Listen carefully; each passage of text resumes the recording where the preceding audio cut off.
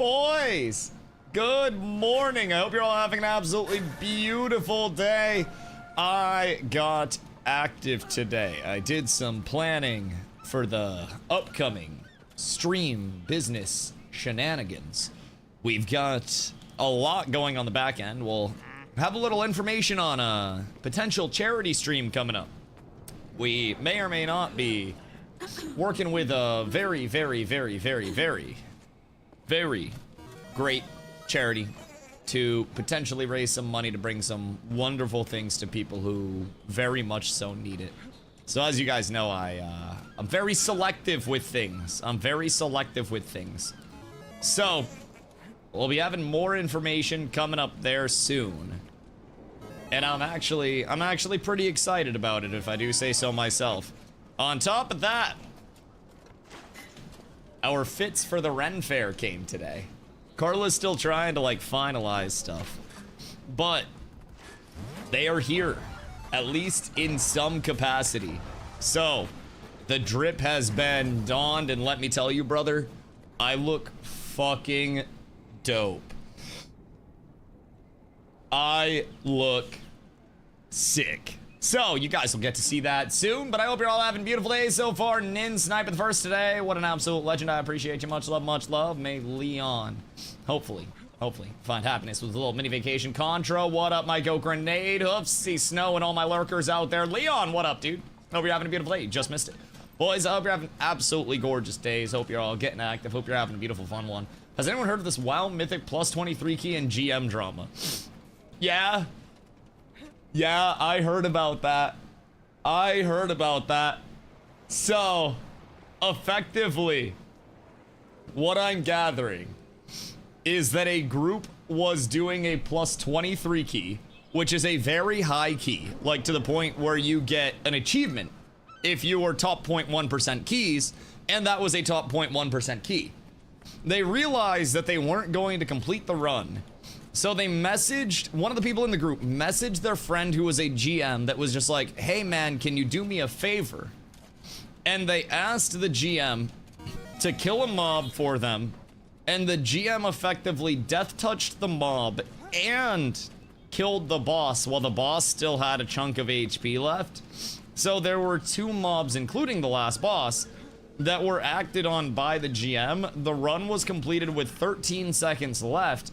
And as most Resil runs are, people went in and reviewed the logs of it and found that there was somebody outside of the group that was doing damage, and then they found that it was a death touch ability that only GMs have, and then Blizzard launched an active investigation because Mythic Plus is their like legitimate competitive mode.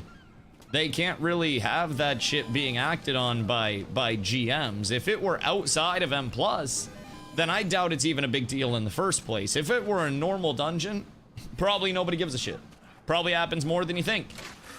But in a Mythic Plus, kind of crazy. Allegedly, it was 4 friends who were in on it and friends with the GM and a pug tank who logged the run. The group typically doesn't log, and the 4 were in a VC with the GM. Apparently, the GM was in the key with them invisibly and then death touched it. Sounding like they've done this before. Does that group have previous Resil runs? Cause that's actually fucking wild if so. Like, genuinely fucking crazy. Crazy if that's true. I didn't know that development. What the fuck, man? Yo, Alexander, thank you for the follow, dude. Much love. Welcome in. That's crazy. So it's a stack of 4 that seemingly have done this before. And they brought in a pug tank, and the pug tank happened to log it? Did they think the pug tank wouldn't notice when mobs just died when they were, like, grouping for it? Why did they not have a 5th? That happens more than we think. Oh, yeah, the number of times I had Planendorf kill people in wars for... Wait.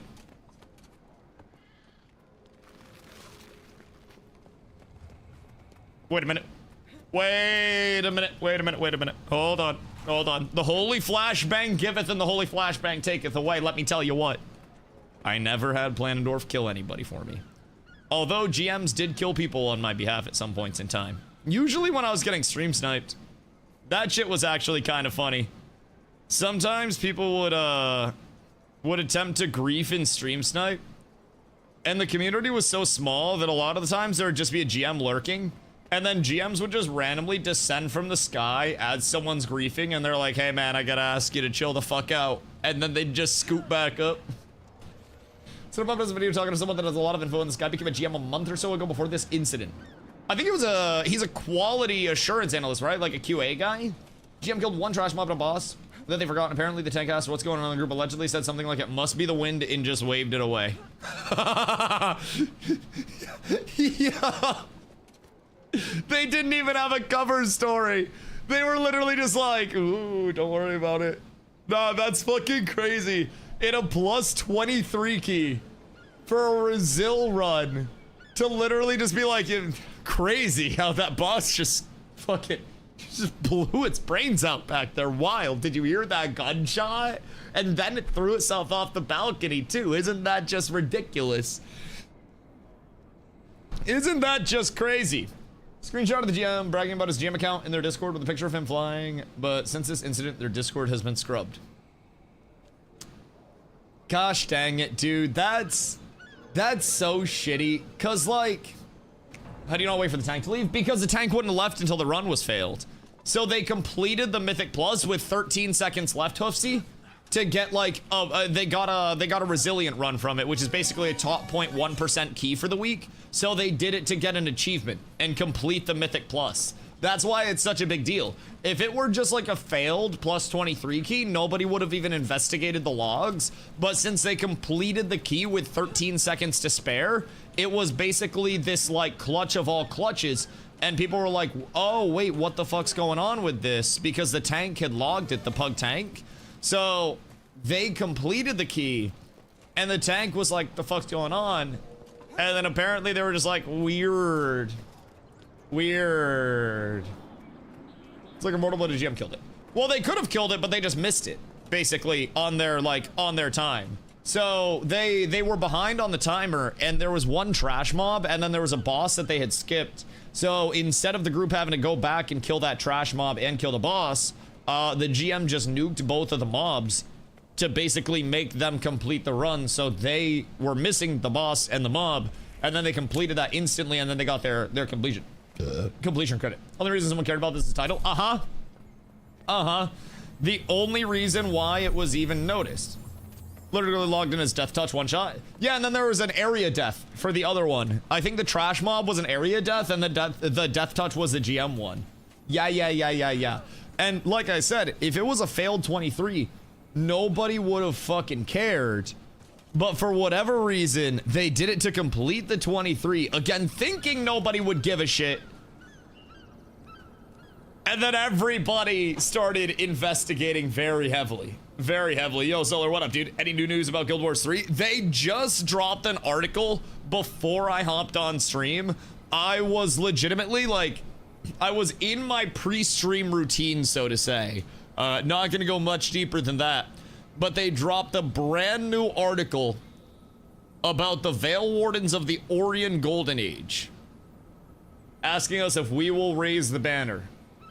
So, this article is lore-based. However, where there is lore, there is continuity to gameplay systems as a result.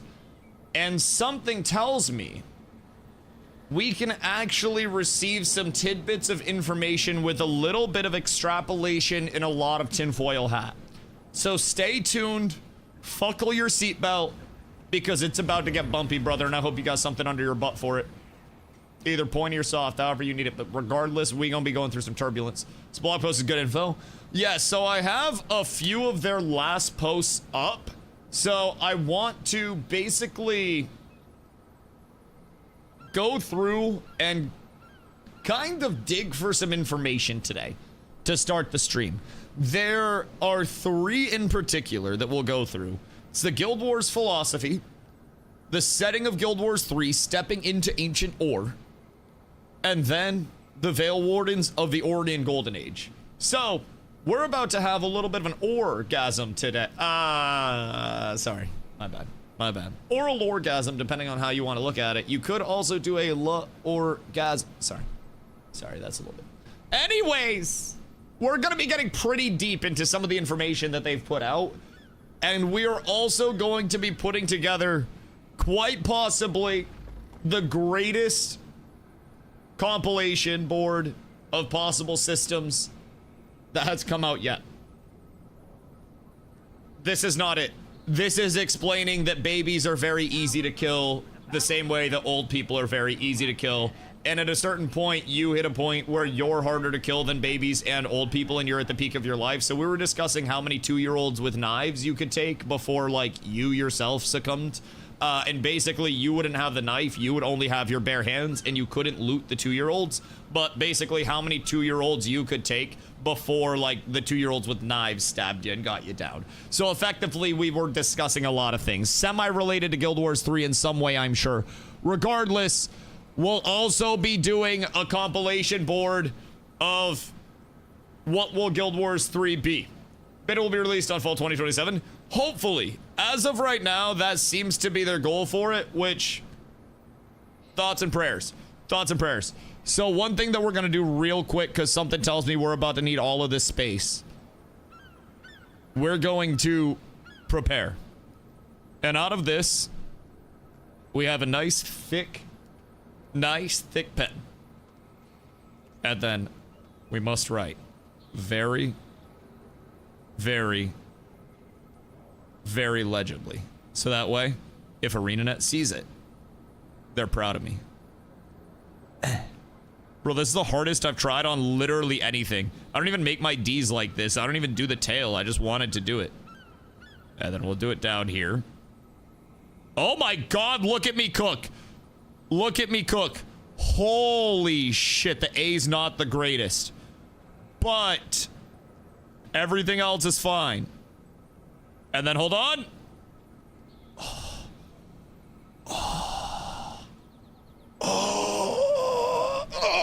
I cooked. Oh my God, I fucking cooked. Okay, so anyways.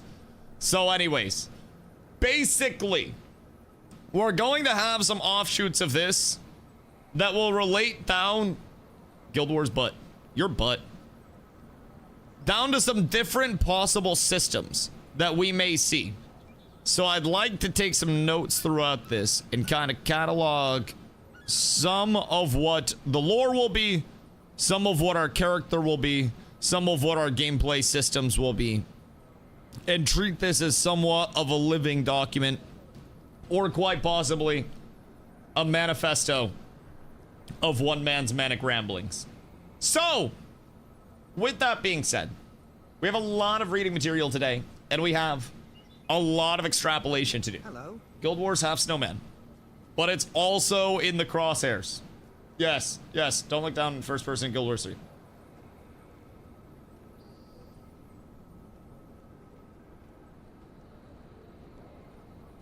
Hold the phone. Wait. Depending on where the camera goes. The only problem is usually it's a chest-mounted camera, so it'd be like mounted in the booba. But I do think if they mounted it like at head level and then we could look down and see boobas, that'd be kind of cool. That'd be kind of cool because right now can't see booba.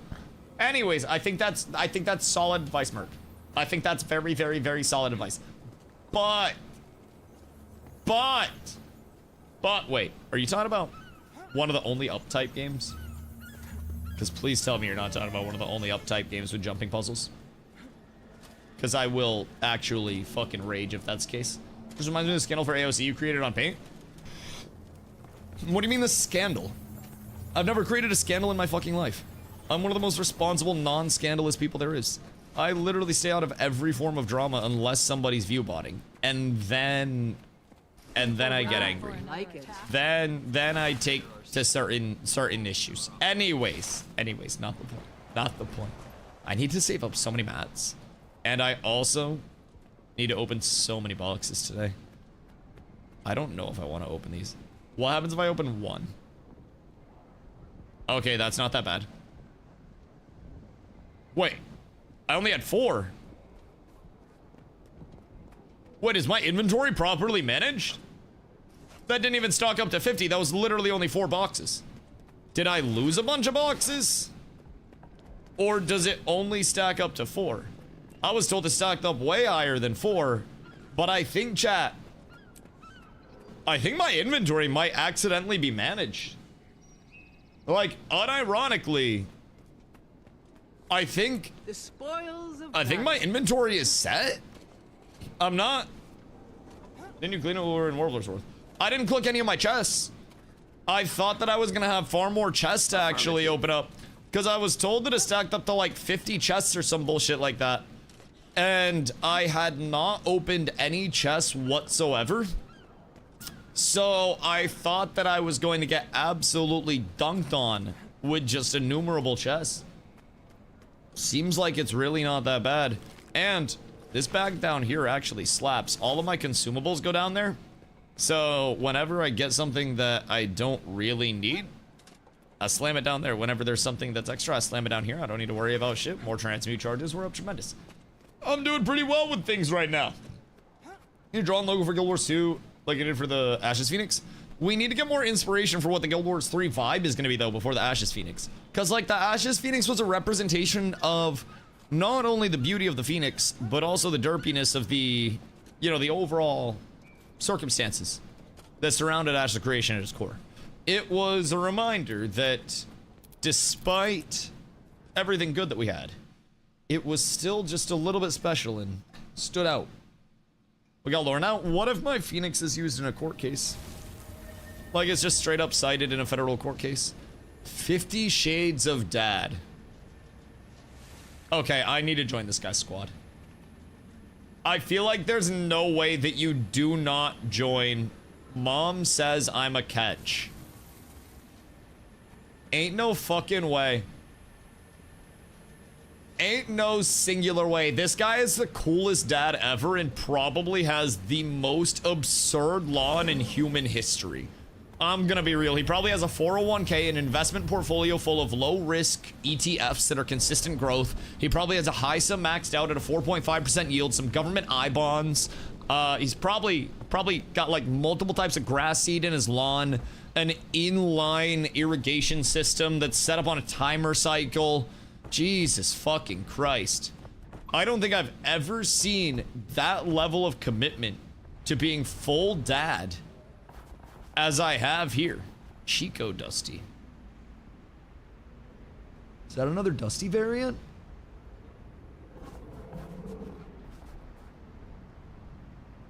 Is that another Dusty variant? What class is he playing? He's a renegade. And something tells me anytime someone asks, he does the TikTok dance and it's like renegade, renegade. I have a feeling that he knows the TikTok dance specifically so he could embarrass his kids with it and still uses it even though nobody's renegaded in like 5 years. I feel like there's a solid chance. Some lazy Aussie players. Oh yeah. Yeah, this guy's an Aussie dad. He absolutely does a mean renegade. Probably hits a crazy whip into a nay-nay. Didn't even... Bitch! Well, the odds have stacked against me quite quickly. And for that reason, I'm out of this bitch. I can't be here anymore. Some terrible things have happened if I do say so myself. Man, why is it always as soon as I try to walk in that the worst things happen? Like, a singular second sooner and we probably would have been fine. Literally would have been perfect, but I guess green is here. Let's see how many they have. Because as far as I know, that group of lads took a little bit of a wipington. And then, after getting wiped... Oh wait, 5 volatile magic per gather? Oh, it's 5. Holy shit, wait. These give a lot of volatile magic per gather. What the hell? Yo, Druid, what up, dude? I hope you're having a beautiful day. Oh, that's way more volatile magic than I thought. That is a chunk. So I could honestly, hear me out. Well, I wait for things to set up. Yo, Rag, thank you for following. Much love, dude. I could deadass just run around to towers. I just got my volatile glyphs yesterday. So I could just run around non-stop and just hit towers and then gather like crazy. What's the respawn on those gatherables, chat? Does anybody know right off the top of their head? Because I might have to hit that. Don't forget to go visit the vendor. Yes, yes, yes, yes, yes. I will absolutely have to do that today. We have actually a lot to do today that's not just infinitely pumping world versus world, which is really exciting. I was in our Gary pumping with Dragon Better, but we didn't have enough people. Dragon Better just gives you an absurd amount of DPS, right? Effectively makes you god for, like, the duration of it. Is it until you die, or is it a set duration? Because, honestly, we should just pop one of those bad boys and then protect the president pretty much every time that we're playing. Okay, so that gave me quite a bit of magic. I got 10, and then I got another 3, and then I just got another, like, 7. Bro, I'm getting so many, because I had 501 before, now I have 518. I got 17 from that. So, what kind of money laundering did you find? You went from 300 to 800. So there I was, fishing with my papa. And we look to our left, and I say, Papa! And he says, what, son? And I say, that there rock, Papa, looks like it's filled with gold. And Papa looks and he says, by golly gee, son, I do believe it is. You take your new infinite use gathering tools and you break that rock open. And you figure out where the hell that gold is coming from. And let me tell you what, I did. I did. I investigated every bit of that rock. I mined all of the gold. And now, I'm a rich man. A rich man. Also, I was always taught that patience is a virtue. I mentioned how I wanted to get a glyph of volatility for my gathering tools. And so, a mysterious benefactor, super mysterious, never knew who it was at all, super mystery, ended up sending some gold along so I could get the glyph, only to realize that we needed 3 glyphs instead of the one that was previously thought. So then we just ended up realizing that the smartest play would legitimately just be to, you know, buy a gathering tool pack out of the shop, because that gathering tool pack includes 3 glyph boxes. So there I was, now with an extra set of gathering tools, a bunch of glyphs, and a dream. And now, I'm well on my way to gathering some shit that's actually worth some clams. So, effectively, my 2 choices with this, now that I'm generating the volatile magic. There's a vendor that I'm gonna go see, like, what they actually have soon here. And then off of that, nice, we're at tremendous. Then, off of that, you can buy materials with your volatile magic. And you can sell the materials, or you can keep them for legendary crafting. So, where I'm at right now, since I've been very fortunate to stumble upon gold a couple of times, I do have a legendary weapon starter key, which I can, you know, use the funds that I have to get a solid start towards start grinding this out. I'm gonna have to complete my world exploration regardless and get situated there. But, still stands true that with that, I can get pretty set up for a legendary prog. And then I think first legendary that I make, I'll sell. That'll be 1,500-ish gold. Right around there is where they typically hover. So I'll sell one of those for 1,500 gold.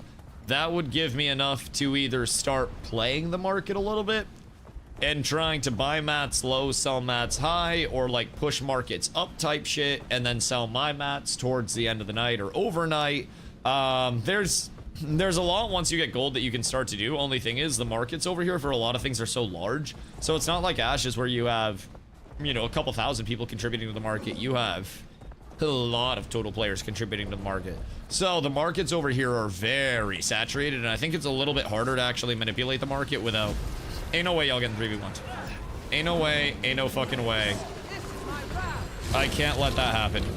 I'm so sorry. But like, y'all gonna have to chill a little bit. Golly, brother. Golly. They were deadass about to eat that 1v3 like it... Excuse you? The fuck you mean, you freak? What is your problem? Why are you the way you are?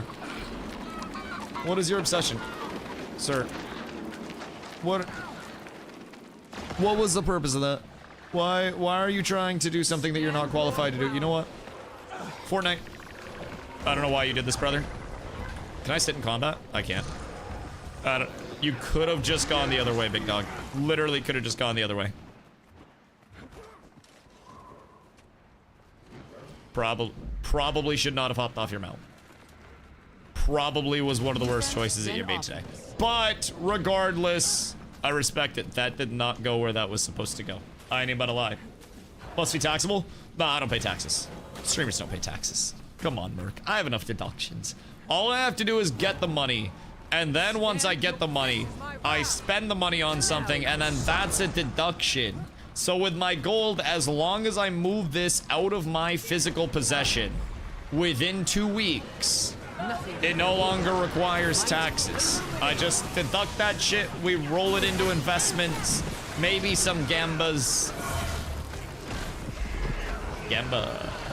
Maybe some ecto gambas, chat? Perhaps? No. I shouldn't ecto gamba. I probably should not ecto gamba.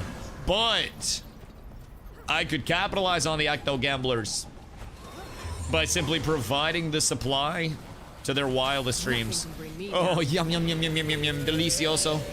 Give me all of the volatile magic. Oh, that's gorgeous.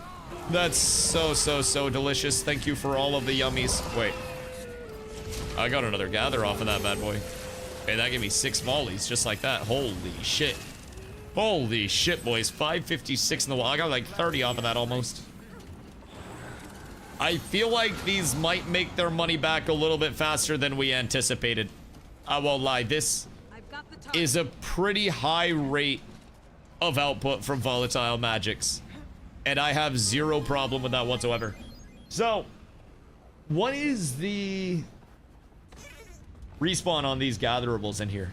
I'm assuming it's got to be a couple hours at fastest, right? There's no way that it's anything under that. Otherwise, I'd be probably relatively liable to just chill in here and gathering like crazy. I mean, even the camps have them too, right? So I can just go around, run across the map, different POIs that we own. Please don't flip this camp. Please, for the love of God, if you flip this camp, I will screech. Hold on. Swanton bomb! Oh, he was already dead. That's a goddamn shame.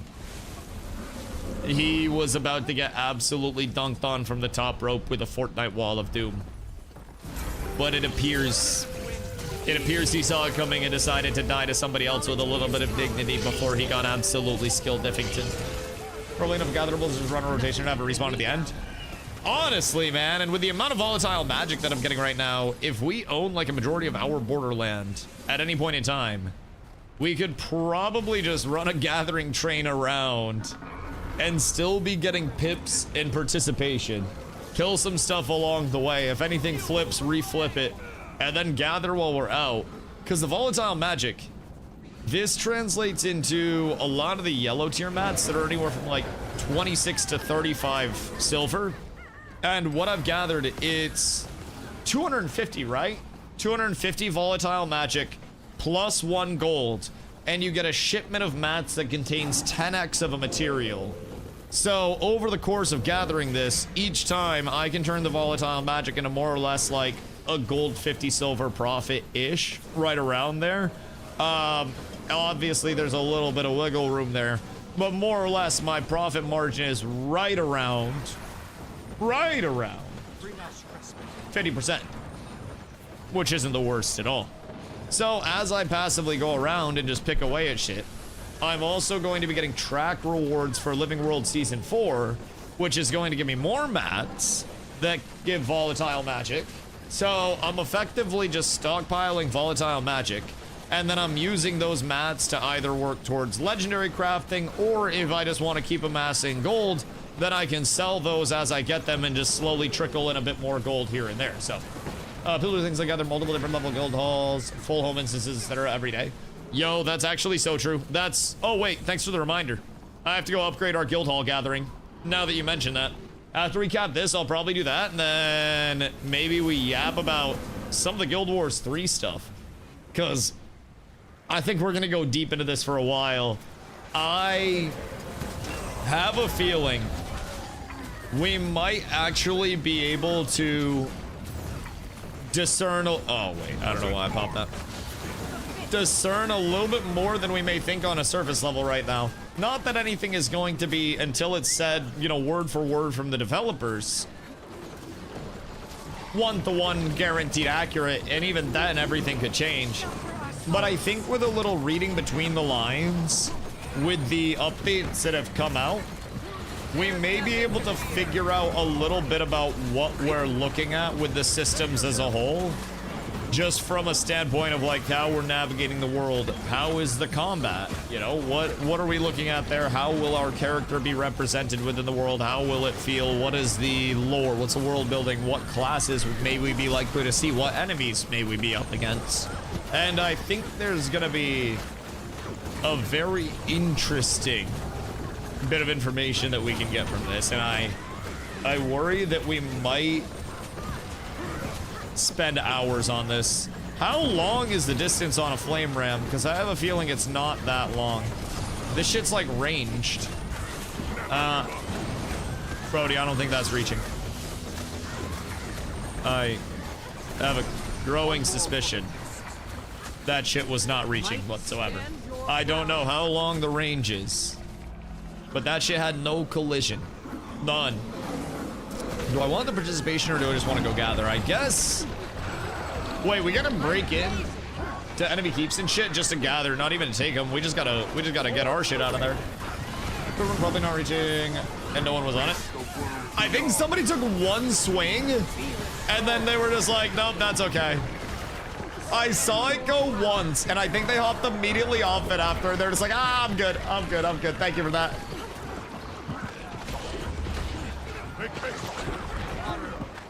Yo, this daytime push, though, is kind of solid for some easy pips. Easiest Pippingtons of my goddamn life, if I'm being honest, this time around. We're on repeatable diamond already. Wait, am I on repeatable? I am on repeatable diamond. Yep. Yep. It's a goddamn shame. Goddamn shame. But, good news. I got everything important done. Didn't want to look like a fool. Man, we just gotta go see who built that in the first place. What about a roaming build for early hours? Early hours, world vs. world rush roaming build? Oh my god. Oh my god, brother, you could probably cook. There are going to be so many people that are just existing, trying to mind their own business and not get into anything in world vs. world. And you get to be the nuisance. Early hours at a 25Q on EBG. Yeah, EBG's kinda... I don't know, man. EBG right now is kinda rough, because everybody just goes in and immediately tries to get their world vs. world rush completion, and then they just leave. So you don't really get any, double-click to access a portal vendor while in world vs. world. It's kinda cool to have. I feel like that's kind of just not the worst thing if we ever need a vendor for anything. Maybe some inventory management type shit. I have no issue with that. These packs are cool, by the way. The Siege Master satchels. If you need bags, these are, I'm pretty sure, quite cheap. And then these bad boys just keep going up in size, too, with Runes of Holding. So now we can get a vendor anywhere. Everyone's going to EBG for World vs. World Rush. Yup. Yep. World vs. World Rush and EBG go hand in hand right now. And honestly, it's not the worst, because at the end of the day, it gets a lot of people into the world vs. world in the first place that may not always go into the world vs. world, right? But it also, I think, has upped the toxicity a little bit. I think a lot of people come in and are very much so, I want to get in and get the fuck out. So they won't want to, you know, play with the group or anything, understandably. So someone in the group will say something, and then they'll chirp back about, like, oh, I don't even want to be here right now. And they'll be like, well, get the fuck out. And then it's just it's a whole back and forth. I think I'm missing from World Wars Warlords' castle, but don't need it. Yeah, you literally don't even need it. They made it quite easy to get all of your cap credit taken care of, which honestly I think is nice because it's not going to lock people up in a mode that they don't want to participate in for multiple hours. But it does have really high turnover.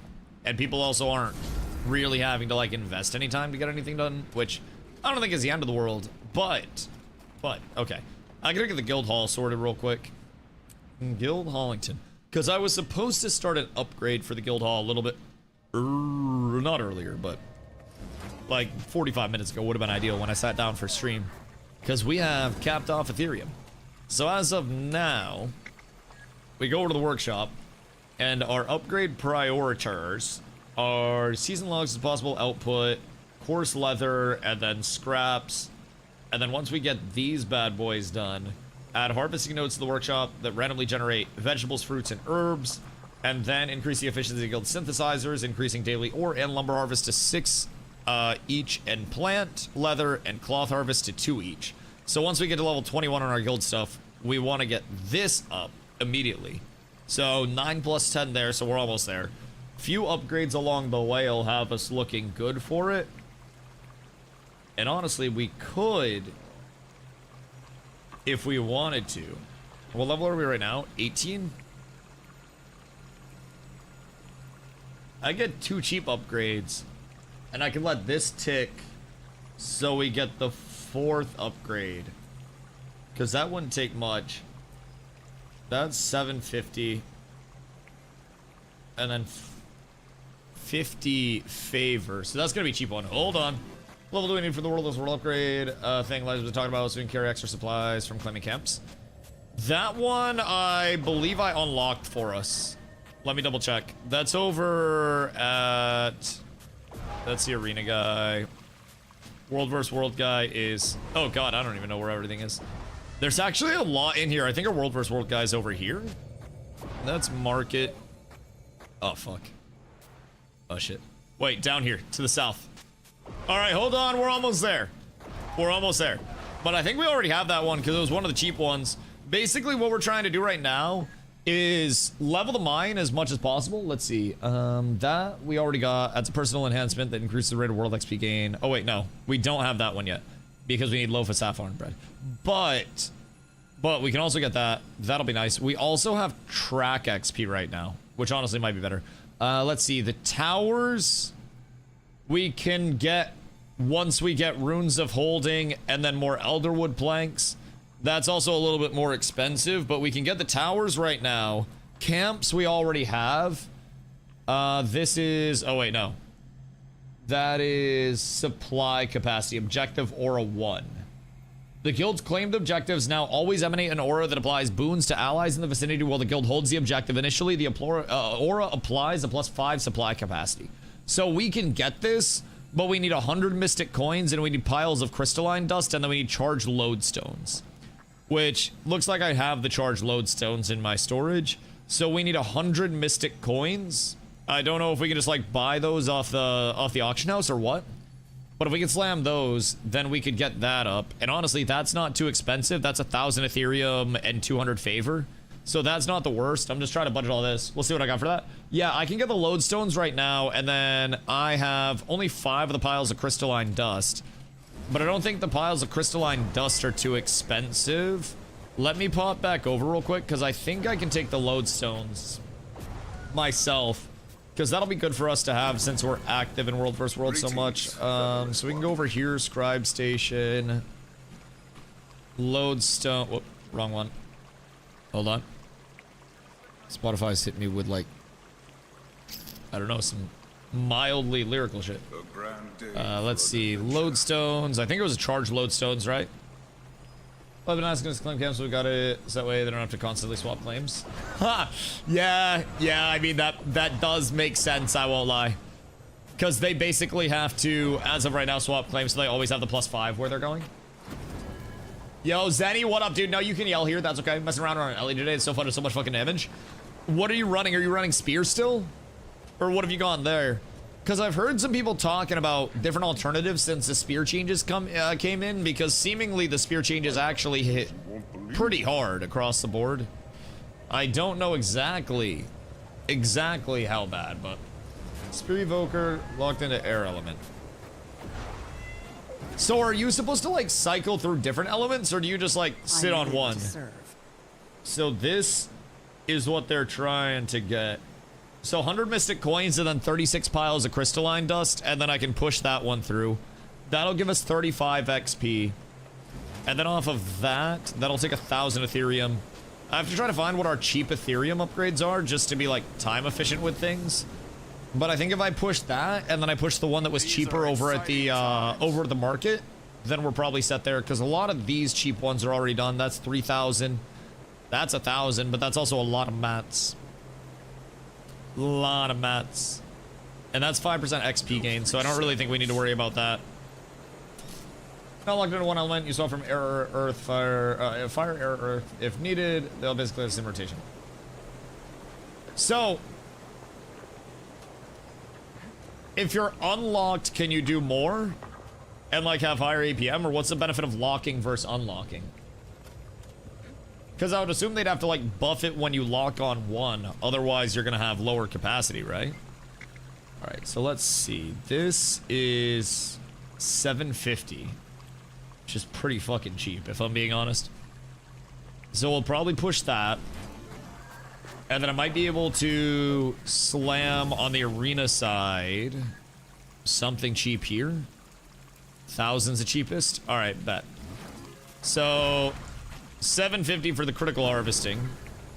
Probably gonna be pretty solid, because these are 5,000.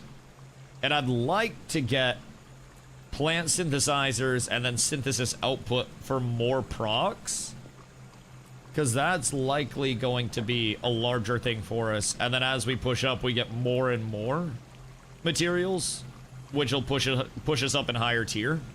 So that's really what we're hoping, because that gets up to 10 ore and lumbers, and then 3 plant leather and cloths, and they'll all be high tiers. So that'll be very good. So for right now, we'll slam that. That gets the Ethereum flowing again. And then that also has Guild XP 1 away from level 19. Which level 19, excuse me, is where we're going to be eligible for plant synthesizers. So then we'll need 1,000 carrots. How much are carrots? Tell me these are cheap. Okay, this isn't bad. Okay, hold on. Chad, does anybody have a shitload of carrots before I buy 1,000 carrots? I don't know if y'all have them like that.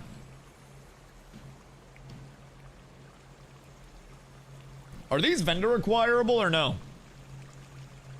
Because I have a weird suspicion that those might be vendor acquirable.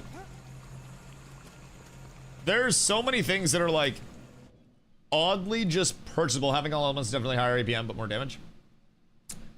Yeah. So basically, if you're locking yourself to one, it's like beginner friendly evoker. So you want to get to the point where you're cycling through and pianoing. Okay. Literally one utility skill and a fire. Air, rotate earth with same rotation if needed. So you basically just do the same thing over and over again, but you rotate which element you're on, same exact rotation. Rotate which element, same rotation. So it's just a zero downtime, effectively, is what it sounds like. Same shit over and over. So in an ideal world, you're in a situation with a support where you can literally just sit there and go, ha ha ha ha ha, and then blast all of your buttons nonstop. Hi, it's me, your support. Tell me you got carrots, dog. Cheese wedges, buttermilk, yeast, rice, sour cream, tomatoes, ginger root, basil leaves, bell peppers. No! I don't think he has carrots. Unironically, I think I might have to just buy the carrots. You hate to see that. Alright. Well, 1,000 carrots later, here we fucking go. Here we go. Someone only steps 1 millimeter off tag, they explode. Right, but that's also where good support comes in. As long as you have support coming in that's keeping you... Farmer Claudia and Shaymore. For carrots, apparently. Where's Shaymore? That is... Jump, what you doing over there? I assume that's here somewhere. Oh, hold on. What we got? 14, let's go. Thank you, Snow. I appreciate you, dog. Absolutely fucking massive. Listen, the first drop in the bucket is sometimes the most important drop. If Mr. Beast didn't dig a well that got a little bit of water, then there would be no water in those areas. Thank you, Snow. I appreciate you, dog. I appreciate you. You're the Mr. Beast to this whole thing. When it all lines up. All right. So, Shaymore. Hold on. Shaymore. Village of Shaymore. Queensdale, just outside Divinity's Reach. Queensdale, Village of Shaymore. All right, bet. We're learning! God, dude, I feel like I am actually just in a foreign area right now. I don't know the map like I knew maps before. I don't know jack shit like I knew it before. Do we have low levels here? Good day. What'd it do? Wait. Why is he Seinfelding me with that thing? What is that? Is that a guitar sword? I think I'm being Seinfelded. That thing's drippy as hell. Good day, Hilda. What a dooski. I am trying to find where I can buy some fucking carrots up in this bitch. I must uncover the carrots. And he who uncovers the carrots. Do you know where I can get carrots, Hilda? Do you know where I can find the carrots? No, you're just gonna sit there and play your guitar? Okay. Big help. Thank you, Hilda. Thank you, I appreciate you. You look like you know the area. Okay, Farmer Claudia. This is Farmer Arlo. Did you need something? Can I harass him for carrots? I don't care about your bandit troubles. Give me carrots.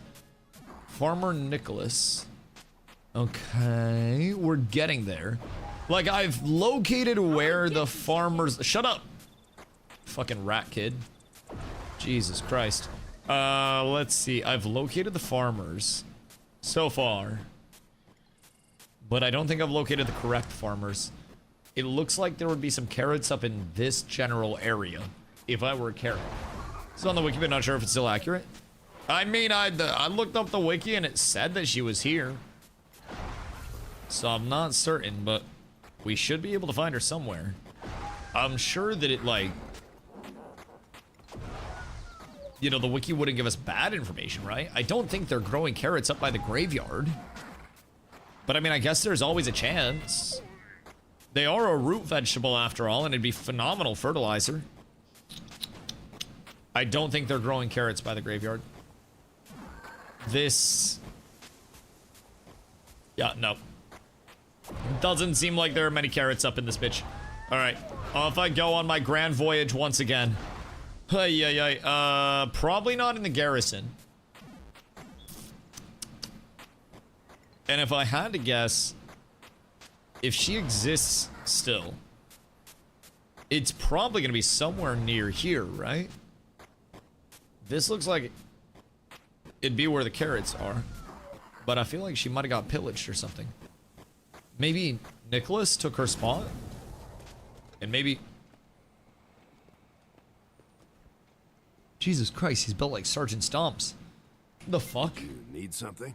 Category unimplemented content. Boo! What do you grow? Do you grow carrots? Nope.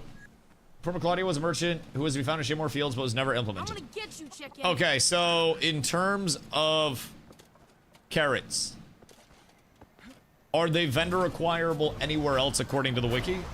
Or is it legitimately just What do you need? Farmer Claudia who was never even put into the game? I gotta go. Because I'm just trying to find me a goddamn carrot up in this bitch. Purple and green. Oh, we got the drip. They're only 79 copper on market. Right, but I need 1,000 of them. So sure, I can pay 79 copper for them on the market, but what if I can get them for 15 copper per? Over the course of 1,000, that's gonna save me a few gold. Money doesn't grow on trees these days, Snow, and you've got to protect your assets and you've got to make money with your money. The rich didn't get rich by spending all their money, you know. Just trying to instill a sense of... You'll find the best fare at my table. I don't know, just financial realism within you. Do you realize Quick Google how search naive said no you sound? vendors.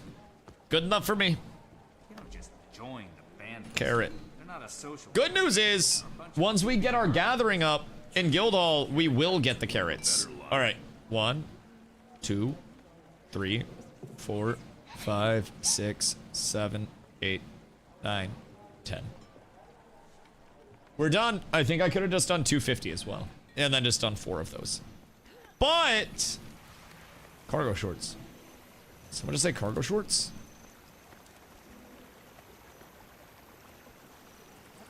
Cargo shorts, you say?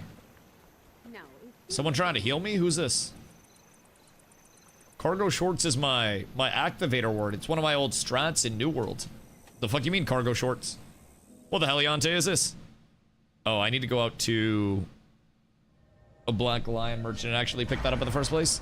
Ay, ay, ay. Okay, we'll get this taken care of, and then I do want to slam a little bit of this loregasm into your face. Do you want my 27 carrots? I already got all the carrots I need. You can hold them for the next carrot endeavor. But the good news is you're going to be making money with your carrots soon. You're going to be making carrots with your carrots. Let me tell you what. So you invest your carrots into the Dusty Futures, and soon in the Guildhall, we'll have plenty of gathering up for you guys. So you can just come in and blast. Let me tell you what.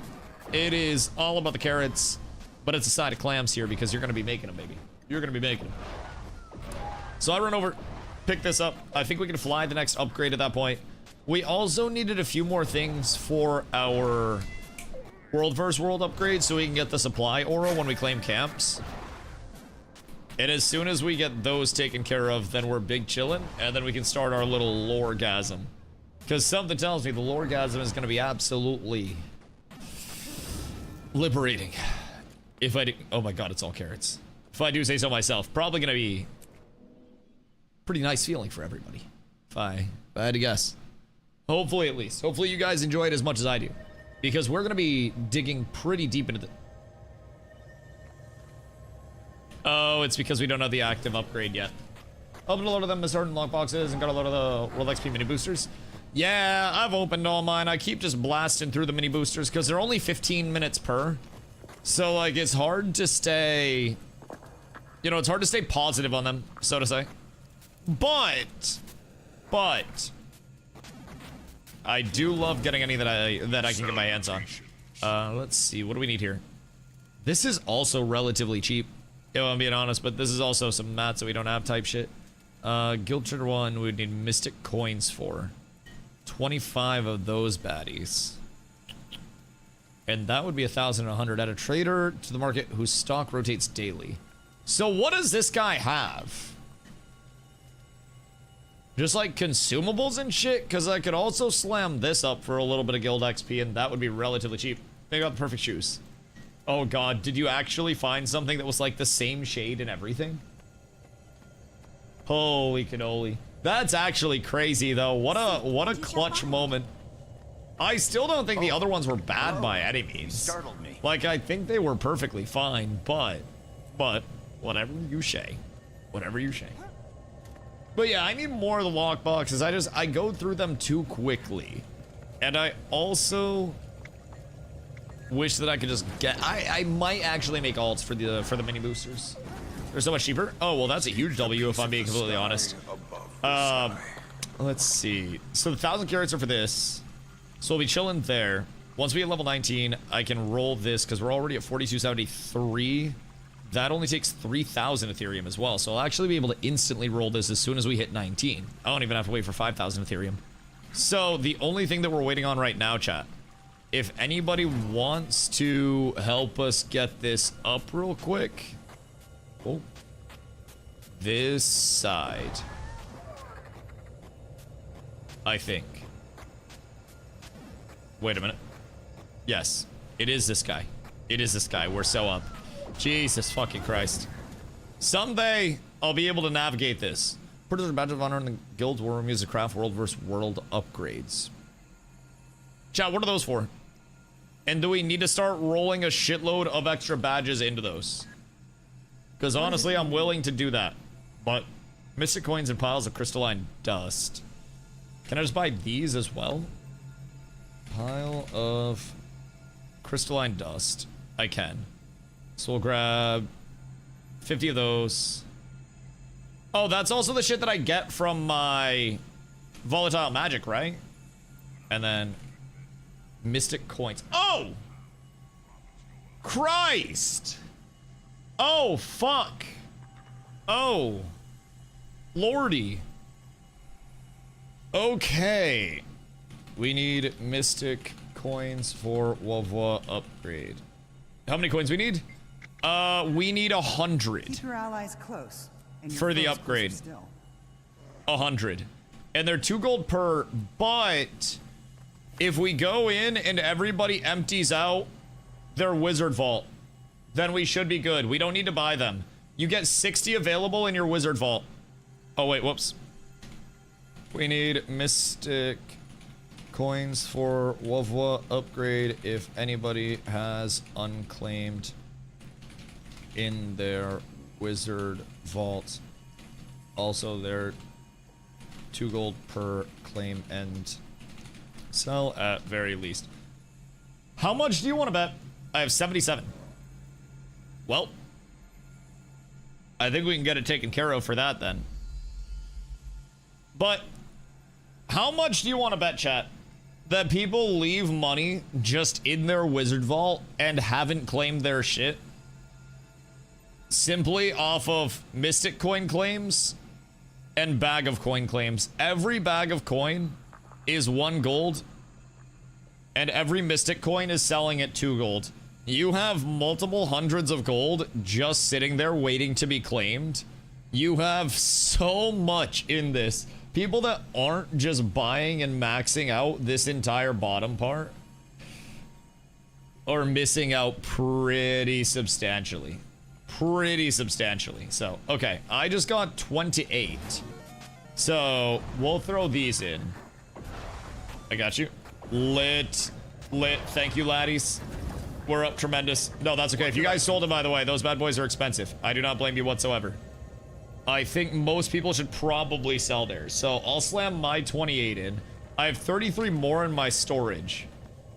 But depending on how many people have, then we might be up tremendous. Once I'm done with this mission. Yeah. No rush. Because that'll be... Oh, I have to get the crystalline dust as well real quick. And I'm in the wrong place. Let me pick up the crystalline dust. Because then we'll be able to pump out 3 back-to-back-to-back upgrades with this. Super's gonna be so proud when he comes in. Super's gonna be like, holy shit, Dusty, you did it. I've been working on being a little bit more optimal with how we approach the guild hall upgrades so we can hit big points of progression and substantial upgrades for everybody right off rip instead of just chasing small things that aren't gonna be the most impactful. So trying to scale into meaningful world versus world upgrades, a lot of material gain for people too. The more gathering we can have out here, the better it's going to be for literally everyone, which we're trying to get a gathering upgrade taken care of right now. All right, so we got 48 right now, 52 left. So we'll only need 52 of yours, Contra, and then I can slam some more in of mine, so that would be even easier. Because honestly, I don't really have much money at all. Thank you, Rhyme. Also, hold on. Also, new gathering upgrade in Guild Hall. Make sure you gather daily. I must upgrade the guild message. Upgraded daily gathering in Guild Hall. Go check it out. Alright, we're up. Wait, don't do it yet! Oh no, it's not done yet. Oh wait, I guess you're fine for right now because we're just gonna add another one at level 19. You'll just have another output. So we'll be getting the veggies at that point in time. So once the coins are in, that's when we hit the world versus world upgrade. And then that gets us up to level 19. And then once we're level 19, we hit the veggie upgrade. And then we'll have the 4th output for our gatherables. So this is what we're looking at right now, and this will allow us anytime we claim a camp, or any objective actually, to be able to get +5 material capacity out there. Cross schematics to manufacture a tier 1 improvement that significantly increases defense of your Doliacs departing from your guild's claim supply camp. Huh. This shit's kind of cool. So we can use these schematics to get upgrades for the levers that we end up pulling, right? More or less. Sends an invulnerable supply to Leac from a claim camp. World vs. World arrow carts. Movement speed bonus to the boons applied by the guild's aura around claimed objectives. Defensive banner. Oh, that's a turtle banner. So these are how we get like the turtle and the dragon banners and shit, right? 25 power bonus to boons applied. So as we upgrade that boon, it'll increase our storage capacity, but it'll also give actual like stats off of it, huh? SMC upgrade is all the way down here. Jesus Christ, we're not even high enough level guild for that. Literally not even a high enough guild there. So, cause the gates at your guild's claimed objective to actively attack invaders. Seems kind of ass, because people just catapult shit. But also sounds kind of cool, if I'm being real. Manufacturer tier 3 tactics summons a group of airships. Oh! That's the airship defense that we keep getting nuked by every time we try to fight over SMC.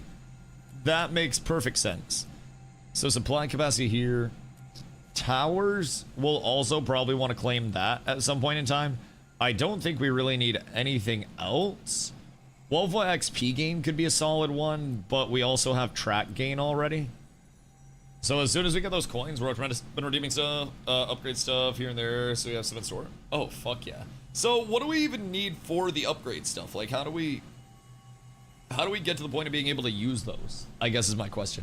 We have to claim something, and then over time of owning it, we check back on it, and we can slam upgrades. Like XP more the track. Yeah, XP is just expensive, so that'll probably be a little bit down the road. Since we already, like, have, you know, something useful, we'll get XP up, but that's going to be a 3,000 Ethereum upgrade. So that'll probably be after we do... It'll be, like, materials, and then we'll come back for XP, and then we'll do tower claim as well. And then our largest priority always is the mine down here. But I don't think our next mine upgrade is due for a little bit. This requires level 21. So when we get to level 21, we'll work on storage capacity, and that'll be an expensive one because of the greater runes of holding. But once we get this done, that's going to unlock at 25 our next mining rate upgrade. So 21 and 25 are our next mine upgrades. We're 18 now, about to hit 19. So we do have some time before we have to worry about mine upgrades. So we'll mix in some actual useful ones and then try to shore up a lot of the cheap ones along the way too, just so we can get the easier XP going. But definitely want to make sure we're getting everything that we can for you guys. Claim PON World upgrade is more delay X delivered to it at certain thresholds and unlocks different lines to slot tactics. And you can only have one tactic slotted per line, right? Or can you have multiple different tactics slotted? Because that's the pull levers, right? You're pulling for the tactic essentially.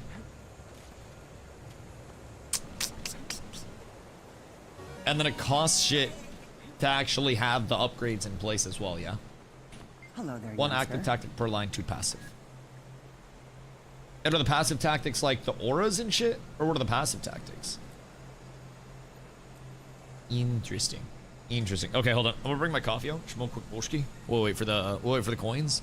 And then we get into our loregasm for the day. Because it's gonna be a beautiful one. I shall be right back.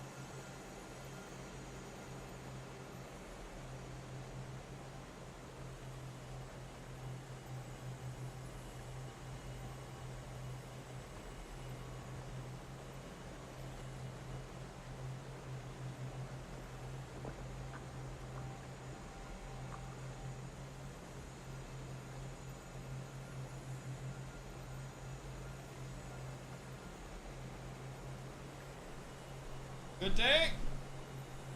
Oh, look. Good things do happen to those who wait. Chat. We now have the capacity to give +5 supply to literally everybody. Level 19 is up. And now we bounce our way back over. I feed this man 1,000 carrots that I must grab from my storage, because I accidentally deposited all of my mats. So we pull all of our carrots. And then we go feed the guild treasure some of our carrots. And then after that, we get our gathering upgrade done. And then we have pretty much blasted what today needs in terms of guild hall upgrades. Can I? Thank you. Thank you. 1,000 carrots in. Pop back over. And immediately we now have 4th gathering slot. Plant synthesizers up. And all of a sudden we are at 299 Ethereum and we're broke again.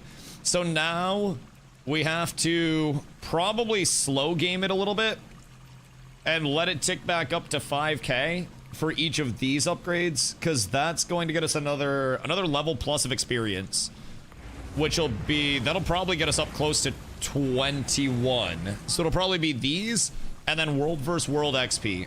Then we'll be 21 for another mining upgrade. What a dooski. But also might just be worth it for us to blast some cheap ones and get whatever easy XP we actually can in between now and then without having to worry about getting up to 5,000. So we'll feel that out. I'm probably gonna look for some cheap stuff. What up, Snow? I'm probably about to look for some cheap shit for us, so that way we can just keep getting the most value possible. Oh shit. Wait. Holy, wait, what do you mean? I've not been doing all of this gathering each day. I've only been gathering like the 3. What the fuck? Wait, there's so much here for us to gather. I don't even know. I thought this was a 4th gatherer for us. Apparently it was a 7th gatherer for us. I don't know where my 4 figure came from, but I guess I've just been missing out on gathering each goddamn day. Fuck me. So that's also a good amount of volatile magic. I didn't even know that was there. Yeah, I just posted in Guild Hall as well. Make sure that you come over each day and get it done. So we have all 7 of the gatherables now. And what we're working on is, whoops, not you. Getting to the point where we work through and we have more gathering, basically like procs each day. We get higher tier stuff from each of the gathering procs as well. And as we keep leveling, you'll just be able to come here and just blast your gathering. So wait till you get a homestead and get the gathering stuff there. I know I've heard that having like a homestead and the guild hall all the way leveled is kind of a crazy combination where you don't really have to worry about gathering anywhere at that point. So if we get homesteads and then we also get the guild hall up, that means I can hop on, I can homestead gather, I can guild hall gather, go into world versus world and gather during world versus world, and really never run out of mats, never run out of gold, because I'll be constantly trickling in gold. So now that we're on that, where is the vendor for my volatile magic? Because that is a large part of what we've been going crazy over. Volatile magic. Spend at vendors to purchase unlocks and rewards. Chat, where am I looking at for my volatile magic vendor? I was told to go over there and see what's up today, because that is seemingly where I'm going to be making a lot of my clams going forward. And it's going to be a lot of my consistency. Now, that's also going to be legendary crafting stuff, too.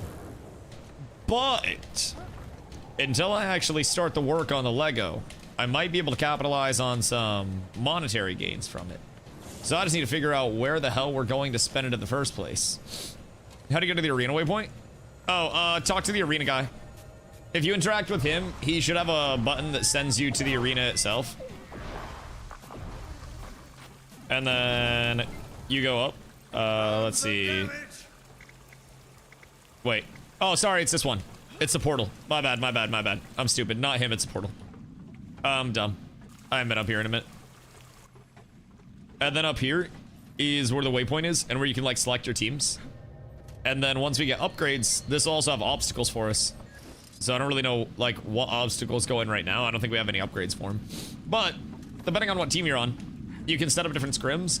So we can do, like, 3-team scrims. We can do free-for-alls. Eventually, we can also have people placing walls. So I don't know how deep that gets, but one of the upgrades for the arena is that we can freely place walls in the arena. Not like Fortnite style, but we can, like, make different areas, so we can practice choke points and how to breach through chokes and how to fight in tunnels and how to fight in open areas, one-sided engages versus just mashes. So that's a lot that I want to incorporate for us as we get into our nightly events. I want us to, once this gets a little bit more developed, be able to come in here and actually break up and run scrims and go through different scenarios, so we can talk about like how we're gonna play in this scenario, that scenario, whatever it may be. So when it comes down to it in World vs. World, it's not a matter of like, oh, I wonder if we're pushing through. Everybody knows when we'll push through.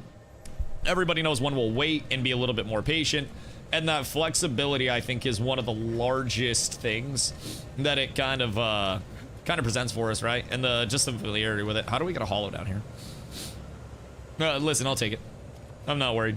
That's perfectly okay. Also, if you guys haven't yet, like if you haven't been to the guild hall, come down to the bar here. Yes, I know, it's just a humble little tavern for now. It'll get better. But you also have map bonus rate increases. So map bonus is 7% faster, guild gathering boosts. So if you're gathering, you can technically switch to this and then switch right back. So theoretically, to be optimal, I would come down, I'd pop the guild gathering boost, I'd do my gathering here, and then I'd switch back to the World vs. World track boost, or whichever boost you want, because you can just pop one and then have one at a time. So depending on which one it is, that's what you're looking at. But free boosts, you can have one up at a time. We'll unlock more stuff with the tavern as well, but that's not really like the highest of priorities right now, if I'm being completely honest. Maybe there's something sleeper in here that I haven't seen yet, but I don't think there's much in here that I haven't seen yet. Guild anthems. Add a minstrel at the tavern who can set an anthem for your guild, which will play at moments of triumph. Super guild anthem, Running a tavern is which is kind of fire. Guild hall swiftness. Celebratory banquets that players can eat and drink from. Karma and experience banners. Guild waypoint 10% discount. Gold and magic find banners. Gathering and swiftness. Guild world events. I don't really know what that is. More swiftness. Guild heroes banner, which is karma, experience, gold find. Gold gain, gathering chance, magic find, run speed. Tavern, sir. Dr. Chefron's tavern, yes, Sirski. You can get right behind this bar and start slinging some food out. So waypoint stuff. It seems like a lot of it's just gonna be the banners and the consumables that we can make. So all of that would be like, you know, what's cheap and low hanging fruit. We do have complete the restoration of your tavern. So this is the temporary structure, and then the tavern restoration 2 and all of the other restoration 2s that we're getting very close to, those are actually going to give us the fully functional buildings where the guild hall is going to start to like come together.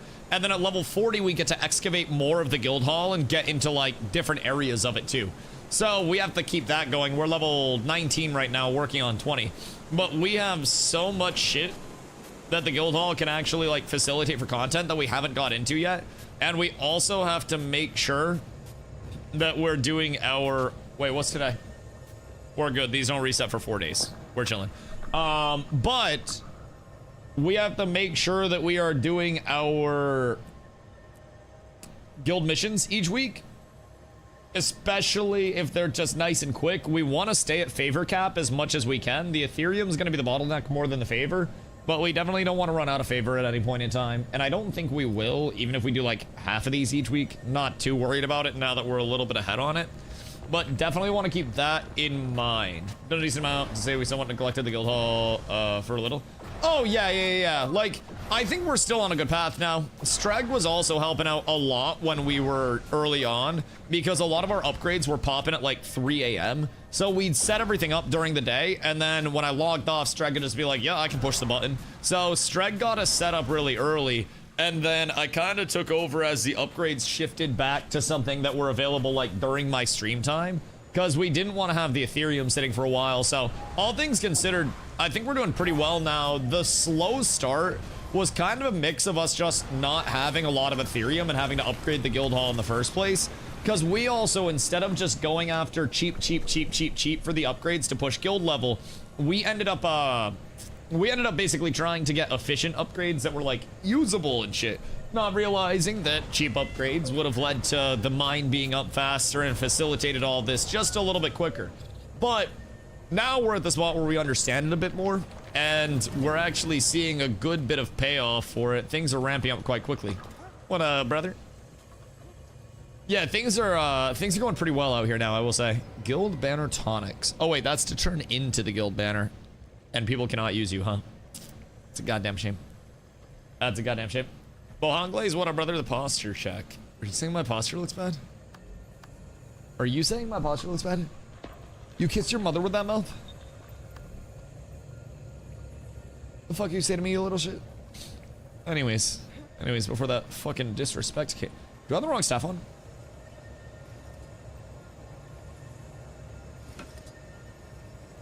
Bruh. Ain't no way. Ain't no fucking way. This is my PvE set, but I wasn't even using my fucking legendary staff. I am unironically the fucking worst.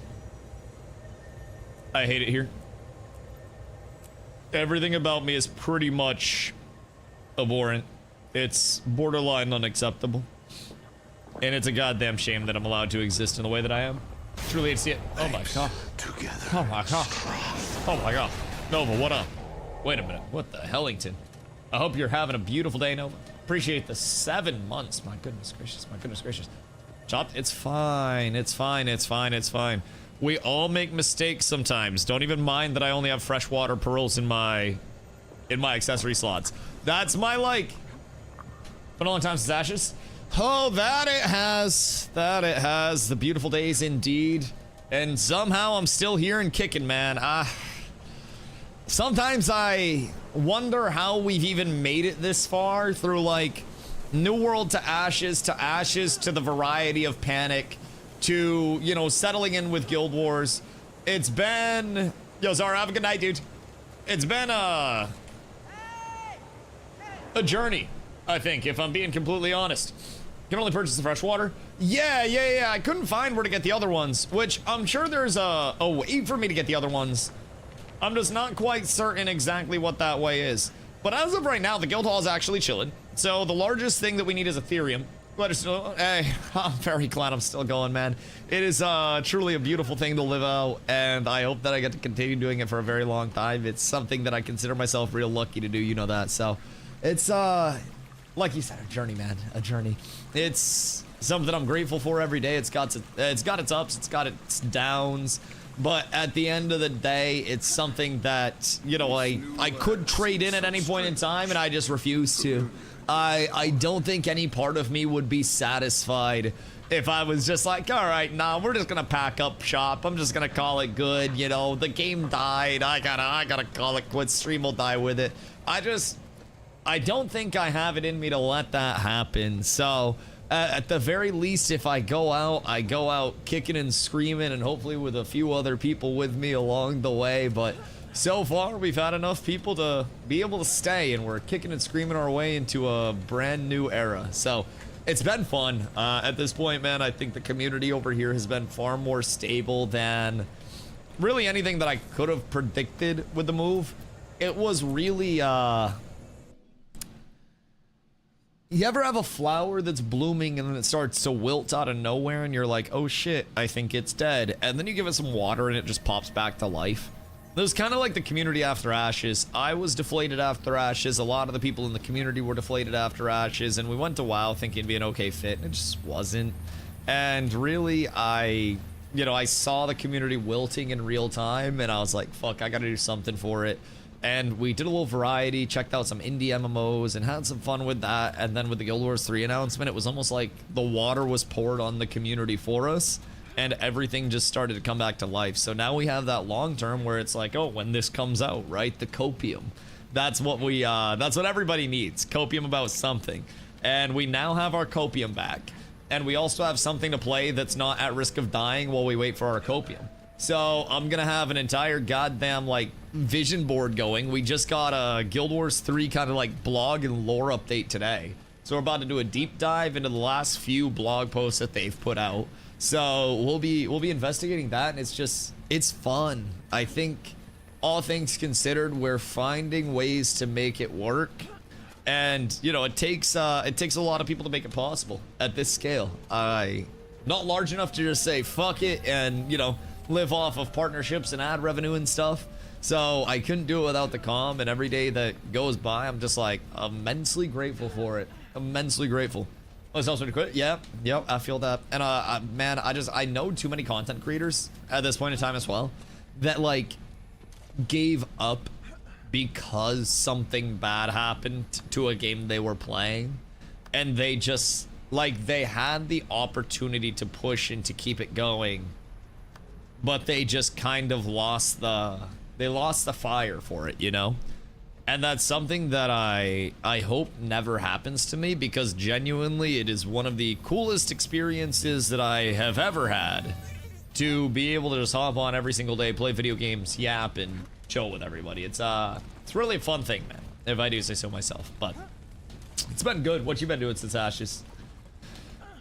Our journey was a lot of things, man. A lot of things. I got like 3 indie MMOs now that, like, I don't say this in a mean way, but like, keep calling. It's like, hey, we're dropping an update soon, and I'm like, can't you see I'm with her now? But I do still root for my indie MMOs. I'm really like, I'm hopeful for them, and I want them to do well. But it's like, man, how do I dedicate time to the indies when Guild Wars is right here for me? I'm legit watching Battlefield 6. Oh god, is Battlefield 6 still popping? I feel like that entire genre is just cooked right now, right? Like, are shooters genuinely just down bad at this point? Because I feel like I haven't heard anything good about shooters in a little bit. Shooters are down bad, except for Valo and CS. Yeah, Valo and CS still relatively like Valo and CS-y. I stand by the fact that they're geriatric shooters, but play BF6, sound about having to enable secure boot bricks my PC. Wait, why do you have to enable secure boot to play Battlefield 6?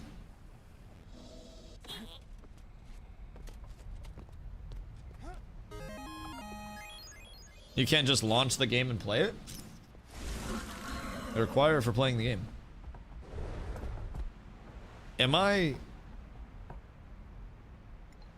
missing something? What? I'm not a dev, nor am I a software person. Why would that be required for playing a game? Is it like anti-cheat shit? Or like what's the purpose of that? Something to do with their anti-cheat? Okay. That's what I thought. Interesting. And secure booting just absolutely cooks your PC so you can't play at all? It's kind of strange. Yo, I genuinely feel like in my downtime, if I just pop in and I run around and I gather in World vs. World, I will make so much money off of volatile magic. I don't even know like how I haven't been doing this so far. Well, probably because I didn't have the glyphs. But if I had the glyphs from the start and my time had been spent in World vs. World just like running place to place, roaming around, killing a yak every now and then at a gathering, oh my god, would have been so much money. Which glyph? You're not gonna like hearing this, but glyph of volatility. So my recommendation, how to undo this volatile magic stuff. So there are a couple of ways that I am going about the volatile magic stuff. So basically, step 1, Living World Season 4 reward track will give you materials upon completion that will reward you with volatile magic and provide some other materials along the way, which you can keep and or sell depending on what you'd like to do with it. Now, outside of that, you can also, in each of your gathering tools, get a glyph of volatility. Rewards bonus volatile magical gathering in addition to the gathering results. Every single time, 100% proc rate, variable on how much you'll get, but a very solid amount. I've been gathering for a little bit, and I've got like 400 today, just gathering casually. So, with that in mind, these actually do a lot. However, if you look on the trading post, whoops, I can't type, don't mind me. Glyph of volatilities are 480 gold. They drop down to about 430 gold per. So I have 1,300 gold in my, in my gathering tools right now. Or if you happen to have gems, or you want to go this route, or you have a lot of gold and you want a currency exchange into gems anyways, 1,200 gold for the glyphs themselves, or 2,000 gems for 777 gold.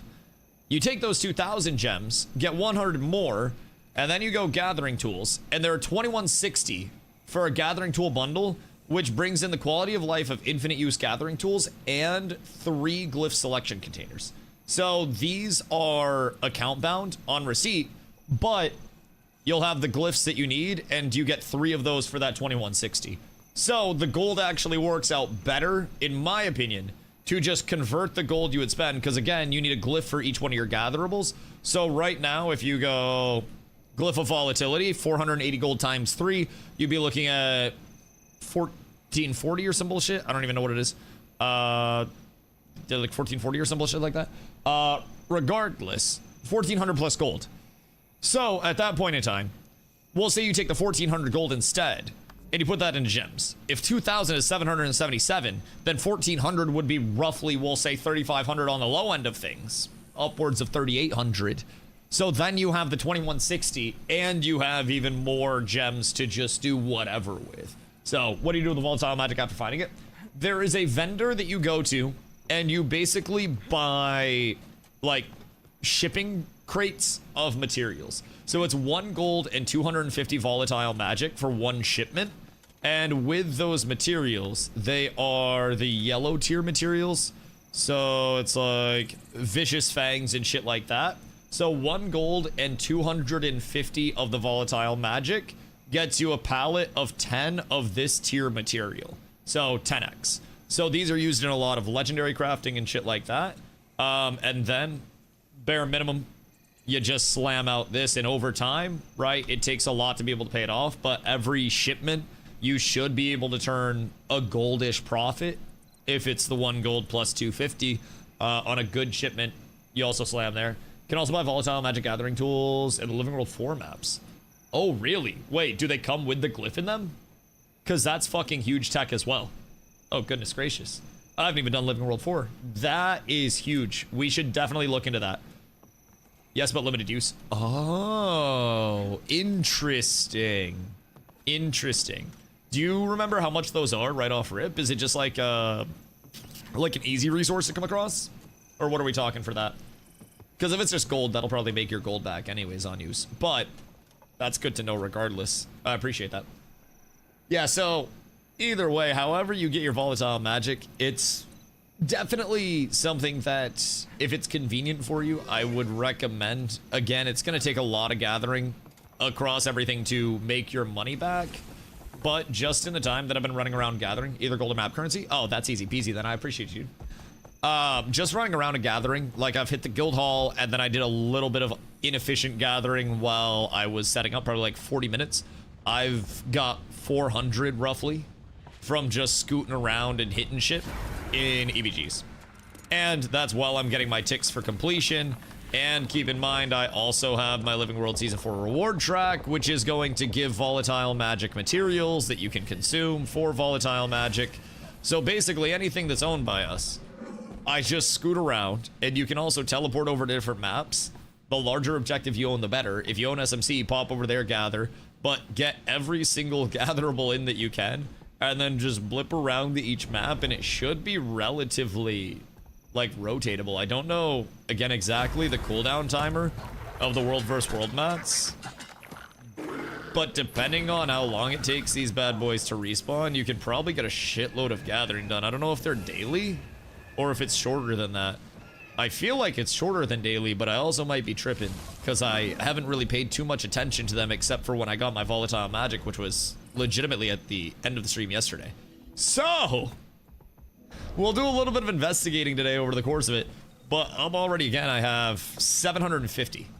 So that's going to be enough for 3 pallets, which will be 30 of those materials. So definitely shorter than daily. Don't know the exact time. It's 1 hour account cooldown. Oh shit, wait. So every hour I can just cycle around and I can grab all these mats. So if we own a lot, you just go around to each of your maps, you grab everything that you own, and then you pop back and forth every single hour. Just set a timer, run through everything you have, and then it's just GG's. And keep in mind, again, the completion here is also going to be working with Living World Season 4. Flying enemy towers and farm theirs.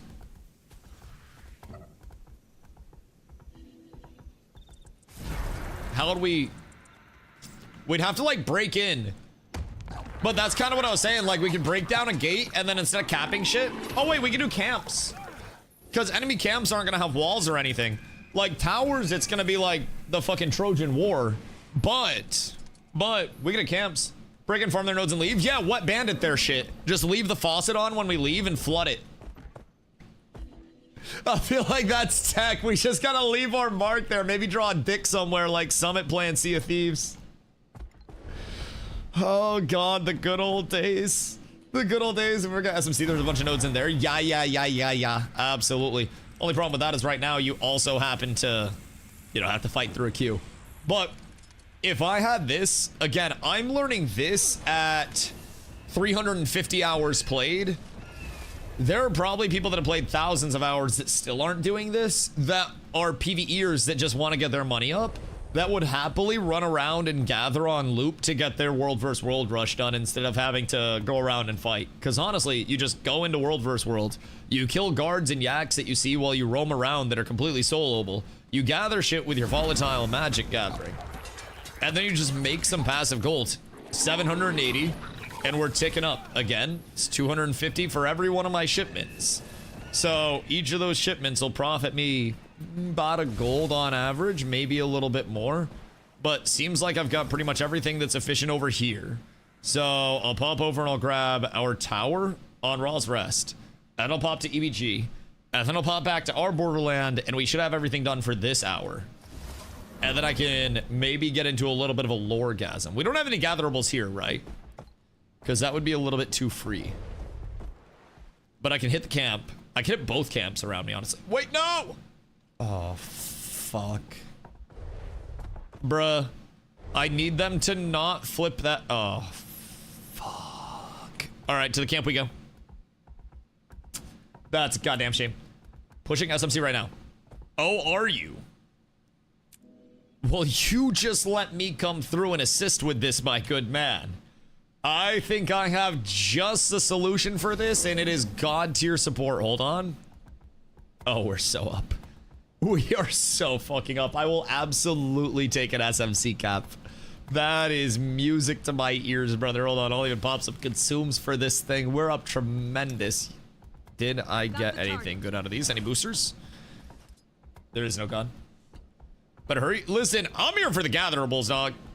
As long as I can gather, we're chilling. I am simple farmer DustyWhy.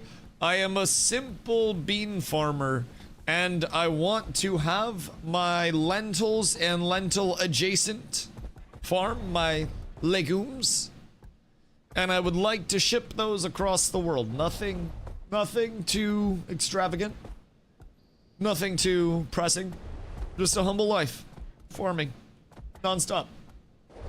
Me and my sickles. What if I become like a million gold person? How many? What's gold cap? Surely I can't have a million gold, right? Or can I actually have Scrooge McDuck levels of gold? Because I might have a new goal. Being dusty poor is a term in every MMO that we've ever played. And also, I'm known for having terrible bag management. I'm not poor right now. And my bags are pretty clean. Now, am I rich because of my hard work? Yes. Yes. I had to ask chat very nicely for gold. That is incredibly hard. Do you guys know how hard it is to successfully raise funds externally these days? Literally one of the hardest things for a business. And for whatever reason, so many businesses fail because they can't raise money in a meaningful way. So here I am, revolutionizing the game type shit. Really out here doing it. 200k is gold cap. Right. Okay, I will have 200k very soon. Excuse me, lads. Pardon me.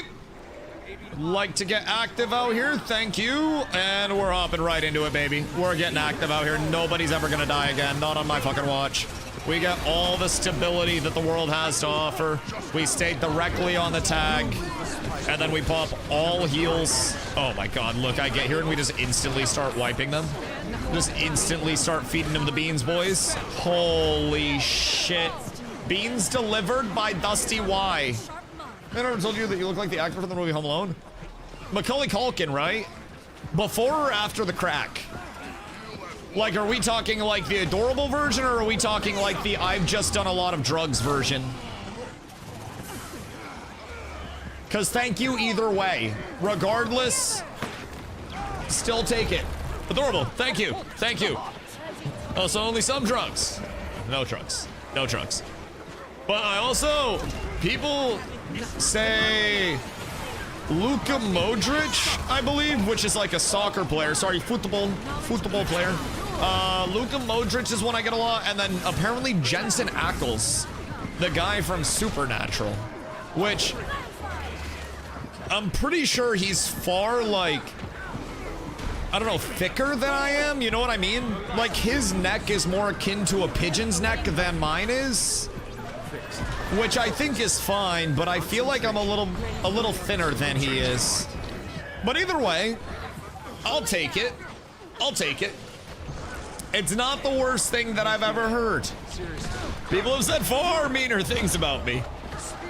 Yo, these fights are going extremely well, by the way. I said nobody was gonna die when I got here. And we pulled up. Like, I got here and we just instantly wiped both sides. I'm not saying the Dusty Diff is a real ass thing. But like, the Dusty Diff is a real ass thing. It might be one of the greatest things as well. Might be truly one of the largest difference makers in esports, boys. And what I mean by esports is weekday, 4:30 p.m. World vs. World. 1k DPS? Am I hitting 1k DPS in this? Because that's fucking dope, honestly. That's fucking huge, brother. Let me tell you what. No, it's a stab up time. It's all the buffs. I make motherfuckers invincible. My entire purpose is to make all of our DPS do triple the numbers that they normally would. Yerp. And if I can keep all of these bozos safe, I can keep movement up. I can get, you know, stacks of fucking stability out because of my wall. There's just so much that I do for the other lads. But if I'm at 1k DPS, I'm shocked. That's actually huge. That's actually fucking massive. Smack and push. I'm pretty confident that we just walk in and give him the Dickens no Charles. You know what I mean? I would like to say that we're in a relatively good spot for it, all things considered. We get stab up on our backside. Make sure we're not getting cooked here. More stab. Stab's down to 5 stacks, and I'm kind of low on it right now. We'll walk back up the thug, get everything up. I need Aegis out. We'll have more stab out. Nice. More stab. Gonna bury the stab. And then, oh yeah, I got stripped. That's not good. Wall behind us.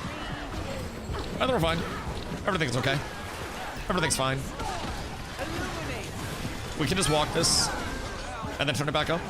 It's kind of hard because we're not split into subs, so our stability isn't being shared super optimally.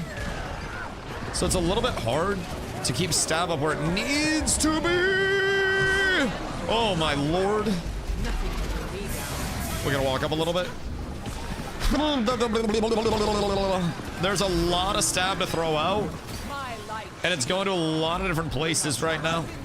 It's a little rough, but we're fine. We aren't losing too many. Everything's balling here. Everybody's fine. Not being able to worry about just my group is so stressful, bro. Actually hate this shit. Genuinely. We'll get might up for everybody. And then we go in. Big stabs out. We'll pop Aegis's, push back a little bit. I need no projectiles on my collar, please. This is half of my rotation, by the way. I sit here with like a 4-second bubble where people just can't throw projectiles in and then call it good. That is my entire existence. Oh, our butts getting eaten. and not in the good way, boys. Not in the good way. Not in a good way at all. We're getting absolutely... Uh-oh. Uh-oh. Mr. Taggington, we're about to get sandwiched. We're about to get absolutely eaten alive, I think, by both sides here. We're gonna have to make a little bit of room per chance. Yeah. This guy knows what he's doing, chat. This guy knows the moves. I'm actually shocked that we're getting this good of content immediately. I just pulled up because of the gathering. I'm gonna be real. I came over here, deadass, I am not making this up. I came over here to gather a little bit. I did not think that it was going to be this lit. And it just ended up being absolutely fucking insano style content along the way, which I'm thankful for. We're actually cooking. Can gather state for SMC. Yes, sirski. We gotta lock this shit down. When I have a clump that I can support, I must support aforementioned clump. I cannot let them be without my expertise. Like, how are they gonna survive without this immense amount of stability? Excuse me, sir. Come back in. Had to watch our tail. We are so up. This group's actually moving relatively together, which I think is on God one of the hardest things to do. At all points in time, work it behind us. I don't think green has enough here anymore. But they may. They may. Green has respawns coming in. Who owns this right now? Green? I don't even know who owns it. All I know is it's not us. And I'm slightly upset about that. Because I feel like we are working hard as Heliante for this. Who's a guild? Can't read with the bit rate. It is Ungilded. Aegis Ambulaire. Which I think means ambulance shield in Latin. Is our tag right now. So I'm not quite sure, but I'm pretty sure that means ambulance of shield or some bullshit like that. Didn't take any Latin in school though.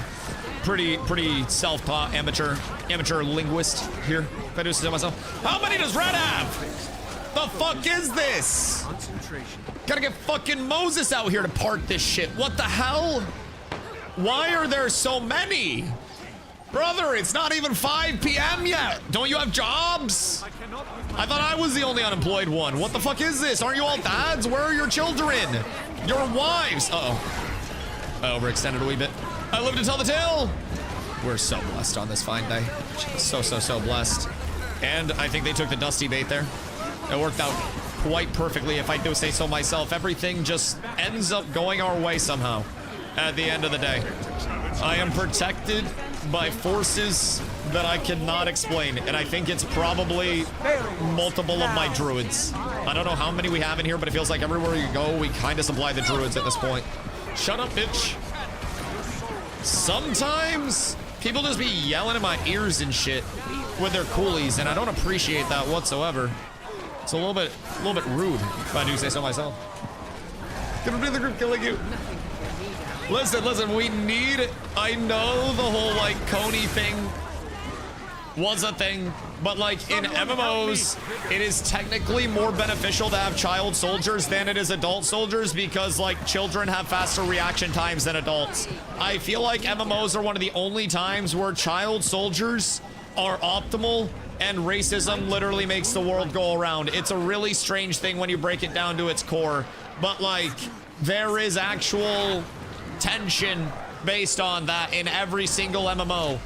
And in MMOs, you'll see a group of people marching through the streets that are like, dwarves are better, Char are better, Asura are better, Norn are better. That is a horrible concept. Yeah, our peers are applauded within MMOs like they are the greatest people. I think that shit is heinous and they should be labeled as the domestic terrorism organizations that they all are. I'm just fucking throwing that out there. I support... Uh-oh. We need a banner. Uh-oh. I need a doctor! Everybody's gonna die now. As soon as I dropped, everybody else died.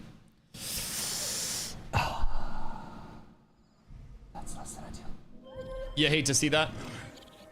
You actually hate to see that? That is a goddamn shame. Oh, we push it like that, we put ourselves in a horrible position.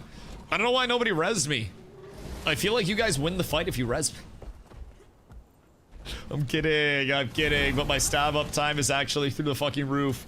It's kind of tragic that we're not in subgroups because stability's just going out everywhere all willy-nilly, and I can't like optimally protect other supports in the way that I want to. For all I know, my stab could be going out to 4 DPS, which I think isn't helping a lot, but this group is still absolutely frying despite the fact that we're all just thrown in together. We have 36. I see 4 druids right now. Another ranger. I could probably get some decent groups going. Why are only Lumi? Boo! Oh, actually are. No, we have 2 Lumis. And then we have a core guardian. Why no guardians? Are all the guardians employed? Because I feel like that's less than ideal. That we have legitimately no guardians. It is a slight tragedy. Also, tag us for Lumi or Firebrand on tag. But like, even if I'm directly on top of it, my stab just isn't guaranteed to go out. Watch, ready? He didn't get my tag. He didn't get my stab there. Like, even if I pop all of my stability, he's just not guaranteed to get any of it. Because despite being here, the subgroups aren't coming in to actually differentiate anything. My blinder, there are 4 druids in one group. He doesn't have us in subgroups. So, like, group sizes can go to any number. You could have all 50 in one group if you wanted to.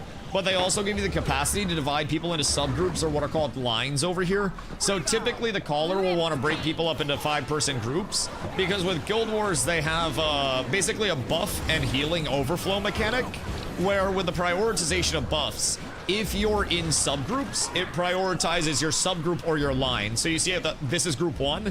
In a normal raid that's set up properly, we'd have group 1, group 2, group 3, so on and so forth. So with buffs and healing, it would prioritize your group whenever possible. And then if that healing isn't applicable to your group, it overflows to other people in your raid as a whole.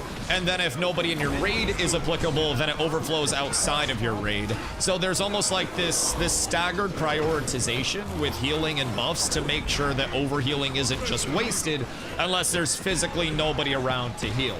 But with everybody in one group, it just kind of tries to allocate buffs, you know, wherever. So in a typical group, you want to have stability bots providing really good stability uptime for everyone to make sure that they're not getting CC'd.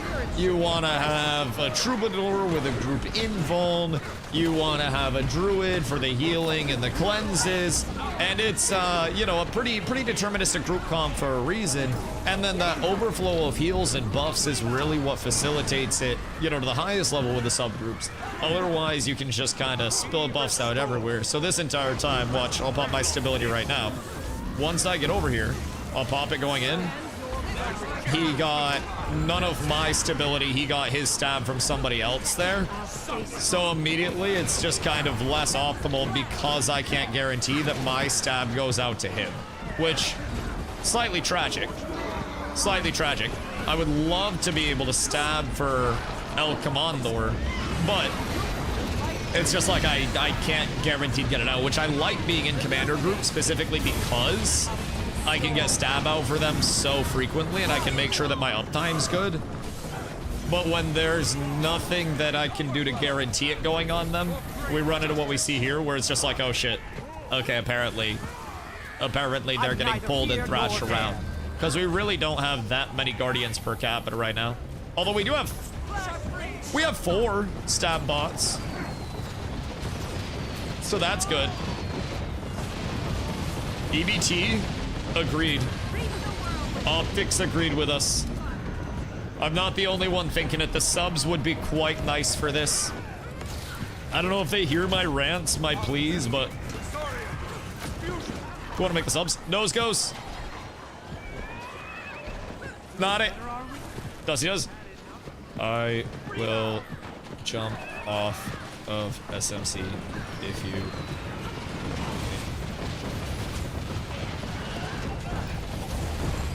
I'm not doing that shit.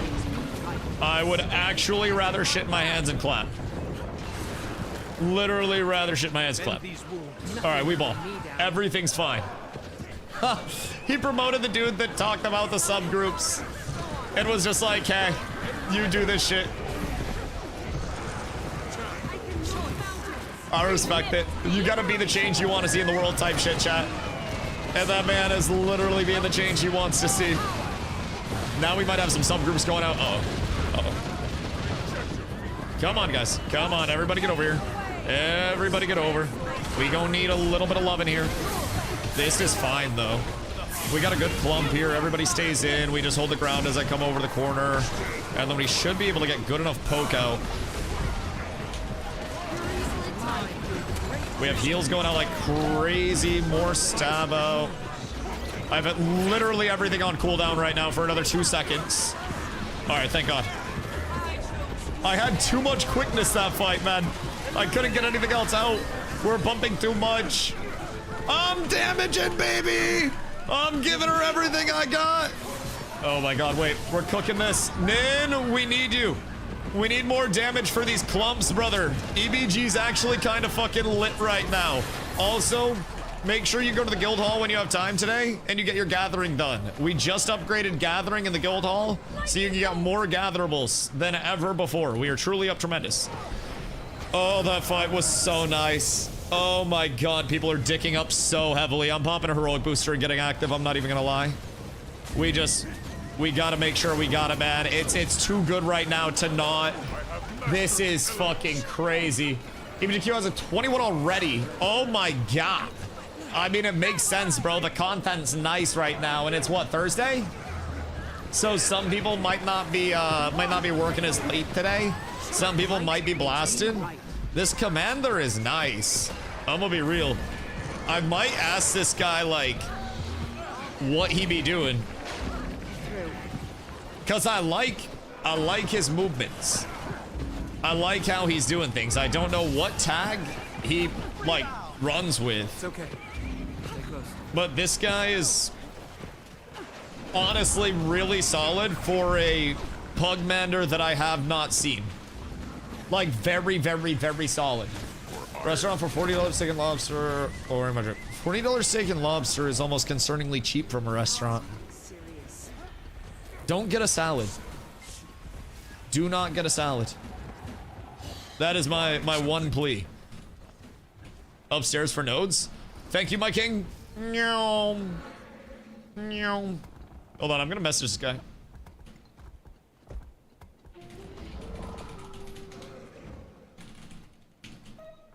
I will message him, and I will tell him that he was doing very well. Because people may not. I like this guy. He's just typing to people that aren't in comms at all, and just letting it rip. And now we actually have proper subgroups up as well, so we can just blast every bit of stab that we have. We have a core guardian, we have a druid. Oh my God. Wait, our groups are kind of sick. Evoker damage in that fight was so fucking satisfying. Yo, wait, you're gonna make Nin jealous. It's their 40th anniversary. Oh wait, that's cool. That's cool. Just make sure you don't get shit on your fancy clothes for TwitchCon. That's my largest piece of advice. I have a very bad case of the, get stuff on myself. The numbers were insane. Then, yeah, he's playing Evoker Spear, and I think he's literally just locking himself to air. I don't even know if he's going through all the elements or he's just locked air. But yeah, he be doing some crazy ass numbers. I decided not to lock. Oh, so you're just going through the rotation?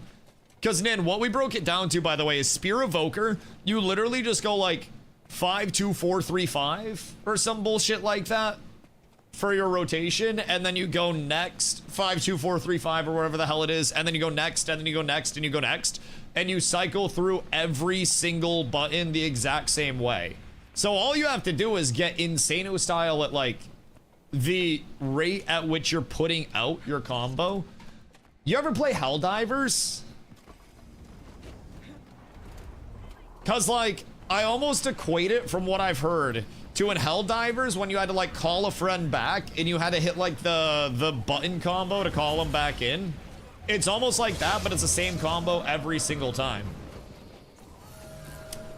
Which seems pretty simple. The hand DDR.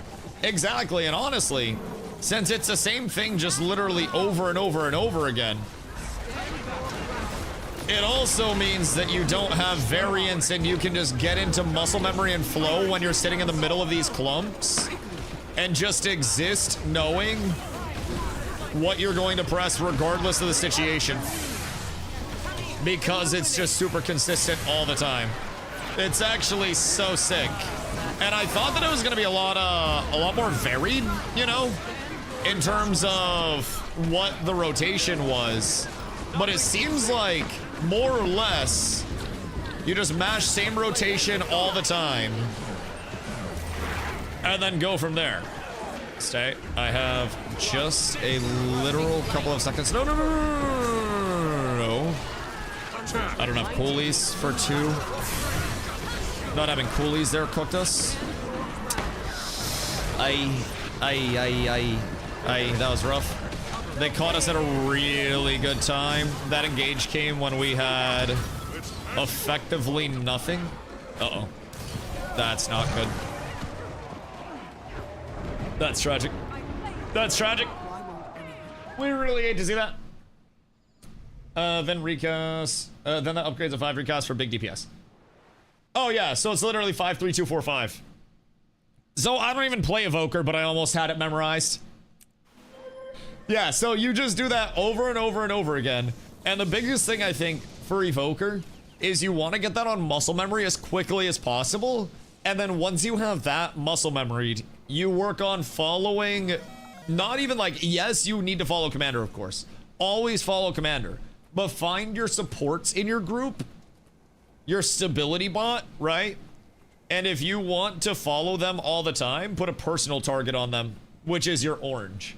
So that way you're always within range. Now, your stability bot, hi me, is also supposed to make sure that you are covered and be within a good range for all this shit to go out to you. But at the end of the day, we also need to make sure that we're playing together enough so you're not getting pulled, you're not getting stripped.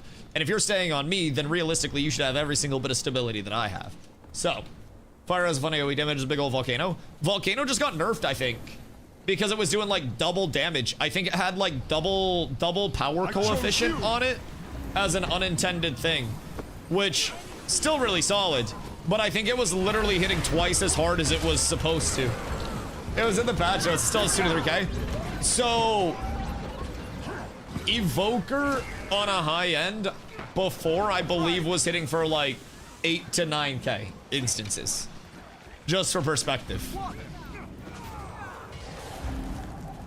Yeah, like that is the crazy amount of damage that's possible. Granted, that was also pre-nerf, so like taking that into account, that's also going to be, oh god, they just got sandwiched to shit. That's so tragic for them. That is so incredibly sad. R.I.P. Red, man. They actually just got made into a goddamn sandwich, bro. That guy's too far. Down, good shit, good comms. I like our commander right now. Not kidding, insane. Well, yeah, it had double power coefficient. So they nerfed, like, Spear itself, and then they nerfed some other things with Ellie. Ellie Spear in particular got hit pretty hard. But Volcano itself, they were just like, yeah, this has double the power that it's supposed to right now. And apparently people were feeling that shit, like, very much, very much. We're fine, I think? Question mark? Question mark, we're fine. We have good dump here. But I don't know if we have enough sustain to get through all of it. Our tag's trying so hard. But a lot of people got. They had a big drop down there. Like, we're getting good kills. I think that time our support just got a little split out. We had a pretty big tail that got a little bit cooked there. Any gatherables? Nope. You hate to see it. You truly hate to see it. I just want my gatherables. Also, boys, update. I like it. Look at my inventory being completely managed. I am professional inventory manager DustyWhy. At your service. Happy to be here.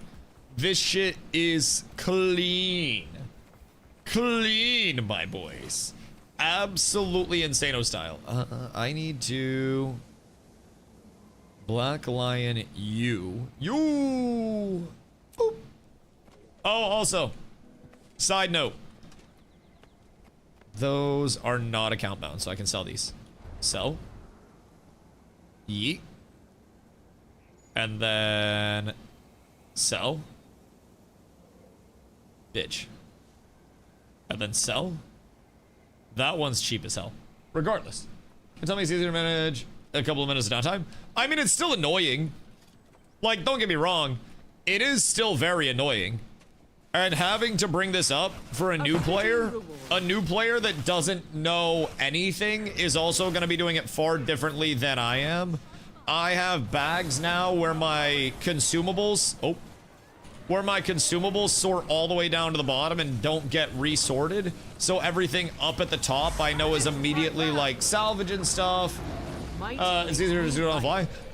Like, I just disagree for brand new players. Especially if you're leveling and you're trying to do it, you're going to want to read shit and see what you're getting. And if you're taking time every time you level, every time you complete an event, anything like that, to stop and read, I think the time spend is not the focus.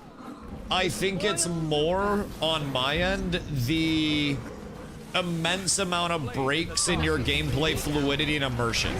Not that you're exactly getting like immersed in this, but I think the largest thing is, regardless of how you look at it, you're going to be spending a solid amount of time on it.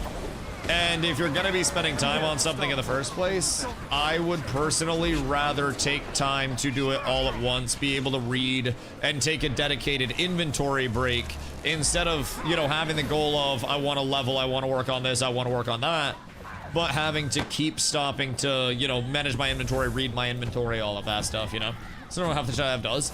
Well, that's because you also haven't taken the time to read it.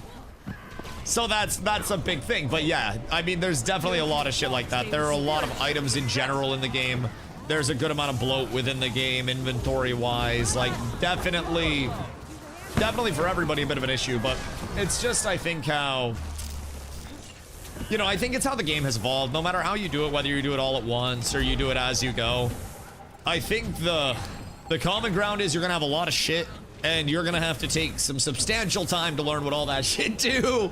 So do it however it works best for you.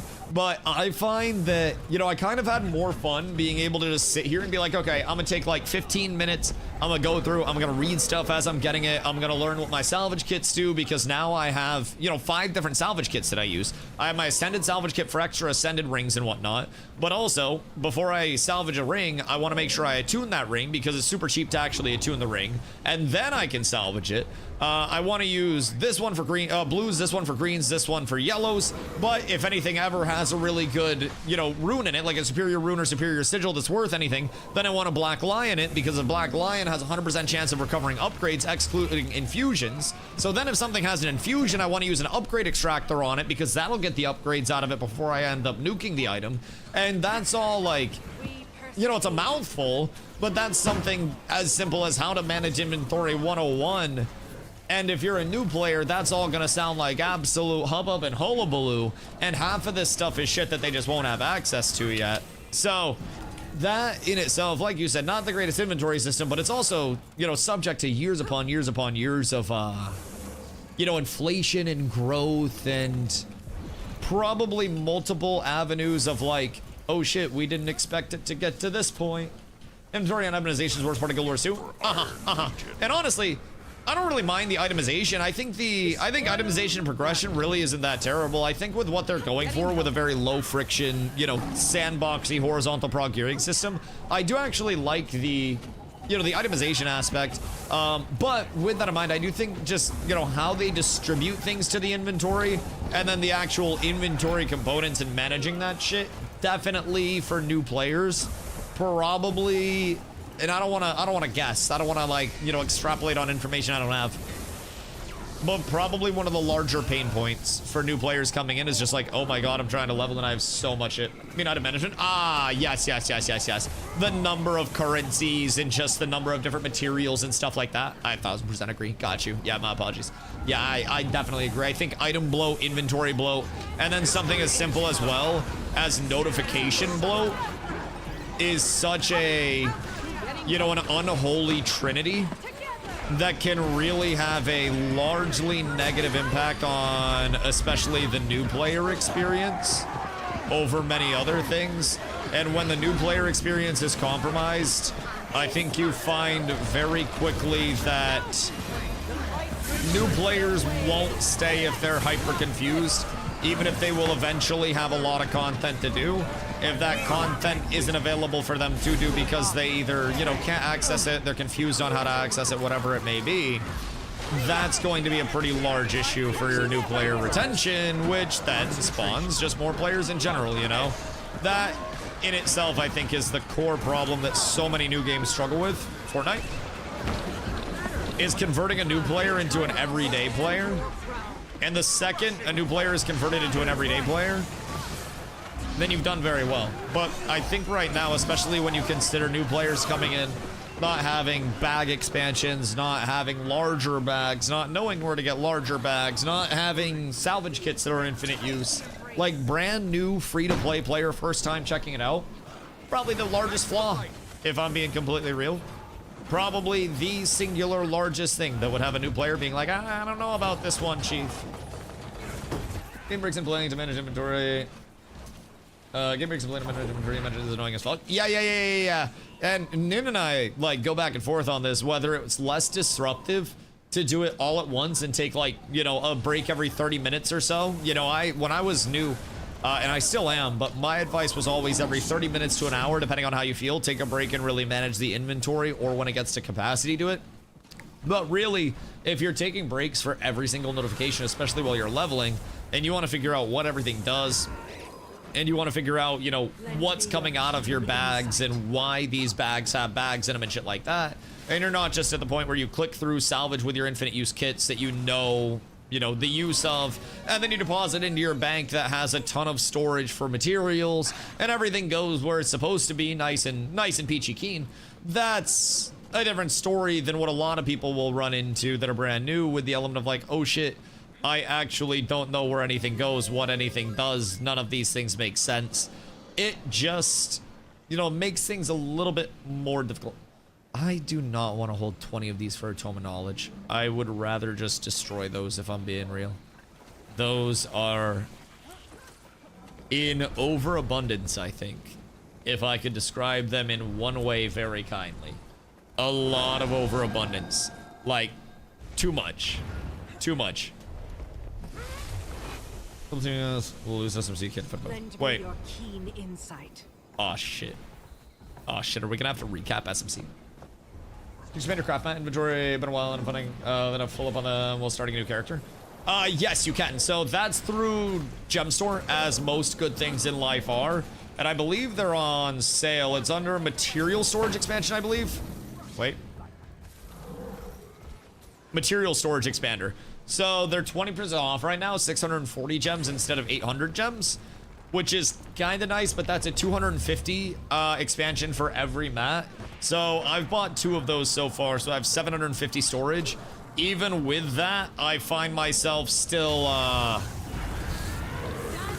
pretty full sometimes, you know? We get all of our beautiful stab out for everybody. We manage the timers on it.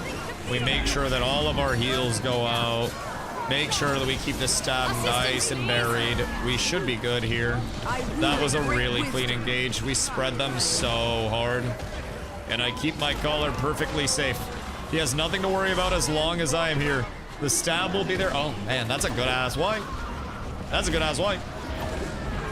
You played before? Me? No. No, I'm new, brother. I am, like, I was exposed to Guild Wars 2 when I was very young, like when it first came out, for probably like 30 hours-ish at most, but really, like, retained absolutely nothing, had no knowledge or anything.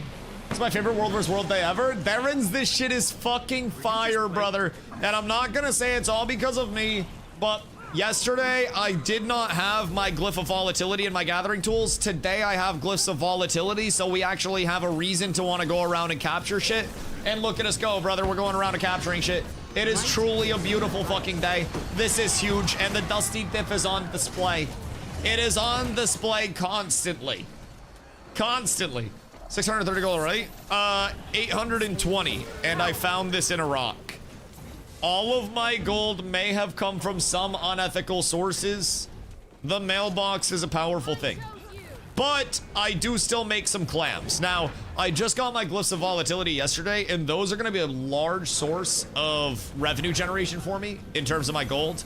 Basically, with Glyphs of Volatility, Glyphs of Volatility, when you gather, those get you volatile magic, which you then take to a vendor in exchange for shipments of crafting mats. Those shipments of crafting mats, you typically make, you know, a gold to a gold and a half on per shipment. So it's 250 for the volatile magic per little shipment that you want to get, and 1 gold. But you can typically sell what you get between like 2 and 3 gold depending on what you pull. It's a little RNG, but all things considered, a very solid revenue source. So that's what I just started getting into yesterday. Literally just found out about it, and I'm hoping through gathering everywhere I go and putting more of an emphasis on making sure I gather, because apparently the world versus world nodes are an hour respawn account wide. So if you go around every hour to each of your maps and then you gather everything that you guys own on each map, you can find yourself getting a solid volatile magic input while you're just world versus worlding, which this typically doesn't, you know, yield a lot of clams for us. It can, but whoops, between running the Living World Season 4 track, which is here, as well as running volatile magic glyphs, you end up getting a solid amount, all things said and done, which I am definitely cool with. I feel like I'm making a, you know, a decent killing over here, because I'm also getting memories of battle off of this. I'm getting metal shipments and shit like that, so it's far from the worst. I just got 10 platinum more from that. Each of the platinum more, well, that's only a silver. But even still, 10 silver immediately for that. And then iron ore about to be cheap as hell.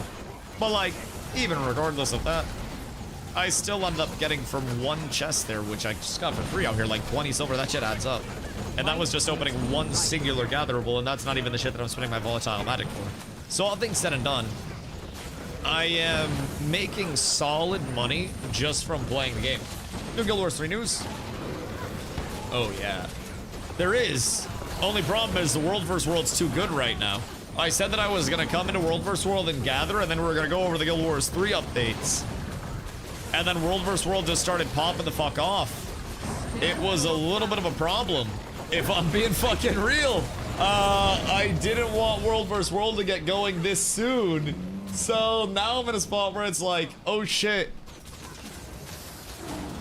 What do I do? Which way do we go? Oh, baby green's coming up. This is about to be... Might makes me right. This is about to be very nice. Come on, ladies. Come on, ladies. Oh, no. Half the group went up to the tower. Keep already... Oh, no. Oh, no. We gotta do this with Tower Lord, too. Oh, this poor caller. Oh, no. On my pixel... Bro, I fuck with this caller so heavy. This guy is a goddamn G. I fuck with him heavy. Alright. We getting everything out for this. We'll probably be able to get a decent bomb out too. And they're kind of trickling up. This might actually work out well for us. I'm with you, Mr. Commander, sir. We're fine. Stabs out. We walk forward, we walk back, we get stab out, we get heals out. We're feeling it out right now. I'll get a little bit more stab out for us. We keep that shit pumping. I'm gonna get 1 more form of Aegis out, and then we keep that mic topped off at 25. And then we got a little bit more stab on next weapon swap. That's a good fight, boys. That's a good fight. This commander's good. I think a very large element of what he's doing is not moving too fast. I think one thing when I was tagging up, even just for funsies, I was moving too fast for people to keep up with and register because I was just constantly moving like fluidly. But he's doing a very good job of inching forward and allowing people to catch up and constantly stay with him which helps mitigate the length of the tail that we're seeing, which is a really big thing. Red coming. Well, hello, Red. How are you guys? Hope you're having a gorgeous day. My lads, my dudes, my guys. Oh lordy, oh lordy. This is some. All right, we ball. We get in Swickle, and then everybody. No, Gilly. Oh no, that's a goddamn shame, brother. That is an absolute tragedy. All right, we're bombing, which means that I am just doing everything I can to keep literally everybody alive. And if I die here, I am a shame to my family, everybody else's family, and everything that has ever existed. I must keep stab up. If my stab gets stripped at any point, I am legitimately a failure. Oh, wait. Oh, wait. Boys, we got some bags out here. Holy! That ain't too shabby, boys. Our commander ain't too bad out here. I might try to scoop this guy up. I might try to get him in the cats rotation. This shit real nice. I'm gonna leave main now. Is it that crazy? Like, are you doing that many numbers? Bro! Yo, Alchemist, what up, big dog? We are pumping some waffle right now, bro. We are doing extremely well out here. This commander is unironically, I think, one of the better ones that we played with, and nobody's in comms. It's a pug tag, and it's the middle of the day. This guy is fucking pumping for us, and I am staying directly on top of him, giving him every single bit of stability that I can. And I think Group 1 is on Group 2 is on absolute stab lockdown. We have, like, no strippers? Yeah, what are our strips looking like? We need Grenade out here, bro. Grenade be stripping like he's trying to run across a goddamn football field. Like, he is on that shit. He is on that shit. Just me and another Necro? Damn, wait, really? That's it? Aye. Yeah, it's not good. So what's happening? Are we just like out DPSing them by an ungodly amount? Or are we out supporting to where we're just completely invulnerable? Because I'm gonna be real, it kind of seems like they don't have many strips either. My buffs are staying up constantly, bro. I feel like I have... Spike diff? You do hear me. Holy. Wait a minute. So when you mentioned subs, it was this. Rush Weeks, there's a lot of PvE players. That's very fair. That's very fair. So him simply keeping the tail short and telling everyone that's just brain dead Ooga Booga DPS when to spike, and then having supports that are enabling that is literally the difference maker right now. Even though we're not in comms, it's something as simple as, you know, as a tag, he's not just sprinting around like this with his head cut off. He inches forward, he lets the tail compact and sink in, or like shrink in, and then we just bomb. So I made lines? Yeah, because when we were without our lines, my stab was just going out to a bunch of random people, and Commander at one point was like, can we get Guardians on tag, please? And I'm like, motherfucker, I'm trying. So now, I don't think our group has dropped stab once. Yeah, I see you on the Hammer Core Guardian. Does that do that much damage? Like, is this a pure DPS build or are you hybriding? What even is this Core Guardian shit? I've heard that it is the dumbest shit possible. I'm gonna be real. I have heard that it is hilarious. You just sit there and press 1 and bonk, bonk, bonk, bonk, and then everything dies. Do you... Running 15 to 20 of them. Wait, in World vs. World? Or in PvE? Stay calm. Stay alert. What the fuck do you mean? Bombs are strength. Yes. Yo, I'm so down. What time? Holy shit. World vs. World exclusive? Okay, I like that. I like that. So, does Core Guardian with the hammer support as well? So you can actually get active on that side and you don't lack stab within your groups? Is it truly the cheese? Fuck, dude, I need to bring a hammer. My build? Oh, fuck. All right, hold on. I gotta see this shit, bro. I gotta see this shit. It's a troll build. Yeah, I figured 15 to 20 core guardians wasn't gonna be exactly World Cup level competitive. What the fuck are we on out here? Okay, okay. Bane Signet. Defense, then Okay, okay. I fuck with it. I fuck with it. Optics, big symbol machine. Oh no. You can't push into it? So, does this drop the signet on the ground, or is this a targeted? There'll be 30 symbols on the ground. So it's literally a symbol that drops on the ground. Hold on.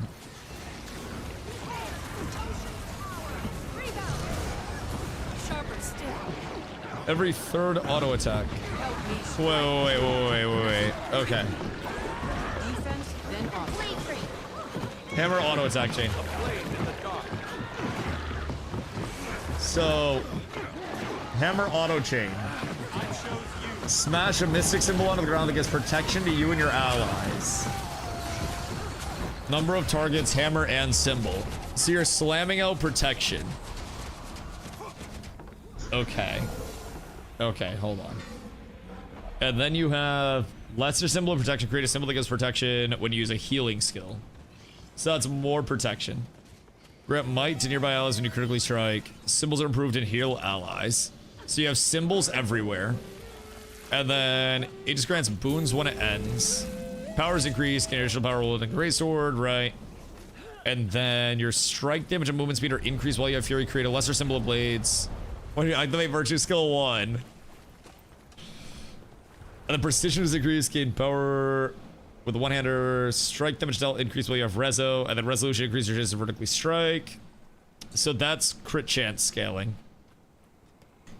So every third auto, you drop a symbol, and then every symbol is healing and protection, so it's just constantly ticking healing and protection on everybody.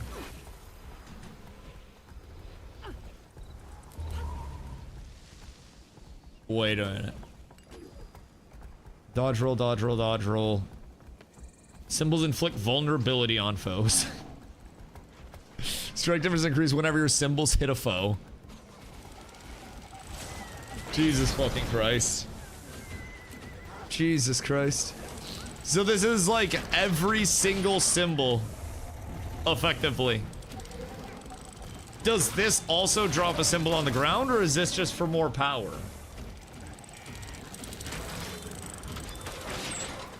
Because this seems just cordy enough where if you stack 30 of them, they might work. Power. So you want to drop a shitload of symbols. So that way you have healing, you have reso, you have pretty much everything else. Everybody pops stand your ground. And then you filter through all of the stab off that, drop symbols, and then one-shot things off of hammer cleave combos. Is it that simple? What else does Samurai even do? Damage nearby foes with a mighty ground slam. If they've been struck by manage, teleport them, send a wave toward your foe that immobilizes foes in a line. So you have Emo, launch your foe with a powerful smash, striking a foe refreshes mighty blow and allows your next mighty blow to teleport to that foe. Jesus Christ. Oh, and you have Ring of Warding. Right. Right, that makes sense. So you just jump in, Ring of Warding's out the ass, keep everybody inside the Ring of Warding, drop all of the symbols within Ring of Warding, cleave them down like fucking crazy. Wait, this is heinous. It's a fucking cage match build on Wells. You're a fucking demon. Oh god, that's so stupid. That is so dumb. I hate you. That's so fucking good, dude. So, Dusty, what? Oh, my bad. It's fun to troll. Dude, that is actually crazy. I have 5 supplies. I can't use my supplies and also tap strafe back and forth at the same time while I yap to chat. How dare you assume that I'm capable of such things? What the fuck is this? You think I'm some kind of wizard, some kind of magician, simply because I'm capable of carrying you? Football! What up, my friend? I hope you're having an absolutely beautiful day. What you getting up to, sir? Oh, oh, that's some nice pulls. That's a couple of very nice pulls. Man, part of me is envious of all the damage dealers. I just sit here and I yell things at people, and then I make sure that nobody ever sees any difficulty whatsoever. And I'm kind of like the unspoken hero. But I love what I get to do. It's truly a beautiful job. I'm like the offensive lineman of the groups. I don't get the glory. All I get is the ability to sit here and get blamed if people don't get their stability. Truly a goddamn shame, if I do say so myself. Will they jump? Chat, how much would a siege ladder change the game? Or like, not even a siege ladder, but like a siege staircase that you can set up. You build siege stairs so you can skip over the gates and just go directly up. Skills that pull people off ledge? Well, we do have that. It's called a thief. Oh wait, and mesmer portals, huh? Because you can technically jump up to the top of that shit, right? Because that do make sense. I feel like there are actually multiple ways, now that you mention it, where you can circumnavigate the whole, you know, walking up the high ground type shit. I may have just been blind to those. I may have been ignorant. We have 2 stacks of stab left. I have 3 seconds on my re-up. No! No! 1 singular pull hit me the entire fight. God damn it, I suck. I gotta cover that. That's so sad. I was deadass like half a second away from not having a singular pull go through. We were so close to greatness. Built my fucker. I got 5 supplies! Alright, I have no more supplies. Everything's terrible. I've done what I can, and I hope it is enough for all of you. I hope I have done everything that I can to make you proud. Another day, another dust. Hey, that's all we can ask, Foop. As long as you're alive and coughing, then it's a beautiful gosh dang day. Wait, what's going on over there? Are they still pulling more people? What are you, Tom? Tom Fool's doing over there? You hooligans. Build ramp, bro. I'm out. Brother's asking me to go deeper, and I'm already balls deep. I can heal. I offer you this. Finish people in downstate and send them flying. Hold on. Hold on, hold on, hold on, hold on, hold on, hold on, hold on. And that hits 3 targets and launches 750. That's fucking crazy, actually. I love that. So, Lumi, could you theoretically... I mean, I guess the cooldowns seem to be low enough on Hammer where you wouldn't even need to go into Forge on it, right? So Lumi wouldn't even necessarily be the craziest, although you could go Radiant Courage and then just pop in with the Radiant Justice as well so you get the quickness. Because that could be another solid form of quickness on it if you were trying to go not Core Guardian. But what's the big facilitator for Core Guardian? Because I do always hear that Core Guardian is like the go-to for people there. I'm first one on tag. I wasn't even paying attention. I was first one over here. That doesn't bode well. Hammer Guard needs all the core traits. So basically like every bit of the sigils and shit. All 3 symbol traits. Right. That makes sense. So without it, you're not getting enough out of the sigil generation. Hello, noob. Hope you're having a beautiful day, brother. So within the build, all of the traits that you're getting, excuse me, that's dodge roll. That's a lesser symbol of protection when you use a healing skill. Dodge roll heals. Crit strike might. Virtue skill 2, passive endurance.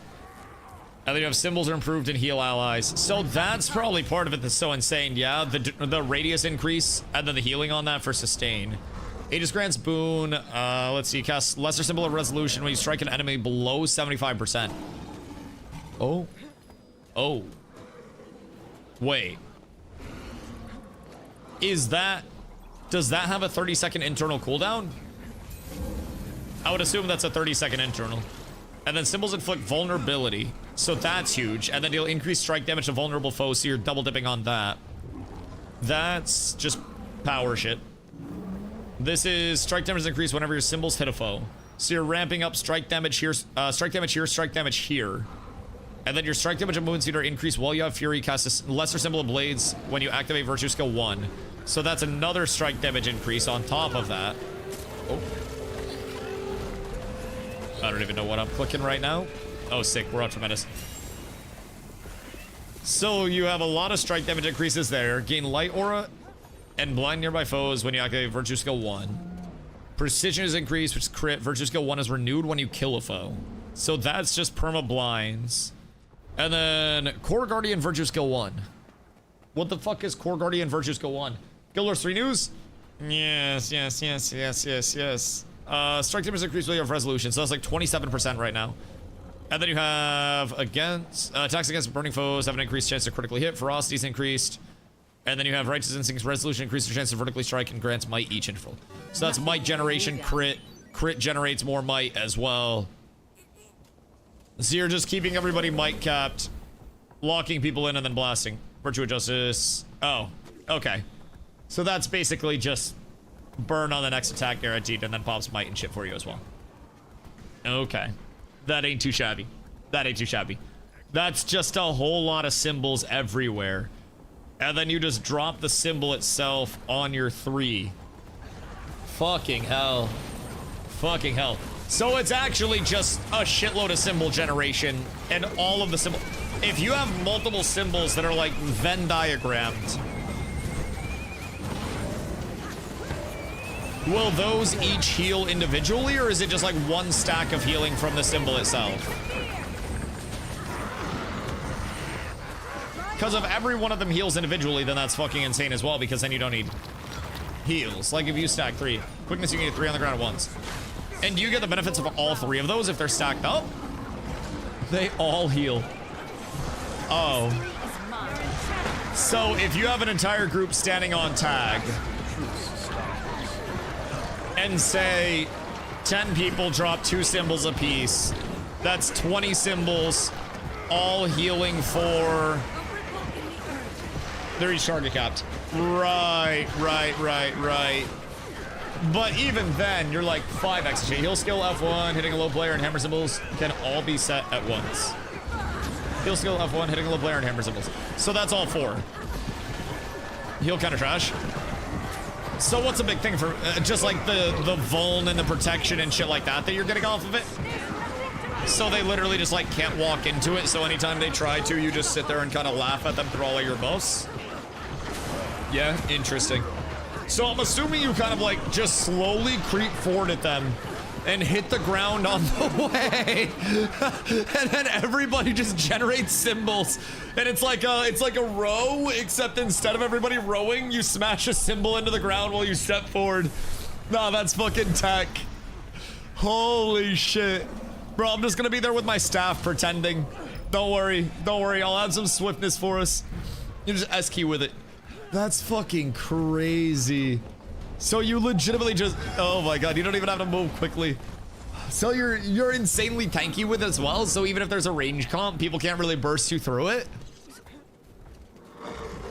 Interesting. And then you have reapplication just immediately. Then swap to GS, and then you just get pulls out all at the same time, right? Everybody just tries to get pulls. It's squishy as fuck. Oh. Interesting. So what's like the loss condition for it? Right. Oh, you spin on all the symbols. So, you can only activate 1 field at a time, right? With the combo finisher. But regardless, even activating the field, you'll just do more blast.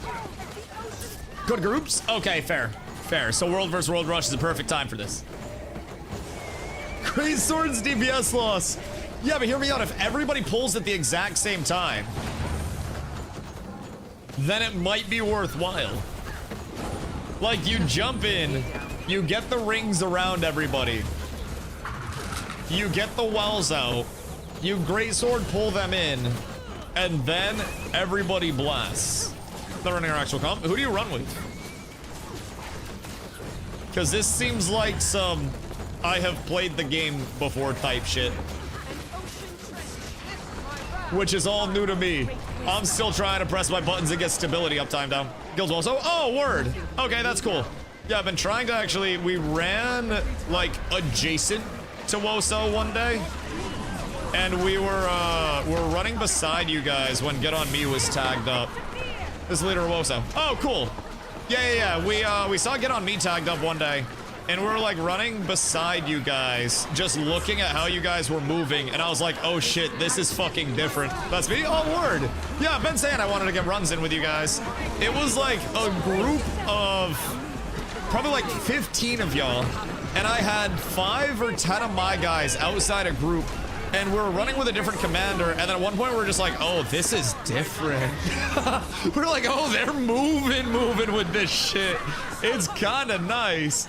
So, no, that's actually sick. I will definitely bring myself.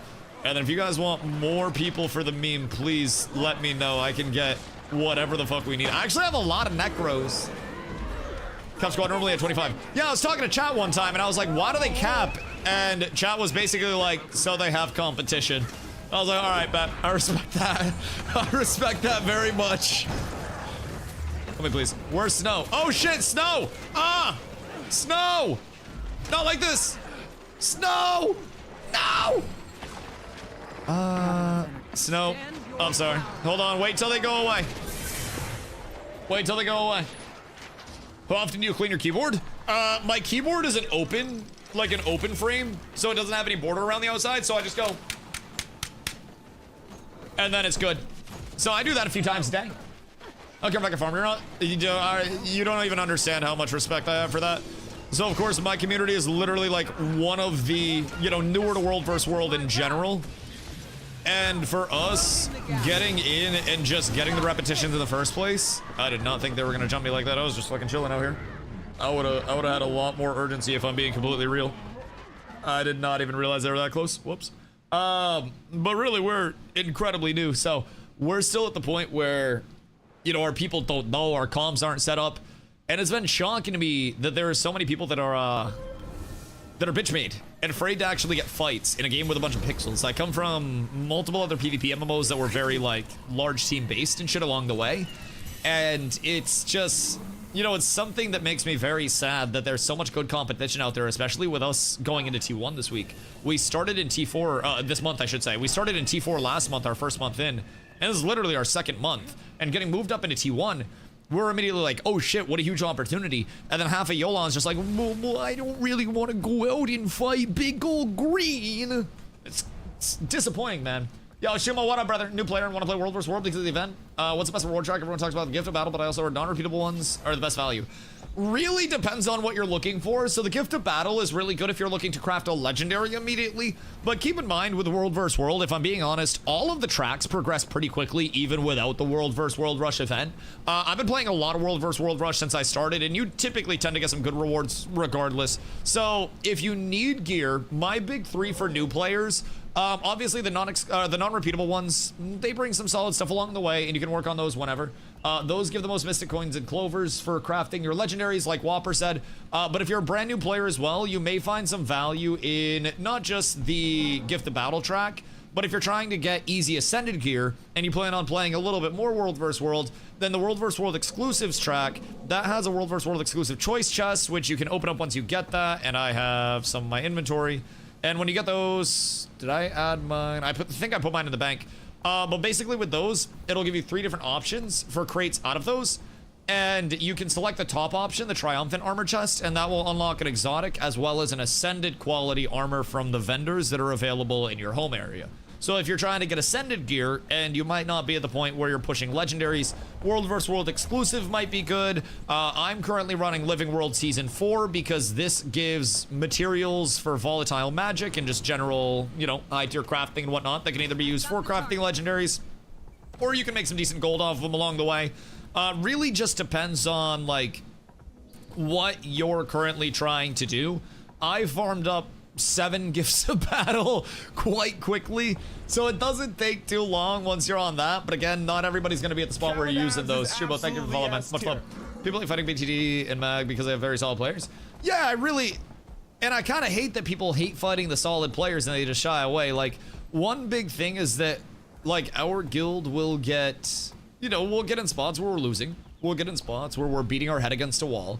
But our first month in T4 was that, and a few guilds reached out to us and they were like, hey, I see you guys have quite literally nothing. Let us help you understand a little bit. And, you know, we got set up with some comps, we got set up with some baseline builds because of that, and it was a really big thing. This is gonna be a little awkward. This is gonna be a little strange. Might just sit here and chill for a sec and let them do their whole thing. Don't run back this way. Don't run back this way. I think I can follow them in. And then I think I can sneak through this. Hold on. Hold on. Oh no, we're going back to SMC. Oh shit. Oh god. Oh god. Oh, this isn't the greatest. Yo, get me an EWP at SMC. Holy shit. All right, hold on. I'm out. I'm just meeting up with you guys at SMC. Anyways, like, one thing about our guild, right? We already have a reputation for not backing away from fights, from other games that we played, from coming to Guild Wars so far, and just taking every fight we can. The first night of reset, when we moved up to T1, and we're learning very quick. We were far worse than we were now, and we had 35 people from Guild that were trying to get fights in. Our first fight, we ran into green and got portal bombed on, and just instantly died. And everybody just laughs in Discord, and we're like, all right, let's run it back, baby. And I think that's the mentality that a lot of people have lost, man. Like you said, have fun and bash your face into people. It's literally what we're here to do. And I've been trying to tell people, we have so many players that come in and they're like, well, you try losing fights for a month and then see if you like it. And I'm like, man, this is the entire point of it. You got to lose until you win, because if you just punch down, then you don't get anything out of it. Like, dominating everything gets boring because it is truly lonely at the top, and I've played multiple games that are PvP based that have such a problem with a lack of competition at the top. And a lot of that is because nobody wants to get better. Nobody is willing to just drop the ego, and everybody's worried about having the you know, the 100% success rate, never losing a fight, bro. And I don't know, I can't respect that, bro. I played a lot of sports my entire life. I played basketball in college. I've played PvP video games since I've been a lad. And it's something that makes me sad, right? You opt into a PvP mode where you are specifically seeking out things that aren't programmed to die to you, like 99% of most games are. And immediately people are like, oh no, these things can actually kill me. Like, what? I just don't get it, man. If you want something easy, go play Guitar Hero on easy, so you only have to hit the 3 buttons, dog. Go play Hello Kitty Island Adventure. Like, we opt into a PvP mode, and are you opting into a PvP mode to play PvP? Or are you opting into a PvP mode to feed your ego and shit on bad players because you get shit on most of the time? Are you the person that gets bullied in school, so you go down and bully somebody else that's even smaller than you? Or are you the person that uppercuts the bully like crazy? Guy's Peak. Hakai, if added a combat system, would unironically be a 12 out of 10 game. Unfortunately, no combat system. Oh, hey, Wine's here. Is Wine private tagged right now? Because I feel slightly bad. Hold on, I need to get an overhead view of this.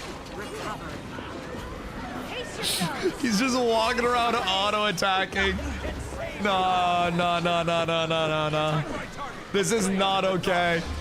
My dog is just walking around swinging a big stick. What Teddy Roosevelt say? Walk heavy and swing a big stick or something like that? Some bullshit along those lines, I think. Regardless. I fuck with this build. What's the best way to wake up someone sleeping at 3:30? Make them feel bad for sleeping at 3:30. I feel like the largest way to get through to somebody is to make them get through to themselves.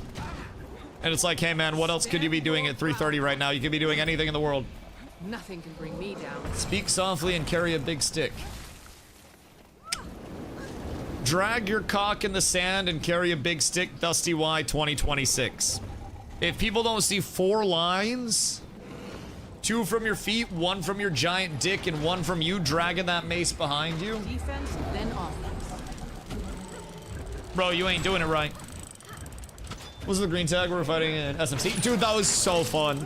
Holy shit, I love World vs. World sometimes. And then other times I'm just like, this is not the play. Imposter? Wait a minute.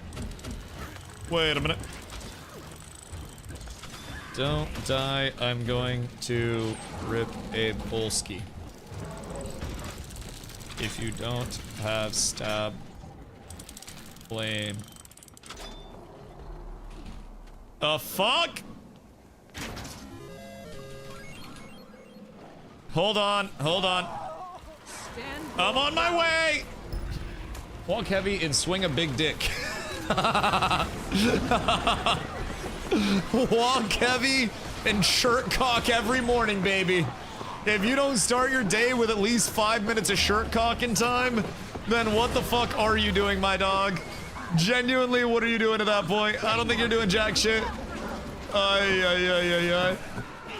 No, actually, bro, shirt cocking is legendary. Oh, hello. How are you guys doing today? My fine green lads. Shirt cock every day? How do you guys know I'm not shirt cocking right now? Like, I don't think many of you have ever seen me from the waist down. If I'm being oh shit, I got juked! Oh, fuck. Oh, everything's terrible. Everything's bad. That's fine. That's fine. We chill. We ball. Our group comp is stupid. Knowing what we have in group now, I'm just like, alright. This is kinda silly. I feel as though we may have overdone it here. Makes sense why stability uptime's like 130% for our group. This shit's actually silly. We just haven't had stab fall off, bro. We just walk forward and we kill everything. Jefferson! What up, brother? Thank you for the hydrate.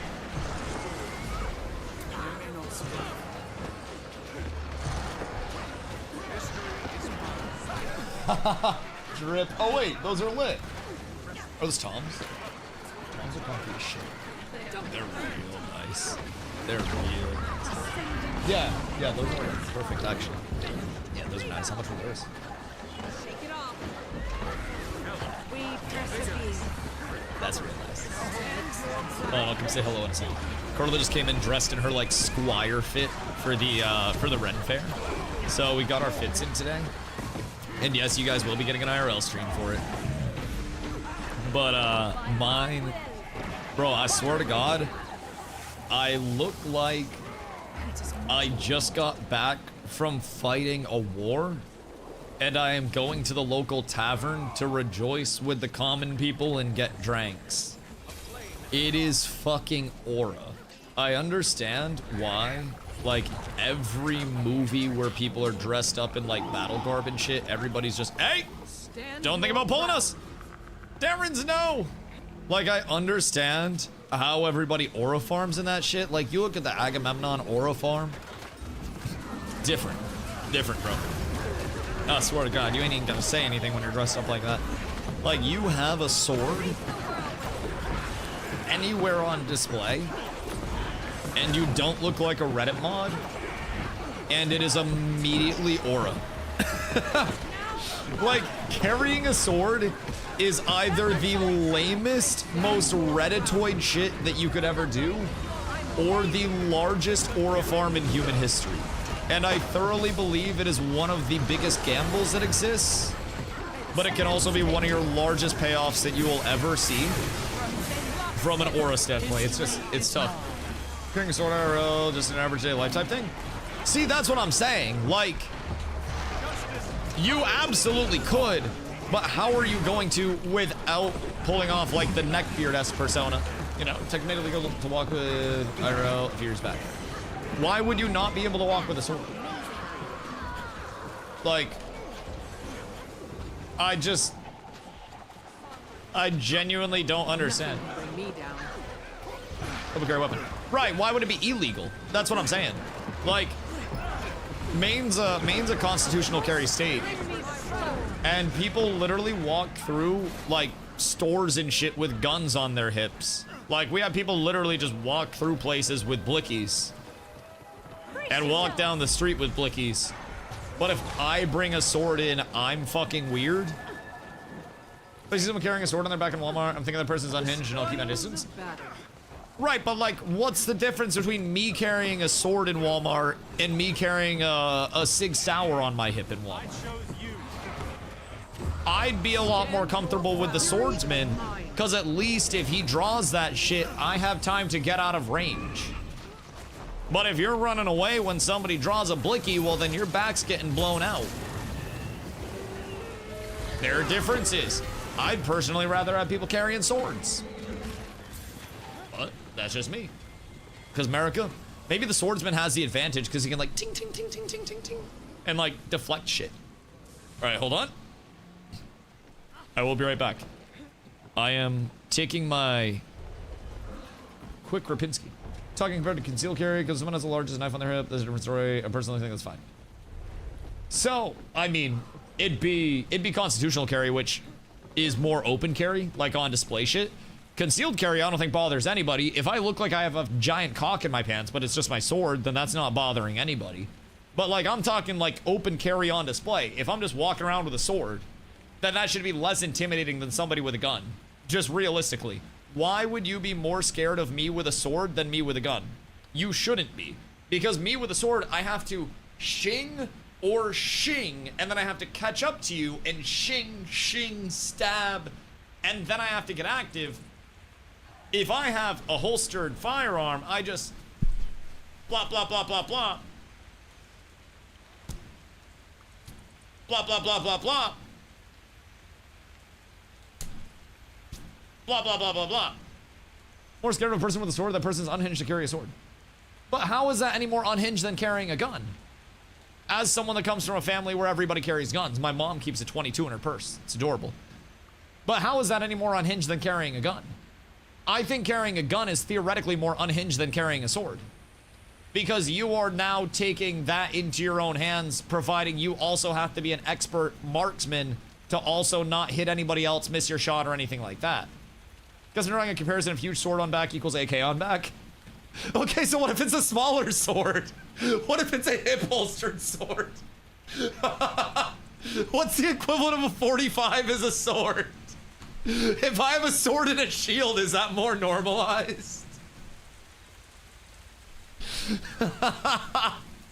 Like at one point in time, sword's way scary, I'd rather be shot than be hacked to pieces. But if you're running away from me, and you're faster than me, and I have a sword, then I'm not gonna kill you. If you're running away from me and I have a blicky, then I can still get you. I'd rather be in a fight with somebody with a sword than somebody with a knife. Trust me, I'm not faster. Okay, that's a good acknowledgement. Accepting your weaknesses is the first way to get out of a sticky situation. Somebody tries to rob you and you're not beating them, you just gotta be like, all right, man, what do you want? Clearly you've got the upper hand here. Let's both just get out of this as quick as possible. All right, Snow. All right. I got a fucked up knee. Oh no. Brother be running like the horror movie hitting the... On that note, I'm going to smoke. Be right back.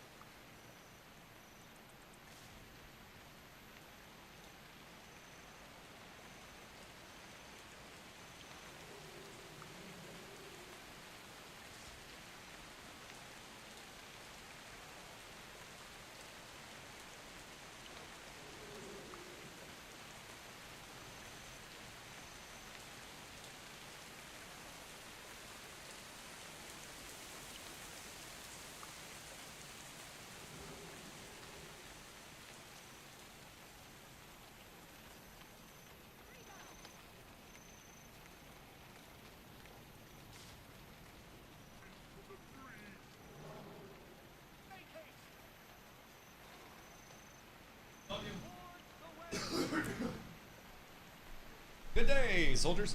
Oh, no. Wait. Are you telling me that as soon as I left, we lost a fight? Oh, no. Oh, that's not good. That's not good. The Dusty Diff. The Dusty Diffington. It is on display. All right, boys. It's time. It's time. We must hit the regroup. Oh, what'd we lose to? Was it literally just not having enough stab? Because I feel like whenever I disappear and we lose a fight, I'm directly responsible for it. I won't lie, I just wanted to smoke Volsky. I just want to get a nice little Rapinski in. Tagging down now. No! Alright. Well, I guess that works out anyways. Gosh heckin' frickin' dang it. Gosh. Alright, well, I'm gonna be real. All things considered, this is a good tag. In terms of pug tags that are not getting people into comms, that are not organizing heavily, I would actually be willing to say that that is one of the better pug tags that we have seen. And I think he did very well. Very well. I'm gonna send him a message. One of the better pug tags my guys have had. Thank you for tagging. There. We will give him his flowers. I feel like people usually do not. And if people like this tag up more, then that's better for everybody over here. And if we can get even like 2 more tags that are queuing up for Yolan, then that's gonna help us a lot, especially next week where we'll be in T2. We'll be able to actually get consistent content for people. I would like to see that guy tag again. Excuse me. I have seen far, far, far worse tags, and also, I've had to tag before. That's about as bad as that shit can get, bro. I'm be completely fucking real. That is just about, like, apocalyptic scenarios, if I do say so myself. I just have my gathering, too. I'm making clams out here. So, chat, where is the vendor for me to spend my volatile magic? Big question. Cat with abs is absolutely Zad, thank you for following. What's S-tier. up, dude? Bunker was insane. Snow, how much damage were you doing? I'll go and you can TP. Oh, thank you, my king. I appreciate you. How bad's the EBGQ right now? Oh my god. Oh, lordy. Lordy, lordy, lordy. Slow. I have a feeling it'll speed up. It seems like there were really good fights over here. And when people are winning, they'll stay for more fights. But when people are losing, it'll cycle through really quick. No update on the WoW GM thing. Yo, this is probably a good chance for us to go through the Guild Wars 3 posts, huh? My ult account had 114 EBGQ the other day. Where? Pidinsky, what the fuck? What do you mean, big dog? Like, what server? On Yolan or like where? Cause goddamn, bro. That shit's actually crazy. Holy. Moogaloo? Do we fight Moogaloo next week? I don't think we fight Moog next week. I think we're set right now to see Sword.gpg. We're set to see Conservatory and Throne next week. Is what we're looking at. What from shoot you DM to control with us? I got you, my go. I appreciate you. I will shoot you an ad. Ad friend. I am absolutely fucking down to run around and troll. I need to see this shit in action. Might even get myself a hammer for a little bit of fun. If I were to get a hammer, I'm assuming it would be better to have over my... Wait. What are you doing here? Just don't disturb my gathering down here. Might makes me. Bro, chill! Chill, I'm fucking dog. Stand your ground. I swear to fucking God. You are such a goddamn rat for this. I don't know what you think you're gonna do. But it's not going to go the way that you think it's going to go. Like, this just... I'm not gonna kill you. You're not gonna kill me. I feel as though you should probably just let me gather. I'm gonna be real, D-Dog. I want my fucking gatherables. Shipsy and Luke Artist and Mooglu. Oh yeah, Mooglu will be moving up. Wait, I forgot people move up. How to see World vs. World matchups? WVW. Jesus Christ, I just had a stroke.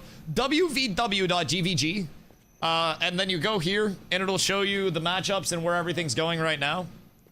And then from there, every Friday, bottom team moves down, top team moves up. So, Tombs will move up, which Tombs is Maguma. This is the actual, like, the Cloud OGs. So, Rawls will have to fight Maguma. We'll be moving down. Mosswood's gonna be stuck up here. Which, honestly, it kind of sucks that we don't get to fight Maguma and actually see what the Cloud is. Because week after that, we re-roll anyways. From there, we'll fight Luke Artis, and then Mooglu will move up, and it looks like these will be pretty evenly matched for us, just based on, like, Mooglu is very active. But just based on, like, the number of kills, based on what's going on, it seems like we might actually be able to get some good matchups against these. I would guess Mooglu probably the favorite early on because their activity score is super fucking high. But we'll see how we do with that. They'll probably get a lot of points just during the downtimes. But in terms of actually, like, fighting them, I think we'll be able to get some really good guild content out of it, which is, I think, what we need to start working towards, you know, next week and especially next month with wherever we end up in the rerolls. I think it's important that we start getting comfortable having our guild reps as a whole. Otherwise, we're gonna kind of fall out of it, you know. Not as bad as old Maguma, but it's still annoying. Yeah, I can imagine until you learn how to break it, it's a little bit weird. Because if they have enough members, like if they have enough people that are in, they can just kind of fill every bit of lost space. And if you're not catching and securing kills, then you get caught in this constant spot of trying to chase something that you can't really hit, which is interesting. Very interesting. Yo, Blaster, what up, brother? What's the Guild Wars 3 news? Been living under a rock. Hey, welcome back, Patrick Star. So, they have, since June, been dropping little tidbits of information in the form of different, like, blog posts on the Guild Wars 3 website. So, today they dropped another one of those that goes into a little bit about, like, seemingly the Veil Wardens and talking about the setup of the game, talks about our character a little bit, so I haven't gone too deep into detail with it. I actually planned to check it out long before now, but the World vs. World started popping off, and I immediately was just like, oh shit, I gotta get in for this. So now World vs. World's actually settled. We're gonna be going through the blog post in a second and kind of like taking notes on what I think is relatively important along the way, because the latest one, people have been saying if you read between the lines, you can actually find a lot of information. So I think we're gonna start with the most recent and then try to kind of fish backwards from there. I had to get my gathering done though. Oh wait, let me get out of here real quick and then go visit the volatile magic vendor. And then we hit this. So give me like 3 minutes and then we'll hit the most recent post. And honestly, I'm probably going to be reading this for a decent amount of time. I have an entire, like, evidence board planned out. So we're going to be going through, and anything that seems like it could be anything, I'm going to be adding it to the evidence board. And I want to be citing my sources as we go, so I can have the single greatest evidence board of what Guild Wars 3 may be in human existence. Hold on. Other than the point, tab 2. I see you, my goat, and I appreciate you. So, over here. Wait. This guy? No, that's the trading post. There's nobody there for me. Do I actually need to do the living world stuff? Oh no. It's mastery locked. Oh, okay, that's not the worst. That's not the worst. So we'll just need to do a tiny bit of that. Get the mastery set up. Let's see. I would need... Which mastery is it? What will I need to do for this? Which expansion? That's kind of what I'm wondering. Because living worlds would be tied to... Let's see. Story journal. Path of Fire, seemingly. So maybe we can find it. Masteries. I can't even view the POF masteries. All right, well, Snow. You notice the POF stuff? And TPU to the vendor on the open world map. Oh, is there one that I don't need to get the mastery for? Or will I need the mastery for all of them? Because seemingly I might be down bad for the time being. Which I don't mind having to get a mastery for. I just have to figure out exactly where I gotta go with it. So I'm not just constantly chasing. Shouldn't need the mastery. Okay, well now I have 10 minutes on my teleport anyways. So kind of down bad there, but that's okay. That's okay, Weeble. Oh.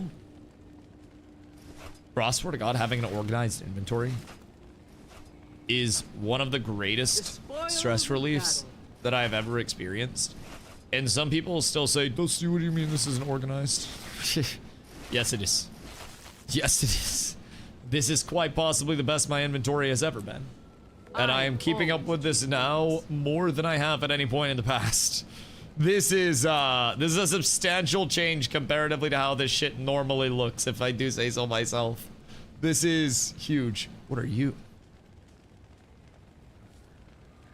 Oh, no, sir. No. Where are my rares? Use all those. Like it. Guys, you have to go to Darthmar for that guy then. How long of a haul we talking? Can I turtle up for this? And then exist on your turtle? Cause I think we gotta get to reading or I'm not gonna be done with this blog post stuff until like Guild Wars 3 is out. I feel as though you guys underestimate how deep down the rabbit hole I can get. Unless no, it takes 30 minutes of the store to get free in that map. Oh, that's fine. That's fine. Okay, we'll put that on the agenda then. We can do a little event around it where we get a few people out so we can knock it out for multiple people. Like the new post, got a good 6 words at the end. DustyWhy deserves your Twitch Prime sub. Did I get it? Because that would be fucking fire. If I'm being real. Say that in a sense, it is my favorite 6 words they've said about Guild Wars 3. Well, someday a developer will say that I am worth a Twitch Prime sub. Until that day, we keep grinding. What Guild Wars 3 news is there? They launched the game. They launched the game. I'm kidding, by the way. They did not launch the game. Is it just lore dump? I think lore dumps often have far more information than some would think right off rip. Why did you just die so sexually? Grenades, thank you for the 80-day dog. I appreciate that. I appreciate that. I'm gonna get the fuck out of here, bro. It's freaky as hell up in this bitch. I'm going away. Anyways, with lore dumps, a lot of the time, especially things that are coming from the developers themselves, you can frequently find a lot of ties to what systems will be based on the lore of the game. If the lore says something about the player will cover, you know, vast raids and dungeons or uncover boss fights or some bullshit like that, you can discern that something will be heavily instanced versus discerning that it's going to be an open world game with a dynamic map talking about how lore such as player driven strife could impact things. And I haven't read through this yet, so I'm not exactly saying that there is anything like that in this, but I think people very frequently look at what developers are saying and miss things that can be pretty much spelled out. And we have done that ourselves multiple times. And I feel like with everything that is worth putting out news-wise, they're putting news out for a reason. And I don't think there's absolutely nothing of value in this coming out. Even just from a world structure, what you're going to be fighting, who you're going to be fighting, whatever it may be. So, was there actually, you're not the chosen one? Well, no, that's LeBron. What if LeBron comes in place? Would they then have to admit that he was indeed the chosen one? Because that, my friends, that could be absolute fucking heat. Anyways, moving forward. Oh, I hate that this is just slightly, like, pushed into my camera. Oh, that is the worst. Oh, gosh dang it. Can we get slightly wider margins? I'm gonna spark one up. We may have diagrams and study after Dusty breaks this down. You will. Yes, there will be homework. We will be taking notes. Oh, you fucking know it, baby. When we go into something, we go into it deep. And since I can't do that with my PNR, I do that mentally with every little bit of educational material that may come out. So with that being said, boys, let's get a little bit active up in this bitch. So, this just came out, I think yesterday. But I missed it yesterday and didn't see the Twitter post until today. While I was in my pre-stream routine. Because nobody told me this came out yesterday for whatever reason. So, I didn't get to it there. Your 3 needs to be red. I didn't switch to red at the time. We'll work on it. I'm open to feedback. I'll probably have to draw a dragon at some point too. But within this, we get a glimpse from the narrative lead of Guild Wars 3 on what Tyria may look like, what we may be running into, and honestly, I haven't read much of it, but I'm just kind of looking to the first sentence trying to bullshit you guys for a little bit of an intro. So, Keep up the good work, guard. for those that haven't popped over to the Guild Wars 3 website, make sure that you do. Make sure that you check out the setting of Guild Wars 3 Stepping into Ancient Order, as well as their Guild Wars philosophy. This talks about what their development is going to include and what the game will include, including no subscription fees. It'll be a buy to play, no sub fee at all, no pay to win, a big emphasis on respecting your time and investment, which is, I think, kind of a core pillar of Guild Wars in general. Innovating and evolving the genre, which this has, you know, a good bit of information about where they want to bring the genre, where they want to bring Guild Wars 3, but it's also very, very vague. And that's something that is said from Colin. So it is a vague description of it. This was also all in a dev stream, but a little bit of a look into what they are cooking up on the back end and the infrastructural stuff that we're going to be participating in. So with that being said, yesterday's update is the Veil Wardens of the Orion Golden Age. The oldest guild in Or is on the brink of ruin. Will you raise their banner? And I have to scroll down slightly because the margins on these are absolutely cooked. Greetings, Tyrians. He's Aaron, narrative lead on Guild Wars 3 with a curious question for you. What do you suppose Tyria might look like without the rampaging Elder Dragons? After almost 14 years of Guild Wars 2, that might be difficult to picture, but the annals of Tyrian history offer some glimpses of what a world might be like, and few of those glimpses are as striking as the Orion Golden Age. We're gonna freak you up in this bitch. We're going deep in Tyrian history here, chat. In this mythic era, the Elder Dragon's slumber is at its deepest point in their long cycle. Their endless hunger for the magic flowing through Tyria silent and still. A season of radiance is spreading throughout the world, but nowhere as vividly as Or, where magic flowed so richly and abundantly that it drew the human gods from the mist to Tyria. A place where magic itself, unbothered by its great predators and free to do as it willed, bloomed into its freest and grandest expression. A wondrous ecosystem of magical spirits unique to this period of Tyrian history known as the Veil. So I think this is honestly our first large thing to note. I don't know how this is going to tie in, but unbothered by its predators and free to do as it willed, it bloomed into its freest and grandest expression. A wondrous ecosystem of magical spirits unique to this period of Tyrian history known as the Veil. So they've talked about how exploring and getting skills unlocked through exploration and discovery is going to be brought back in. in some capacity. And that was a thing with Guild Wars 1, which I didn't experience it with Guild Wars 1.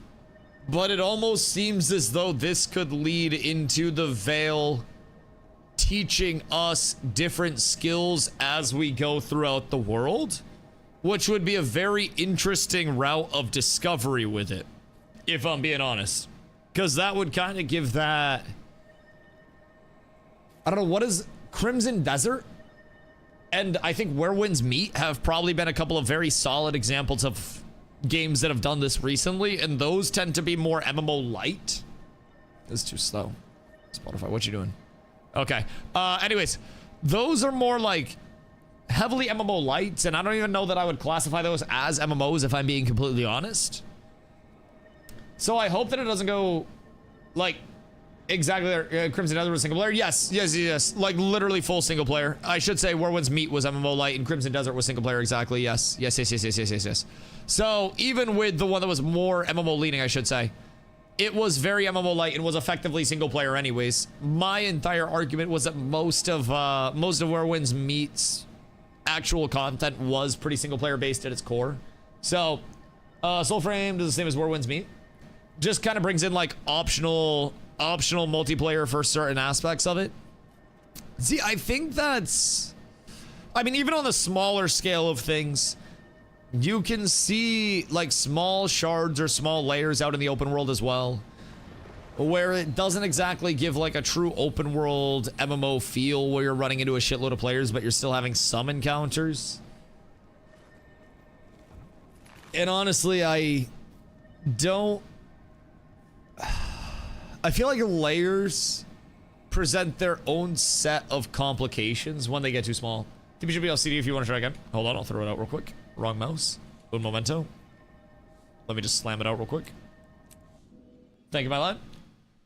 Multiplayer DLC could be interesting, but even then, I feel like where we're at with a lot of these MMO lights and a lot of the games that are trying to be multiplayer adjacent. Rally proficient. Oh, we're up to metas. So I just need to come here for it. Word. Let me grab the waypoint real quick. But a lot of the games that are trying to be MMO adjacent or even like multiplayer right now, I feel like single player with multiplayer aspects versus MMO light feel effectively no different. And it even breaks down to shit like, you know, independent games such as Forever. When you're looking at that, it's effectively a single player game, even though you have other players in the town hubs, in the open worlds. It's almost similar to like Guild Wars 1 CORPG feel with a little bit more of an open world presence of players.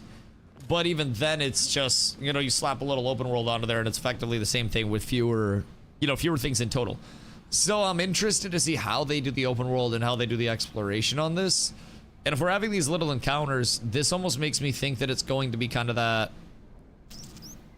Again, they've already talked about how they're going to be so big on exploration, but having different encounters in different areas, and if those aren't randomized at all, with structures that resemble that, I worry very quickly that everything becomes less of a go out and explore and discover things, and more of a, you know, go directly here, encounter this person, then go here and encounter this person, then go here and encounter this person, and you have all the abilities that you actually need for this build, and then nobody ever goes out to encounter other things on their own or explore or discover, have aha moments. And I feel like static exploration with as many players as Guild Wars 3 is probably going to pull in. If we're encountering Veil and we're unlocking different forms of perhaps progression from them in any way, shape, or form, that could be interesting. But I don't want to get too caught on this. In Guild Wars 3, players take out the banner of the Veil Wardens, protectors of this panoply of majestic spirits and the magical wilds of Ore they inhabit. Years before the gift of magic would be given to the mortal species of Tyria, the Veil Wardens, sanctioned by the human gods in support of their charge, are renowned in this period for their artificing and mastery of signets, small gems containing fixed expressions of magic. Equipped with this power and sharpened by their close bonds with the spirits of the Veil, the Order finds itself teetering over the brink of ruin at Guild Wars 3's start, struggling to keep a foothold in a world that is rapidly changing and irrevocably changing.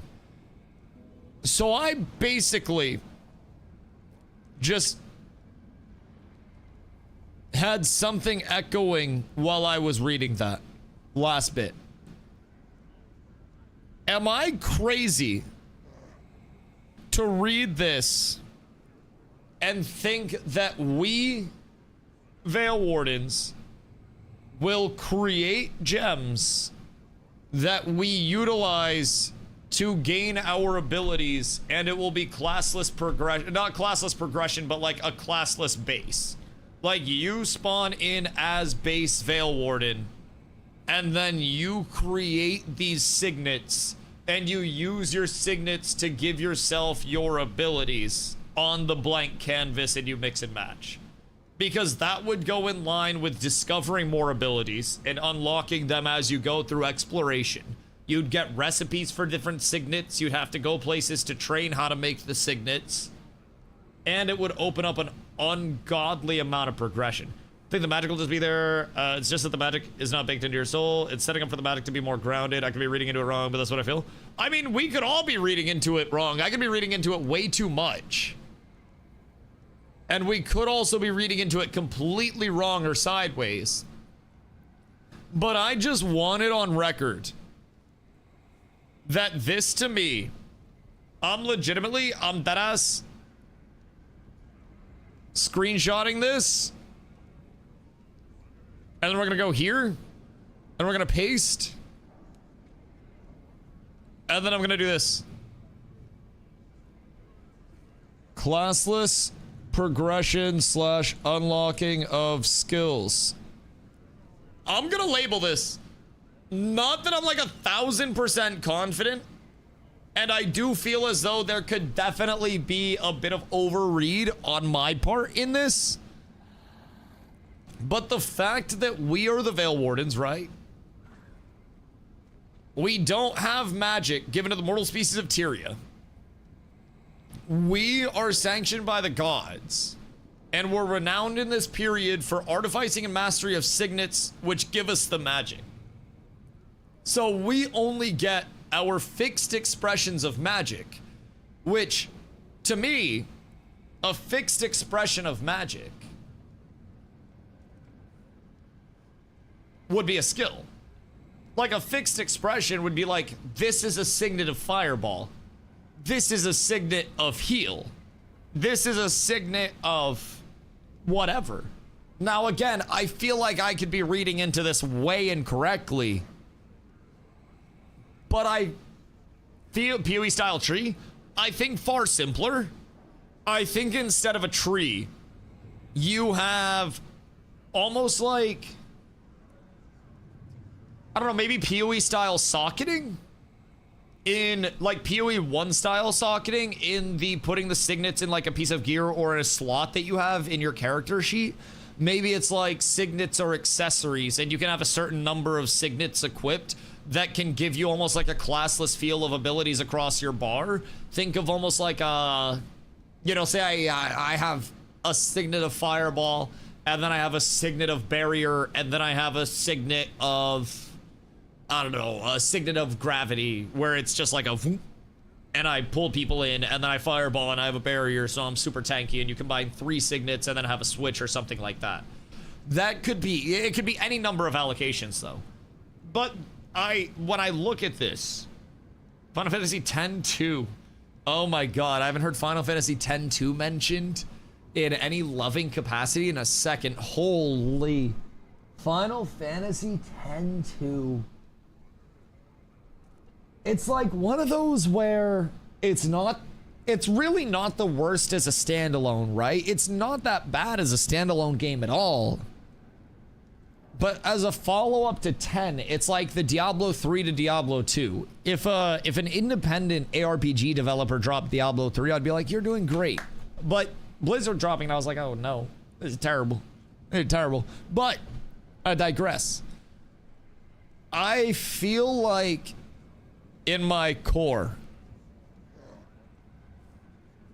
classes and restricting how people can play would go a little bit against this.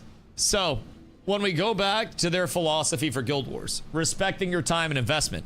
Respecting players' time has always been a core part of Guild Wars, and that's more important today than ever before. One of the most common perceptions about the MMO genre is that the game requires massive time investment to play.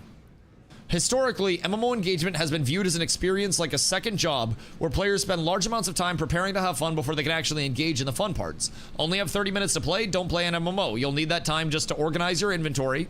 Ironic. Figure out what content you're going to play, get your character set up, and oh no, time's up and you haven't even begun the gameplay yet. Players today have more choices than ever, and so many modern game experiences allow players to quickly and meaningfully get a return on their time investment in the game without significant barriers or preparing to have fun.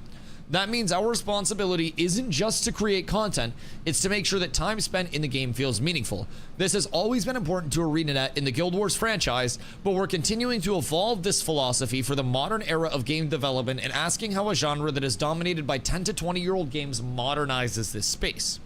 We want you to feel good about the time you invest, whether you're playing every day, only have an hour or two every week, or coming back after a long break from the game. For our existing fans, we've already announced that there will be a new Hall of Monuments that connects your Guild Wars 2 account to your Guild Wars 3 account and provides a wide array of awards, Jesus Christ, as our means of saying thank you and showing we respect the time and investment you've already made in the franchise. We'll talk more in detail about how Guild Wars 3 game and content systems are evolving to create a new take on the MMO that respects players' time and investment. So, if we look at respecting the time and investment, and respecting that even more than Guild Wars 2 does, and continuing to evolve that, how could you possibly respect it more? Well, less time spent sorting your inventory, figuring out exactly what content you want to play, or having to get characters set up, different classes, different specializations, different builds, to actually play. They give us a little bit of a breadcrumb with that, I feel like. And their evolution could very well lean into classless prog, so that way, if we need something that's a healer, we don't need to have one of 3 classes for our healer. They just have the ability to switch their signets and make a new build off of their signets. And you have a classless prog that's entirely built around respecting the player's time through the acquisition of signets, which you find in the open world from the Veil, and we collect those along the way. Could be way off. Again, could be way off. But they specifically talk about how we're protecting the Veil. The Veil are magical as fuck. And we have signets that are fixed expressions of magic. And again, does fixed expression of magic mean spell? Signet equals spell gem. That's kind of what I'm curious about. Surely you're collecting skills like Guild Wars 1. Well, they already mentioned that they would be bringing back skill collection in one of the updates around it. So, setting a Guild Wars 3, I believe it was this one, or maybe not. Our commitment to Tyria, or but before, let's see. Control F skill. Control F skill. Where did they mention it before? They mentioned it somewhere about the skill collection. Confused, just got back what I missed. So basically, this is an article that came out yesterday that is giving us a glimpse from the narrative lead on Guild Wars 3 into some of the setting of Guild Wars 3, into some of the lore and what comprises the world. The thing is, I think there are breadcrumbs from the lore of the world and our actual gameplay as characters within that lore, because our characters have to conform to the lore of the world to actually function canonically. So if they say that we are powered by signets that give us fixed expressions of magic, then that means that we're going to see some form of signets giving us fixed expressions of magic, and it's on us to interpret what that actually means beforehand. So, what I'm immediately thinking from that is classless progression. So to take you through it, once again, actually, I'm gonna grab a hoodie and then we're gonna restart knowing what we know now, because I'm cool. One sec.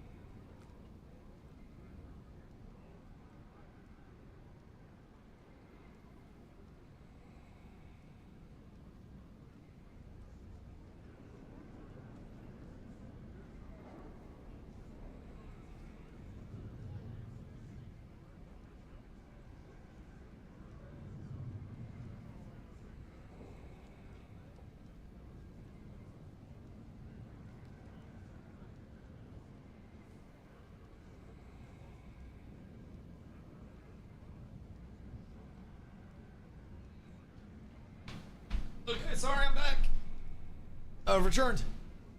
I got a Dr. Pepper as well. Nice. Room temp. Dr. Peppy. Okay. So, for those that are just joining, we shall recap where we've gone so far. Greetings, Tyrians.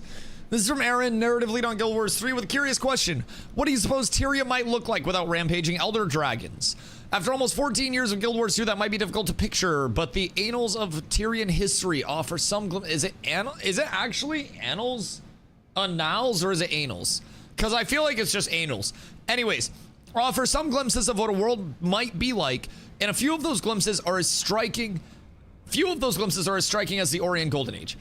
In this mythic era, the Elder Dragon slumber is at its deepest point in their long cycle. Their endless hunger for the magic flowing through Tyria silent and still. A season of radiance is spreading throughout the world, but nowhere as vividly as Or, where magic flowed so richly and abundantly that it drew the human gods from the mist to Tyria, a place where magic itself, unbothered by its great predators and free to do as willed, bloomed into its freest and grandest expression. A wondrous ecosystem of magical spirits unique to this period of history, known as the Vale. So basically, they were brought to Or, where the Vale were present. So off of this, we're going to evolve this. We're going to go a little bit deeper.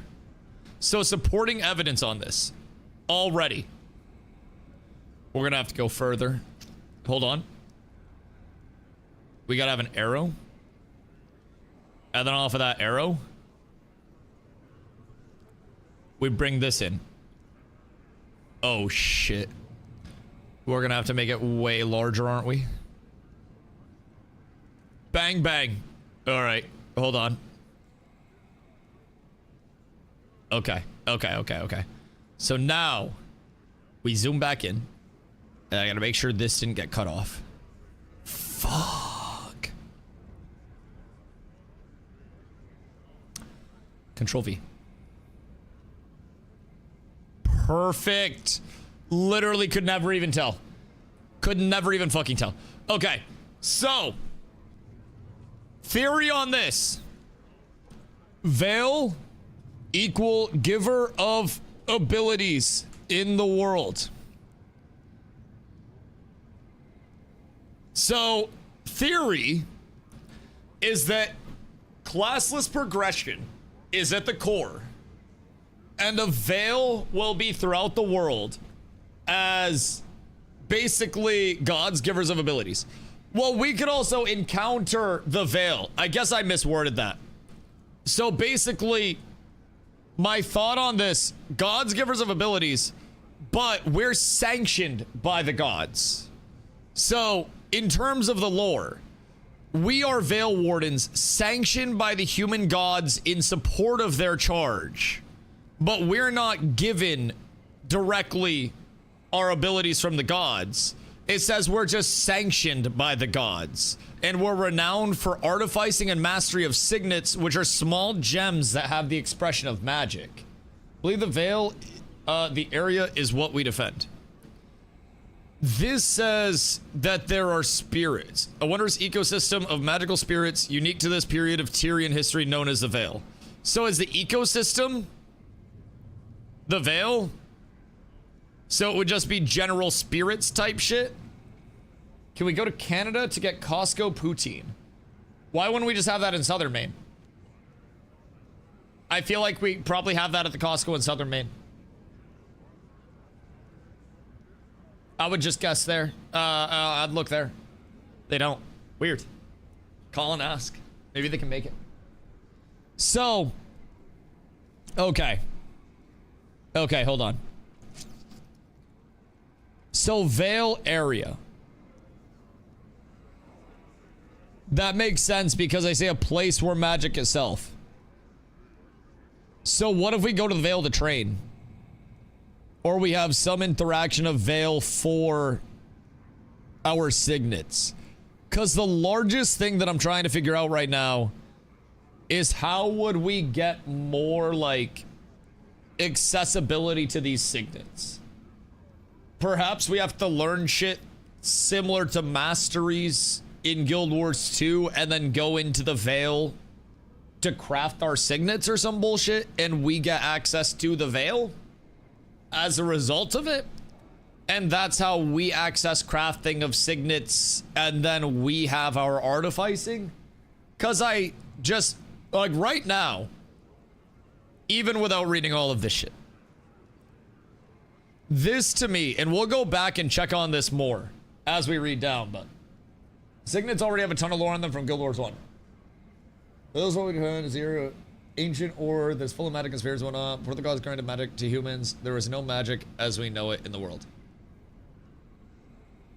And that was through signets, right?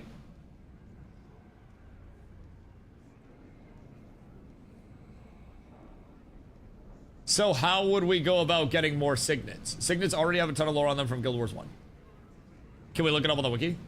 Hold on. Signets, Guild Wars 1. Signet. That's the ability.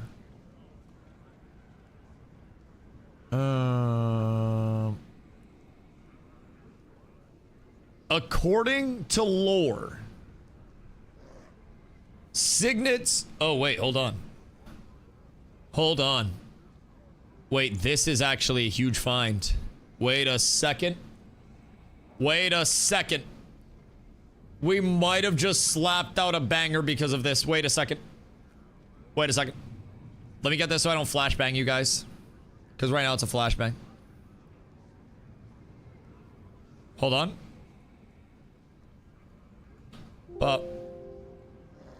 Okay, hold on. Let me take this out. And then we'll do this.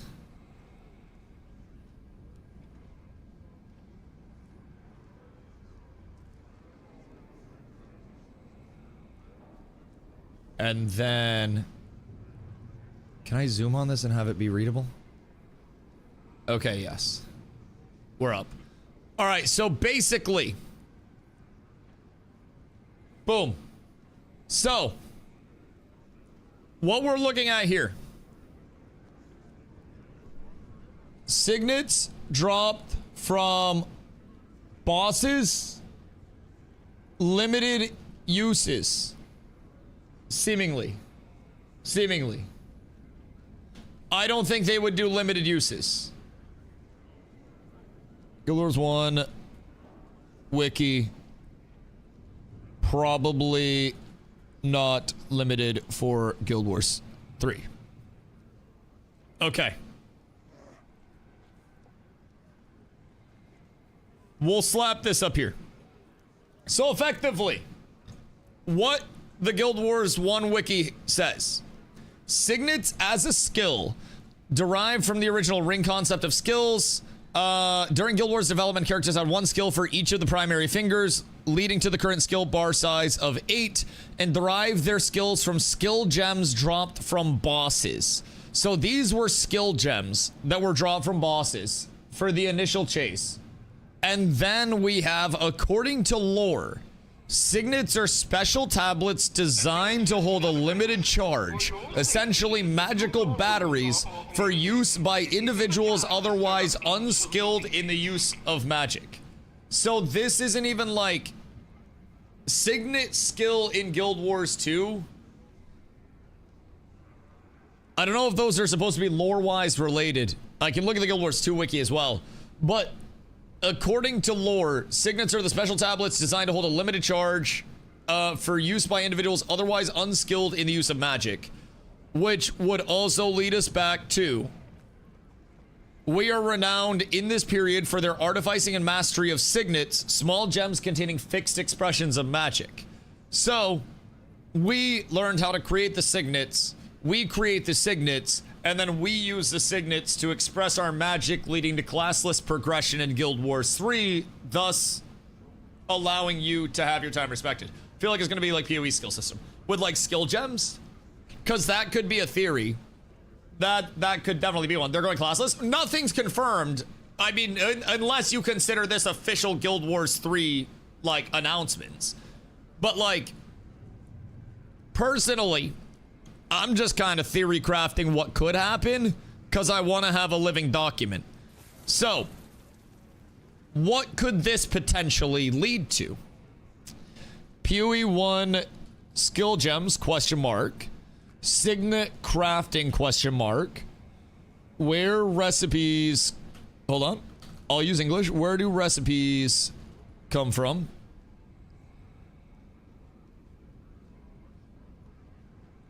How many signets are active? BOP/BOE. And what are all of the answers to these questions? Because this, again, all theory crafting. But immediately off of this, this isn't exact. This is also reading very deep. Keep in mind, this is tinfoil hat type shit. This is nowhere near official, nor is this ever going to be anywhere near official. This is just reading into the systems that currently exist and the information that they've given us. So, off of this, we also have... Sorry. My bad. Forgot I had that tab up. You guys just got fucking blinded. I am so sorry. I scared myself with that, bro. I thought I was back on the Guild Wars 3 tab. That's my bad, y'all. Ah, shit. That probably hurt. So, Guild Wars philosophy. Flashbang. Flash out. So, a big thing is with Guild Wars 3, respecting your time investment, right? So, Guild Wars 3 philosophy.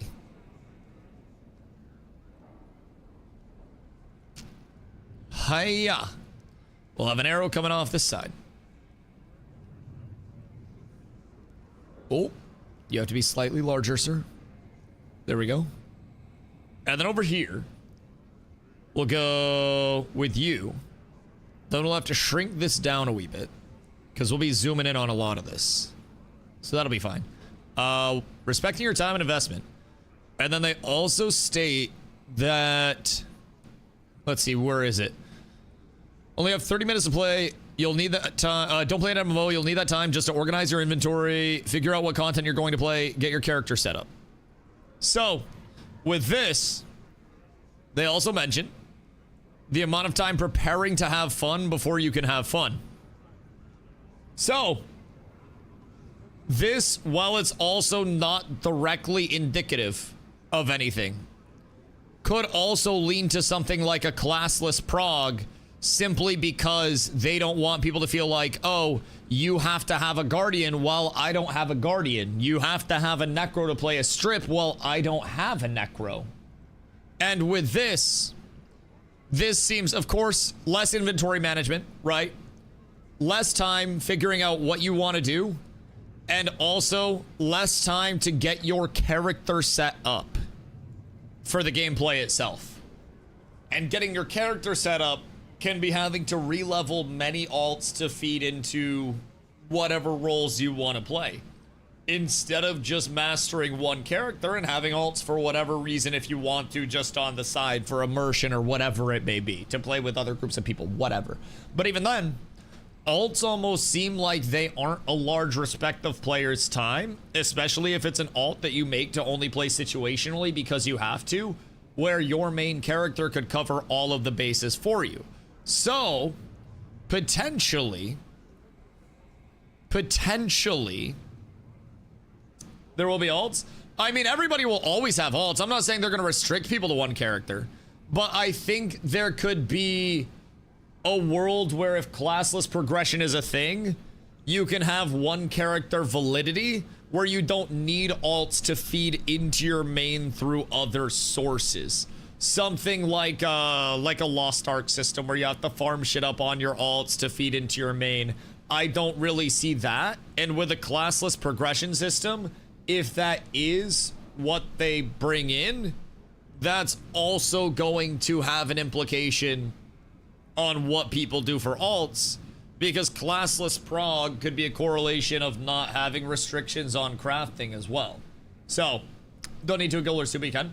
Yeah, you don't need to at all. So, I think that with alts, I mean, they're probably, again, going to with your crafting? Yeah, very heavily. I think they're going to continue to try to not necessarily diminish the reward, but diminish the feeling of like you need to have an alt for this, that, or the other. And if you want to have an alt, you can.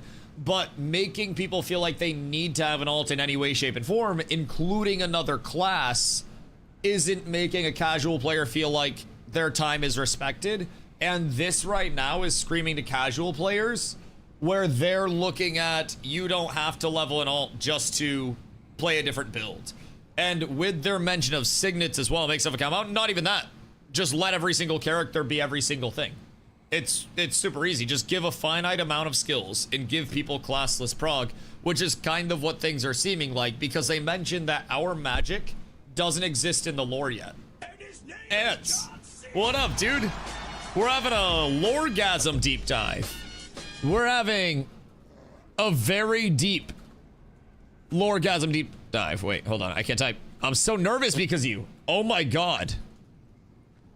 I'm so nervous. Raiders, welcome in. If you guys haven't been here before, I appreciate you guys being here. We are looking at not even necessarily a lore deep dive, but basically what we're doing is with Guild Wars 3, they have dropped a few articles on the Guild Wars 3 website. One of them is their development philosophy. One of them is a setting of Guild Wars 3, and the most recent came out yesterday, which is basically a look into the world structure from the narrative lead. Ants on ads. Chat, save ants! Save ants. Might be weapon-based. Shit, we don't really know. So, what it's looking like, and I think the most popular theory that I like right now is likely to be similar to PoE skill gems. So, the way that they describe it, right? In Guild Wars 3, players take up the banner of the Veil Wardens, the protectors of this panoply of majestic spirits in the magical wilds of Or they inhabit. Years before the gift of magic would be given to the mortal species of Tyria, the Veil Wardens, us, sanctioned by the human gods in support of their charge, are renowned for their artificing and mastery of signets, small gems containing expressions of magic. And then according to the Guild Wars 1 wiki, signets are special tablets designed to hold a limited charge, essentially magical batteries, for use by individuals otherwise unskilled in the use of magic.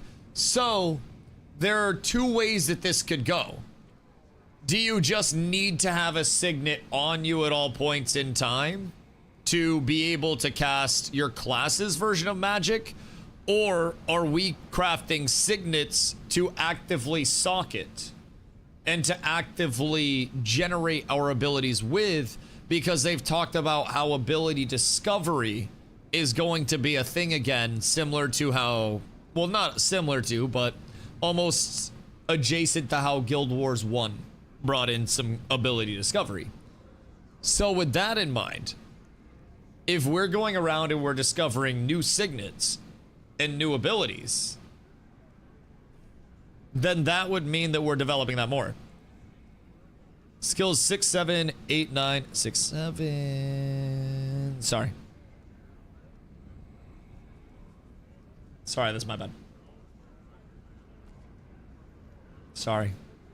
That's incredibly on me.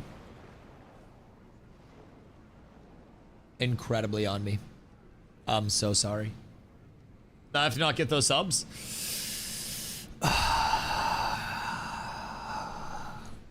Sorry. That wasn't me. Anyways.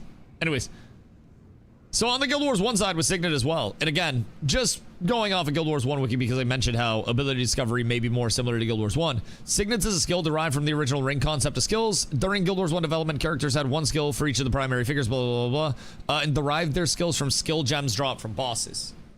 So, with the skill gems being dropped from bosses in Guild Wars 1, and the developers telling us that we will be discovering skills not similar to Guild Wars 2, but similar to Guild Wars 1, that would imply that it's not just going to be, here are your signet skills that you're given off rip.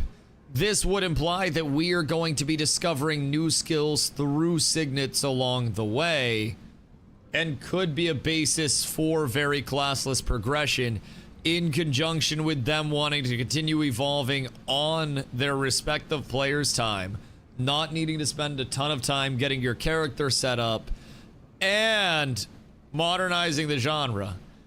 It doesn't seem entirely crazy, but again, we're extrapolating on a little bit of information along the way. Speculating on Guild Wars 3, entirely speculative. Entirely speculative. Because their entire thing right now is a guild is made up of classes. That's your opinion on things, but that's literally not mentioned anywhere. But go off, King. Hoopsie! Thank you, my goat. I appreciate you. You're a legend. I don't think anywhere it's stated that a guild is specifically made up of classes. We are Veil Wardens within the lore who are given signets from the human gods who have come into Or as a result of, like, the magic. So we don't have access to that. Hoofsay! I appreciate you, brother. Thank you, thank you, thank you, thank you. The 10 is crazy. The 10 is wild. I appreciate you, big dog. Thank you, thank you, thank you, thank you, thank you. In the end, there ends up being classes. The end of what? Because classes can also be determined by the abilities that you choose to equip. And with classless progression, you can make your own class based on your choice of combinations. Which, again, I don't think is far out at all with Guild Wars' entire structure. Guild Wars' roughest shit right now with Guild Wars 2 is, number 1, inventory management. And number 2, for new players, you can't really figure out what you want to play because you might have to level multiple alts if you want to explore a little bit. Oh my god, the hype train. Oh my goodness gracious. Wait, we're on tremendous. Boys, check your primers. So, the evolution of the MMO genre, I think certain games have done this quite well, where you give players the option to mix and match something on a blank canvas and create their classes and create their builds from scratch. So yes, you still have classes, but I think with a respect of players' time, not having to spend all of your time getting everything set up,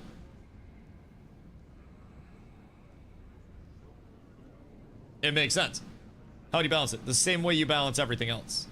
Multiple games have done it successfully. What do you mean? Grenade! Thank you for 5, brother. You just balance abilities as they are, and any unforeseen interactions can be dealt with. You just balance it as you would with every other class.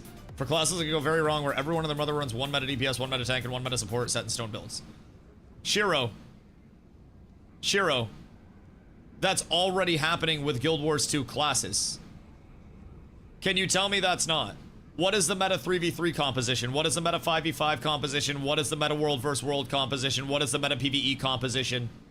Why are there meta-defined roles and why are there things that do that the best? That's going to happen regardless because people will figure out exactly what the best is, and that's what balance is for. So you're never going to prevent metas from existing in your game, whether you go class, classless, anything else.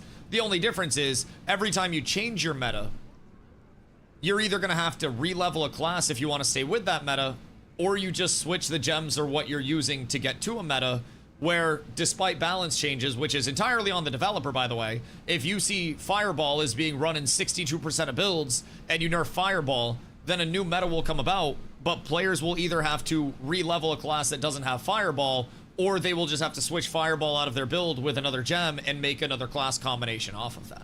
So, again, I'm not saying I'm right or anything, but nothing prevents metas. It just doesn't happen. There are metas in Guild Wars 2 right now. Everything has metas, especially when you look at it from a PvP standpoint. And PvE especially, speedrunning has metas for a reason. You don't avoid it. That's just multiplayer gaming. Balancing skill gems that everybody has access to or weapons that everybody has access to is the same thing as balancing classes. Realistically, they already have independent weapon abilities in Guild Wars 2. So it'd be the same thing as balancing those independent weapon abilities and independent classes, except you're just balancing different combinations of things along the way, so you get to see what outliers are. So I think that's a big thing. Everything in life has a meta. There'll always be a best way to do something. There's a meta to framing house. Oh yeah. And the thing is, like, when we are in a video game, the meta is dependent on, yes, us figuring out what is efficient, what's optimal for the scenario, but there's also a different NA meta than a different EU meta. And that's not because they're playing on a different, you know, a different set of a balance rule or anything like that. It's a combination of how people take the balance, how they implement it, their play style, and then if the developers see something that is in the meta that they don't like, then they change it. Again, if too many Untamed are being run in a role they don't want it to, they may nerf the Untamed. If there's too much healing going out, they may nerf healing from a certain source. If there's not enough healing going out, they may buff healing from a certain source and not from others. And that's the same thing that would happen if they had a classless prog. They would just see all of the individual outliers and skill gems and stuff, and it just functioned the same exact way. I think metas are unpreventable, and I think at least with something that brings in a lot of variance, I mean, even think about, even though there are metas in Guild Wars 2, you do still have some changes. You know, you can run a Firebrand or a Lumi. Within the Firebrand or the Lumi, there are a couple different builds that you can run along that, right? But what if you could slap on Stand Your Ground while also bringing in the invuln from a Troob, while also bringing in something else, and you can have all of these different mixes and matches where if your group needs something in particular because of a playstyle differential, because of a choice of composition, if they choose to have one person more pure heals and one person more of a mix of heals and support, then you can do that. Why lose class fantasy? Why keep it?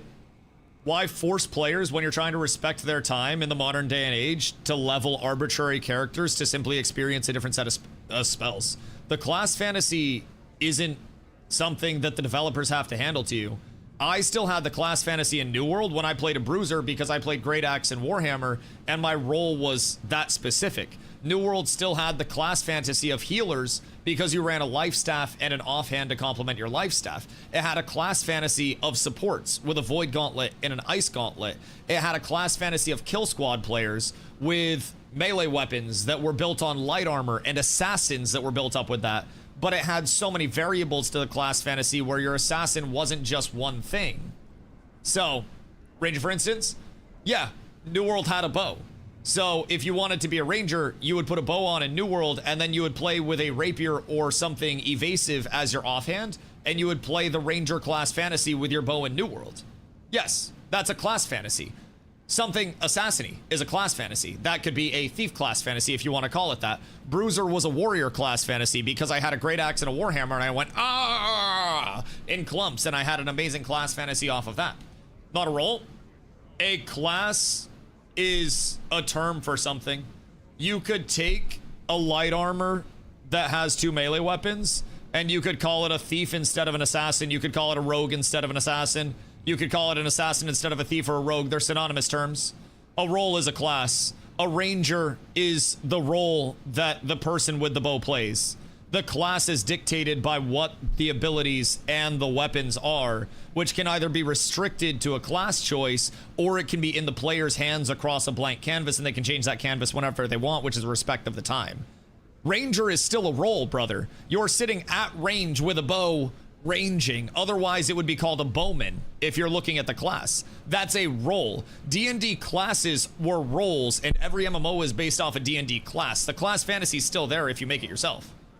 I mean, the fantasy part. What about the fantasy part? Brother, you're making your own class. It's still a fantasy. If you want to be a ranger, you could just make a ranger class, even if it's classless progression, because you just select all ranger stuff.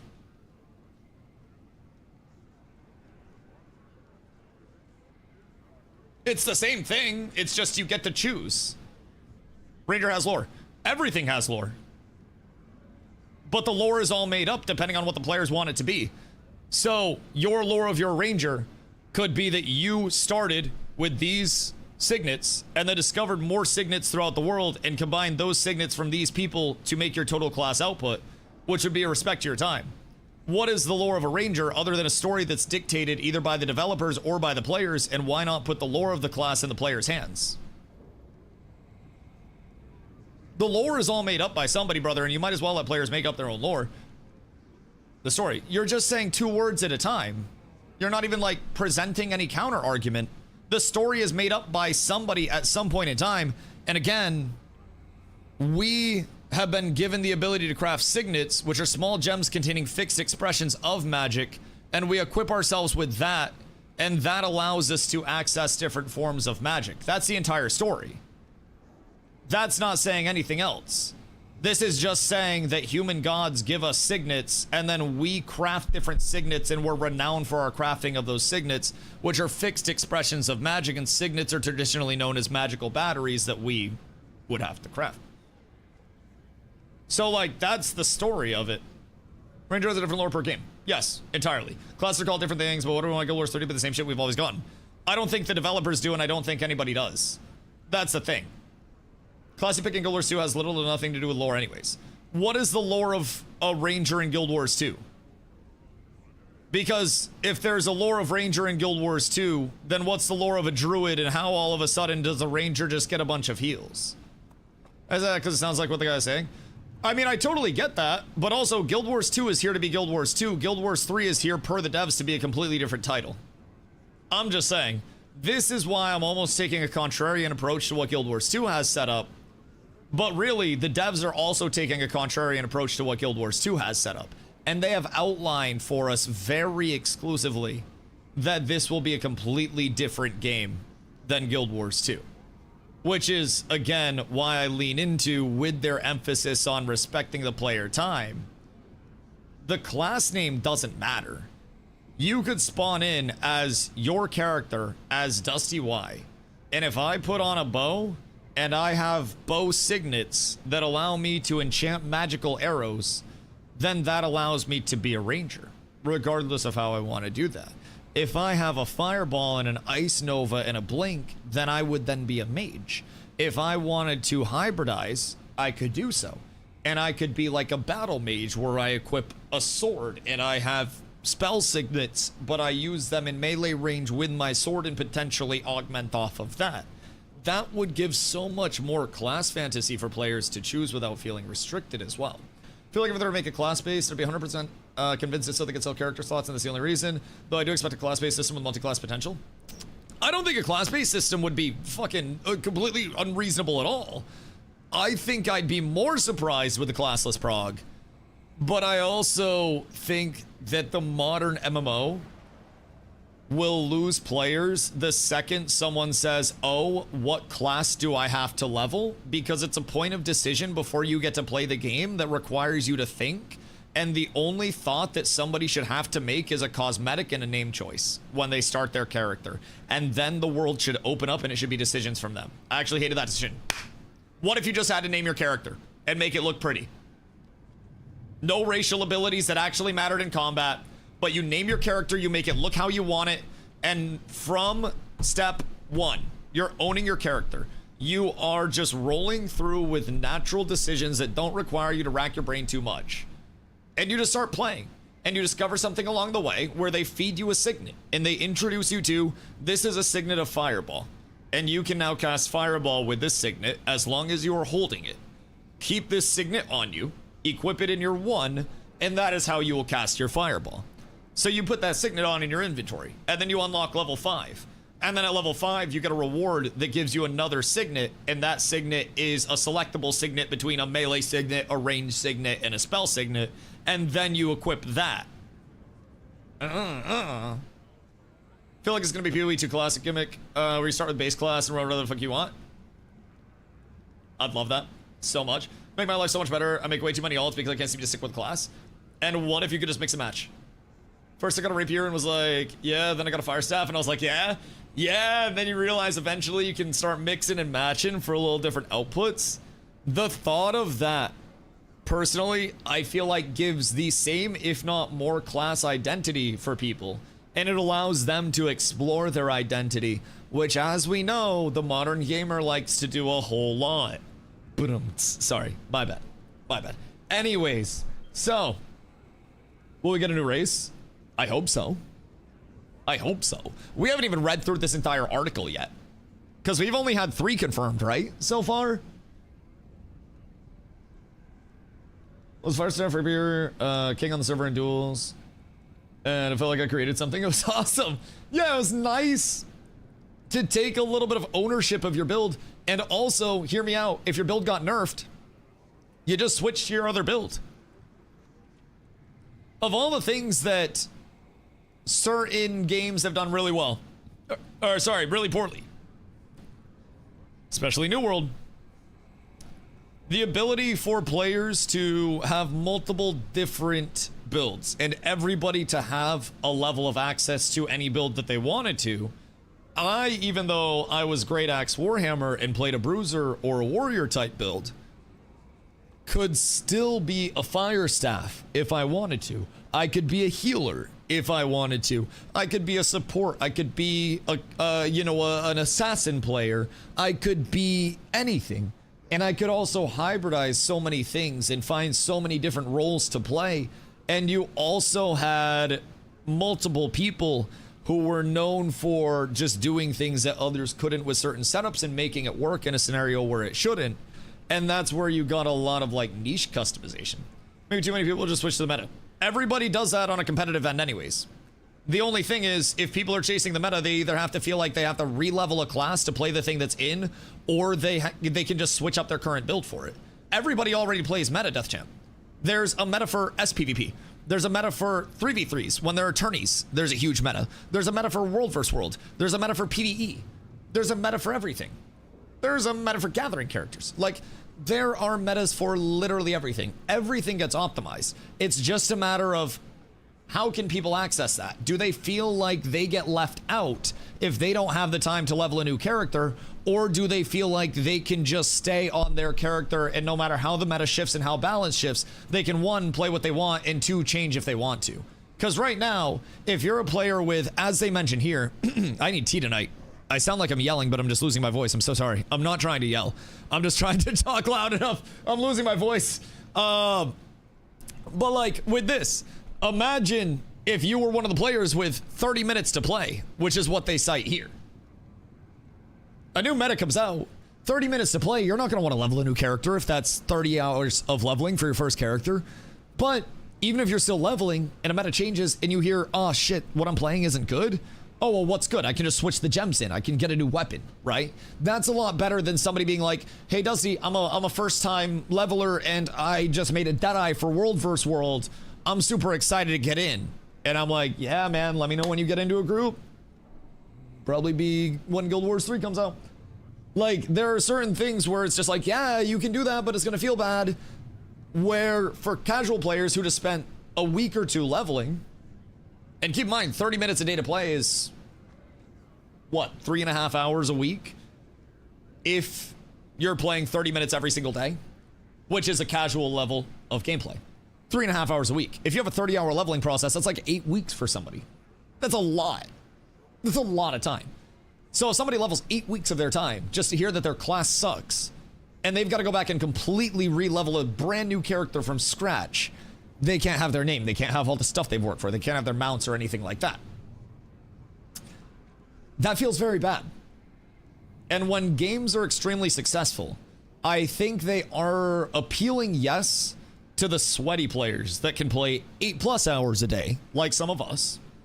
But they're also appealing extremely heavily to the 30-minute-a-day players that you can get in mass, especially with something that's launching on console. I think the ability for someone to boot up the game, play it a little bit how they want to, not feel like they are making a wrong decision, not feel like they are, you know, having FOMO of, oh shit, I should have leveled this instead. I see somebody popping off on an elementalist. Well, I either have to spend money to buy a boost or I have to spend time to level a new alt. Either way, that's a pain point, especially for casual players, that a lot of modern players, some will, but a lot won't.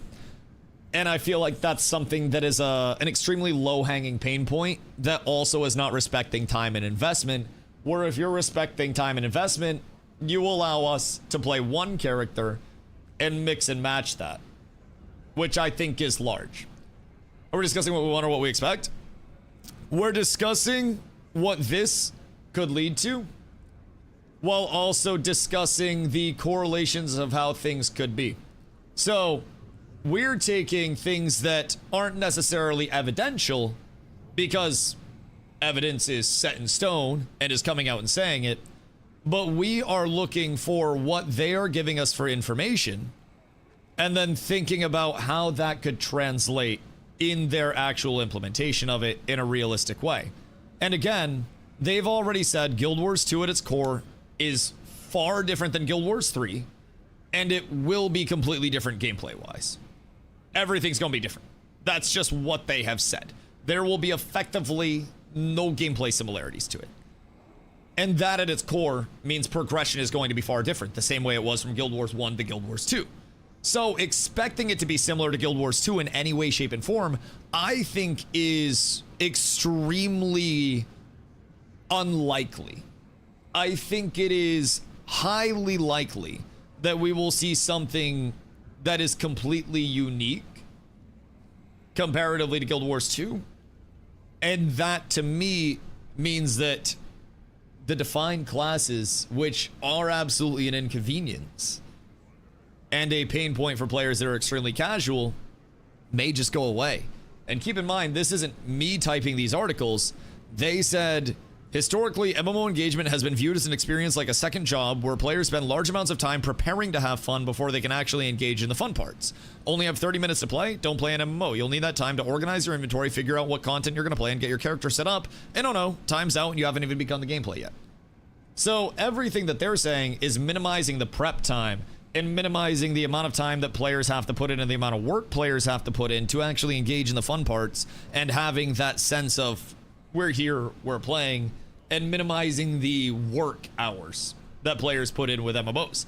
And I think a lot of players understand when you say work hours in your MMO, what that is. For WoW players, it can be work M pluses, where people don't want to do those mythic pluses to push up and they just want to push up higher. For people in Guild Wars 2, it may be work map completions or a work alt, so you can buy more of an account consumable, or you can actually have this thing to fill this role because your main doesn't fill that role, even though you want to play your main, but your main's not in the meta, so you can't get away with that. There's, I think, a lot with MMOs that, as they're saying here, feels like work. And again, just in their intro, one of the most common perceptions about the MMO genre is that the games require massive time investments to play. So everything that we have here is indicating that they may want to go away from that level of time investment just to play, which, what part of the MMO is typically regarded as the time investment before you get to play? The tedious leveling of alts that you don't want to level because you just want to play the end game. I'm taking it at face value, and the fact that I'm excited about it is nice, but happened when WoW had a lot of dailies. There's so much, I think, that is, like, tedious that we can think back on. And obviously, like, this sounds great to me and it sounds cool. I'm not going to be butthurt if it doesn't happen and we have classes. I have fucking 24 hours a day to play video games, you know what I mean? I have infinite amount of time to play video games. I don't mind if I have to level. But the way that they're pointing this makes it seem as though classless prog is a thing. And hear me out, from a selfish standpoint, if I want to be better at an MMO, I selfishly, as a streamer, would want the MMO to be as grindy as possible so normal people with jobs couldn't keep up with me, and I have an inherent advantage because of that. That's what I'd be cheering for, because then I shit on the normies because I play 4 times more than they do on a daily basis. That's what a streamer would say. I'm just being honest with you, I'm not going to sugarcoat it. I would have an advantage. This is disadvantageous for me if I think it's classless prog. Just for perspective. If the game is hard and there's exclusive endgame content that I get to first because I play more, I make money. Because people will watch. Simple algorithm. I would cheer for something that is incredibly grindy like fucking mad. You know what I mean? Granted, I also don't cheer for that in games all the time, because that's not extremely healthy for the player base. Older than like second job at home? Oh yeah. Or first job. Yeah, it's dude, it's a grind. And there's a reason I don't cheer for that, because most players would not play that shit. They would not. That would be an incredibly unsuccessful game where players that are casual will get alienated from the systems, and players that make it past a certain amount will feel like they've got everything, and there will be a large disconnect between the two. So maybe the mastery and skill unlock grind in Guild Wars 2. They very well could. They very well could, but we're also seemingly not just like innately having the accessibility to magic that we do in Guild Wars 2 lore. So according to the lore and what they're setting up here, we don't have access to magic. So we are Veil Wardens, right? And nothing in terms of magic has been given to the mortal species of Tyria, but we're sanctioned by the gods to have access to exclusive magic along the way. But these are containing fixed expressions of magic. So again, that's kind of where I think that we're seeing the signets come in as, you know, the magic element of things. The magic we need: active, dodge, block, and parry. We'll still have magic. It'll just be through these small gems called signets. Now, again, are we going to see the signets being constant in the form of a class where it's like, oh, excuse me, you go in and you make your class and it's like, oh, here are your warrior signets, my good sir. And then you have your warrior signets for your abilities. Or, since they have specifically mentioned the discovering of abilities out in the open world, that we will be discovering more signets that give us access to further abilities. Now, technically, we are discovering more abilities in the open world through hero point challenges. But also, I think hero point challenges could be debated, but I don't necessarily think those are the most respectful of players' time. And I feel an indicator that the devs agree with this is circumnavigation of those hero point challenges through playing other modes, including World vs. World, just accumulating a currency and then being able to buy shit to get around doing those. They're tedious. And I don't know that I have heard many people. Now, there are guilds that do hero point challenges, so I can't say anyone. But I haven't heard many people that are like, hey, bro, let me fire up those hero point challenges. Let's fucking go. I don't think that's peak content for many people. Other than people who really like helping those that don't have it, which the reason people seek help on it is because it's tedious. So, again, I think back to the world exploration and the discovering of these signets.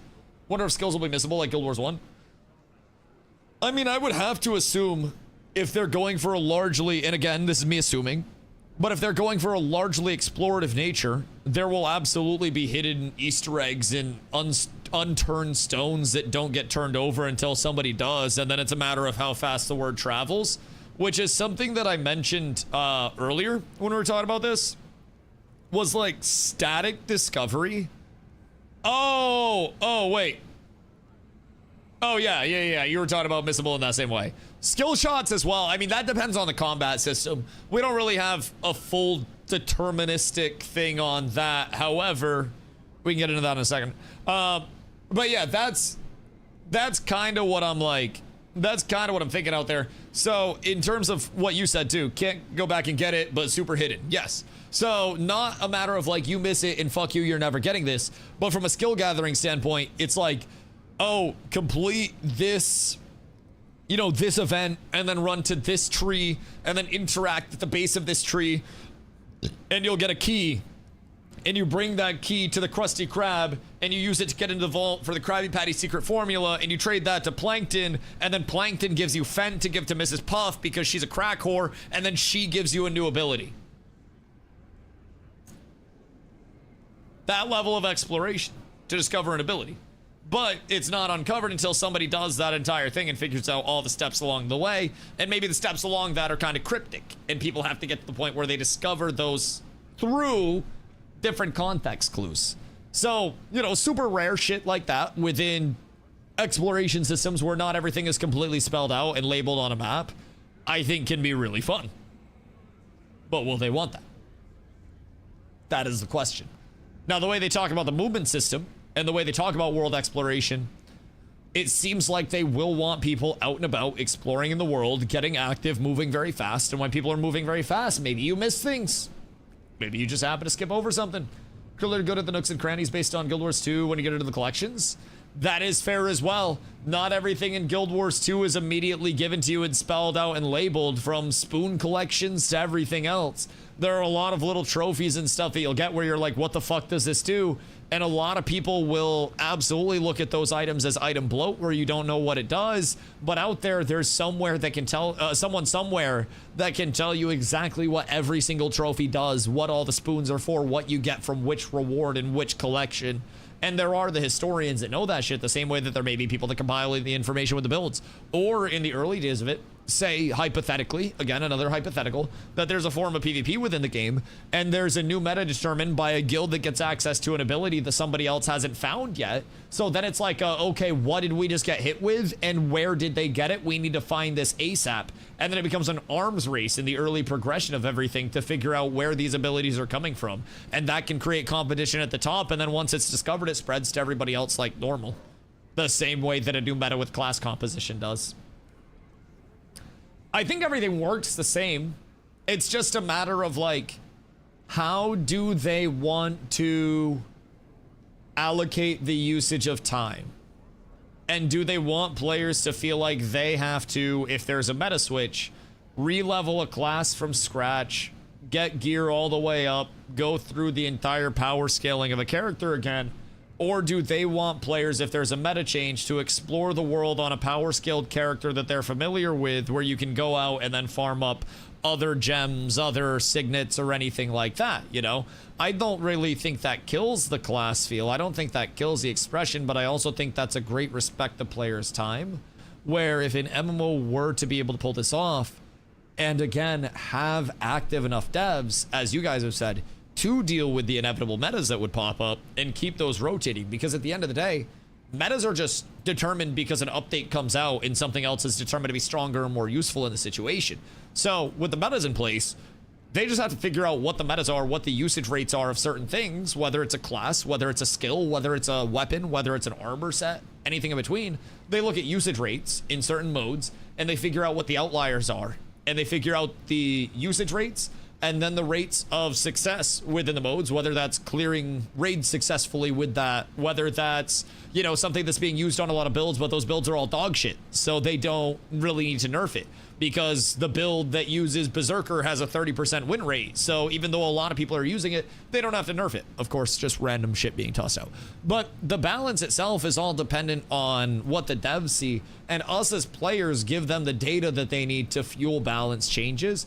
But even with that, whether it's classes, whether it's guns in a shooter, whether it's fucking overalls in NBA 2K, everything is always balance related, and that's always based on developers being quick to update that. So don't think they've ever been large on forced long leveling processes after the first character, which is pretty quick in both games. And then comes the question of, if they go classless, does that cut their monetization? Because at the end of the day, as much as I'd like to think that everything gaming-wise is always going to be virtuistic and, like, you know, for the players, they're a business, they have to make money. If they go classless, what do they sell to us? With no sub, with a pay-to-play, where does the quality of life come in? Gathering tools and shit, I'm sure. Salvaging and stuff like that. But with classes, like you've said, Puffed, they can sell character slots if they have a lot of classes, more classes than the baseline character slots. Race skins. That sounds so fucked up, just outside of the context of, like, knowing we're talking about MMOs. But, like, that'd be such a terrible route to go down. Moving on. But yes, they could throw out a lot of cosmetics and a lot of monetization. Yes. Nothing that'll get them in trouble, please. But yeah, they could throw very heavy cosmetics, and if their cosmetics are good and people feel as though they want to support the developers, that'll be a huge thing as well. So I think there's a lot that would be compromised, like, monetization-wise with it. And I could still see them going class prog. And I think it is definitely part of my personal bias, where I look at casual players, and one of the most common questions that I get from people who are looking to come in as a new player, they go, Dusty, what should I play? And some people come in and they just go, hey man, I don't know what to play, can you help? And some people come in and they go, hey Dusty, what's the guild need? Because that's another way of saying, I don't know what to play, help me decide. And guess what they get referred to typically the meta for what they're looking to do. So even with that, it shapes up with different metas. Now, if someone comes in and they say, Dusty, what does a guild need, you know, today versus Dusty, what does a guild need 6 months from now? Because of metas and because of how things change and evolve, it might be two different things. And somebody that came in today might 6 months down the road be like, oh shit, well, I didn't know we needed spell breakers. I really want to play a spell breaker, but now I have to level one and I don't have any boosts left. Oh no, I either have to buy a boost or spend time leveling a character, which at the end of the day is still going to be time spent, right? Where if at any point somebody says, oh wait, Dusty, we need spell breakers. Let me just change my build up. I'm a spell breaker now. I think that's huge for the respective player's time. And I feel like that cuts out hours and hours and hours per player of not only decision making and second guessing the class, but also hours of re-rolling. And when you extrapolate those hours across the entire community of would-be players of Guild Wars 3, reducing the decision making that can be overwhelming is very important, especially when you're looking at Guild Wars 2 pain points. Guild Wars 2 presents so many choices and so many ways that you can progress and so many things that you can do that for some players it's crippling. It's like overabundance, but they can't see through anything to actually make a choice. And that in itself, you can present too many options to somebody. So also character boost. Yeah. Character boost would be something that they would lose out on monetization wise. So like character slots, character boosts, they wouldn't be able to cash in on those nearly as heavily. Also, Leon, thank you for the hydrate, brother. Hiya.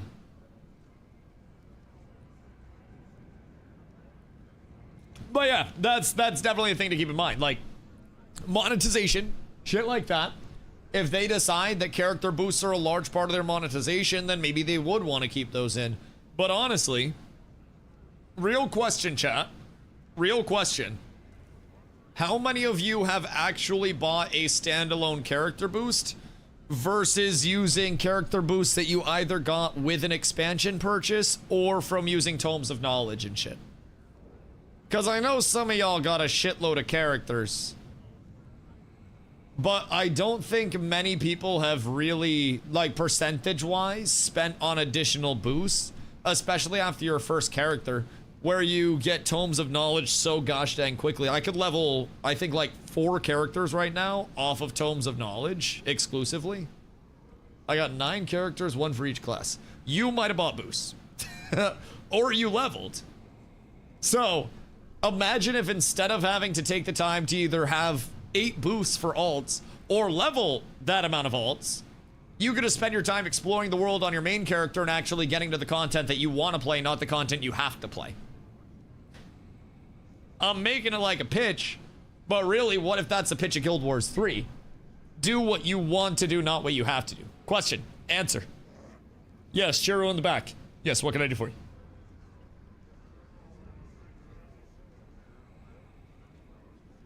Level my spellbreaker with my Tomes of Knowledge? Yeah. I could level, I have 5 boosts in my inventory right now. And then I also have like a stack and a half of Tomes of Knowledge, which is almost 500. Do you get a boost with the character slot you buy or no? Or sorry, almost like 400 or something like that.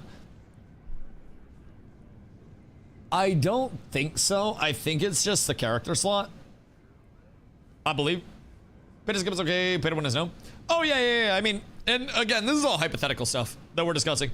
And again, I think, to a certain extent, I think pay to skip can still be interpreted as pay to win. But regardless of that, I think when they're talking about, because Pizza, keep in mind, a big thing, also WoW token needed, there's no sub.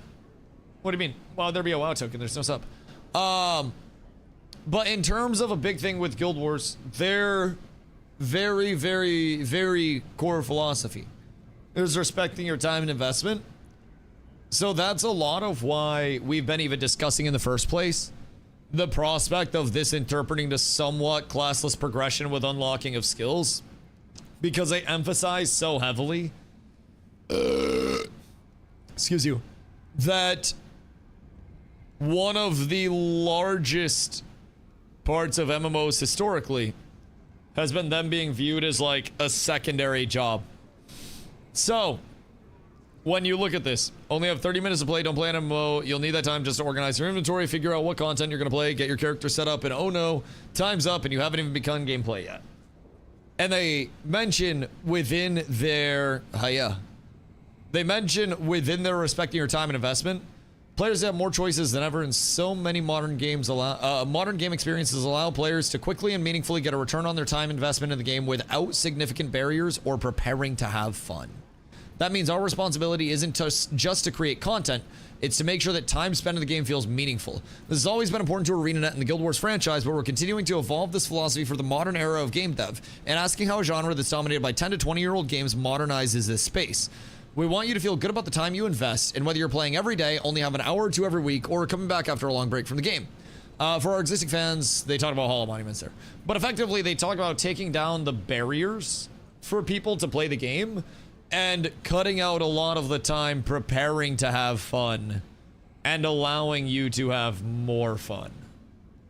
Which, to me, again, seems to be an effort to cut down on things you have to do instead of things that you want to do, which I think is what a large, persistent world should be in the first place. And the more that a game allows you to not prepare to have fun, but have fun, I think it starts to feel more like a game and less like a second job. And again, they talk about how Guild Wars 1 and Guild Wars 2 are extremely different games, as Guild Wars 3 will also be. So again, I'm just a man. I played Ashes of Creation, so clearly I can't see the fucking future. Clearly! That vision is a little worse than my IRL vision. But I like to hope for a gaming utopia where casual players that work a 9 to 5, players with a wife, children, a husband, children, dogs, cats, reptiles, ferrets, but not pirate software, can all come together in a gaming world where nobody feels like they have to spend their time arbitrarily leveling a character that they don't want to. You don't have to feel like you're having sex just to have sex. You're putting passion behind each pound. You're not just going through the motions for 5 minutes. You don't have to do that, because you get right to what you want to do, which is the post-sex, your wife is asleep and you can go play video games. And this is the potentially taking out the MMO equivalent of having sex, which I think we would all prefer. I think, realistically speaking, why waste my 5 minutes getting ready to have fun when I can just go play video games after and have fun? It's a big thing. Big thing.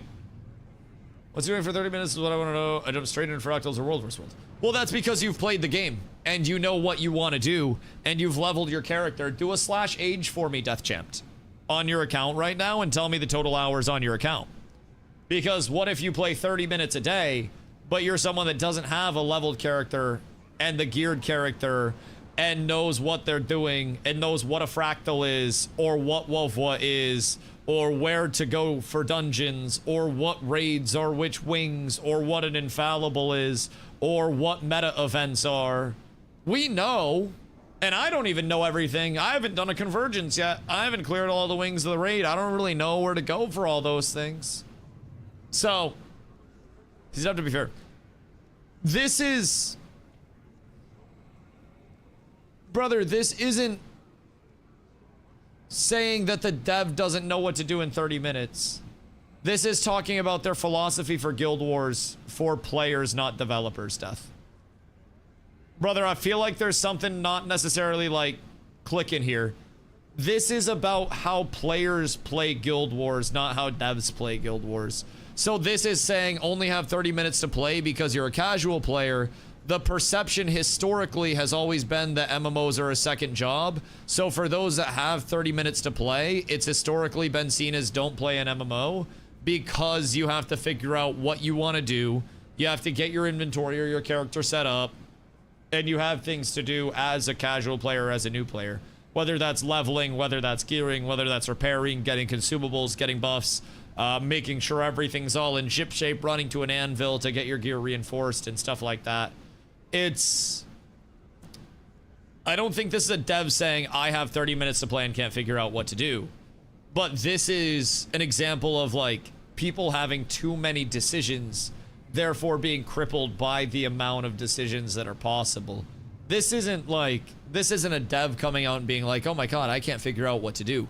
This is there as a studio core developer philosophies. So in Guild Wars as a whole, this is what they want to capitalize on, and part of that is making the players that have only 30 minutes feel like they have a rewarding 30 minutes, which right now, given the nods to organizing your inventory, figuring out what content you're going to play, and getting your character set up, this being for Guild Wars 3 and recent as of June 15th, gives us an indicator that, you know, this is their view on what MMOs currently are, and what have they said they do?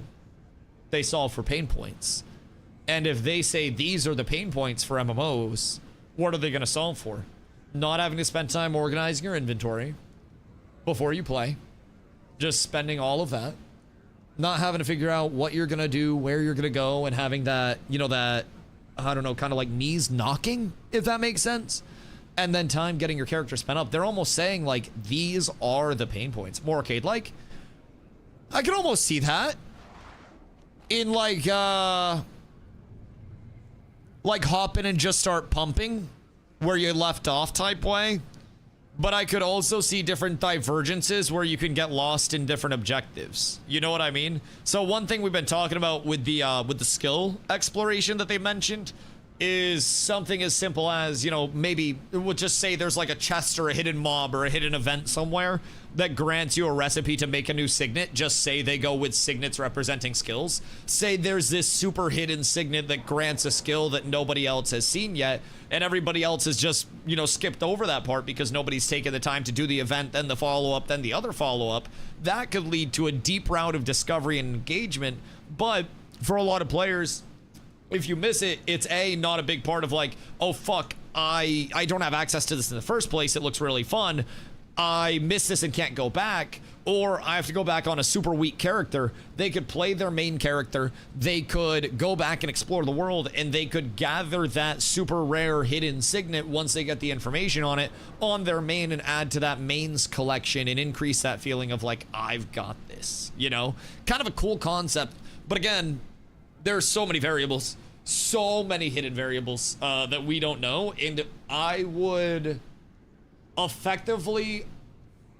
let every single developer at ArenaNet punch me square in the stomach with a boxing glove on. Them wearing the boxing glove, not me, it wouldn't do much for me. If they let me hang out at the studio for a day and also talk about what I saw. That's a caveat, they can only hit me if I can talk about what I saw. But I'll also visit the studio and sign an NDA, and I won't talk about what I see. Open offer. Open offer. I'll be in San Diego for TwitchCon. You guys hit me up. But I would give just about anything to have some indicator of, like, where they're going with this. Because immediately, we haven't even gone through the rest of the article, and I have to pee. But we have immediately gone on, like, an hour-plus down trail, like a rabbit hole, about what one sentence could mean for the progression of the game. And now we're cross-referencing their entire philosophy, having actually really good discussions about the positives and negatives of both. But if I'm being honest, it seems like the largest positive to them keeping classes is monetization based. I think most of us agree that the act of feeling like you have to level up a class simply to access a form of gameplay is typically seen as arbitrary and tedious, and can be seen as work instead of playing a game. And even if there are ways to level up that class faster, the act of leveling up or having to level up that class, gear up that class, so on and so forth, can sometimes be seen as a detriment for players that just want to get on and enjoy their time playing. So why not let players cater it to what they want it to be? monetization. I think the core aspect of it is classes present opportunities for them to sell character slots, for them to sell boosts, and other forms of convenience. But, hear me out here. If they launch Guild Wars 3 and they're selling character boosts, then that's going to feel terrible anyways, because people will just buy a character boost and insta 80, or whatever the max is. I don't think they're going to have character boosts on launch. I don't think that'd be a thing until far later. I have a substantial feeling they're not going to let the first wave of players boost to max level. So I wouldn't plan too much around boosts as being an immediate form of monetization, rather something that comes in if there were bloat that substantiated boosts. Could anyone do a quick search for me? I'm curious when boosts were implemented with Guild Wars 2, whether it was actually on launch or not.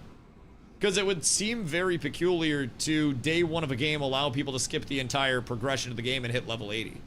When anyone can do any spec, I feel it really takes away from your character feeling unique or needed for certain comps, but I see the other way around too. I think it opens up more uniqueness. Within comps, you may have something that feels rigid, but you could also have a leader in a comp that basically runs a certain class that fills a niche that opens up another DPS slot because of the combinations. You know, with classes, it can almost become more restrictive because yes, you can have things feeling unique, but with things feeling unique, if someone does want to hybridize, someone does want to actually make it their own, it can almost be hard for that. What if you are playing a warrior, but you want to play that dual wield? Okay, well then you have a fury warrior, right? But then what's the difference between a fury warrior and a rogue with dual wield slow weapons that hits hard? Maybe a stealth versus a charge. Okay, cool. Then what happens if you have a ranger that has a stealth? Everything starts to flow within itself anyways. It's just a gradient of this is ooga booga, this is finesse, this is range, this is going further away from melee, this is supportive versus doing damage. It's all just a scale and everything washes into itself anyways. Nothing's truly unique, especially in Guild Wars 2. Like in any class, you always have things that can serve the purpose of multiple healings and stuff. And metas always get shaped up anyways. Again, this is a bit of my personal bias coming in, but I would rather give people the opportunity to fully cook up their own builds with innumerable variables and customize their group compositions to their likings. And people are gonna have their group comps anyways, but to be able to say, oh no, we do it this way because of this reason, with people being able to make their own builds every single step of the way, presents you a lot more potential combinations and forms of ownership for players than saying, oh yeah, you can have either a warrior or a rogue for this. Congratulations, they're melee DPS. Sick. Awesome. When Hawk came out, boosts were added with the first expansion. Yeah, so I wouldn't plan on boosts as a form of monetization early, if I'm being honest. I don't think that any reasonable MMO developer would ever offer boosts to skip their prog. So again, that's -1 chunk for class prog. Character slot expansions would potentially be another thing for class prog that would be like, you know, a big form of it. Having players potentially retain for longer if they have to re-level a character, technically, without boosts, would be more retention because players would have to re-level that, then gear that. But would you retain a player for longer if they were able to explore a world and get all of that progression and put that 40 hours of leveling into 10 hours of acquiring new things and then 30 hours of playing with those new things, thus lowering the time to get your character set up? Now on the bloodstone stage, Just depends how they want to go with it, right? And without boosts, I think if you run into, especially early on, having people feeling like they have to reroll like crazy as the meta reestablishes like crazy, that does trickle down somewhat to your casual players, because eventually once the top players start running a group comp, then players who are slightly worse hear about the group comp and they say, oh, I'll do what dad's doing, and it trickles down and it trickles down, and eventually everybody wants that same meta, that same composition. But by that time, typically your top has already changed and that information has to trickle down again. So everybody's technically on a separate meta, but it's like a game of telephone where it has to work its way through. And the end word may not be, the end word that is, may not be the same as, I'd emphasize that D there, may not be the same as the starting word, but basically like at the end of the day, that will always be rotating its way through, and people will always be getting their, you know, their version of that word as it comes through. Same thing with a meta. But again, with a long enough chain, by the time that meta reaches the end of the chain, the top has already changed because there's been a balance patch or something like that, that the bottom end doesn't comprehend. Bad players may be able to look at a guide and say, oh, okay, well, this person says to run this, I run this. But who writes the guides? The top players. The players who read the patches and immediately say, oh, these are the changes now, you do this. And it trickles down.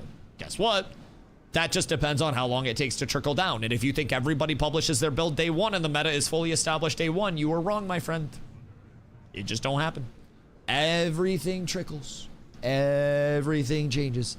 So, along the way, every time that meta comes down, we already have multiple players in our community that are coming in as new players that are like, oh shit, I thought I wanted to play this, but I saw this role, and then I decided that I wanted to play this type of character instead. So I played 3 different DPS characters to figure out which DPS I would want to play.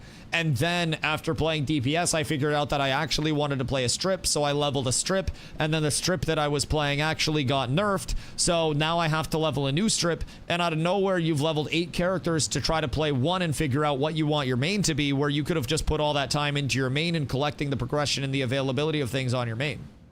Why do I feel like Dusty's talking about me? Listen, motherfucker, you could have been great at one thing by now. For the first few days, if not weeks, though, what big streamers play as meta? No. Meta is not necessarily what most players play. Look at Path of Exile, for instance. A League starter build is not inherently your BIS meta build. And what big streamers play on League Start is not exactly going to be your endgame meta. And you may have different metas for things, but big streamers, and I hate to say this genuinely, but a lot of the time, big streamers are dog shit at games. Now, again, I'm talking more so about the ginormous streamers that come in that are like, oh, I've played 16 different MMOs in the past 4 months. They do not know the complexities of a lot of games in the way that they may think, and a lot of the builds that those people put together are typically horrendous, and a lot of the time your meta comes from your specialized top-end communities that are a little bit more privatized, and a lot of that time the true meta remains under wraps, and the communities that are shitting on the big streamers are typically the ones that really find their way through. This happens most in PoE too. What, big streamers with meta stuff? I mean, keep in mind, the only reason why people perceive that as meta, though, is because the big streamer's running it. Meanwhile, there's somebody else that's running an absolutely insane build that's getting sent to whoever's first on the 99 race. So, technically, whatever's meta, or I should say the 100 race, whatever's meta is... Oh, damn. Wait, those look great. Holy cannoli. Those look phenomenal. Good shit. I'll come out and look in a second. Yeah, I'll come out and look in the light. I'll come check them out. Love you. But technically, in PoE, the meta is whatever's winning the 100 race. That's the best build. Theoretically, whatever wins that is your meta build. Whatever's most played could be deterministic on many things, but whatever's earning you the most XP and currency per hour, whatever you're trying to go after, is your meta, but that might not be the most played because you may need facilitators, you may need things like that. So that's when you get into different discussions like League Start meta, which is where people like Mathil made a very large name, right? Mr. Matt Hill. So, yo, Dusk, what up, brother? I miss you, dude. Remember we used to cook and have a good day, brother. Hey, I appreciate you, Doc. I appreciate you. Ashes was one day beautiful, and I hope Guild Wars 3 will also be beautiful. But yeah. Personally, I regret getting my Lego gloves on my Necro. Would be more useful on Ranger. Wait. They're account wide. Aren't they? I thought Legos were account wide. Not armor type.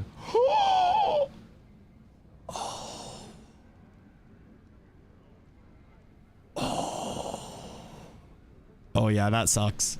See, immediately FOMO. Which, hear me out, there may still be different armor types in a classless prog. It's very likely that you have light, medium, and heavy armor, so you can have variables in how people build as well. Just from a standpoint of light typically being magic, medium being evenly weighted. and then heavy being like fizz. But one 3 Lego sets for each weight. God damn.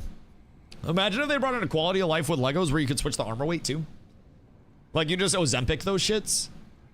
Be kind of fire. Okay, hold on. Let me run out real quick. Carla wants to show me my boots because she was shining my boots for me for the Ren Fair. So I'm gonna go look at that real quick. Un momento.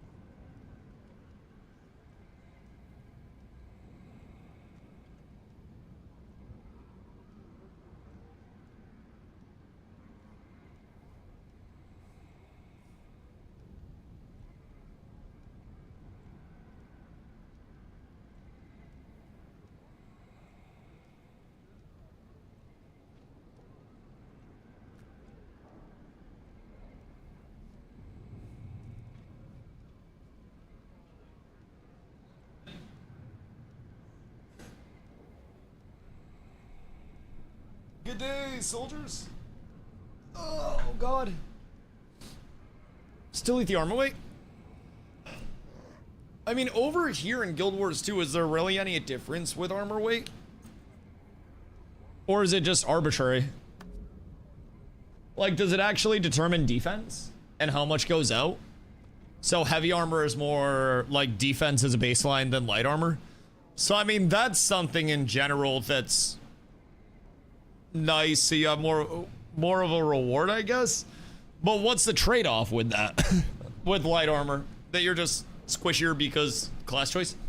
So, I mean, personally, again, classless prog, if they did decide to go down that route, they could always just end up allowing players to pick light, medium, heavy armor, even combinations along the way to determine a total armor weight. Or they could stick with armor weight sets with set bonuses that would give different, instead of armor weight thresholds, you could just go heavy, medium, light with different, or sorry, light, medium, heavy, with different set bonuses for wearing a certain number of them. You could have armor as a full set that drops if you really wanted to make it super peachy, like SPVP. That could also be a type, but that is also, again, I think a large inconvenience that's tied to pretty much every form of MMO proc. Really, without armor weights, you don't have a lot of differentiation of like, this is super tanky class, this is super squishy, or even like outside of classes, characters, right? This is super tanky person, this is super squishy person. In some ways that games have done in the past is like different dodge rolls based on weights. Again, different set bonuses I think could be a really cool one if they decide to go set bonuses or anything. Surely armor weight, and make defense scale with thigh girth. Now that I can get behind, or between. Honestly, I could fuck with that heavy. Dusty, what? What? What are we on? What do you think about the news? Give me a little TLDR. We haven't even gotten through all of it yet. But I'll be honest. Wait, can we build into the class? To auto give you the tankier size without relying on the gear to give you armor? Could also be through... I don't know, I mean, I do also think at a certain point... Hear me out. What if they got rid of armor weight, got rid of defense, and then increased the toughness stat in terms of its payout to compensate for lost defense? So then running toughness hybrid stuff was your new defense without armor weight, and you just had the toughness stat acting as your defense stat instead. Because at the end of the day, the way that defense versus toughness versus everything else work out is legitimately just percent mitigation. That's it. Breaking it down, defense, toughness, all of that, it's percent mitigation, it's effective HP, just from a baseline standpoint. Defense is, again, arbitrary and is typically tied to give people the restriction of different armor weights. But if you got rid of that and you just went with different stat allocations, different like suffixes, prefixes, whatever it may be, toughness splits within gear, different sets that may have toughness rewards, or also going the point of pure vitality, where you're increasing your effective HP from the raw HP side instead of the percent mitigation side, could in itself be very valuable. So I think there are options for them, but I think armor weight's something that's so very core to a lot of MMOs. It'd be kind of strange to see an MMO with no armor weight.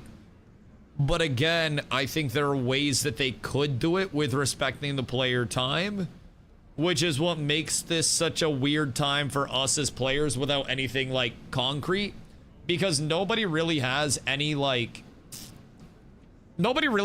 full evidence of anything, right? But so far, the big thing that I'm hung up on, just to give perspective, Stevie, is more or less this little tidbit of lore, and we haven't really got past this, which we're going to move on so we can get through the rest of this, and then we'll wrap back and discuss. But this little tidbit here. In this mythic era, the Elder Dragon's slumber is at its deepest point in their long cycle, their endless hunger for the magic flowing through Tyria silent and still. A season of radiance is spreading throughout the world, but nowhere as vividly as Or, where magic flowed so richly and abundantly that it drew the human gods from the mist to Tyria. A place where magic itself, unbothered by its great predators and free to do as it willed, bloomed into its freest and grandest expression. A wondrous ecosystem of magical spirits unique to this period of Tyrian history known as the Vale. So, first things first, we get the Vale here. We're the Vale Wardens, okay? In Guild Wars 3, players take up the banner of the Vale Wardens, the protectors of this panoply of majestic spirits in the magical wilds of Or they inhabit. Years before the gift of magic would have been given to the mortal species of Tyria, the Vale Wardens, sanctioned by the human gods in support of their charge, are renowned in this period for their artificing and mastery of signets, small green gems containing fixed expressions of magic. So, with this, it seems as though, again, equipped with this power and sharpened by their close bonds with the spirits of the Vale, the Order finds itself teetering over the brink of ruin at Guild Wars 3's start, struggling to keep a foothold in a world that is rapidly and irrevocably changing. So, potentially, a few things to pick up on, and I haven't even gotten into the next set. But this next one's gonna blow your minds, and we're not moving on just yet. But again, known for artificing, which I'm gonna look up the dictionary definition of artificing.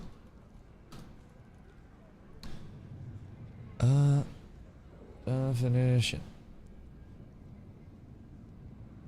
Oh God. AI gave me goddamn weird feedback. Goodness. Why am I getting mail? Who's mailing me? What is this? Oh, thank you. Thank you. All of the dice. Spoils of battle. All of the dice. We're up tremendous. We're up tremendous.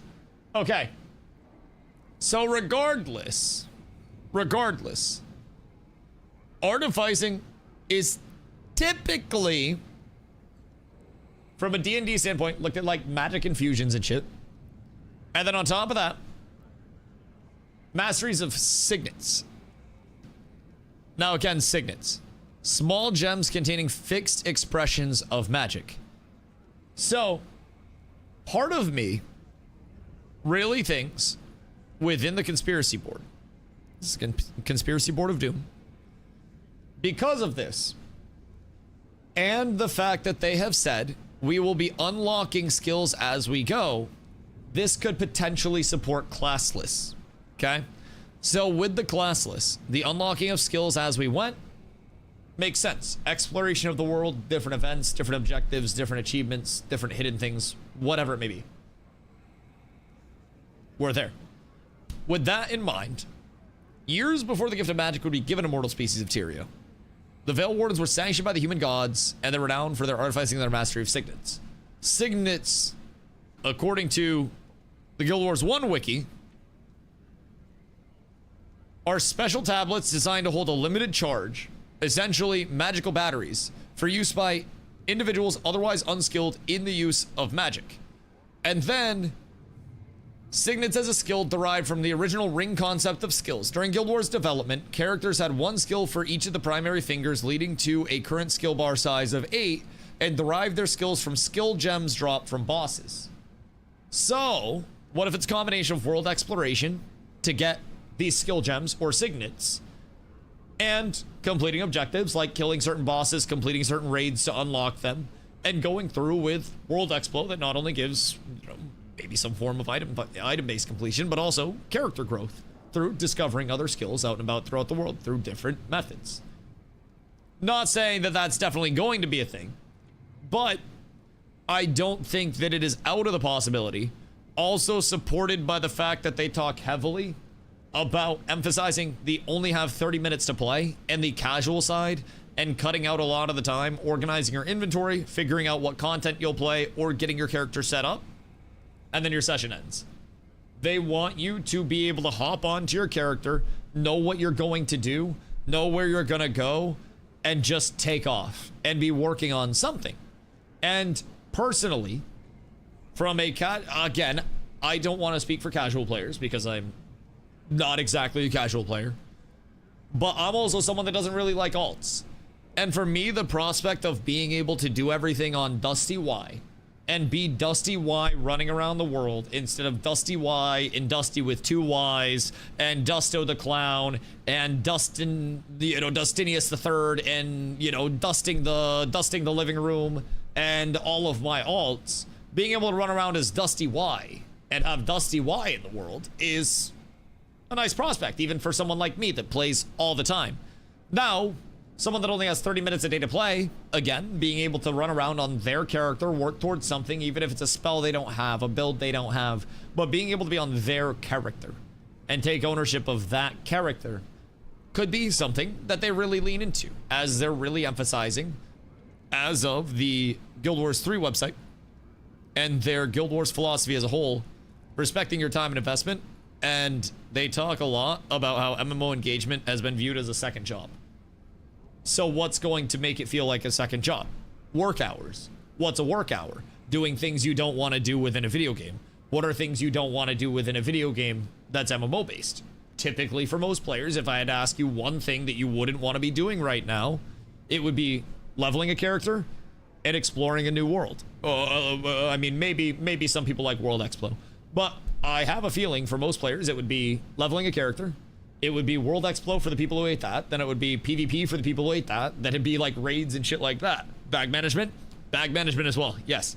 Yeah, things that feel like work, things that feel unpleasant, like you have to do that. And they also mention organizing your inventory as part of this. Only have 30 minutes to play. Don't play an MMO. You'll need that time just to organize your inventory, figure out what content you're going to play, get your character set up, and oh no, time's up. They talk about this as a pain point for the casual experience, which is kind of cool. Kind of cool. Death equals experience loss, like an EQ. Keep casuals out of the end game and starter zones where they belong. What if we make every casual player wear a haptic feedback vest where if they die, it breaks all of their ribs because they're a pussy and they shouldn't die in video games? They must suffer. Yes, I agree. Like, I don't agree, by the way. I don't agree. Let the casuals live.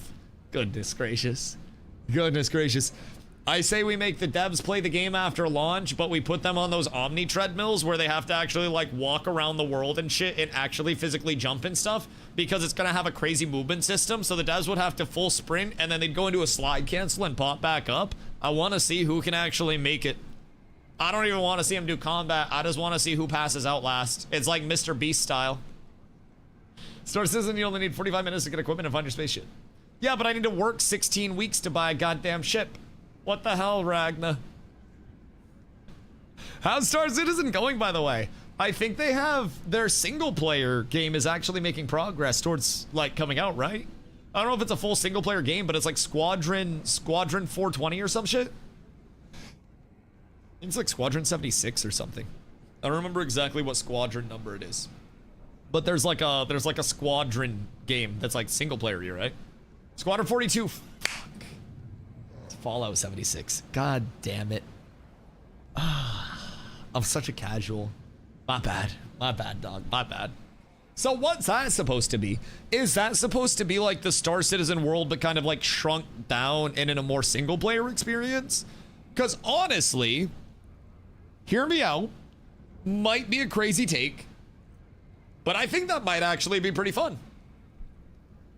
I think if they put out a game that's just linear and explores space with the system that they've already developed, if they can get like the mob AI in a place and they can get the combat better and not have to worry about the vast openness of this insanely large world with a ton of other players, and they just make a single player game, I actually feel like they have the capability to do that after managing something that's multiplayer, even in the capacity that they have for so long. It genuinely feels like it can be a pretty cool thing, but I don't know all the details of it. I do know that they have $1 billion. Just more than I have. Guild Wars 2 kind of makes you have more than one character if you want to make more legendaries. Ooh, wait, because of gifts of exploration and stuff? At what point do you need, like, would you need a second character for legendaries? Can you get full Legos without a second character? Like, is it physically possible to be fully legendaried out or no? Because that's an interesting thought, because I haven't gotten to that point yet. My legendaries have all come pretty naturally. You get 2 gifts of exploration per character. Do you need 1 gift of exploration per legendary? Regardless of the legendary, do they all need an explo? You get 2 your first completion. Right. And is it only for core map? So, I mean, I guess 2... Oh, wait, you wouldn't be able to get, like, a legendary shield as well, huh? It's a shame. That's discrimination. Gentlemen Legos is what I'm working on right now. But theoretically, could you do other Legos? Like, could you get full legendary armor and full legendary weapons and full legendary accessories? Oh my god, sorry, that's Dr. Pepper. Without an alt. Holy shit. I didn't even drink much. Oh my god. Thing that might hold you back is crafters.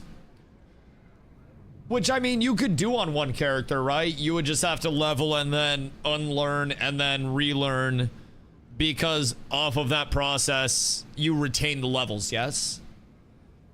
Which I think is nice, but also hear me out. Hear me out. What if They just allowed you to have all crafting on one character. Again, don't have to have an alt just to tediously level crafting on another alt. Doesn't have to feel like work or anything like that, you know. That can be quite nice. Unlearning and relearning is actually better than buying that item that lets you have 4 crafting on one. Oh, they sell those as well, huh? Yeah, that's very true. Yo, Julia, what up? Good news? Theory crafting, basically. So we got yesterday a post from the narrative lead on Guild Wars 3 taking us through a little bit of information about how the structure of the world was going to be and just some general lore. And we haven't even gone through the entire thing yet because we're off in discussions so heavily already. And we're building a vision board of sorts. So this is the start of it. It will get much larger. Trust. Trust. So basically, so far, the first thing that's looking like even a light possibility could be any form of classless progression. Now, again, these are all theoreticals, and these could be way off. I played Ashes of Creation. I played New World. I played Terrace Land. I played Eldegard, which was Legacy Steel and Sorcery. I don't see the fucking future. I have no clue. I have less than 400 subs right now after switching to Guild Wars. I don't see the future. Just full disclaimer. This is theory crafting. So, there is some possibility that they could be alluding to through in their core philosophies, which they posted this on the Guild Wars 3 website June 15th. So this is a little over a month old. No subscription fees, no pay to win, respecting your time and investment. So they talk in here about how they really want to eliminate the MMO engagement that feels like a second job, where players spend large amounts of time preparing to have fun before they can actually engage in the fun parts. They say only have 30 minutes to play. Don't play an MMO. You'll need that time just to organize your inventory, figure out what content you're going to play, get your character set up, and oh no, time's up. You haven't even begun to play yet. Today's players have more choices than ever, and so many modern game experiences allow players to quickly and meaningfully get a return on their time investment in the game without significant barriers or preparing to have fun. That means our responsibility isn't just to create content, it's to make sure that time spent in the game feels meaningful. So, with that in mind, yo, Mara, what up? Hope you're having a beautiful day. So, with that in mind, in today's post, they're talking about the setup of the world. So, we're going to keep going through this at this point. We've got very into the theory crafting. I want to get through the rest of this so I can get some, wall play in. Basically, oh, I should get into Red Borderland before we go on queue. So, basically, what we have here. This is again from the narrative lead from Guild Wars 3. What do you suppose Tyria might look like without the rampaging Elder Dragons? After almost 14 years of Guild Wars 2, that might be difficult to picture. But the annals of Tyrian history offer some glimpses of what a world might be like, and a few of those glimpses are as striking as the Orient Golden Age. In this mythic era, the Elder Dragon's slumber is at its deepest point in their long cycle. Their endless hunger for the magic flowing through Tyria silent and still. A season of radiance is spreading throughout the world, but nowhere as vividly as Or, where magic flowed so richly and abundantly that it drew the human gods from the mist to Tyria. A place where magic itself, unbothered by its great predators and free to do as it willed, bloomed into its freest and grandest expression. A wondrous ecosystem of magical spirits unique to this period of Tyrian history known as the Vale. In Guild Wars 3, players take up the banner of the Vale Wardens, the protectors of this panoply of magic spirits and the magical wilds of Or they inhabit. Years before the gift of magic would be given to the mortal species of Tyria, the Vale Wardens, sanctioned by the human gods in support of their charge, are renowned in this period for their artificing and mastery of signets, small gems containing fixed expressions of magic. Equipped with this power, and sharpened by their close bonds with the spirits of the Vale, the Order finds itself teetering over the brink of ruin at Guild Wars 3's start. Read this, by the way. Struggling to keep a foothold in a world that is rapidly and irrevocably changing. So, a couple of things that are mentioned here. That, again, these are all possibilities. These are not set in stone. These are not set in stone. I have a throbbing concern. Yeah. Yeah, tell me about that huge fucking concern. So,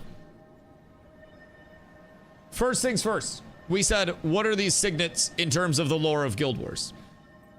Signets in Guild Wars 1 derived from the original ring concept of skills. During Guild Wars development, characters had one skill for each of the primary fingers, and derived their skills from skill gems dropped from bosses. According to the lore, signets are special tablets designed to hold a limited charge, essentially magical batteries for use by individuals otherwise unskilled in the use of magic. So, through the ability discovery that they have mentioned as a part of Guild Wars 3's structure, akin to Guild Wars 1, we may be finding ourselves getting a combination of these signets, fixed expressions of magic or skills from bosses or from other events in the world. Which, if that were the case, could lean into some form of classless prog, as you could combine multiple signets on your character, which could theoretically be a blank slate for you to combine things. Now, that's not any indicator that it's set in stone or anything like that. Just a small theory. Their emphasis on reducing the work hours of an MMO lead me to believe that omnicrafting on one character would be possible, like New World, that you could classless and mix and match and create your own class combination, similar to that structure as well, and bring in the best elements of Guild Wars world exploration, the depth of that, the reward scale that they bring in for every action, but cut out the amount of hours that feel like work and dead time, and learn from the MMOs that have, even though some of them aren't in the best spot now, done well to have a good reception for the early game, even after a little bit of improvement to it, right? Even if it was good by the time it died, and people were saying it was a gauge, that was an indicator that it was going in the right direction. So, all things considered, there are many games, I think, that are structured so differently. But the way that they are talking about this, I personally see some element of, we recognize that a lot of players, word for word, have to spend their time organizing their inventory, figuring out what content they're going to play, and getting their character set up so they shouldn't play an MMO. Word for word, bar for bar. Them, not me. ArenaNet solves for pain points. They just listed 3. So what are they going to reduce time in? Getting your character set up, having to figure out potentially which class you're going to make, having to come into my chat and be like, hey, Dusty, what class do I make? I want to play melee. And then we go through all the choices there. You just make your character, you name it DustyWhy, you decide what you want to look like, and then you go out into the world and you start exploring based on that, and you get to the fun and the gameplay instead of an ongoing decision every time you turn the corner, and menus on menus and decisions on decisions before you actually get to killing shit and get into the game. So, reducing the time to set up, organizing the inventory, I think, is something that they took from themselves as inspiration. That's a huge thing in Guild Wars 2. And figuring out what content you're going to play. Guild Wars 2 sometimes can overwhelm people with the amount of content that's available for them, which I think is a great thing, but sometimes it doesn't do the best to introduce people to those forms of content in a way that is gripping for new players. Take, for instance, the rush events. The retention of people actually carrying over and continuing to do those things after the rush events is quite low. I would, just from what we're witnessing here. With World vs. World Rush particularly, a lot of people want to get in, they want to get the reward, they want to get the fuck out. And some people may end up actually participating within that. But I think a lot of players will just get in, get the reward dip, and we'll see a very temporary boon to a lot of those things based on the rushes. Any carryover is great. However, people having an introduction to different forms of content and accessibility to their content without a bunch of obstacles is huge. And they also mentioned reducing the barriers. So, a couple of things that I am kind of, again, just putting out there as possibilities, right? Classless prog with the unlocking of skills. Unlocking of skills is confirmed by them. What are we unlocking skills from? Signets that are dropped from bosses. I don't think they'll have limited uses. I think we'll get different signets from bosses that unlock different skills, and we'll combine those signets in some way, shape, and form. How will we combine the signets, and will the signets be bind on pickup? Will they be bind on equip? Will there be a player-to-player interface? Where will we be at with these, and are we crafting the signets, or are we just getting them as a whole? Off of that, I think one character validity is going to be at the forefront of this. So when you're looking at one character validity, I think that, very simply put, means that if something changes within a meta, you don't feel like you have to level a different character or a different class, and you have access to everything off of your one character without feeling like, oh fuck, now I have to buy a boost, have a boost, take time to level another character, or anything like that. So one character validity can be a very important thing. Now, that's just a start. This is a good old Dusty Tinfoil hat stream. What if this all ends up being right? It won't. But like, what if this just ends up being the perfect NCAA bracket, you know? I will say, what up? Emo, what up? We're building Guild Wars 3. It's basically Guild Wars 3, the TTRPG. So keep in mind, hear me out. I have one more thing before we move on to what you guys will be dying for. Equipped with this power and sharpened by their close bonds with the spirits of the Veil, the Order finds itself teetering over the brink of ruin at Guild Wars 3's start. Struggling to keep a foothold in a world that is rapidly and irrevocably changing.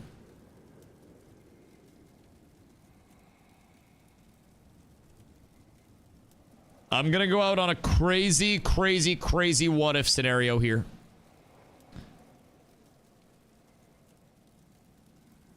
Crazy what if scenario here. I don't think this is possible because I don't think that they're going any form of like massive scale, and I think this will be on shards.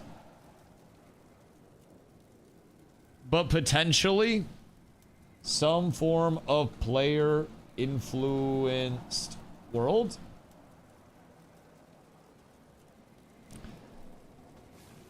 And again,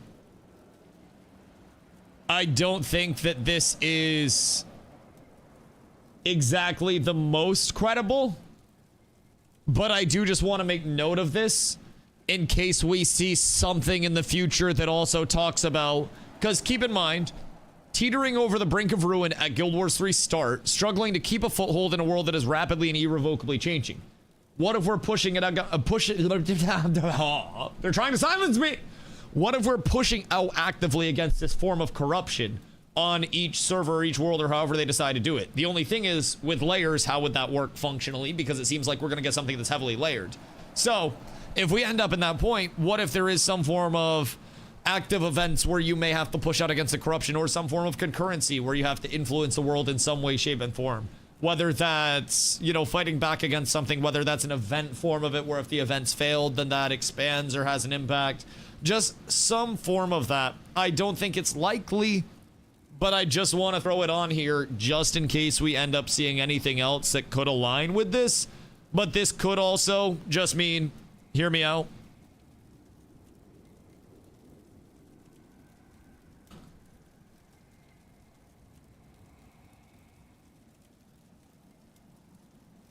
they could also just be dropping expansions down the road. Just as a baseline. Could just mean they're dropping expansions and we're gonna get more storyline.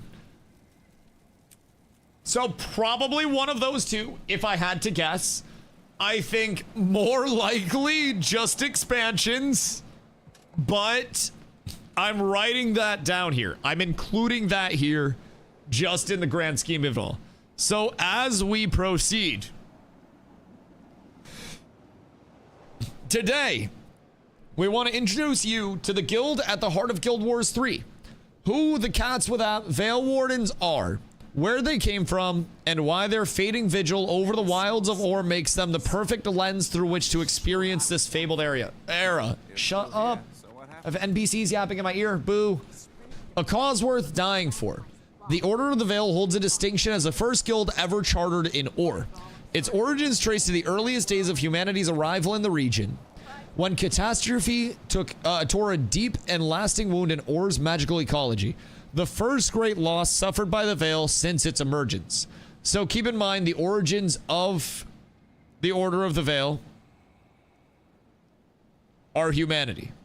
Humanity doesn't have magic at this point in time. We only get magic because of the blessing of the gods that gives us the sigils. Let's see.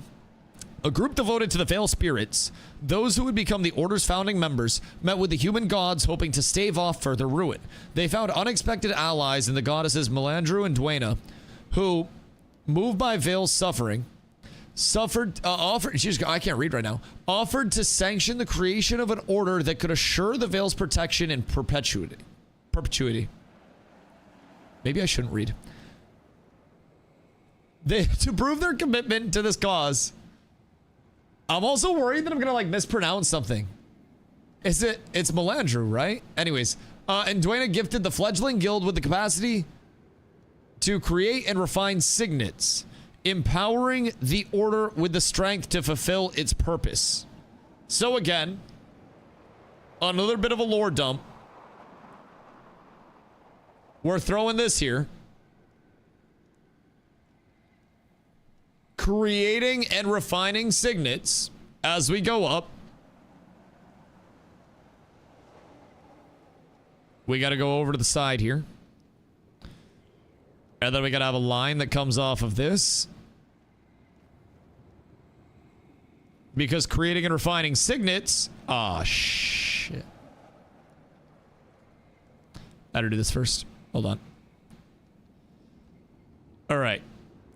Creating and refining signets could be an indicator that we have signet crafting in some way, shape, or form because we are known for artificing. So, between known for artificing plus crafting signets, which give us... Hold on. What was the terminology that was used on it? I can't go sideways. It was up here. The signets were...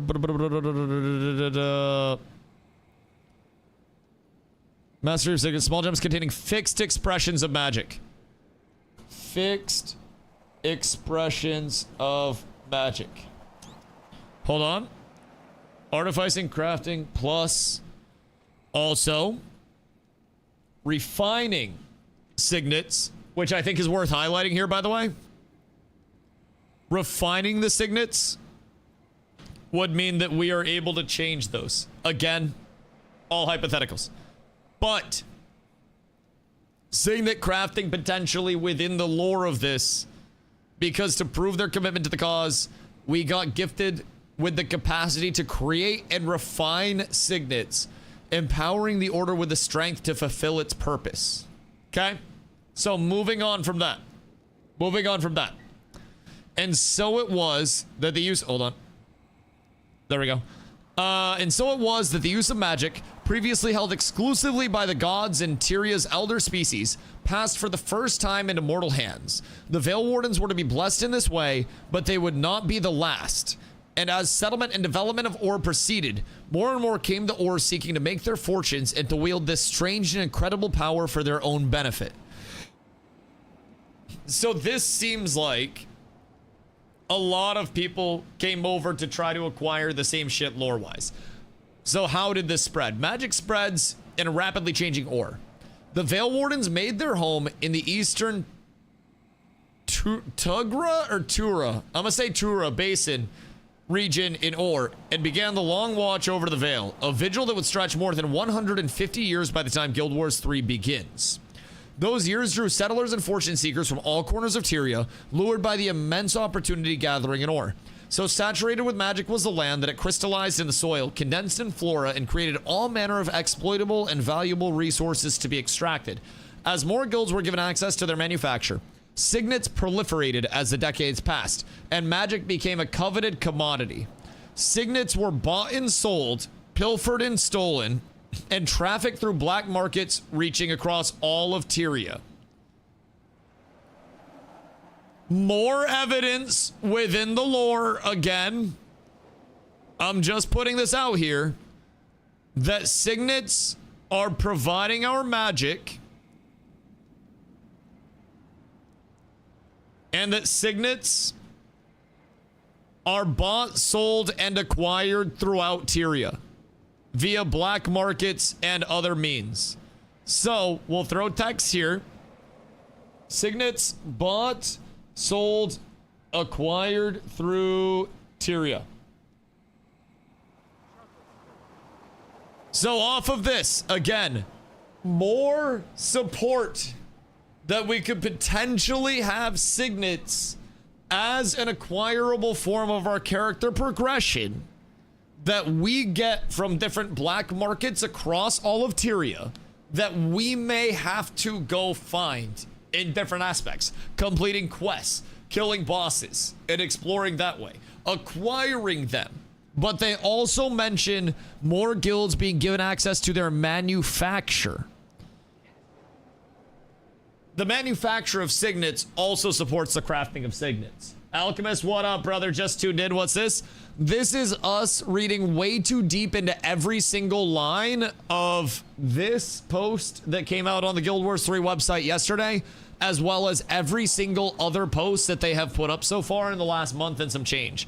So we have a little bit of like a theory board that's going out and that I'm putting together based on a lot of supporting evidence with everything that they're giving us. And I'm reading far too deep into this, I think. But we may also be making some of the craziest progression in human history if this ends up hitting. And there is a lot of supporting evidence with this as well. Now, again, it's not necessarily evidence, but we're just going off of the lore and trying to understand how that impacts our character and how our character impacts us as a handler of our character and as a player of our character. So, effectively, these signets are mentioned as what allows us to have magic in the first place because we don't just have magic. They specifically mention how the signets in the lore are being crafted, bought, sold, pilfered, stolen, and put together by different guilds as a commodity because of the magic that the signets and only the signets provide. So, I'm thinking that this leads to classless prog, but we're gonna keep going with this so we don't get too deep in this, and then we'll review the end of this. Because I'm just compiling, I'm just reading through this shit. So, meanwhile, against the backdrop of this sweeping change, the Veil Warden's mission began to falter. The Veil took wound after grievous wound, among them the deaths of several of its elders and ancients, the greatest and the most wondrous of its creatures. Insular by nature, and slow to open themselves to the wider world, the Order entered a long decline, their numbers thinning by the year.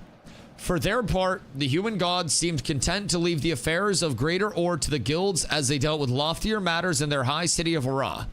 Recent events, such as the deposing of the erstwhile god of death, Doom, highlight this to a significant degree. The gods' high council sessions, where they meet with the envoys of the empowered guilds of Ore, have become rarer with every passing year. And though Melandro and Duena emphatically and enthusiastically agreed to the formation of the Veil Wardens, the Order's esteem among the Pantheon and recognition of the Veil's importance was far from universal. By the start of Guild Wars 3, the Veil Wardens have been pushed to the margins, seen by ordinary Orions in many of the guilds as aloof zealots clinging to a cause that died decades ago, obstructing the progress that some claim will uplift humanity and every sentient species of Ore into a grand, glorious, and advanced future. Foremost among those rivals are the Mavenrites, a guild of industrials who hold that the magical wilds exist to be exploited, a birthright as they see it of all Tyrians. What does it mean to take up the banner of the Veil Wardens? As a Veil Warden, you are not a chosen one, anointed by destiny to save the world. You are the last of an order that the world has written off, defending and preserving spirits that few still believe are worth saving.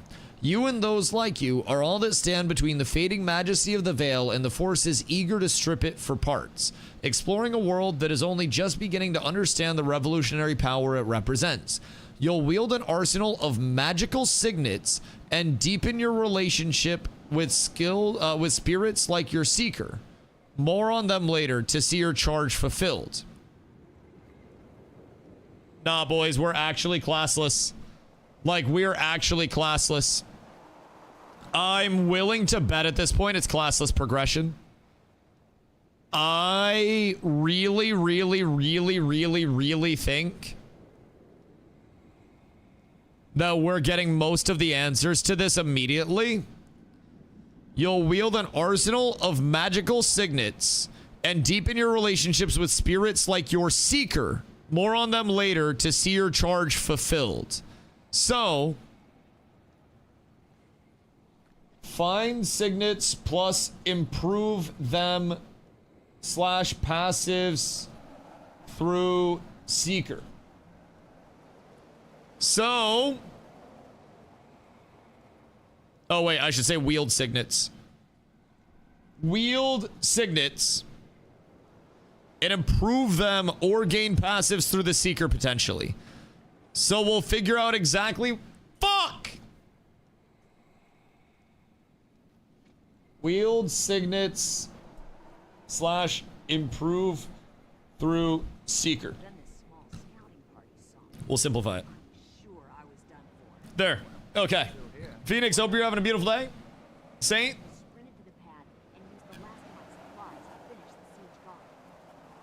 Appreciate you, big dog.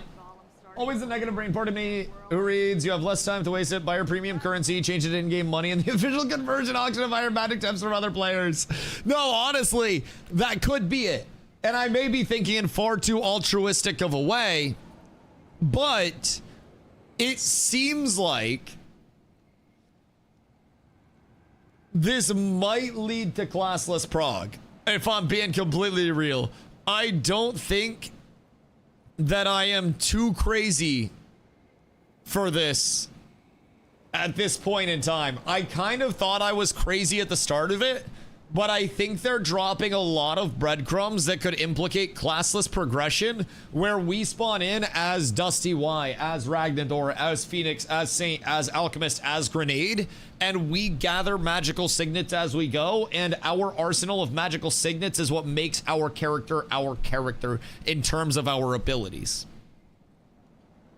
That's kind of what I'm thinking. And you're still going to have class fantasy and shit from that. But this, to me, screams classless prog. Screams it at this point. It's basically begging us to recognize that it's classless prog.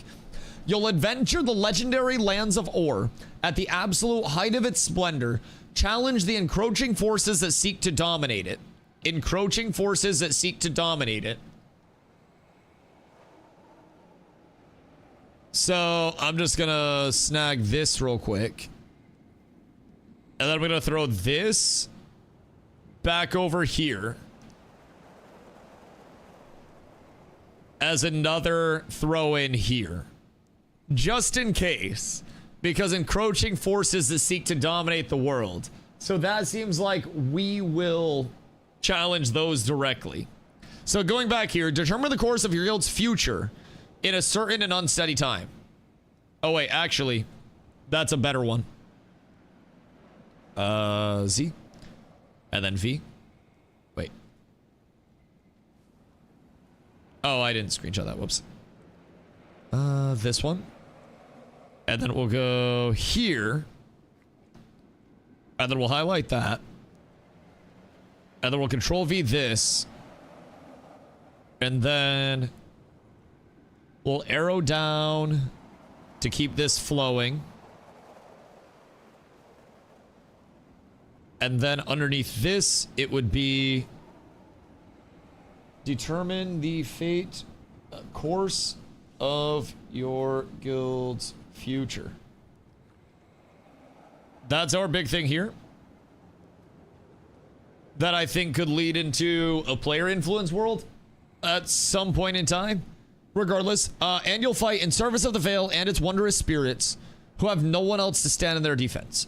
The Order of the Veil's banner, a bit tattered and dirty, but still intact, awaits someone with conflict. Awaits someone with the conviction to lift it. We think that someone is you. We cannot wait for you to see this vision of Tyria, these staggeringly beautiful lands of Or, and this tumultuous, precarious period of its history through the eyes of the Veil Wardens. So, that is what we got today. And this, my lads, is DustyWhy's theory on why, as a result of that, they have more or less unveiled to us that we will have classless progression in Guild Wars 3, and we will be unlocking skills through attaining signets and potentially upgrading and refining those signets through interactions with our Seeker as we go throughout the world. They have said that we will wield an arsenal of magical signets. These signets are crafted, they are bought, they are sold, they are acquired through black markets, through trafficking, which trafficking is bad, okay? They granted our guild and other guilds the capacity to make these signets, which are the only forms of us, the humans, having magic. This is all about us acquiring more signets to increase our power and make our build and make our character powerful to stand up to the challenges that the lore presents. This, lore-wise, is starting with nothing and gathering more signets along the way. Now, does it immediately mean classless? No. You could just have warrior signets. You could have priest signets. You could have rogue signets. You could have hunter signets, mage signets. But their emphasis on protecting the 30-minute player, respecting the time and investment of the players, talking about how one of the most common perceptions of modern MMOs and historically MMO engagement has been viewed like a second job. If you only have 30 minutes to play, their advice is to not play an MMO, because you'll need that time just to upgrade your inventory or organize your inventory, figure out what content you're going to play, or get your character set up. And then your session is already done. They cite so many small reasons why you wouldn't be forced to level multiple classes just to hit a meta, just to play the game, just to exist. And that, my friends, is our first conspiracy theory with Guild Wars 3. We've had a few smaller along the way, but I think this is going to be a living document for us that will continue as they release more tidbits of information. And I think we will be truly up tremendous as this continues. I like that idea because it also makes a single converging identity stronger. Bingo. Players that might have a lot of time for their character can be there for one character. They can also make alts if they want to. But if you want to have one character for everything, you can have one character for everything. You don't have to level alts to craft, or you don't have to unlearn and relearn crafting stuff, because you will be able to maybe craft everything on one character. Maybe able to level all of your crafting skills and not be locked out of any of those, and bring in the quality of life of you can be the omni crafter for yourself and your friends if you really want to go to that route and not have the barriers of crafting your shit. You may not have to re-level if a meta changes, or if you decide that, you know, your friend is playing something that looks really cool and they shared a build with you that you want to check out. You might just be able to get the signets where they got their signets, go through what they went through, and then boom, you have the same build. Or maybe you played with that friend, so you all have the same stuff and they put together something different than you. There's so much along the way, man. So much along the way that I truly think... Oh, wrong mouse. Truly think just a little hero challenge for like 10 plus minutes for it to despawn and not give me the points. Imagine if instead of hero point challenges, you were participating in content to specifically earn new abilities from that area.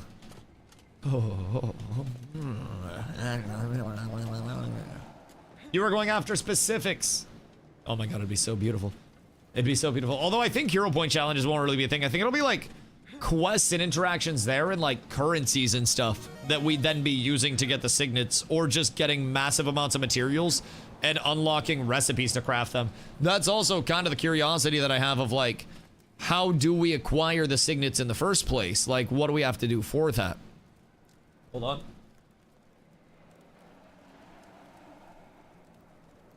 I just saved this as Guild Wars 3 correct theory. And I think we're good. I think we're up tremendous, if I'm being completely honest. I think we may just be...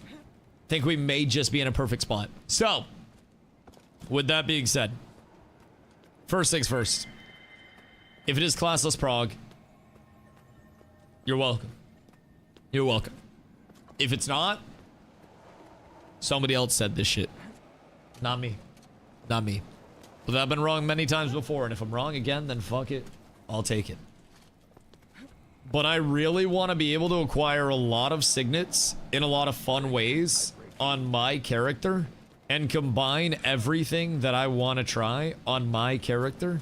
And I want to be able to play my character in the way that I want to play it, not the way that I have to play my account. I want to have DustyWhy. I don't want to have DustyWhy and Dusty Who and Dusty Where and Dusty When and Dusty How. I want to have DustyWhy. And I want to play on DustyWhy. And I want to grow DustyWhy as I go. And if I want to play a different class or have a different field, then I want that to be on DustyWhy without having to delete the first DustyWhy. Simple. Simple. That is my hope. And honestly, if it gets to that point, then we're up tremendous boys. And I really hope that it does. I hope we get some more clarifying info soon. I don't know if we have any devs here that want to confirm or deny, but shit, if I hit, you guys know. Someone out there might know. Genuinely. Odds are, if this travels anywhere, and anyone from the Guild Wars 3 team sees any bit of it, they would be able to confirm or deny immediately if that were the structure. Only thing is, they're NDA'd to shit. NDA'd to shit.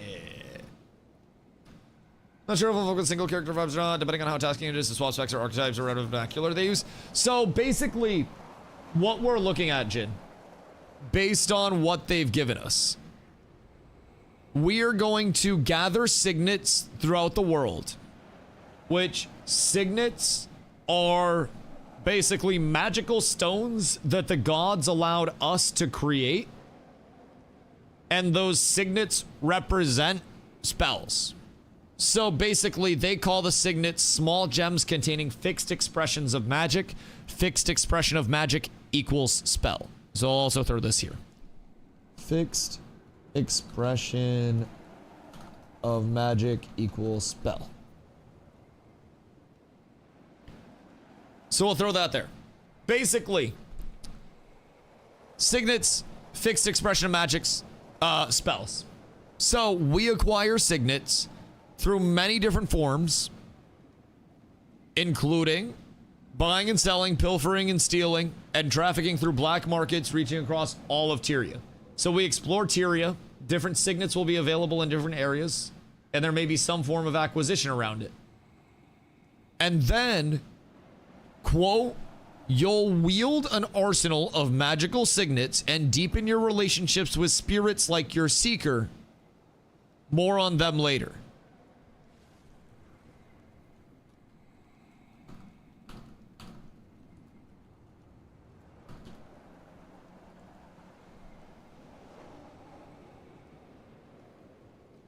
So, this is all from the articles, by the way. This is all what they've said.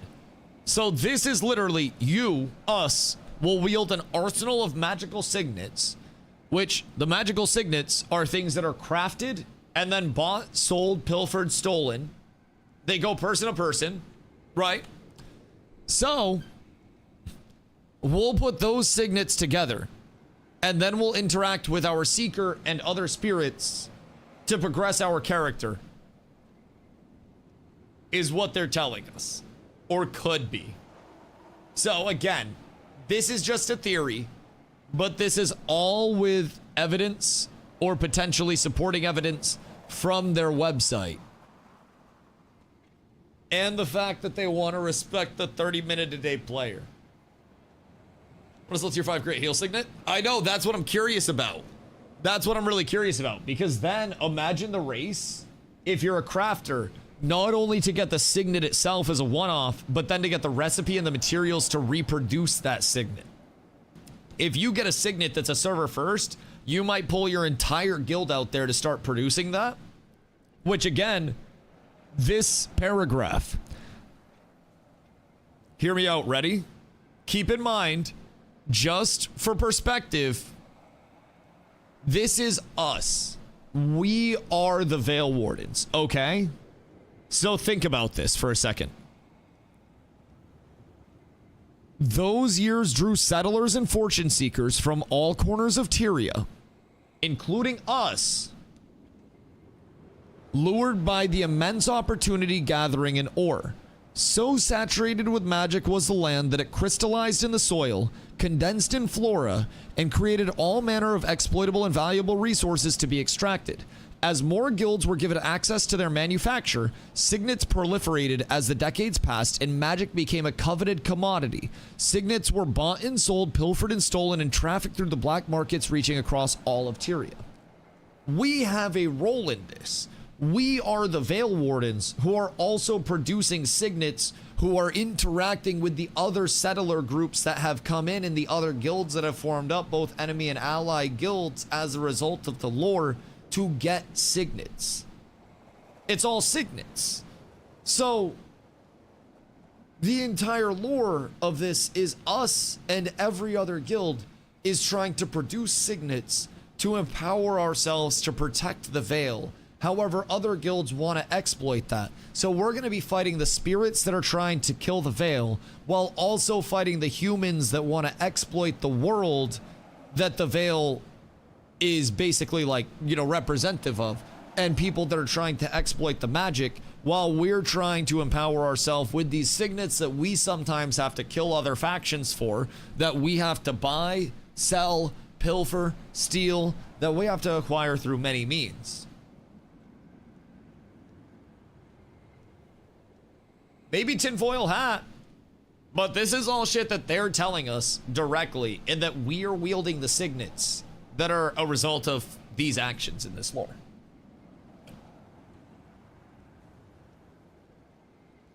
At the very least, this gives me hope for any more information they drip feed us or roadmap, etc.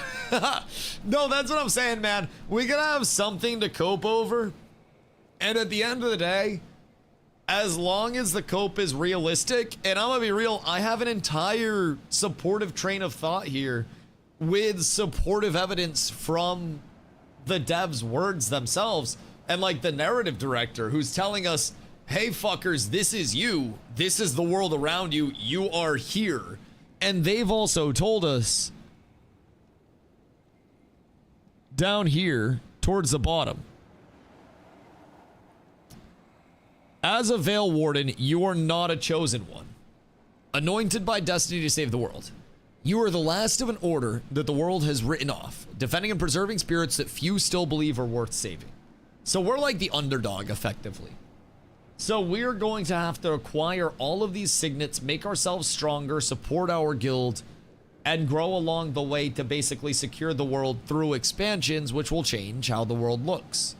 Which is, I have that covered down here with a couple forms of supportive evidence. Now, I think this is very unlikely. I think probably just expansions rather than a player influence world. But there is potentially some evidence of, hold on.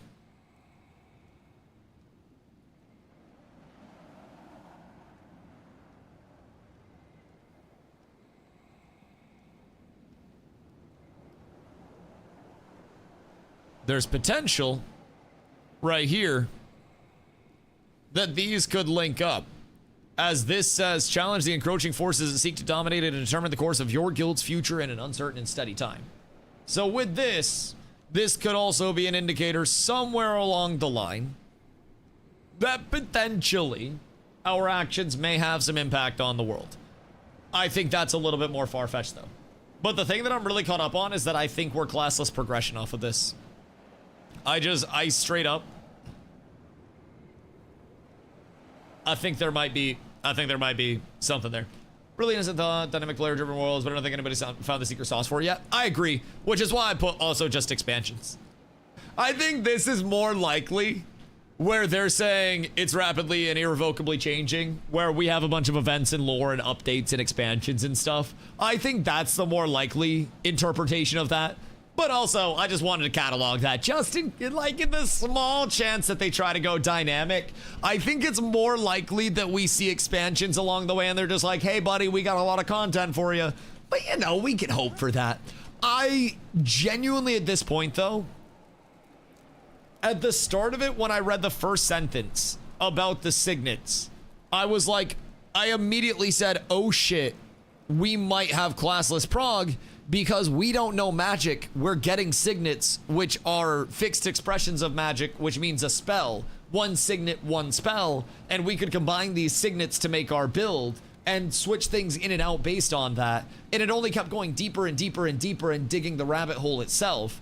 And I think if they do that with the emphasis on respecting players' time and the evolution of the MMO genre, you still have the multiplayer element of like, hey, I found this signet here. Boys, let's go get it. Let's manufacture this signet. Let's farm up the super hard mats. We're the first people to have this signet recipe, even though there are one-offs of it that some people have been able to buy that are finite from vendors or whatever.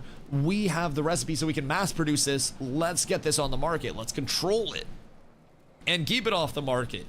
That in itself, as new content comes out, again, that sometimes wears off and inevitably will, but that's what new content's for and new meta changes are for, to keep that fresh. It's a huge element of social gameplay structure within something that doesn't require a million people being on one map for. And when I look at Guild Wars 3, how they've described it, I'm looking at things that in the gameplay structure are things that a million people could do together without being on the same exact layer of a map, where you could have a million people in the race to discover the best signet, but they could all be on different maps, different layers. They could all be working on resources, getting them at a different rate, trying to complete content, but completing it at a different rate because they have different signets leading up to it.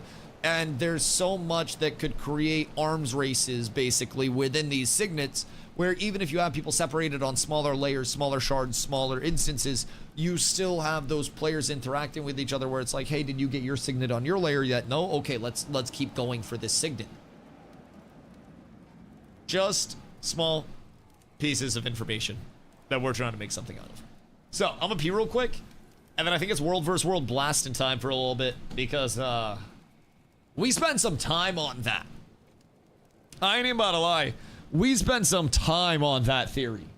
Holy. I did not expect to be that deep in that for that long.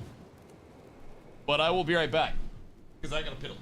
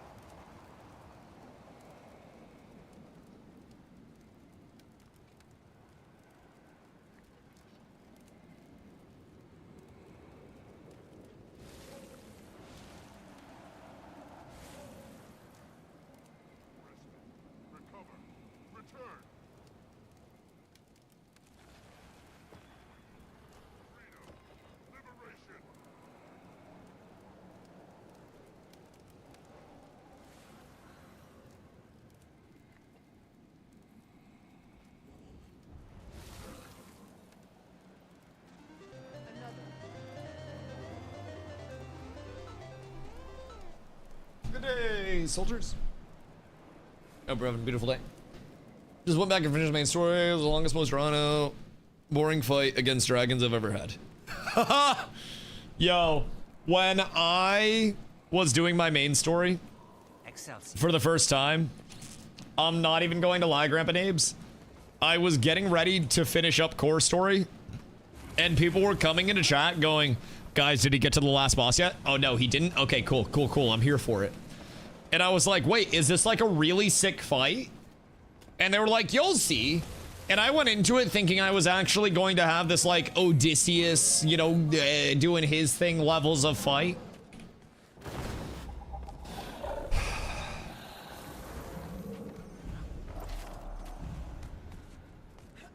Man. Like,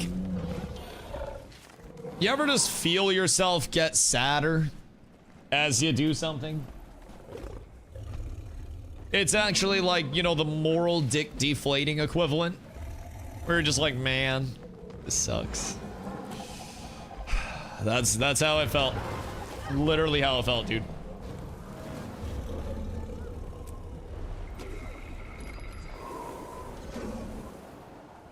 Alright. How have these fights been going so far? And what are we on at this point in time, chat? What are we on here? Because I'm assuming Living World Season 4 cash. Ooh. I got 2 of these bad boys. Wait. What do I do with these? Dragonite or Imperial Fragments, Obsidian Shards. Wait, what is this chest armor or shoulder stuff? What do I do with this? What are the chase of shoulders? I'm assuming that's exotic. And then these are difluorite crystals. Okay, I can eat those for volatile magic. Is there one of these? Is there one of these that I want over the others, chat? Because I'm assuming someone said not difluorite crystals. Oh, excuse me. So 50 lumps of mystonium. Okay. That makes sense. That makes sense. So I think the crystals are like the worst ones.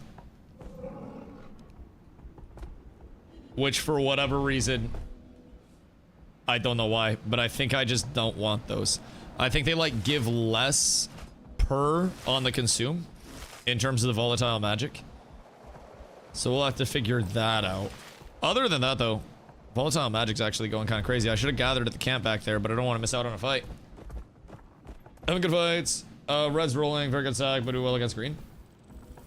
You guys just don't have a Dusty support. Need more stab in my group, I need a Dusty. I know. I'm sorry. I'll do what I can. Ask to be put down in my group. There are slots. Literally just get yourself slammed into my group. It's me and a troop right now. You would have all of the stab in the fucking world. Is it really that noticeable when you're in other groups that I give you more stab? Like, does mine feel that much larger than theirs? Because that makes me happy. That makes me really happy. I like that a lot, Shrimpy. It's a good feeling. It's nice to be wanted. Why do you think I played support? Some builders are not to press buttons. I mean, I'm gonna be real, dude. I think giving someone stability in World vs. World is something that when you just say it, it's like, oh yeah, you just press your stability buttons. But it's so much more than that because you have to play enough to, you know, A, be familiar with your group to work with that, B, hope you have a good group in the first place. But off of that, you're trying to manage all of your stability in the most optimal way for yourself and your group to cover every second of the fight without ever having all of your stability sources on cooldown without one being refreshed. And that's a really hard thing to manage when you're countering, when you're counting in strips, when you're looking at, you know, how much those stability sources are going to get ripped, how you have to protect those stability sources, how you have to watch not just yourself, but your group, which I should honestly play on group view because of that, but I hate group view. There are so many things as a, you know, as a support that you really want to be watching, and I typically just try to keep stability up on myself. Therefore, you know, I keep stab up on myself, and my group should have stab as long as they're with me, if I'm being honest. If I don't get pulled, then they shouldn't get pulled. But giving stability is one of those things in Guild Wars 2 that sounds so simple, and the actual act of keeping stability up for, you know, 90+% of a fight is, I think, way harder said than done. And if people just dump out their stability, or say, I have 2 stability, you know, abilities off cooldown, ready to use, but I look at our stab and it has 12 stacks, I'm gonna hold my stability for a second, and I'm not gonna worry about my personal stability numbers there, because I want to refresh that stack when it starts to get low. So if we have 12 stacks, if we have 12 stacks, or those stacks are about to wear off and they're ticking and they're, you know, they're flashing, then I'm gonna want to make sure that I'm there to refresh those stacks with one of my abilities. And if I add on, you know, 12 stacks to 18 stacks, then what's going to be the big difference there? You know what I mean? There literally isn't a difference. So there's a bit more. It's kind of like with DPS, where you can go in and you can just press your stability buttons the same way you can just press DPS buttons, but really good DPS are going to have something big always timed up and synced up for the spikes. You know, when the wells are going out, when everything's going out, you basically want to coordinate your coolies and your big spikes around that. And great DPS will always have that, the same way that in a support, in a group with not so good supports, your stability will lapse a lot and you'll find yourself getting pulled. And then in a really top tier group, you'll probably find that your stability is up with multiple stacks all the time, and it's always protected, and you always have might, and you always have protection and all these other buffs. So you just act as a goddamn demigod. It's just levels to that shit, which I really, really, really enjoy. Wait. Where is this? 15 core guards. All right, hold on. Blue Borderland is crazy. Wait. God damn, I gotta get a Q.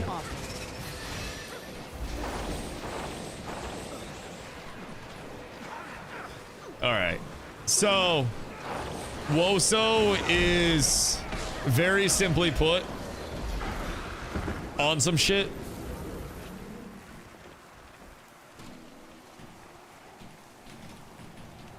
Hold on. Cool. So Woso is, very simply put, on some shit. There are 15 core guardians, all with big bonkers. And I believe they are just going around absolutely ravaging stuff. I'm not even going to lie. So I'm gonna hop in with them at some point throughout the night and document what the fuck is going on over there. Just straight up, I feel as though... Uh-oh. Oh! I didn't even land in the right spot.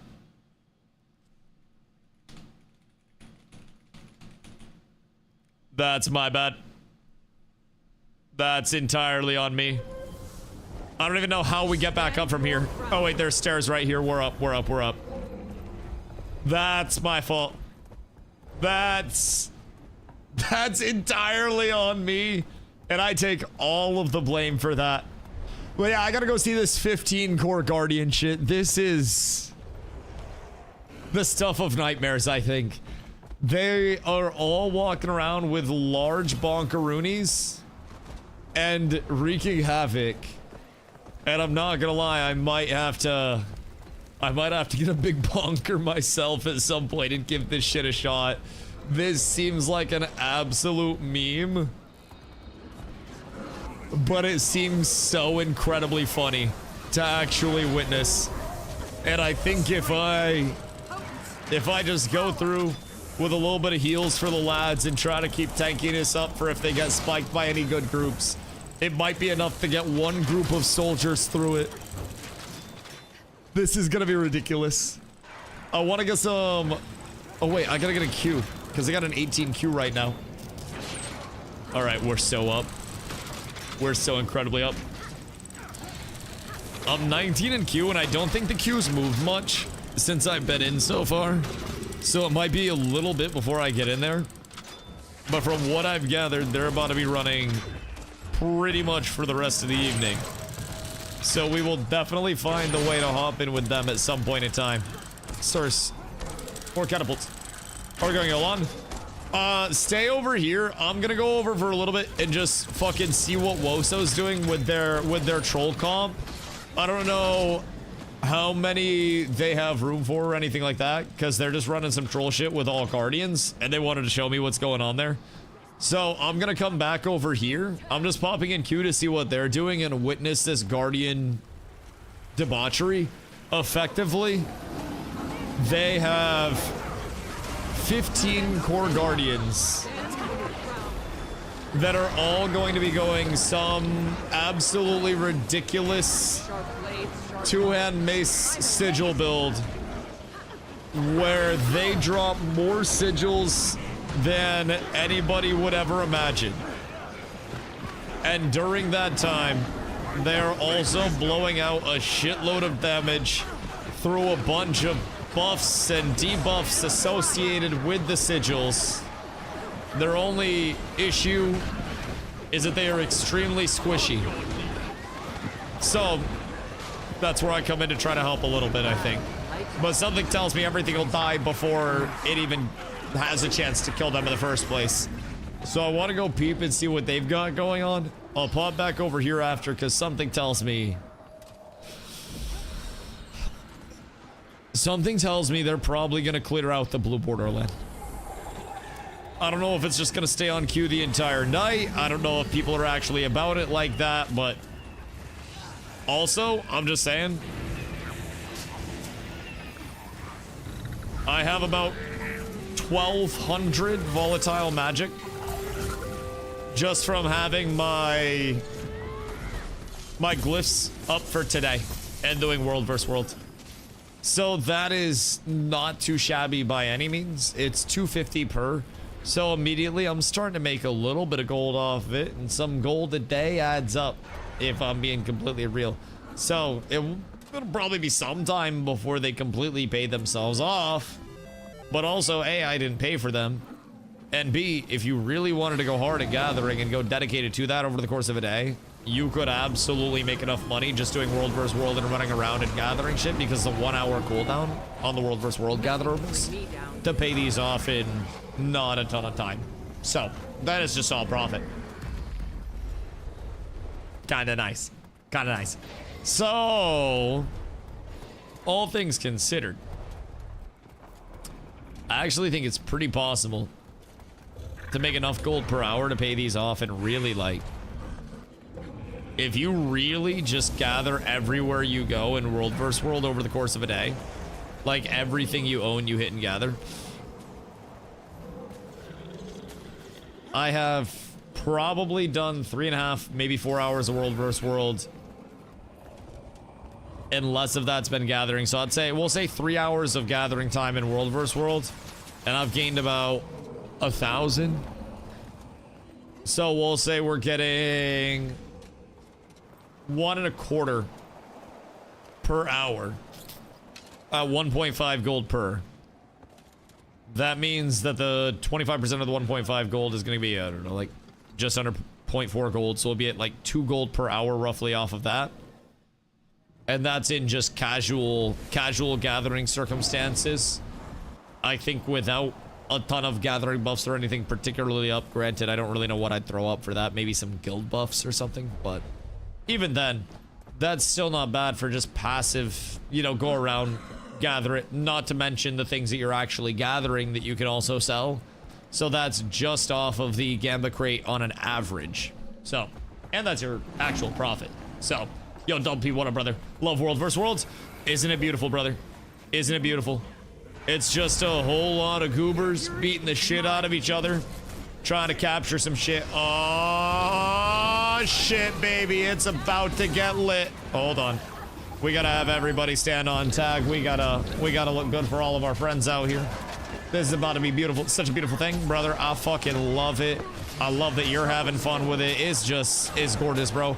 I would not trade this shit for many things. Now, I will say there are definitely certain elements of itches that definitely are hard to scratch.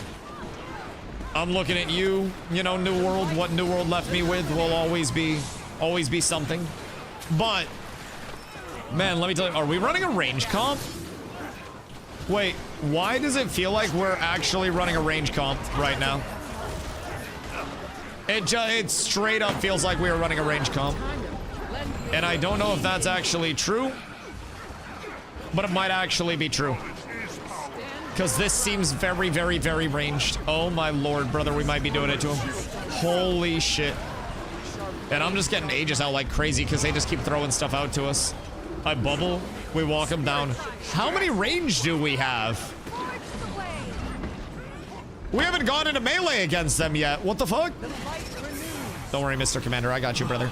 I got you. I got you. Everything's fine. I'm so confused. We literally haven't even like... You see? I did that. Chat, did we have people that were like hitting them? Or... Torment them. what happened? They just kind of like died from afar. It felt like we were hitting them with like the government energy beams. Except for Guild Wars 3 too. Oh my god, hey. Yeah, I think it's hard for me to hide how excited I am, if I'm being honest. Currently addicted to Seed. Yo, I saw that. I saw your tweet about it. The fucking tree. It never fails. I'm telling you, it never fails. It is a flawless transition every single time. Believe me, it somehow finds its way to my feed no matter where I am. So I was actually like, I was curious about that. So that is literally like you control the sim and then you guys all play your part in building the city, or like what is the whole thing with that? Because it seemed like a city builder, but you were one person in building the city. So do you get like a house and a lawn and like a job and shit like that? Who builds the places for the jobs? It seems like a really interesting concept that I'm like very, very intrigued by. But also, hear me out, what if I could rob a bank? Might makes me right. That to me sounds like it would be rather viable, but I understand if they don't want bank robberies. Maybe it's supposed to be cozy. Maybe everyone's supposed to be friends. But like I could be friendly while I was robbing a bank. I feel like I can pull off that mixture of things. But yeah, I saw that tweet and I was just kind of like, I was mildly intrigued. You can also schedule things daily and the seedling stays active when people are offline. Everyone has plots, can expand and create business. Can't rob others, but you can scheme and do contraband. Wait, really? Is it free to play? Or how much is it? Because that sounds like it would be really fun to play with the community as just like an every once in a while thing. Looks like $30. I wonder if I could get some keys to give away to the community. Is it popular or is it like under the radar right now? Starts like a survival game in a society with 10 players, goes up to a sci-fi city with 500. And we would invite more players in as we developed it more? Like, could I do a private seed, basically? Where we all did our, like, seedling thing? Because that sounds like it would be really fun. And as we upgraded, we'd be able to get more people in, so we'd have to, like, manage the wait list to the society. Wait. Need to be kind of organized to do a private society with password and then invite people as you go up in tier. Wait, this sounds so fun as like a once a day thing with the community, because then we could always have people in the society also just log on, or we could automate things as we go. Gameplay starts very slow, it takes a while to skill up. This sounds kind of cool though. Like, if I did it as a once a day thing, I have my headset off, but this sounds interesting. So it's called Seed. And Julia tweeted about it, but it's called Seed, and it's kind of like MMOE type beat, but no combat. And I think you like gather and develop a city basically in a society, and you yourself are like a sim, basically, where you brand new world ready to be populated. I gotta email their devs or something. Gameplay is very different, so could hate it, but it could be really fun. Download, thank you for the follow. I appreciate you. It seems really fun. I wonder if I could email them and see what we could do for the community, because that would be really fun. Yes, that one. So apparently it starts with a 10-person lobby, and off of that 10-person lobby, you can grow it up to a 500-person lobby or society, and you basically like gather and develop stuff and all of that, like as a, you know, as a whole. They were saying in VC they'll miss the cats if we get paired apart. We'll miss them.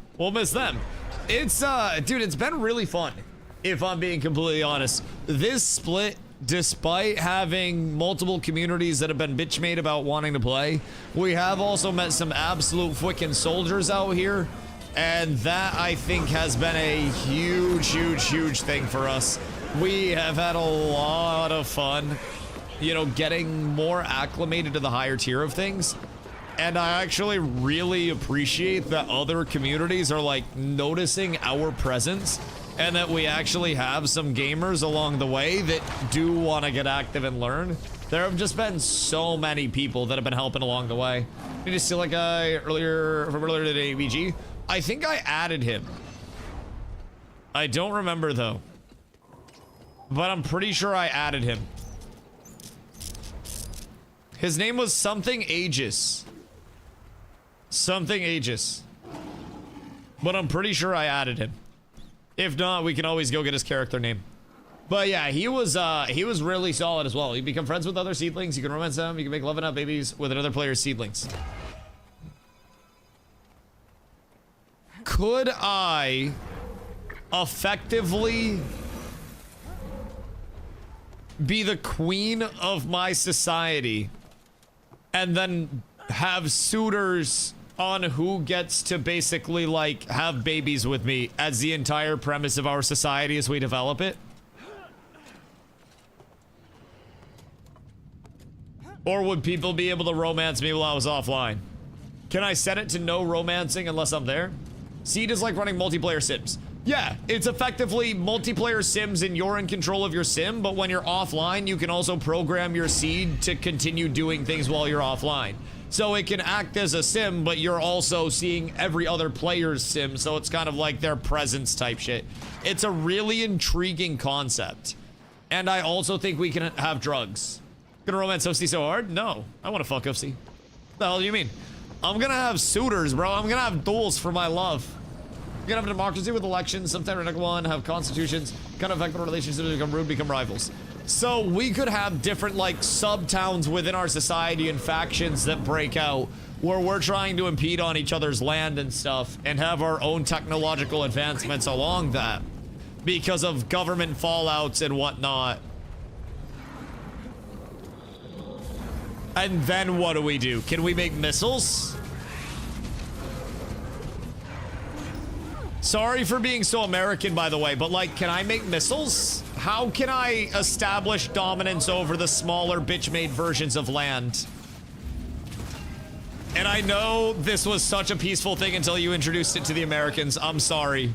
I'm sorry, but like, you did this, not me. Where are my missiles? I would like to deliver freedom to the other groups of people simply trying to enjoy their time. I see there is automated delivery stuff already. There's small robots that transport things. Now we just have to figure out, chat, how to get those robots to transport missiles and sabotage.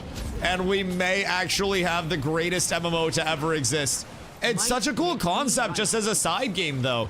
We could do it once a week, and everybody that wants to be on it, we check out our sims or our seeds once a week on the, you know, on the seed day, basically.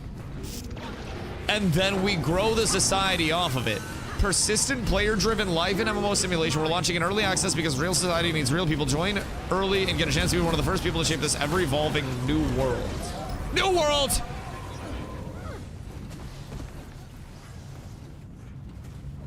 Huh? Oh no. Not like this. Not sure about the end game. It looks like a mega city with political stuff, businesses, players giving jobs to others. Also, seedlings get sick doing things to their doctors with different medicines. What? A player could cure for free or be an assets at high prices for medicines. And as the government, we could attempt to regulate it, basically. But there would be, like, pushback on the regulations of it. What the hell? Oh my god, this seems so fun. So we would have to have, like, the founders. We would literally have to have the Seed Society with our founders of the Seed Society, and we'd have to make a Mount Rushmore to our founders or have statues. Oh, founder districts! Holy shit, whoever buys my game gets to be a founder. Wait, so if 10 people buy me a copy of the game, then that means we have 10 founders. Oh, there's so many crops? I genuinely am thinking about checking this out for like a day. Maybe like a Monday stream thing or something, because Mondays are typically slower with Guild Wars anyways. But this actually sounds like a really fun little community dive. Just as a... What are they dying to? Like my brother in Christ. How are they just... Look at them. Are we hacking? Like, I'm actually confused. Do they not have supports? Or like, what are we looking at right now? Because I feel like they have to, like, not have supports, right? Because this is very, very, very peculiar. If I'm being completely real, they're just dying without us even getting there.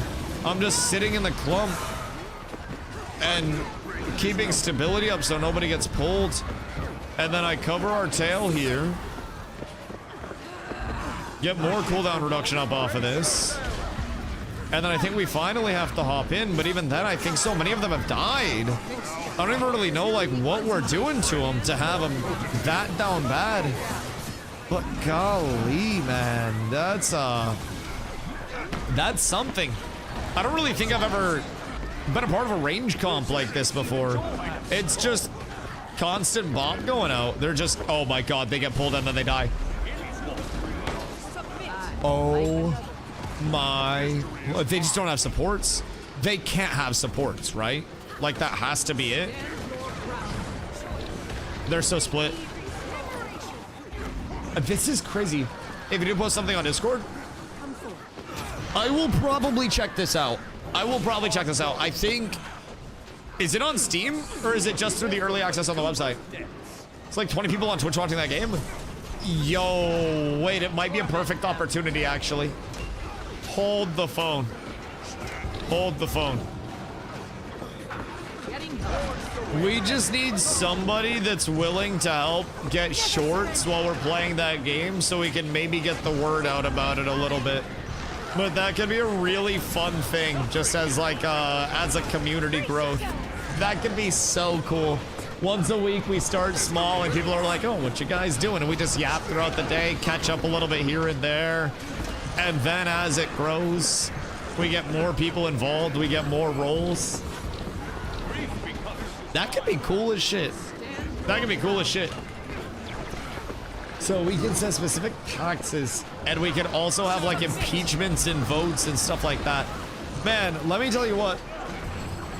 If we get a combat system, we're up. We don't have time to give us red unless it stays niche. Oh god, yeah. I mean, the MMO world especially, with MMOs like that right now, that are smaller, non-traditional MMOs, and I'm not sure who it's being developed by, but if you're not a titan of the industry, it's a little hard for MMOs in general to be anything other than small. But honestly, small MMOs I think are really cool because as a community going into it, it's unsolved, and our community really likes doing things together where we have to put all of our stupid heads together to try to solve that thing, right? So with a learning curve, that presents a lot of opportunity for us to just be like, okay, what do we have to do to get through this? How can we get past this bottleneck? How can we work together for it? It's kind of fun.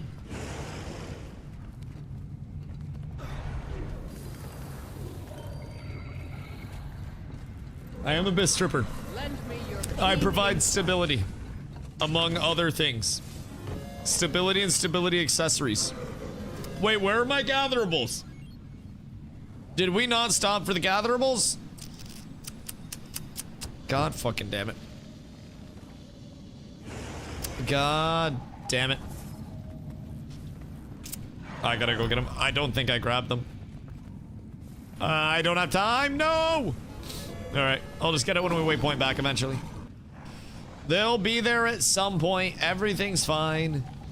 Gosh, frickin' heckin' dang it. I feel like you really hate to see that shit just at its core. We're gonna go back for him. Wait, no shot. Nothing can bring me down. That's actually crazy.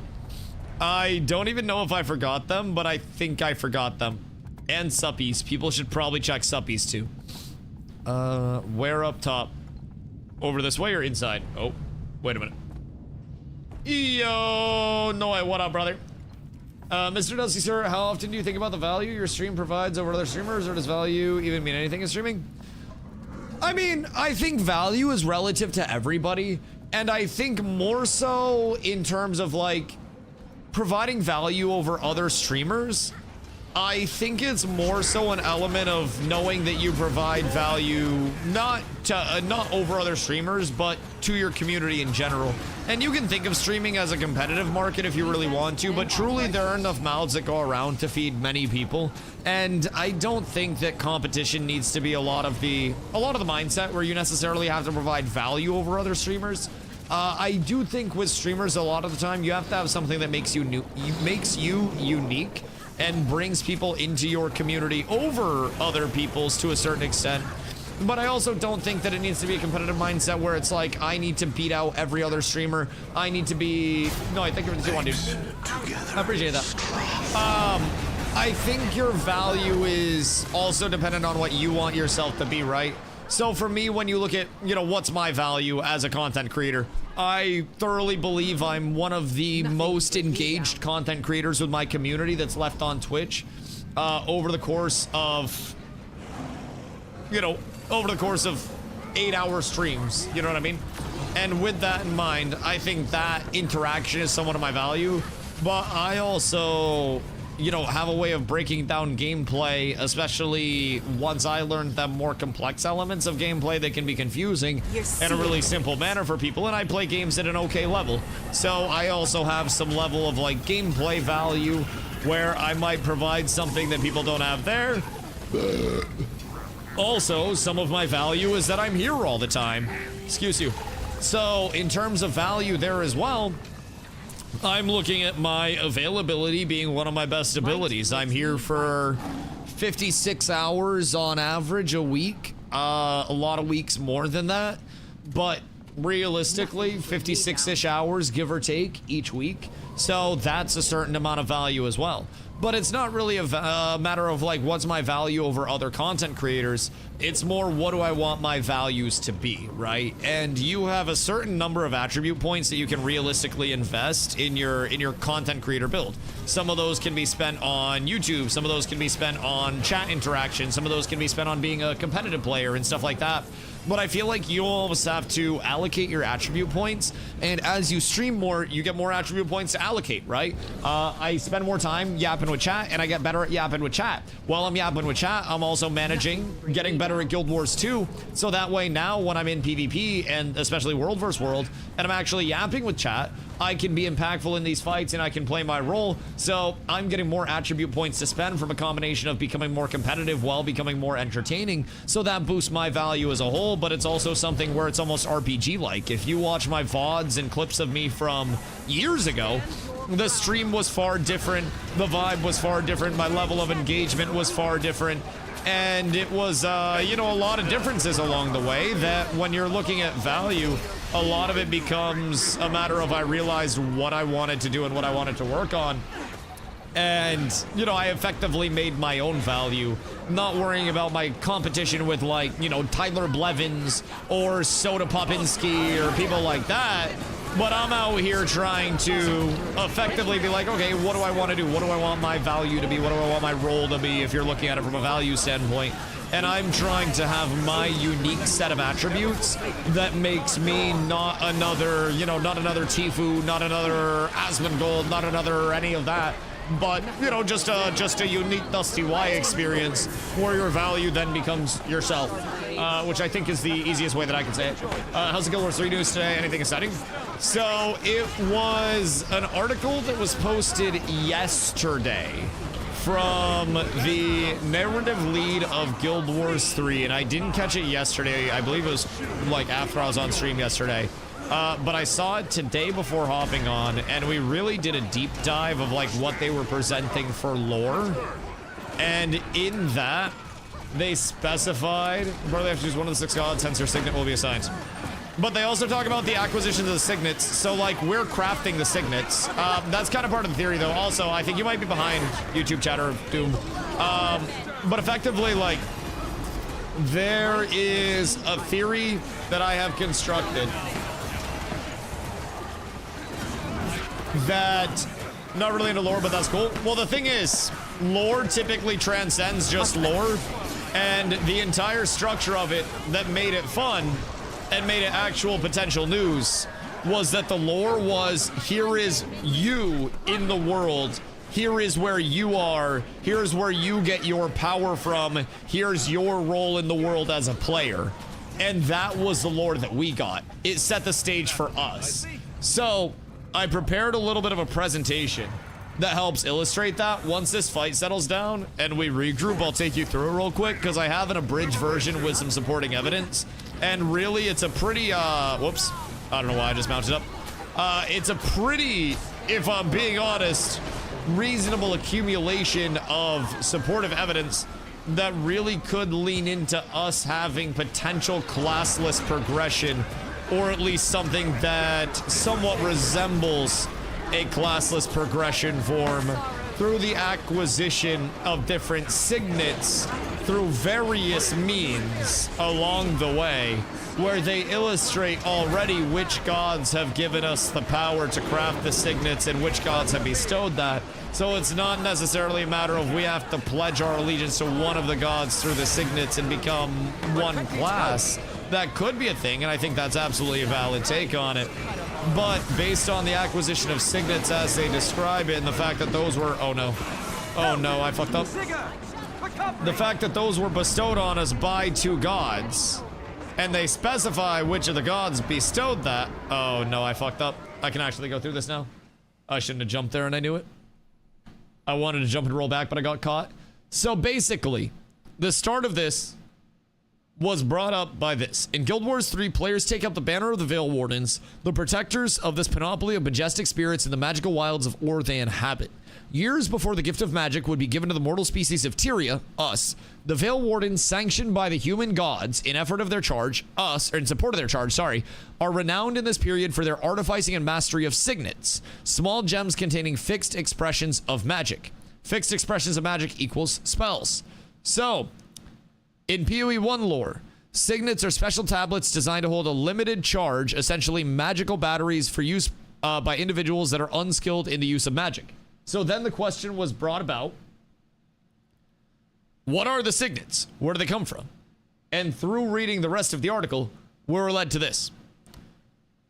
A group devoted to the Veil spirits, those who would become the Order's founding members, met with the human gods hoping to stave off further ruin. They found unexpected allies in the goddesses Melandru and Dwayna, who, moved by the Veil's suffering, offered to sanction the creation of an order that could assure the Veil's protection in perpetuity. Perpetuity. Hate that word. To prove their commitment to this cause, Melandru and Dwayna gifted the fledgling guild with the capacity to create and refine signets. So Melandru and Dwayna are the reason we can craft signets. That's already it. Empowering the order with the strength to fulfill its purpose. Those years drew settlers and fortune seekers from all corners of Tyria, lured by the immense opportunity gathering in ore. So saturated with magic was the land that it crystallized in the soil, condensed in flora, and created all manner of exploitable and valuable resources to be extracted. As more guilds were given access to their manufacture, other guilds being in the lore again from the gods, signets proliferated as the decades passed, and magic became a coveted commodity. Signets were bought and sold, pilfered and stolen, and trafficked through black markets reaching across all of Tyria. Hence the exploration and the reason that we're going across all of Tyria to gather signets so we can aid ourselves in helping the Veil while also pushing back enemy factions or guilds. So, you and those like you, us, are all that stand between the fading majesty of the Veil and the forces eager to strip it for parts, exploring a world that is only just beginning to understand the revolutionary power it represents. You'll wield an arsenal of magical signets, again us, signets, which are bought, sold, pilfered, stolen, and trafficked through black markets. Oh, I gotta respawn. I think they're taking a 5-minute quick break, so this is perfect timing. So, you'll wield an arsenal of magical signets and deepen your relationships with spirits like your Seeker. More on them later. Them, not just your Seeker. To see your charge fulfilled. You'll adventure the legendary lands of Ore at the absolute height of its splendor, challenging the encroaching forces that seek to dominate it and determine the course of your guild's future in an uncertain and unsteady time. And you'll fight in service of the Veil and its wondrous spirits who have no one else to stand in their defense. So, seemingly, progression is going to be primarily served through your Seeker and these signets, which we will be working through the world to acquire. And as we acquire more signets, that will get access to more forms of magic or spells for us that will build out our character. And through that, and their emphasis on protecting the 30-minute player who, quote, suffers from this. Which, again, historically, MMO engagement has been viewed as an experience like a second job where players spend large amounts of time preparing to have fun before they actually engage in the fun parts. Only have 30 minutes to play, don't play an MMO. You'll need that time just to organize your inventory, figure out what content you're going to play, and get your character set up, and oh no, time's up and you haven't begun the gameplay yet. ArenaNet talks about how they solve for pain points, and guess what? This is directly from their Guild Wars philosophy page, where they talk about, again, pain points, and they mention many times how overall they solve for pain points. They develop to solve pain points, and that is what they chase. Where do you get this news from? The Guild Wars 3 website. It was posted today. So this is what was posted, well, yesterday. This is where a lot of it came from in terms of the lore. The Guild Wars 3 philosophy with respecting your time investment was sourced from our Guild Wars philosophy, and then we haven't even sourced anything from the setting, which we could probably get more supportive information from, because I wanted to get back into some world versus world stuff. So we're gonna keep this as a living document, but these are literally all taken from like the Guild Wars 3 website, with the exception of this. This is the Guild Wars 1 wiki, which I cited here as well.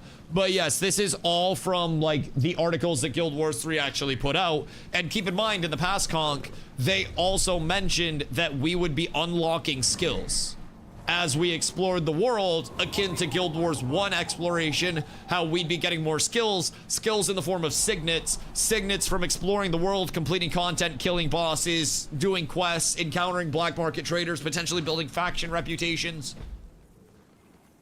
Signets. Now, this also, I'm gonna re-enter the queue. This could also be a large indicator of classless progression, where you go in and one character validity is at the forefront because they want to eliminate a lot of the work of MMOs, and they want to make it feel more like a game again. You want to touch signet tips? Oh, Eddie, we can do all the gay stuff. I'm not even gonna lie, dude. If this ends up being true, we can do literally all the gay stuff. I swear to God, I will put my signet tip in your signet tip. Holy shit.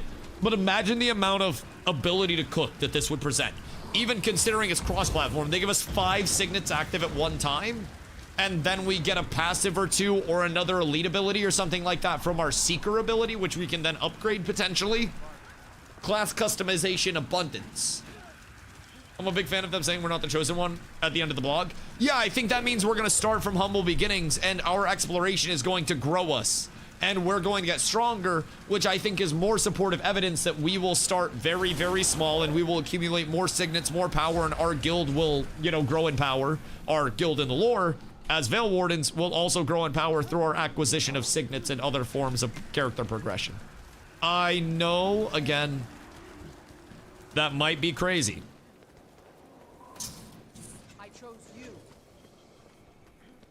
but I think that'd be kind of cool. Really cool idea if they do it. You start as a nobody and go down a path naturally rather than pick a template. Well, hear me out too on this. If you're acquiring a lot of different signets from different forms of exploration, queuing EBG to fight big group. I switched to EBG. In terms of, sorry. All right, cool. So in terms of like exploration and rerolls and stuff like that, right? If anything happens to change along the way, meta-wise, instead of having to make a new character or buy a boost, which again, this would eliminate boost in the long term.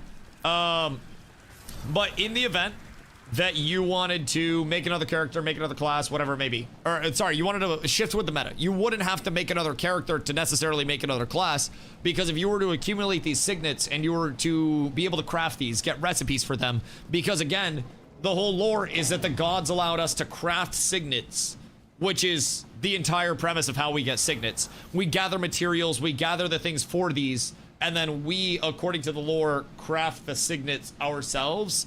And us crafting the signets brought more groups to the signets as well.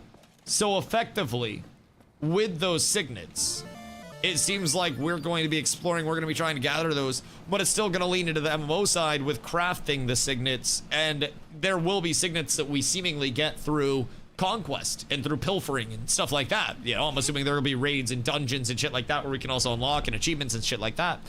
But the entire lore of this is that they are giving us the ability to craft these signets where we can explore, and by gathering these signets, we basically equip ourselves with the magic of the signets we choose to wield, which, according to the lore, would give us classless prog where we spawn in, again, as a nobody. So, we are mortals. We are humans. And we are years before the gift of magic has been given to the mortal species.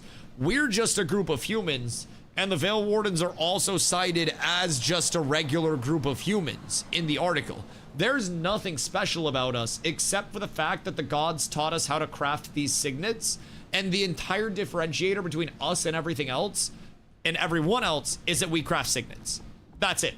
We're known for crafting signets. So we're gonna go around and we're gonna be trying to figure out, I think, how to craft certain signets, crafting those signets, putting them into the market, and that's your multiplayer aspect right there immediately, is the materials used for signets, the actual recipe acquisition of signets, having guilds that are first to craft that can control the market as signets are newer, but you also have so many different realms down it where it doesn't necessarily have to be player friction because they can layer things so heavily.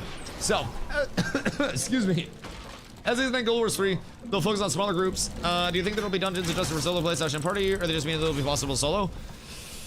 I feel like with Guild Wars 3, in terms of the scale, they mentioned specifically that it would be somewhere in between Guild Wars 1, which they thought of as a CORPG and not necessarily an MMORPG.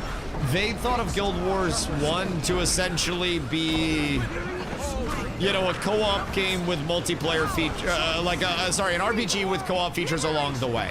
And that in itself, they've said they want to go larger scale than, which would mean that it should be true to its core in MMO, but they've talked about how they don't necessarily want to have the massive open world scale that Guild Wars 2 can have, which, keep in mind, massive open world scale of Guild Wars 2 is however many people can fit on a layer in the open world.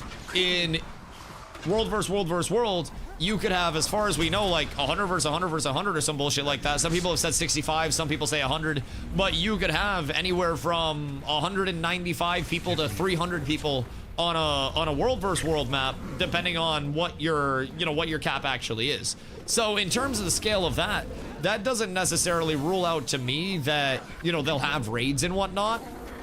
I still think that they'll have raids. I just don't think that it's necessarily going to be like, you know, 100 people grouping up to kill a world boss or something like that. I think it'll be a little bit smaller and more manageable than that. But I also don't think that it's necessarily going to be like a full solo excursion. But with that, the modern version of MMOs, I think most MMOs have a level of solo ability to them. It's just a matter of, you know, if they want to have everything soloable or if they do want to have some exclusive content. And I think to truly be an MMO, you do have to, at your core, feature some form of forced exclusive content. And I don't mean forced as in like you have to do it or you can't play, but like if you want to do this raid, you've got to at least be with a group to do the raid. It's group content. You're not supposed to take on this thing alone because you're supposed to join with other Veil Wardens. Because one thing about this game that they specifically say within the lore word for word that has been nice is, as a Veil Warden, you are not a chosen one, anointed by destiny to save the world. You're not. So this to me means you're going to have to join up with a lot of other Veil Wardens to accomplish something as small as taking on normal tasks, because you're not the chosen one with all the main character protection that you've had in other scenarios. You are, word for word, the last of an order that the world has written off, defending and preserving spirits that few still believe are worth saving. So everybody can interpret that the way that they want to, but from what we have, you know, checked out, you're an underdog the entire way up. You're written off, and you're not supposed to be that person that starts with everything at your disposal. You're supposed to start from scratch, start from nothing, start with a blank canvas, and you write your destiny, you forge your destiny through quote. Exact quote, by the way, word for word. Wielding an arsenal of magical signets and deepening your relationships with spirits like your seeker. You start with nothing and your character is what grows. At this point in time, I know it's early, but I would be willing to bet somebody something that it's classless. I'm not going too crazy on it because I could still be wrong. And I admit that I could be wrong, but I'm confident enough to place a small wager that it'll be classless progression based on signet growth. And we grab signets and alternate and change in signets and unlock everything as a, you know, as a character. And have possession of all of the signets, and we combine a certain amount of those to create our total build. I want to see how the wall running plays out. Parkour! That'll be fun as shit. That'll be so incredibly fun. Jefferson, thank you for that, Jake.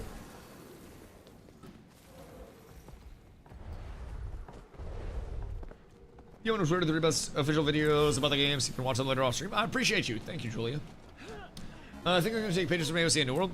Well, I think they're going to take, like, advice, or not necessarily advice, but, like, take notes from far larger of a catalog than just Ashes and New World. I think with ArenaNet's philosophy that they've told us time and time again, they solve for pain points. So each of their games are vastly different because the pain points of each era of gamer has been vastly different at the time they've developed their products. So keeping that in mind, oh, don't do it, you rat fucks. Oh, no.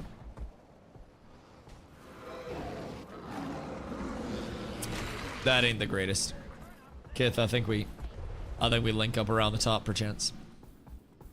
Or the group's gonna turn and then we just go in and meet up with the group there. Regardless, they talk all the time about how they solve for pain points in their development, and pain points are different based on the different generations of players and, you know, what they're going through at that point in time. And that's why all of their games will continue to be substantially different too. So with that in mind, I think it's real. Oh god. Oh golly. We're losing a lot of bodies. That's not the greatest. That's not the greatest. But with them finding and identifying pain points, that's not just in one game. That's not just in 2 games. They're looking at the entire MMO community and probably beyond that. Those that have lived, those that have died. And keep in mind, it's been 14 years almost since they were last looking at pain points, really, for the core premise of a game. So now we're going to get something that solves modern day pain points for modern day people, where it unfortunately, you know, for some players that really want an old school feeling MMO, might not be that. But it may still have some old school elements that are adopted very well to the modern day and age, and it may pick up where some MMOs that may not have made it all the way left off, and may bring in some of those newer, more familiar elements. So, Fupo, what up, my friend? Were you here for my theory on everything? Because if not, you should rewind the VOD a little bit when I had the paint pulled up, and you should listen to that real quick. Because we have good reason to believe that Guild Wars 3 might be classless progression. We have good reason to believe.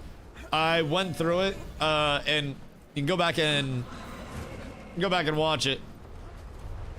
But they're giving us a decent amount of basically your perspective as a player and character, and our entire power, according to the lore, comes from these signets. And what makes us different, we're just signets. We don't know magic yet.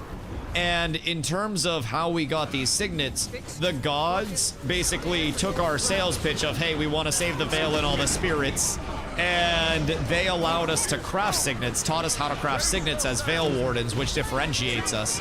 So we can make the signets, and the signets in Guild Wars lore are basically these gems that...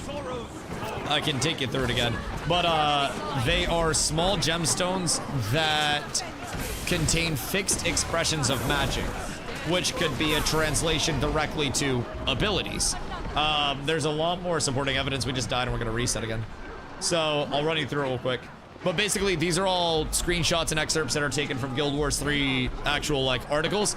But years before the gift of magic would have been given to the mortal species of Tyria, the Veil Wardens, sanctioned by the human gods in support of their charge, are renowned in this period for their artificing and mastery of signets, small gems containing fixed expressions of magic. And then, with the lore, signets, according to the lore, special tablets designed to hold limited charge, essentially magical batteries for use by individuals unskilled with the use of magic. So we are just humans that have been granted the power of that from the gods. So effectively, a group devoted to the Veil spirits, those who would become the Order's founding members, met with the human gods hoping to stave off further ruin. They found unexpected allies in the goddesses Melandra and Dwayna, who, moved by the Veil's suffering, offered to sanction the creation of an order that could assure the Veil's protection in perpetuity. To prove their commitment to this cause, Melandra and Dwayna gifted the fledgling guild with the capacity to create and refine signets. Create and refine. So, empowering the order with the strength to fulfill its purpose. Those years drew settlers and fortune seekers from all corners of Tyria, lured by the immense opportunity gathering in ore. So saturated with magic was the land that it crystallized in the soil, condensed in the flora, and created all manner of exploitable and valuable resources to be extracted. As more guilds were given access to their manufacture, keep in mind manufacture, signets proliferated as the decades passed, and magic became a coveted commodity. Signets were bought and sold, pilfered and stolen, and trafficked through black markets reaching across all of Tyria. Exploration. So, you and those like you are all that stand between the fading majesty of the Veil and the forces eager to strip it for parts, exploring a world that is only just beginning to understand the revolutionary power it represents. You'll wield an arsenal of magical signets and deepen your relationships with spirits like your Seeker, more on them later, to see your charge fulfilled. You'll adventure the legendary lands of Ore at the absolute height of its splendor, challenging the encroaching forces that seek to dominate it, and determines the course of your guild's future in an uncertain and unsteady time, and you'll fight in service of the Veil and its wondrous spirits who have no one else to stand to the defense. So we're gonna wield multiple signets that we craft, buy and sell, pilfer and steal, and traffic and, you know, find through exploration of Tyria. The gods gave us the capacity to craft these signets, so finding recipes and ways to craft the signets throughout Tyria. All right, sorry, now I'm locked back in. Will be a very large thing as well. So in terms of like, in terms of classless prog, like you said, it all ends up being classes anyways. But a lot of what they've emphasized as well, and part of the reason why we think they're going to bring in one character viability and one character validity, is because they talk about how, a quote in particular from there, under here, Guild Wars philosophies, respecting your time and investment. Historically, MMO engagement has been viewed as an experience like a second job where players spend large amounts of time preparing to have fun before they can actually engage in the fun parts. Only have 30 minutes to play, don't play an MMO. You'll need that time just to organize your inventory, figure out what content you're going to play, get your character set up, and oh no, time's up and you haven't even begun the gameplay yet. So, the caveat to that is that one character validity could impinge on some of their monetization, but also we look at their monetization now. You say it has an issue with their monetization, but tell me what part of their monetization would be impact on launch. I appreciate the help. What would hurt with that? Genuinely, what would their monetization lose on launch? Do you think they're gonna sell character boosts on launch? Because I don't. I don't. You don't think about just launch? If the game's not successful post-launch because they're not developing it in a modern way, keep in mind, they're not doing the same thing. They've talked time and time again how this is completely different and how we're going to discover skills throughout the world exploration, which is supported through just the signets. They haven't mentioned anything about how different classes of adventurers come about. They mention you're a human with nothing remarkable about yourself whatsoever, and the signets are the only thing that make you different, and everybody here is just a human with nothing remarkable about them. And they even have a line specifically at the end of this that says, as a Veil Warden, you are not a chosen one. You don't have anything remarkable about you. The signets are what's remarkable, and the only thing remarkable about the signets is that we're able to craft them and wield them. That's it. I am willing to actually bet that it's classless prog, and only through the signets are classes and metas determined. There's just too much here to not lean into that. And in terms of their monetization around stuff, you don't need to sell boosts, and also alts, as Hyperion said, mains and alts are seen as a massive chore. Things like only being able to have a certain amount of crafts on one character are seen as a massive chore. Things like a meta shift where you have to level a brand new character are seen as a chore and a pain point and a loss point within communities, because then you have FOMO created of I'm not playing the best thing. And when they're looking at the quote, and I'll bring this up again just so I don't misquote it, only have 30 minutes to play, don't play an MMO. You'll need that time just to organize your inventory, figure out what content you're going to play, and get your character set up, and oh no, time's up and you haven't even begun the gameplay yet. They also say that you have to spend large amounts of time in MMOs preparing to have fun before you can actually engage in the fun parts. So what if they make it so you're engaging in the fun parts primarily, instead of getting caught in the prep phase of the MMO itself, instead of the element of, you know, having to get ready to do the thing that you want to do. A meta changes, and instead of leveling a new class and having the arbitrary work of leveling a new class, new character, new whatever, you hop on your main that's the character you want to be playing, but you add to that character's total power by accumulating more things. Seems like a rather large switch in things that'll impact a lot of things. Right, which is what they said Guild Wars 3 will be. They've literally said it's going to be completely different and unique comparatively to Guild Wars 2 in every capacity. Yeah, it makes sense. If they said Guild Wars 3 will be the same thing, then great, I'd say I'm crazy. But they literally said Guild Wars 3 will be a unique title comparatively to any other Guild Wars title that will solve for modern pain points, which are pain points that have never been solved for before. Modern problems require modern solutions, and I don't think we're gonna get anything that resembles Guild Wars 1 or 2. I think each Guild Wars title is going to be a completely different and unique experience, and I think this would be the largest switch in progression that would modernize the progression of a game, allowing players to not feel like they have to put in a ton of work, and also their emphasis on getting to the fun parts and lowering the amount of barriers for players to hop into those, which they talk about in their overall philosophies quite a bit. Not having players with a ton of decisions up front, and you create your character, you make your visual, which is low impact on your total prog, and then you just start playing and discovering from there, gets you to the fun parts without becoming overwhelmed by decisions, which is another part of, as they quote, figuring out what content you're going to play as a pain point for players. So this would allow even brand new players who are clueless, instead of sitting at a character creation screen and figuring out what class do I want to make, oh no, what's this impact going to be, and then by the time they level, maybe figuring out they don't even want to play that class and have that locked in and being punished for that. They make their character and then they just grow and explore on their character regardless of whether they're making a good or bad decision, early, late, whatever it may be. And they're not punished and they're rewarded for their gameplay with a true respect to the player time. It's just crazy enough. Now again, I don't have any insider information. I'm not saying I'm right. I'm not saying anybody's wrong. But let me tell you, it's just crazy enough with the amount of information at our disposal that they have given us to maybe work. And they really talk about reducing the barriers. I think Dusty might be onto something because of skill cap in Guild Wars 3 might be more movement-based rather than class-based. They talk so much about how the movement is going to also carry over into combat.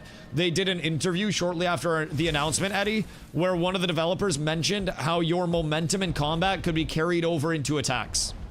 So if you get momentum going off of sprint, dodge, cancel, wall run, bounce off, glide, cancel, glide, hit somebody, then you might actually see a bit of impact off of that. So they've talked about spinning your momentum into extra damage in combat as well, which again could mean anything, but they really seem to be leaning into your character is your character, you're moving around, you're exploring with that character, and you're adding to that character as you go and making that what you want it to be.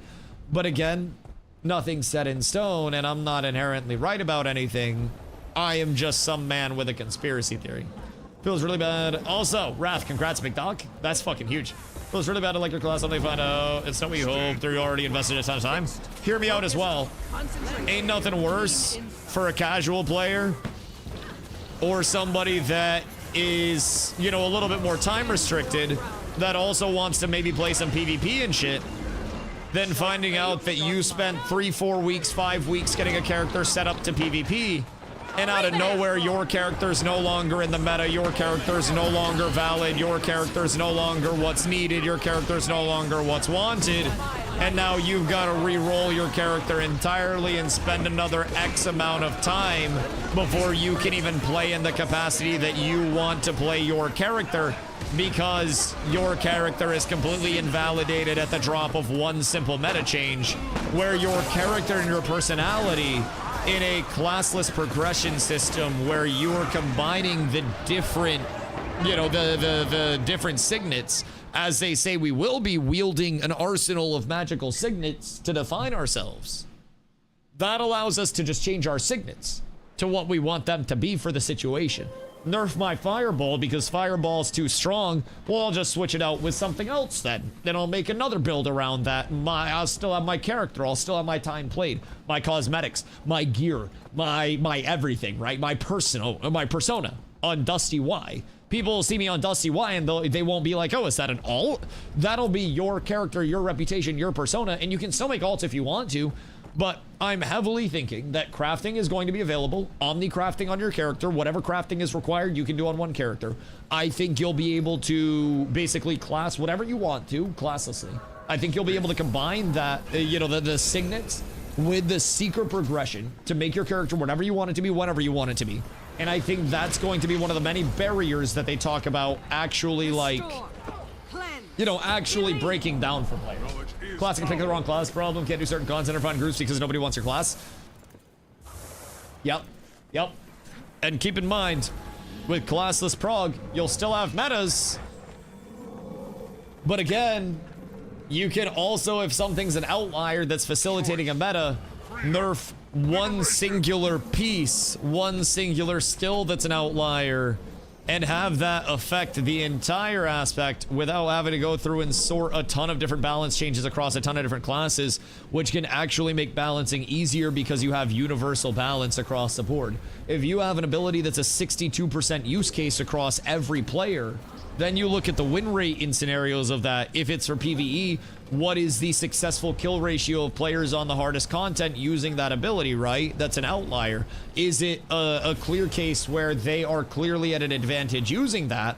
Or is it a 62% use case where half the groups are wiping, so you're determining that that's no longer needed because you figured that 65% of groups would be successful and only 50% are, right? So you buff other things up to it. Use cases and, you know, statistics like that are very important with it.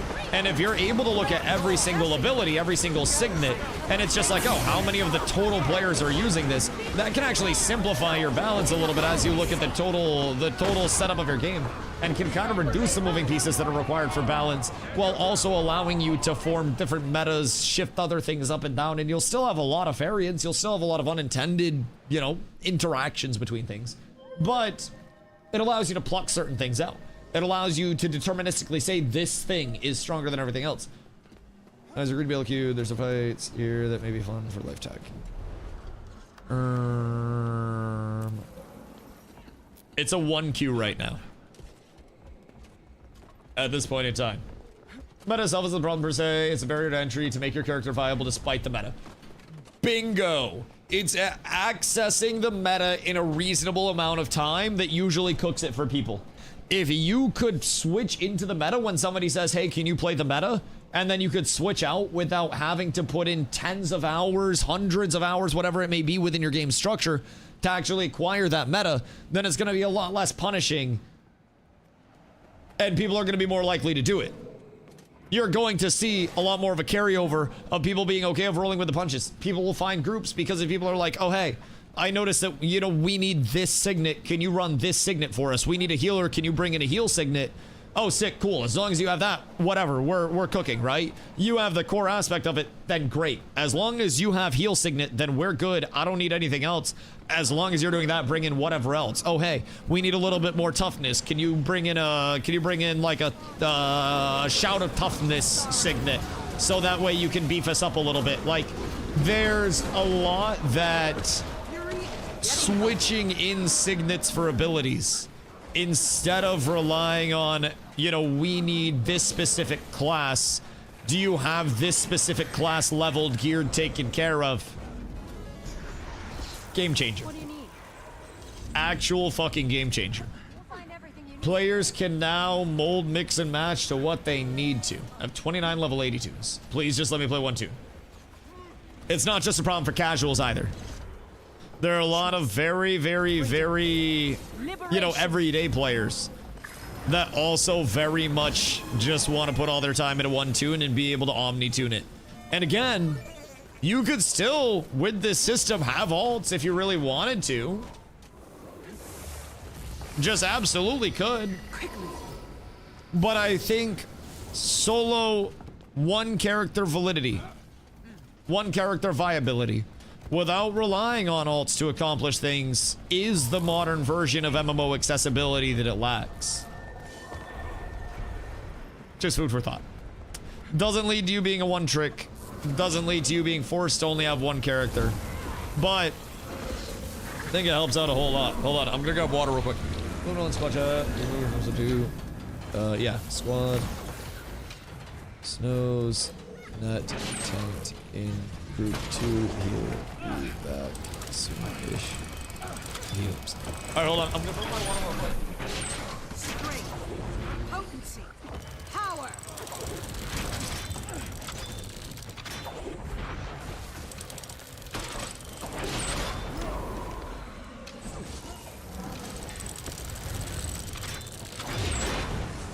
Brace yourself.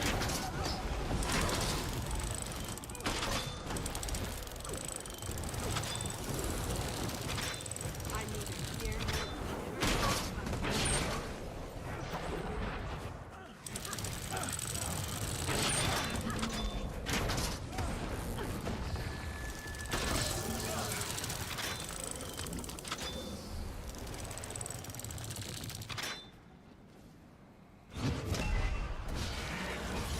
Defense, that's how I do it.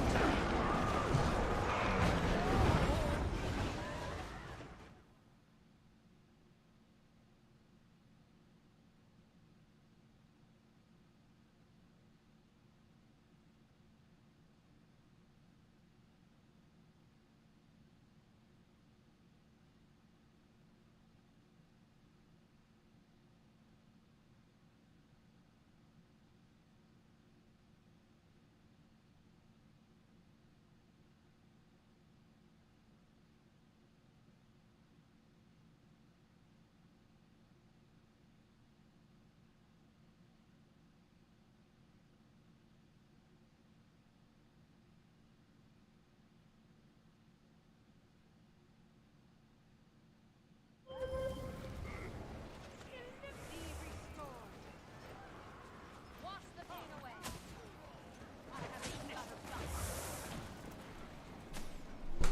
We're not dead.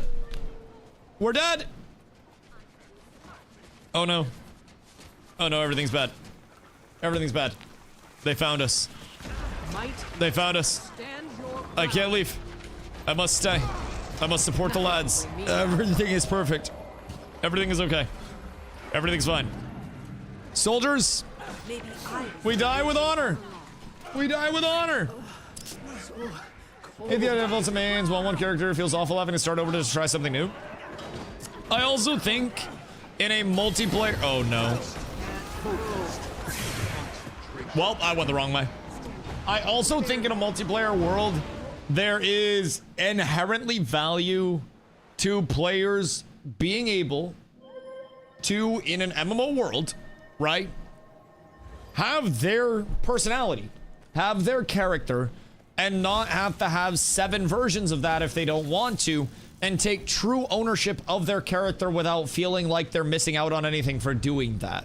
Like, if I want to be DustyWhy within the world and have people see DustyWhy and not wonder, oh, is this an all? Is this actually Dusty? I play Guardian. If I don't want to play Guardian, then I change up my character. If I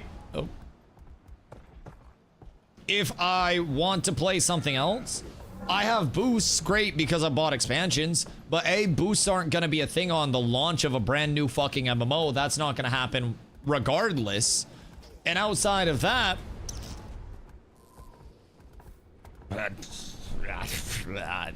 like, leveling alts is seen as the work that they're talking about reducing, the barriers they're talking about breaking down. Then, what up, brother? Been confined to the pooper, leg day curse. Lobster was buttery and steak was juicy. Sounds good, brother. Sounds good. I'm happy for you. I hope you had a delicious dinner. We dissected some Guild Wars 3 news, and we have a very, like, honestly, chat, I know I sound crazy, and I'm also not saying that I'm 100% right, but this is not the wildest stretch of things, and I would say on the logic scale, this is actually an 8 out of 10 sound logic with very minimal reaching whatsoever. I think there is at most some inference and maybe missing information that could indicate more, but given what we have, this is, I would say, a relatively sane interpretation of the information given everything that we have been told at this point about the game as a whole, which isn't much. But basically, Nin, we got an article that was from the narrative lead of, well, narrative director, I believe, for Guild Wars 3, that takes us through a lot of, like, our place within the world and what that's going to be. So it gives us some hints about what we will be. And we are basically going to be Veil Wardens, right? We knew that. But Veil Wardens are just ordinary humans that saw that the Veil, which is an area that is just brimming with magic that spirits live in, was in trouble. And we really wanted to protect the Veil despite just being normal, everyday humans. And with the Veil itself, we went to the gods as a group of humans, and we were like, hey, we need help here. We need something. The Veil itself is in danger. So the gods sanctioned us to be able to craft these signets. Signets are, quote, small gems containing fixed expressions of magic, right? So, something along bling was up. What the fuck? What does that mean? Then what are you on? Regardless. What the fuck does that mean? Signet with magic. Oh! Oh, are you brain rotting me? I feel like you're brain rotting me. So basically, I'll show you my write-up so far. I'm doing a living document that's going to compile a lot of the updates and pieces of information that come out about Guild Wars 3.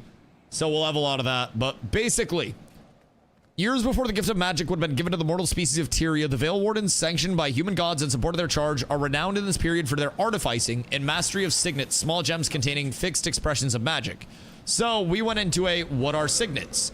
And according to Guild Wars 1 lore, signets are special tablets designed to hold a limited charge, essentially magical batteries, for use by individuals often unskilled in the use of magic. And from there, they gave us a few answers to some of our preliminary questions, including A group devoted to the Veil spirits, those who would become the Order's founding members met with the human gods, hoping to stave off further ruin. They found unexpected allies in the goddesses Melandru and Duena, who, moved by the Veil's suffering, offered to sanction the creation of an order that could assure the Veil's protection in perpetuity. To prove their commitment to the cause, Melandru and Duena, just those two, gifted the fledgling guild, us, with the capacity to create and refine signets. So, we're able to make and refine signets as a gift from the gods, empowering the order with the strength to fulfill its purpose. And then, those years drew settlers and fortune seekers from all corners of Tyria, lured by the immense opportunity gathering in ore. So saturated with magic was the land that it blah blah blah crystallized the soil, condensed the flora, and created all manner of exploitable and valuable resources to be extracted. As more guilds were given access to their manufacture, signets proliferated. As decades passed and magic became a coveted commodity, signets were bought and sold, pilfered and stolen, and trafficked through the black markets reaching across all of Tyria. So, signets were bought and sold, signets were pilfered and stolen, and signets were trafficked across all of Tyria, which would mean basically that we are traveling across Tyria with the possibility of acquiring these signets. What are we acquiring them for? You and those like you are all that stand between the fading majesty of the Veil and the forces eager to strip it for parts, exploring a world that is only just beginning to understand the revolutionary power it represents. You'll wield an arsenal of magical signets and deepen your relationship with spirits like your Seeker. More on them later to see your charge fulfilled. You'll adventure the legendary lands of Ore at the absolute height of its splendor, challenge the encroaching forces that seek to dominate it, and determine the course of your guild's future in an uncertain and unsteady time.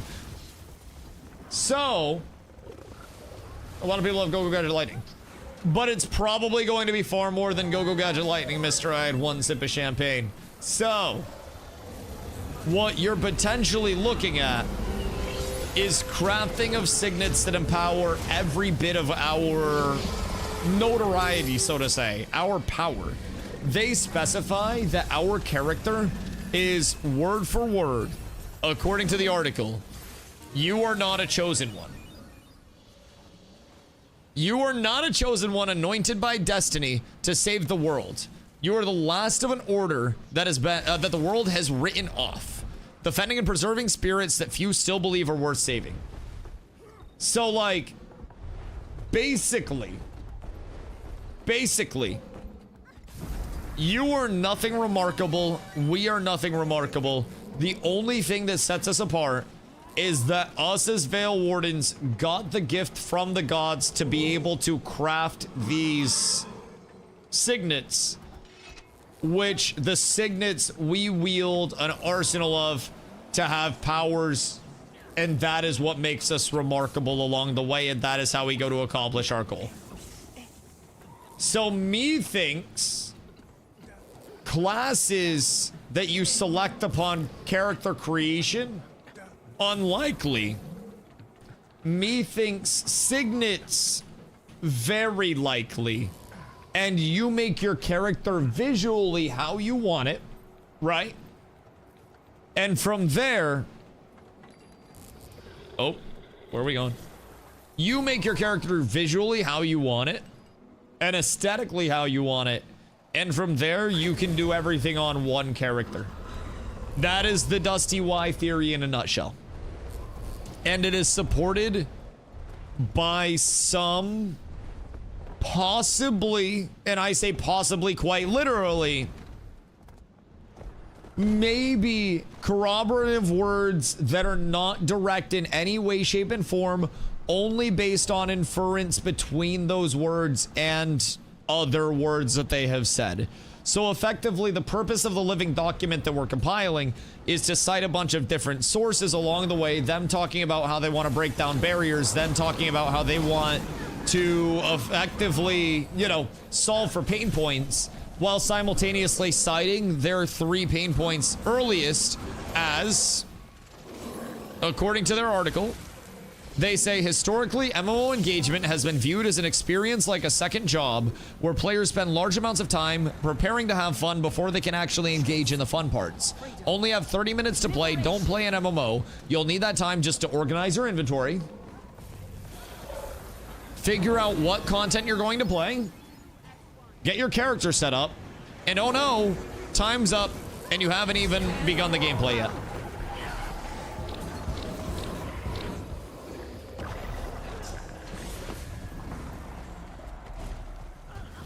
They immediately tell us pain points, and that was in an article that was published a month ago about their principle of development. It's just fucking crazy enough to make sense. Like, it's just enough information for us to begin to infer that those would be some of the pain points that they could be solving for. Can't make the game too fast? No, but what I'm thinking is a lot of it, Nin, not necessarily making the game too fast, but making it so you can get right into it as soon as you start, while also not having any second guesses about whether what you're doing or not is, whether what you're doing is worth it or not.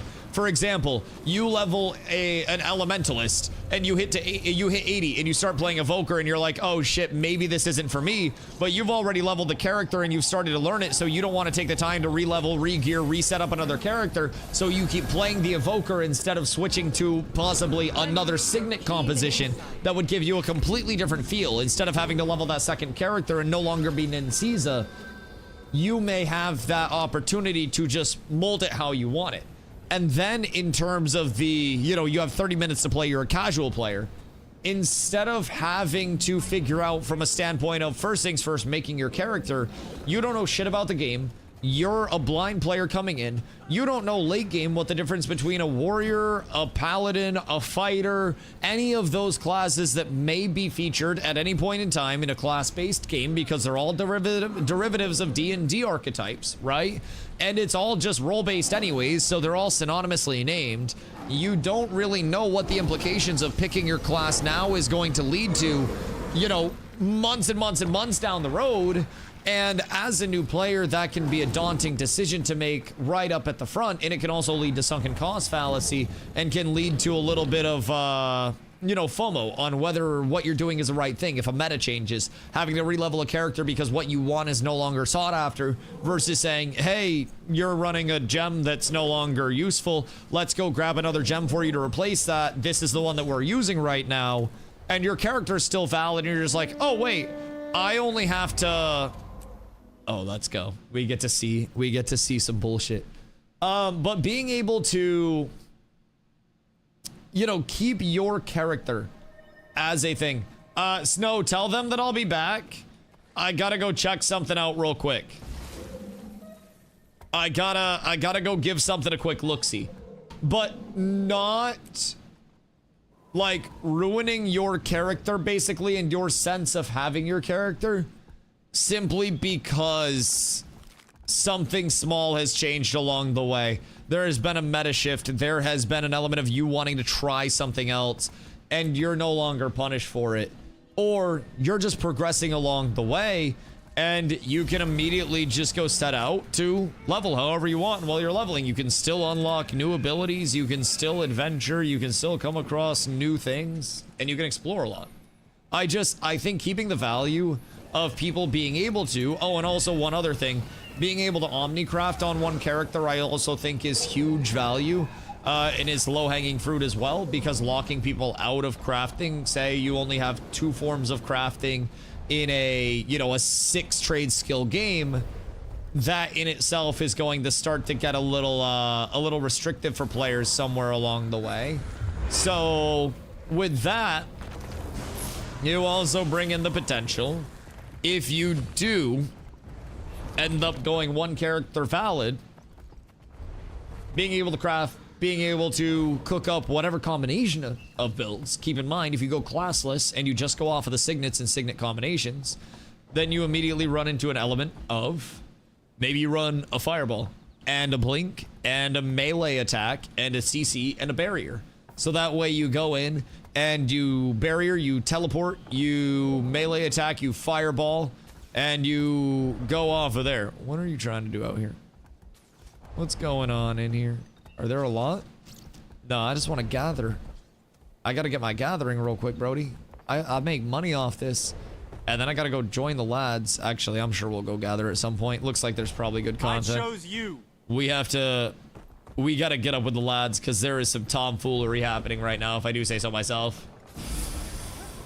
I have a large feeling. Whatever, to get back into WoW, I felt like I had to read a gazillion guides, class tier lists, etc. before even starting my character. Yes, because if you made the wrong character decision, then you weren't gonna get into any content whatsoever. But if you could just start your character and then worry about all that later, then it solves a lot of the age-old problem with the MMOs of what do I want to declare for the future, because you don't necessarily have to declare it for the future. It can be something that you declare for right now, and it can be a non-consequential thing. And I think with MMOs, part of it is determining where you want consequences for players to provide a form of friction, and where you want players to have zero friction, zero consequence type shit.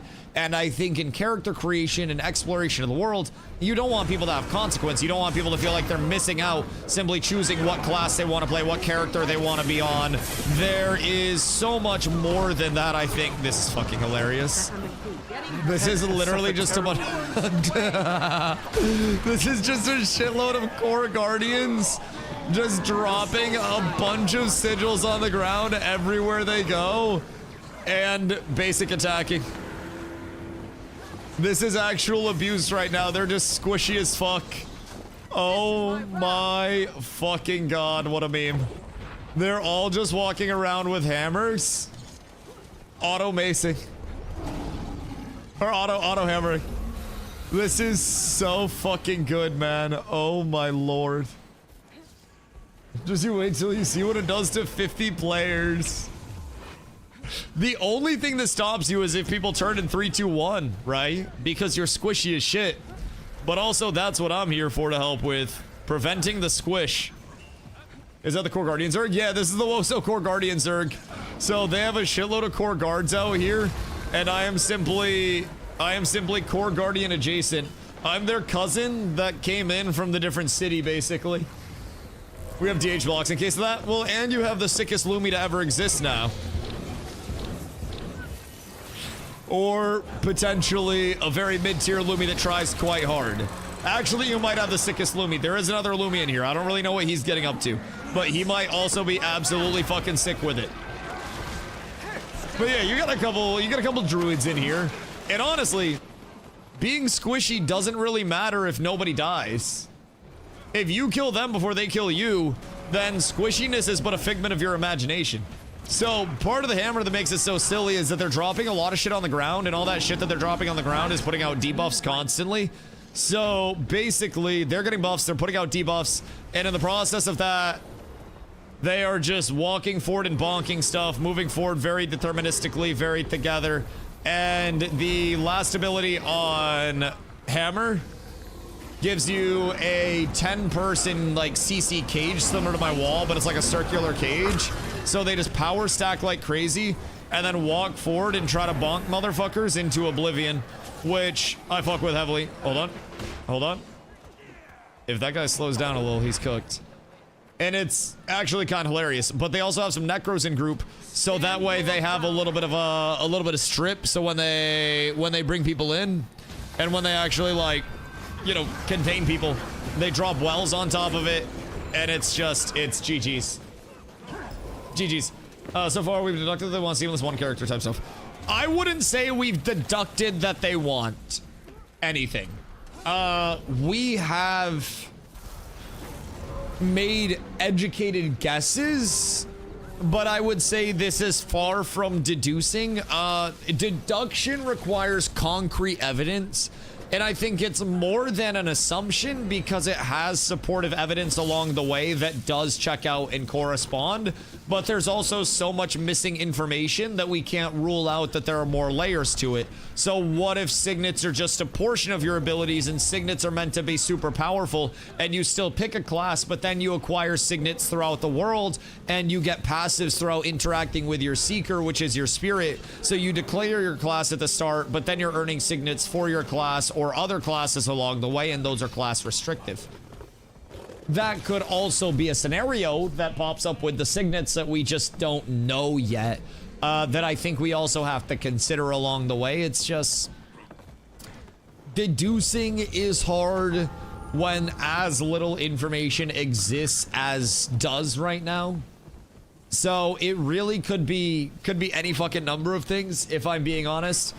We don't know. This is just one theory, and I could honestly, if I'm being real, could be like major signet, minor signet. Exactly. You could wield an arsenal of 2 to 3 signets. You could wield an arsenal of 8 signets inspired by Guild Wars' original development with the signets. You could, oh my fucking god. Bro, it's actually just like a goddamn earthquake. What the fuck is this? It's actually like a Path of Exile build. This is ridiculous. I need to get myself a mace, I think, or a hammer. Chat, what's the coolest looking Lego hammer that I could have you guys send me? Because I might need a Lego hammer for some experimenting. I think that might be somewhat necessary. Because I can also keep power up for these lads, or keep some might up for the lads. I cycle my empower. I give them every advantage they could possibly need. Look at the beautiful bubble. I transport them into range safely. I'm here for the boys. Our other tag is tagging down. What, the life tag? There's another tag on EBG, but I also think it's like a 72-person queue over here. 44. Actually, not that terrible if I'm being completely real. Not the worst. Let me make sure I have boosters pop for this. Because something tells me this is gonna be pretty nice time to have boosters popped, if I do say so myself. Probably a pretty solid time. Been bad by the time it pops. Yeah, it is kind of getting crazy late already. I can't believe it. Like, I'm almost on stream for 8 hours already. It does not feel like that today.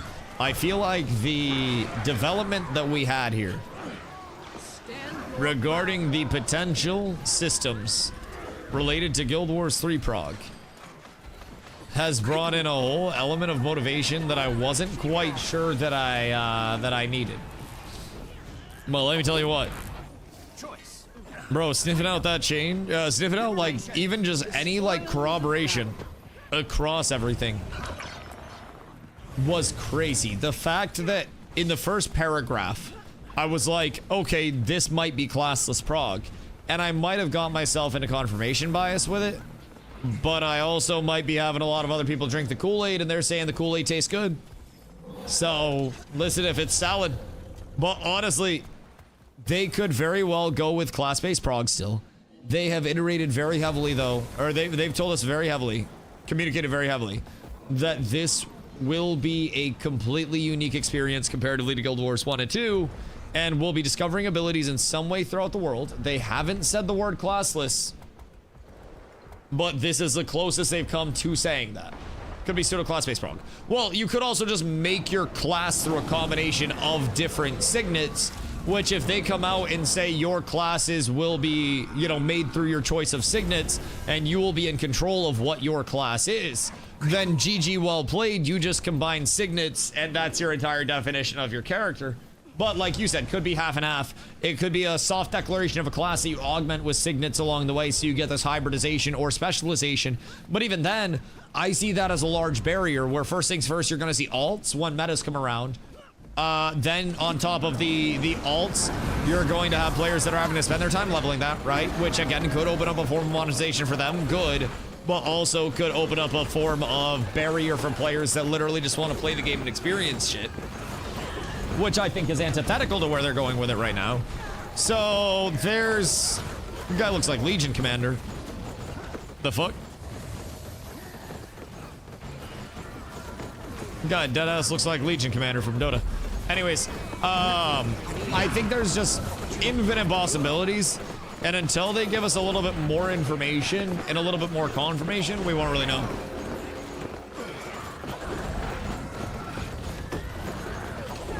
Could be a skill tree related to each signet. Well, hear me out as well. They mention, and I'll grab the quote, you'll wield an arsenal of magical signets and deepen your relationships with spirits like your seeker to see your charge fulfilled. So, if you're wielding signets and then you're deepening your relationship with the spirits, and those spirits, are we just autoing down the gate? What the fuck is happening? But if you are potentially improving those signets, because keep in mind, they have another quote. Ready? To prove their commitment to this cause, Melandro and Duena gifted the fledgling guild with the capacity to create and refine signets. Which refining signets and then the corroboration later of deepening your relationships with your spirits makes me believe that we will create the signets and then the refinement of the signets will come after that, when we are instead improving the capacity of those signets as an advanced form of crafting. So it seems like it's going to be crafting heavy, but also because of signets being bought and sold, pilfered and stolen, and trafficked through black markets reaching across all of Tyria, that makes me believe that we're going to see a whole shitload of ability to explore and find signets too. So then the question is, how many total abilities or signets are we going to be collecting, and how many will we actually be able to combine along the way? That, my friends, is the question. Oh, Lord. They don't know what they're about to get into. Ay, ay, ay, ay, ay. Ay, ay, ay. I think they're actually just, like, melting the... Oh, no, there's so many. There's so many. This is slightly less than ideal. Holy shit, they have so many.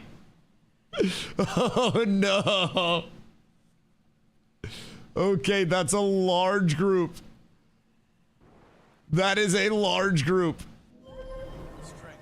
It's okay, we win the next one. We win the next one. I should have been there to save. Actually, I was right there to save.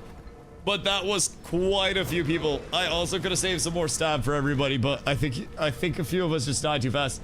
Save $40 on groceries. My dick is huge. Let's fucking go, Emu. That's actually huge. What percent was it? We haven't got groceries in a little bit. We're getting a grocery list together right now, but like we have so much meat and shit in the freezer that I pulled a package of $1.50 a pound chicken that we had got in frozen, and then I whipped that up with some, they're those noodles that are like a veggie and some water basically for the noodle, and they're supposed to be like super, like, I don't know, good for you crunchy type noodles. They were actually delicious. Uh-oh. Actually delicious. But with that being said, whip that up with some chicken and a couple peppers and a chili garlic sauce, and I had a delicious stir fry type meat, and that's what was cheap as hell. It was like 60, so it would have been 100. 40% saved is not too bad. That's usually like around where we try to get as a baseline. Anytime we're 50% or higher, we're really happy about it.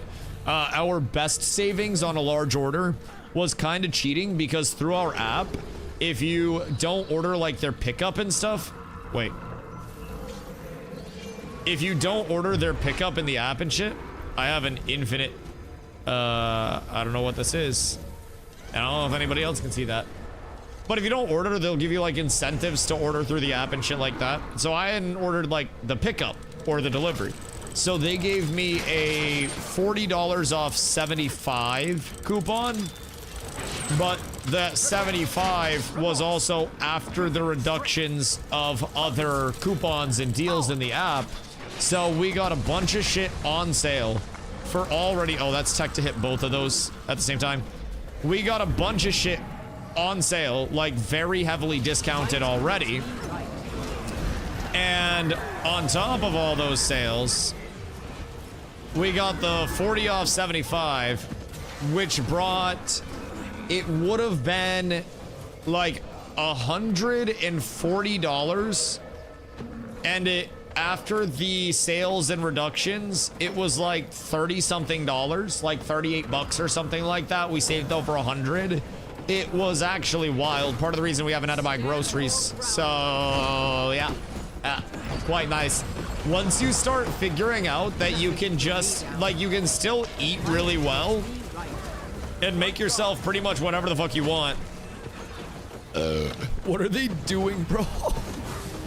Look at all of this siege. What the fuck is happening here? Oh my god. We got trebs, we got rams, we got just about everything. This is actually fucking ridiculous. Then off. I do not know that I have ever seen anything quite like this. This is absolute chaos. This is actually crazy. And the story is like a comeback shtick. Yes, the story is entirely a comeback shtick. So we start as literally unremarkable humans with nothing special about us, Nin. And the gods taught us how to craft these signets. And our entire way to get stronger to accomplish our mission is to get signets and increase our power through the acquisition of those signets and nothing else. Like, we are completely unremarkable, normal, nothing special about us. Oh. That's not good. That's not good. They got a lot of strips. They got a lot of strips. We're dropping like crazy. Not like this. Not like this. They're holding so strong, though. They're holding so strong. Oh, gosh. Are you winning? I am in what I was told ahead of time was going to be an absolute meme group that includes as many core guardians as they possibly can. So that way they can run around with hammers and try to absolutely blast. And honestly, I just got to get used to how they're moving. Another fight, and I'll be moving right with them and I won't get caught off like that. But definitely, I think a solid descriptor of their strat. A solid amount of core guardians in here. I think some have switched, but yeah, they got many hammers up in this bitch that are all bonking their way through. So I consider it to be quite a victory, and I'm having fun. So, but yeah, and then Veil Wardens are old and tattered. They're just humans. Nothing special. Nothing remarkable. Literally humans. And as a result, the only thing that we have is our signets.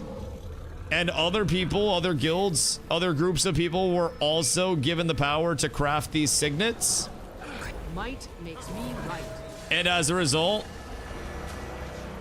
they started to have a desire for the signets, and people started to come from afar specifically to get the signets and to have the signets and to possess the power of the signets.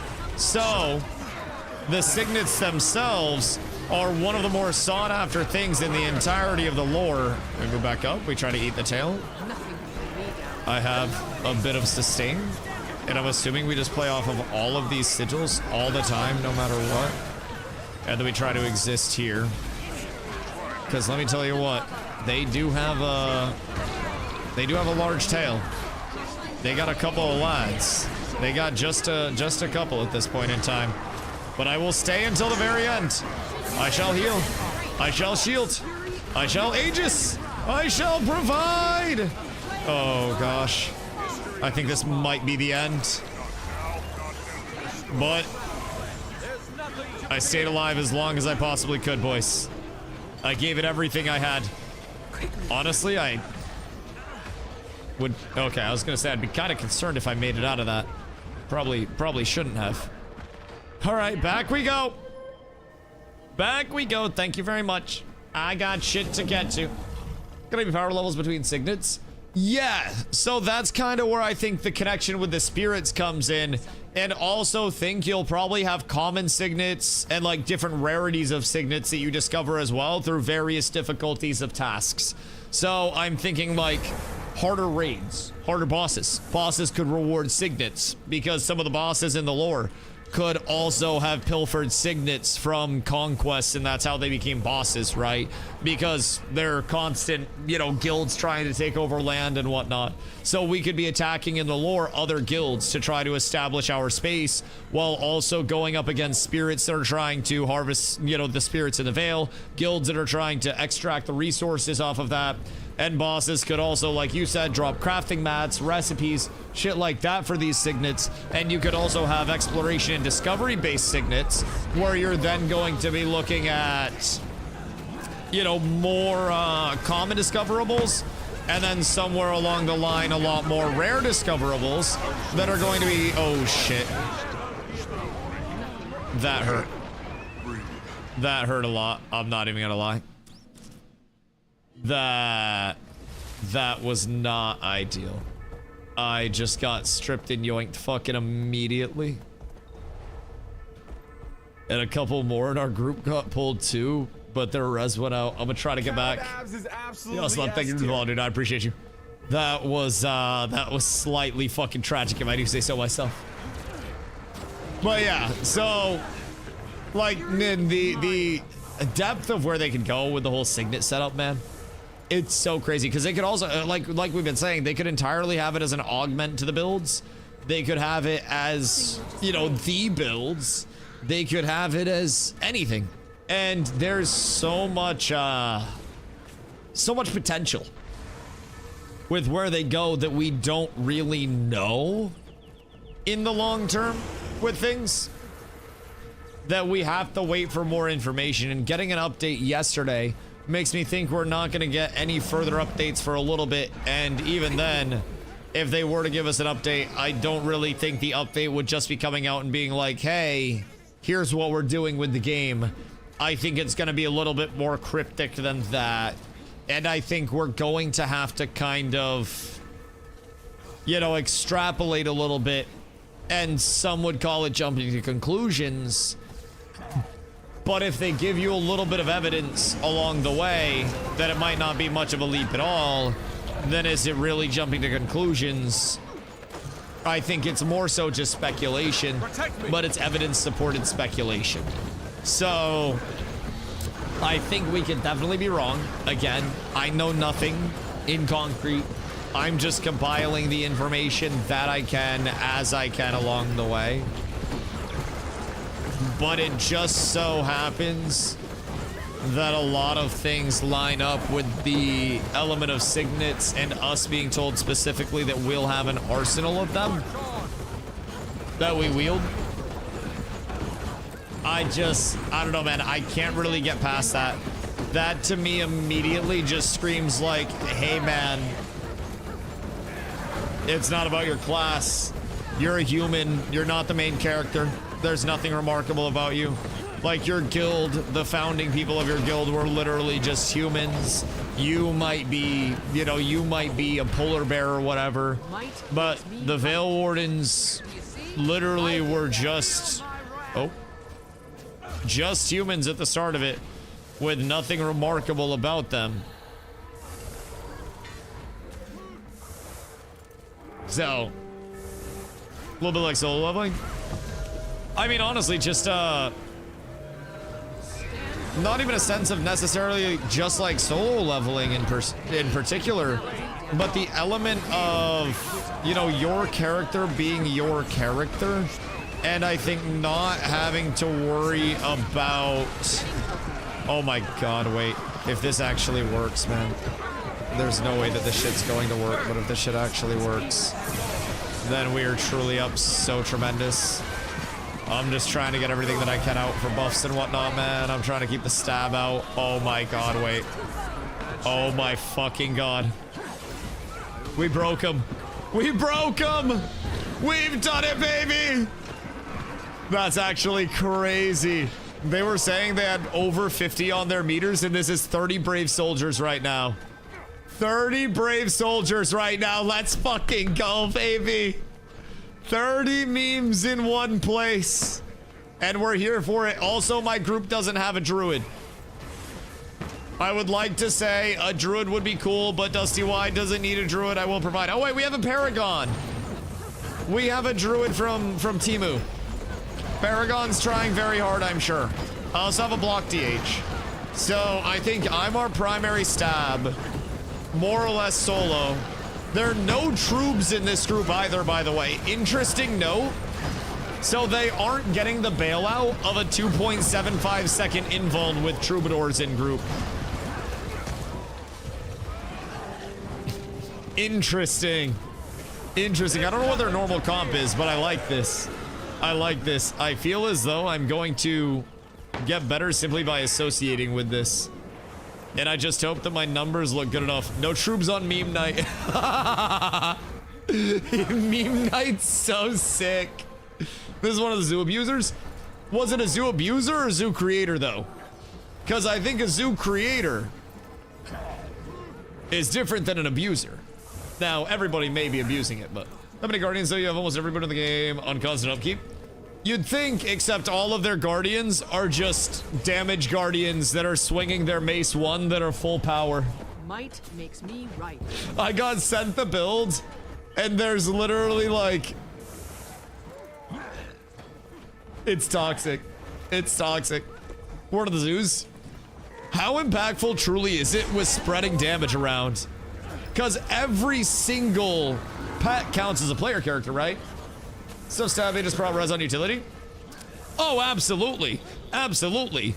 But that can also, over the course of it, yes, you have res, yes, you have prot, yes, you have stab. Aegis is going to get ripped like crazy. They don't have a ton of Aegis gen as a core.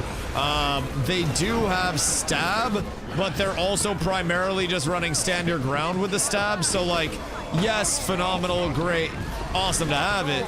But if that shit gets stripped, then they insta-die. Now, if we can stay super coordinated and turtle, the entire thing with this strat that I've been told that makes it kind of like haha quirky is that when we're allowed to sit here and turtle, we're cooking.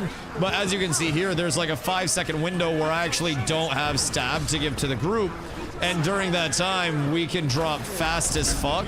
So if the fights get dragged out to where that stab up time isn't there, because we kind of had I think I overpopped early as well. We had a lot of front-loaded stab, and I popped 2 stabs into a 15 stack. So I could have played a lot better there to keep our stab up as a group. But if they're able to, you know, play the space, manipulate the space, and like stay safe within that, it's so stinky. So yeah, I mean, definitely like, it's not a meme in the sense that it's unusable by any means. It's still a strat that works and has functionality to it, which I think is what, okay, you can just kill me. I'd like to get back to my group, brother. All right. I think I'm gonna leave now.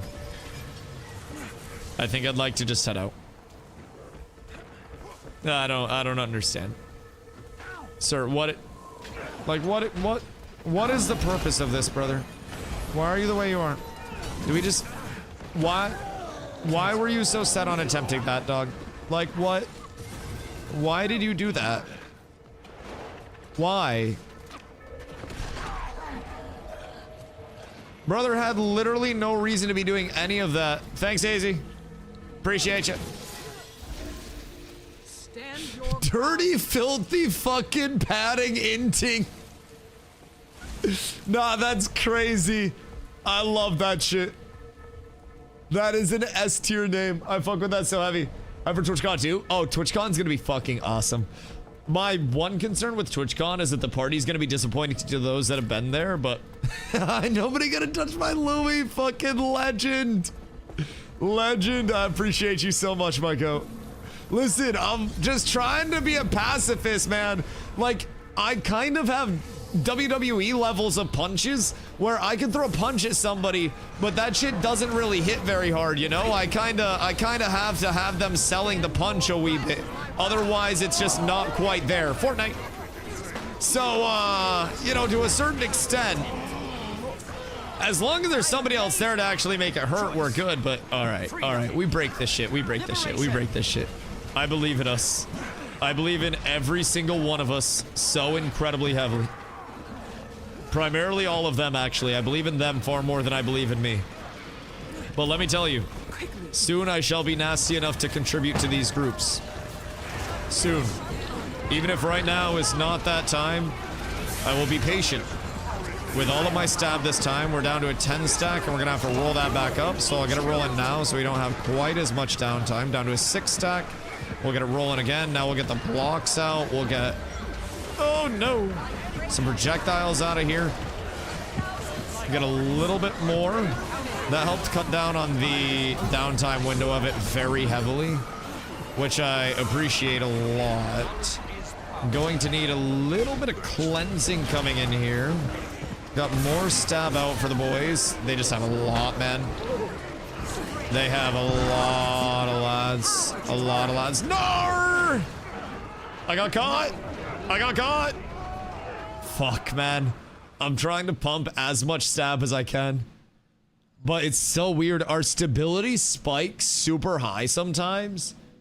And it seems like it's very front-loaded and then wears off real quick. Granted, my group's a relatively normal group. We just have Paragon, and I don't think we have, like, a second stab source, really. I mean, Paragon can be a second stab source, so we're chilling there. But I feel like we have kind of like a 3-second stab, like, lockout window that I could stagger a little bit more. And honestly, maybe I don't even pop my stability going immediately into the fight. Maybe I let the front-loaded stability go, and then I just buff might and shit, drop a wall, and then hold my stab until we start to tick off. I can stand your ground and then let that resolve. Yo, Druid, I hope you have a beautiful night. I appreciate you, my friend.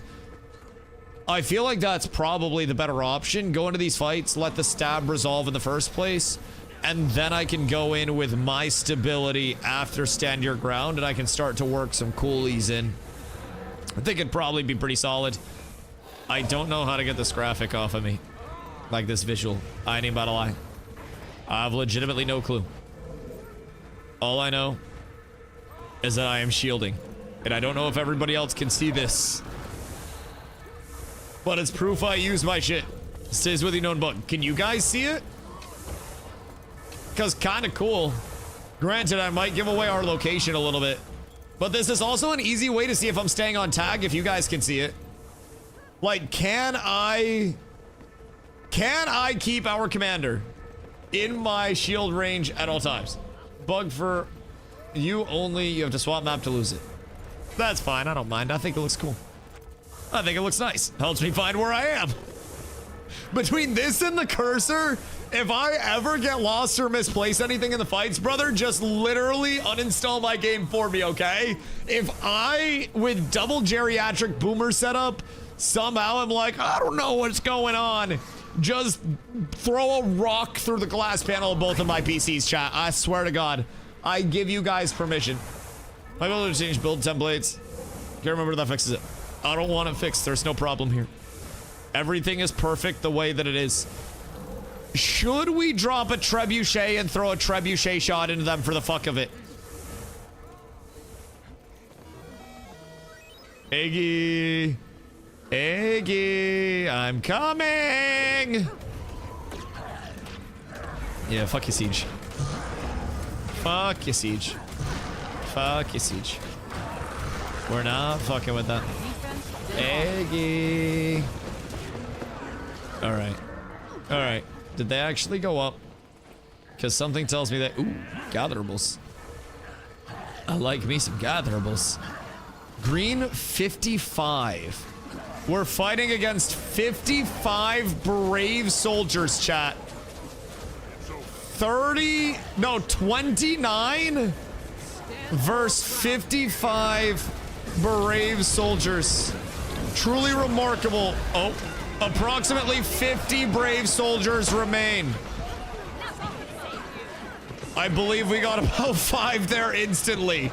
Roughly 50 brave soldiers separate us and claiming a victory for cats with spikes. All right, all right. It's about to get the dick out. It's time, boys. Oh, it's getting hairy out here. Okay, 55 brave soldiers, maybe a couple too many for our humble 29 brave soldiers.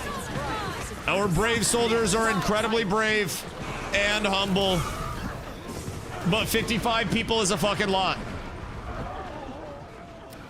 See, What's crazy is you look at this and you see that this is about 50 people, and then you realize that Bonnie Blue fucked 1,000 people within 24 hours. And it really puts into perspective how quickly that shit had to be moving. Like, that is a fully staffed event type shit, man. 100 people would have been impressive enough knowing the scale of this. But can you imagine 1,000 people in one day just in and out and in and out? Brother, that is like moving people. That was a pump just one? Well, was it even a pump, or was it like fucking preload and then just try to get in there technically before it all ends? Like, was it a pop next? I'm assuming you cook the grenade quite heavily before you throw it down range at that point to get 1,000 through in an entire day. Yeah. Yeah, I'm quite certain 1,000 pumps is still a lot. Oh, yeah. Yeah, 1,000 pumps is, fuck, like 995 more than I usually give. So I don't really know like what's normal for y'all, but hear me out. Even just from a single giver standpoint, you sit here and try to thrust your hips 1,000 times. That's an ab workout, bro. If I sat here and thrusted over the course of the stream and Nin had a counter going on screen every single time that I thrusted, I'll thrust until the end of this fight. And somebody keep track. Somebody start counting right now how many thrusts I have. And until the end of the next fight, I will keep thrusting, and then I will tell you how tired my abdominal region is. And honestly, like, I'm already kind of over this shit, and I'm not even going hard on it. Like, I have wheels right now, so I have a less frictiony environment. And this is still a matter of like, damn, do I even want to be doing this at this point, man? Ooh, fruit salad. Beat me with fruit salad one, shame on me. All right, back to thrusting. Ah! No, don't baby, don't baby, don't baby, don't baby, don't baby, don't baby, don't baby, don't baby. I gotta get back. Thrust faster, thrust faster. I'm letting everybody down. I'm failing. I gotta get back. I gotta hold the gang. I gotta be there for the squad. Just keep it going. Keep it going. This is probably like, if I had to guess, less than 100 thrusts right now. And it's, I'm gonna be real, it's not even my abs that hurt. It's like partly my fucking back that hurts, bro. All right, time. How many thrusts, chat? 70 so far. What'd we end at? 73. 73 thrusts and I'm about done, bro. I'm gonna be completely real. What? Can we time that out on the thrust per second, basically, over the course of that? Because I feel like that was roughly one thrust every 2 seconds. It wasn't her doing 1,000 thrusts, everyone did one. Well, I know, that's what I'm saying. But even if you, like, even if you reverse the roles, and it's not even a matter of, like, you know, taking the damage of 1,000 thrusts, and it's giving the damage of 1,000 thrusts, even that's exhausting. So I can only imagine how difficult it is to be thrusted 1,000 times. That's probably a completely different element of it. What was happening over here? Oh, we saw that green had 55 people. So we were talking about like seeing 55 people and how many people this looked like on the map and how remarkable it was that Bonnie Blue fucked 1,000 people within a day. And just like talking about the perspective of how many that would truly be. And even at like an optimal thrust and go standpoint. Because keep in mind, the time invested in that, like it's not even just like a thrust and you're done and then a thrust and you're redone. It's like you physically have to, you know, pre-cook the grenade, entry, thrusts, grenade goes, you know, boom goes the dynamite, and then off of that, you have to clear out, physically make space, the next person gets in with a pre-cooked grenade, and then it's back to absolute debauchery. And I feel as though that, you know, the level of, I think, hold on. The level of coordination that went into that level of thrusting, I think is pretty remarkable, all things considered. Bro, I'm on this tag before he even moves. I swear to God, I am not moving anywhere off of this lad. I think we win this. I actually think we're breaking enough of them. This is remarkable. Holy shit. Liquid are doing it. We wiped them. We wiped them, baby! Oh my God. Hand over here. Oh my God, we wiped them. I think we might have had a couple extras there, but holy shit, I don't know what the numbers looked like for that. I don't know what their meters got, but Jesus Christ. Even the meme build, it's working out. Oh, if I could nominate a cat. There's another Lumi. If we need another Lumi for stab. Message EBT. He's calm. I think he can also hear me. But if we want another Lumi for some stab, Snow's one of mine. And can help with some stab for the lads. Lumi, Jesus Christ. Snow, do you have a hammer? Because I think you have to have a hammer to get in. Something. Hammer. Oh god, wait. Put me in a druid group. Ah, fuck. No druid, no troob. Oh god, it's all bad. It's all falling apart. I actually don't need the troob. And I probably don't need the druid anyways. Snow and I, wait, we're good. We're good. Snow and I are in the same group. We have 100% stab uptime. Wait, this is better than a druid. We're so set. I don't want to move at all. I will live or die with my Snow. Let's fucking go, baby. Snow, these fights are hilarious, by the way, brother. Like, they're so good. Does a grenade need to kaboom? I actually don't know, if I'm being honest. Like, so I don't have a hammer, but I got a big peen. Honestly, man, it's Woso. From what I've gathered, if you just dick up, then you have space. There is opportunity. They just like taking fights as much as they can. And I respect that very much.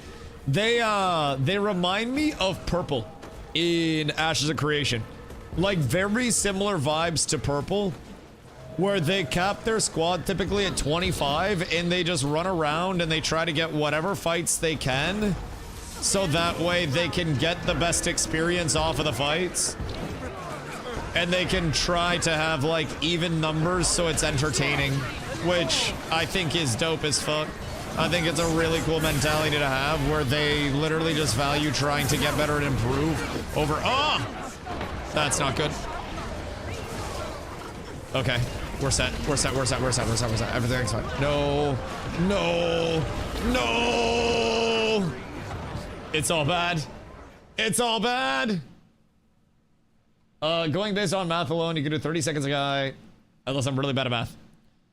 How many minutes are there in a day? Because that's also like, is it 24 hours of fucking? Or like, what was the fuck window, I guess? Like, at what time did the first dick enter and when did the last dick leave, I guess?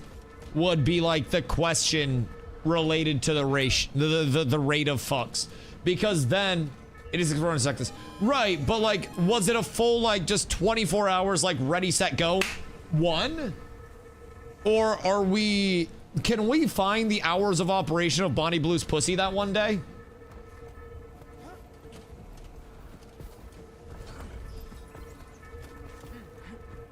$28.80 dudes.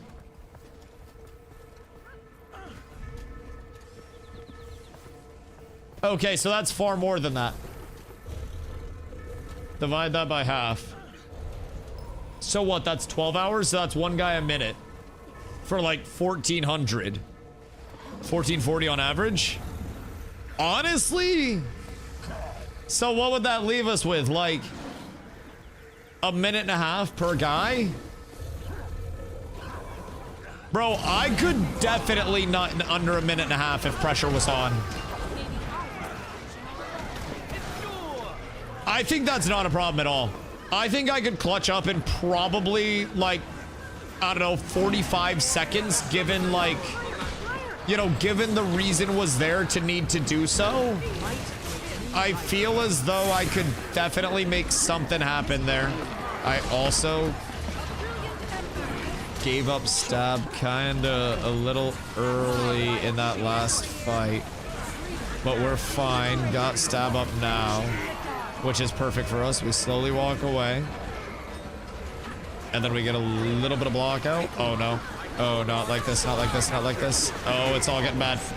It's all getting bad. Commander, my commander. There's so many. There's so many. I think we're getting kills along the way too, which is a crazy thing. It's excluding using other bodily functions. Depends on the rules here.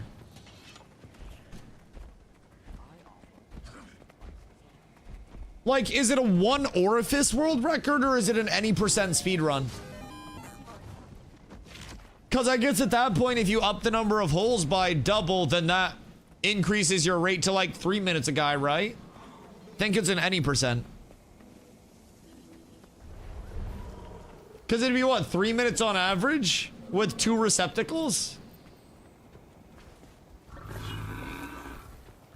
Hands if you count. No, I think it had to be like things that would get you kicked out of the Mormon church. I'm pretty sure. Like 99% sure that it was like that it was no-go in Utah type shit. But what the hell is Red doing out here? Red, what are y'all on? Let your parents fight, please. Stop trying to come out of the bedroom. You're gonna get your ass whooped. You just go back in your room. You just watch TV, turn the sound all the way up. And you don't come out no matter what you hear between your mom and your dad over here, okay? Okay? Aggie, get the fuck back here. Aggie, you get your people the fuck over here right now. Gosh, heckin' dang it. Gosh, heckin' dang it. Is Red gonna try to hit us in the butt? Red, what the Nothing can bring me down. Red, what the fuck y'all doing? Might makes me. What is going on here? The corner shut out. Nin, that's because of you. And honestly, people are probably considering how they got here in the first place. There's probably a lot of contemplation going on right now. Where honestly, like, if I'm being real, I think it is an achievement worth celebrating. You know, the whole 1,000 in a day thing. And I think marveling at the sheer scale of that achievement is remarkable. Like, how many games in a day, video game wise, don't reach 1,000 concurrent players?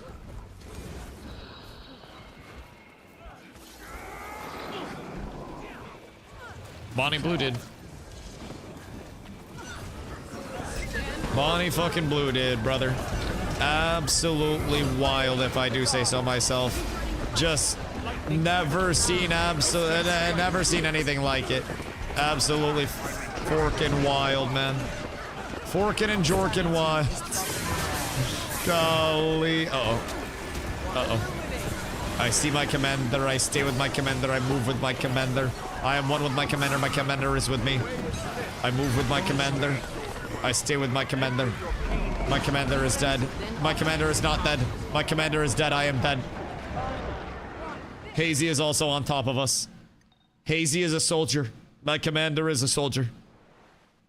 I can say that much. I know that. I can drop so fast in these fights. You have to stay directly with the ball with how, like, down we are on numbers. And it's just like, pop your shit for yourself.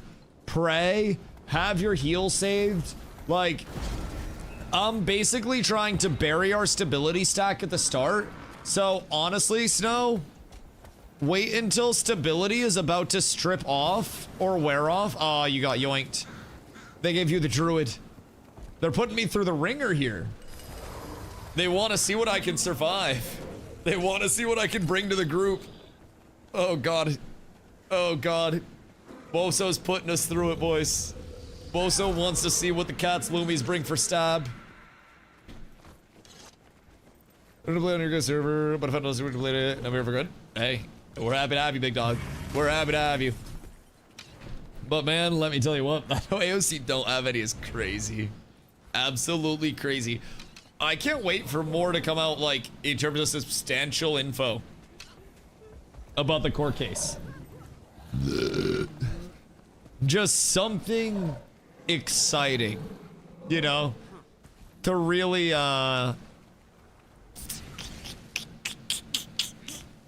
satiate the thirst for drama. It's not gonna be exciting. I don't think we'll get into the exciting thing for a few years. If I'm being real, it's just gonna be like the receiver being appointed and stuff. Oh, excuse me. Stuff like that. I agree. I don't think it'll be anything too crazy. Depends how it ends. Yeah, and I mean, there will be exciting updates along the way. But I also don't know that those, like I said, are going to be anytime soon. I think we're still quite some time out from receiving those. Oh, no. Oh, no. Poor Red. Look at him scatter. Oh, no. Oh, God, we're slaughtering them. Oh, no, man. You really hate to see that. You really fucking hate to see that. I don't think I've seen the other side of, like, fear in World vs. World like I just encountered right there.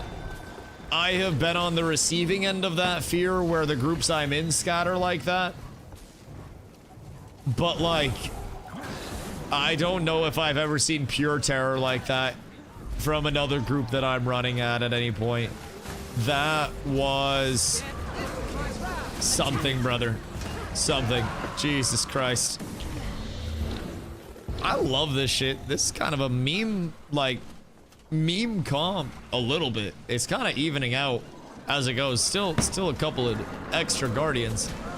But, like, just moving with a group this closely consolidated is so fucking fun, bro. I love this shit. There we go. So let's take a 10-minute break. Nin, you should probably time yourself out for, like, I don't know, a solid amount of time. I don't even want to, like, I don't even want to give a time frame. Simply because I know that means, oh my God! My inventory was doing so well. I know what tomorrow is about to be. I have another 97 bags already. Oh my goodness gracious, boys. We are out here actually just collecting bags like fucking crazy. This is many, many bags. I don't think I have acquired this many bags per minute in the past. This shit kind of solid. This shit kind of very solid. Now all I need is a hammer. And then I think upon acquisition of my hammer,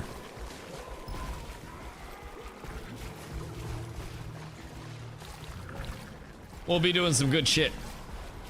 I think we'll be bringing in some beautiful contribution.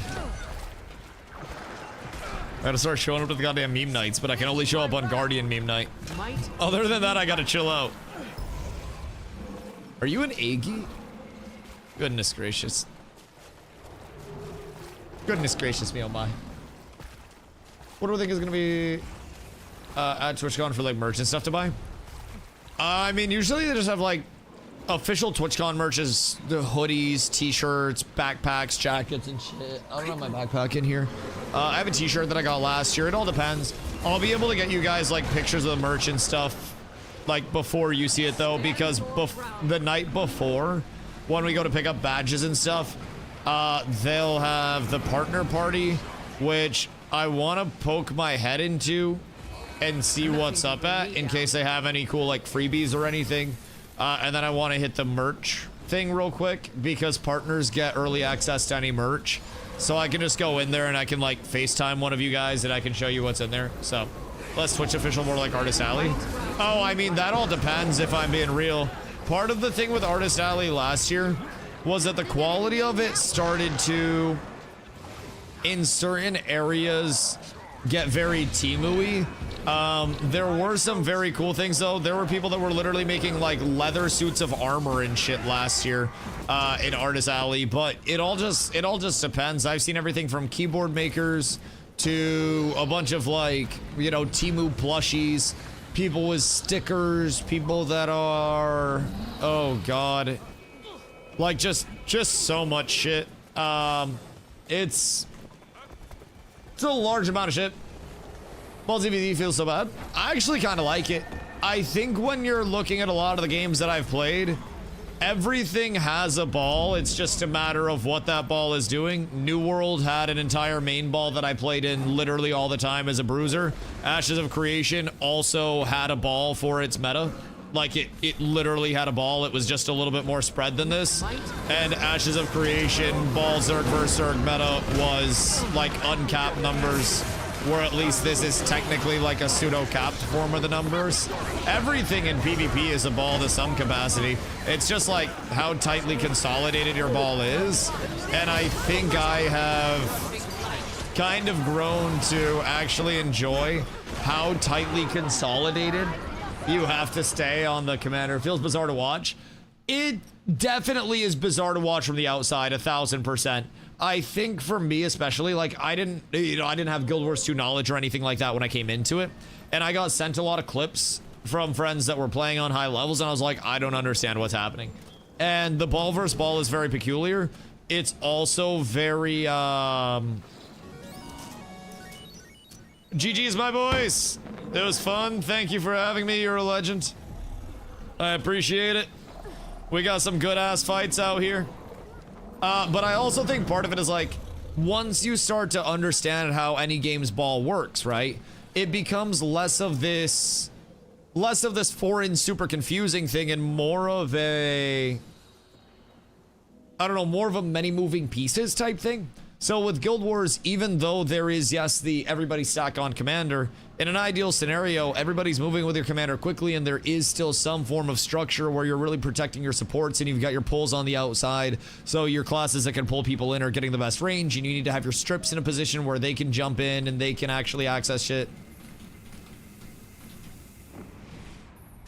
So there is still like, you know, there's a method to the madness of the ball. But it's also bringing one of the actual comp raids. Oh, that'll be fucking fun. Next week's also going to be a little interesting because of the reallocation. We'll be in T2. So who knows what we're going to fight against there, because we won't have Rawls and we won't have Maguma to fight with. So just hit me up on that shit. I'm more than happy to go. Also, if you guys need more, let me know too, because I can bring in, I'm bringing people with me if y'all need that too.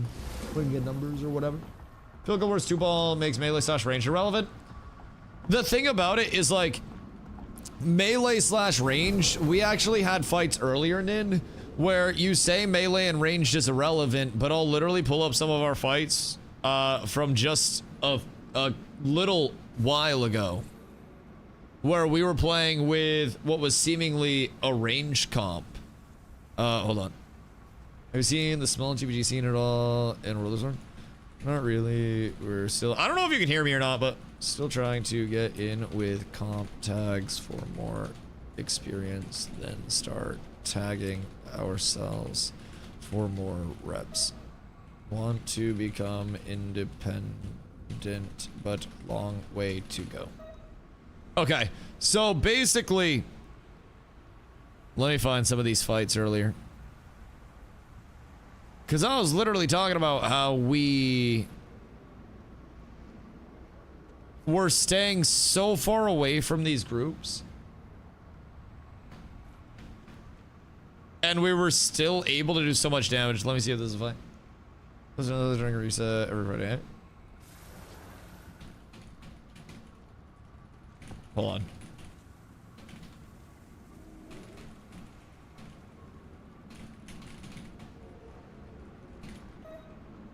Hold on.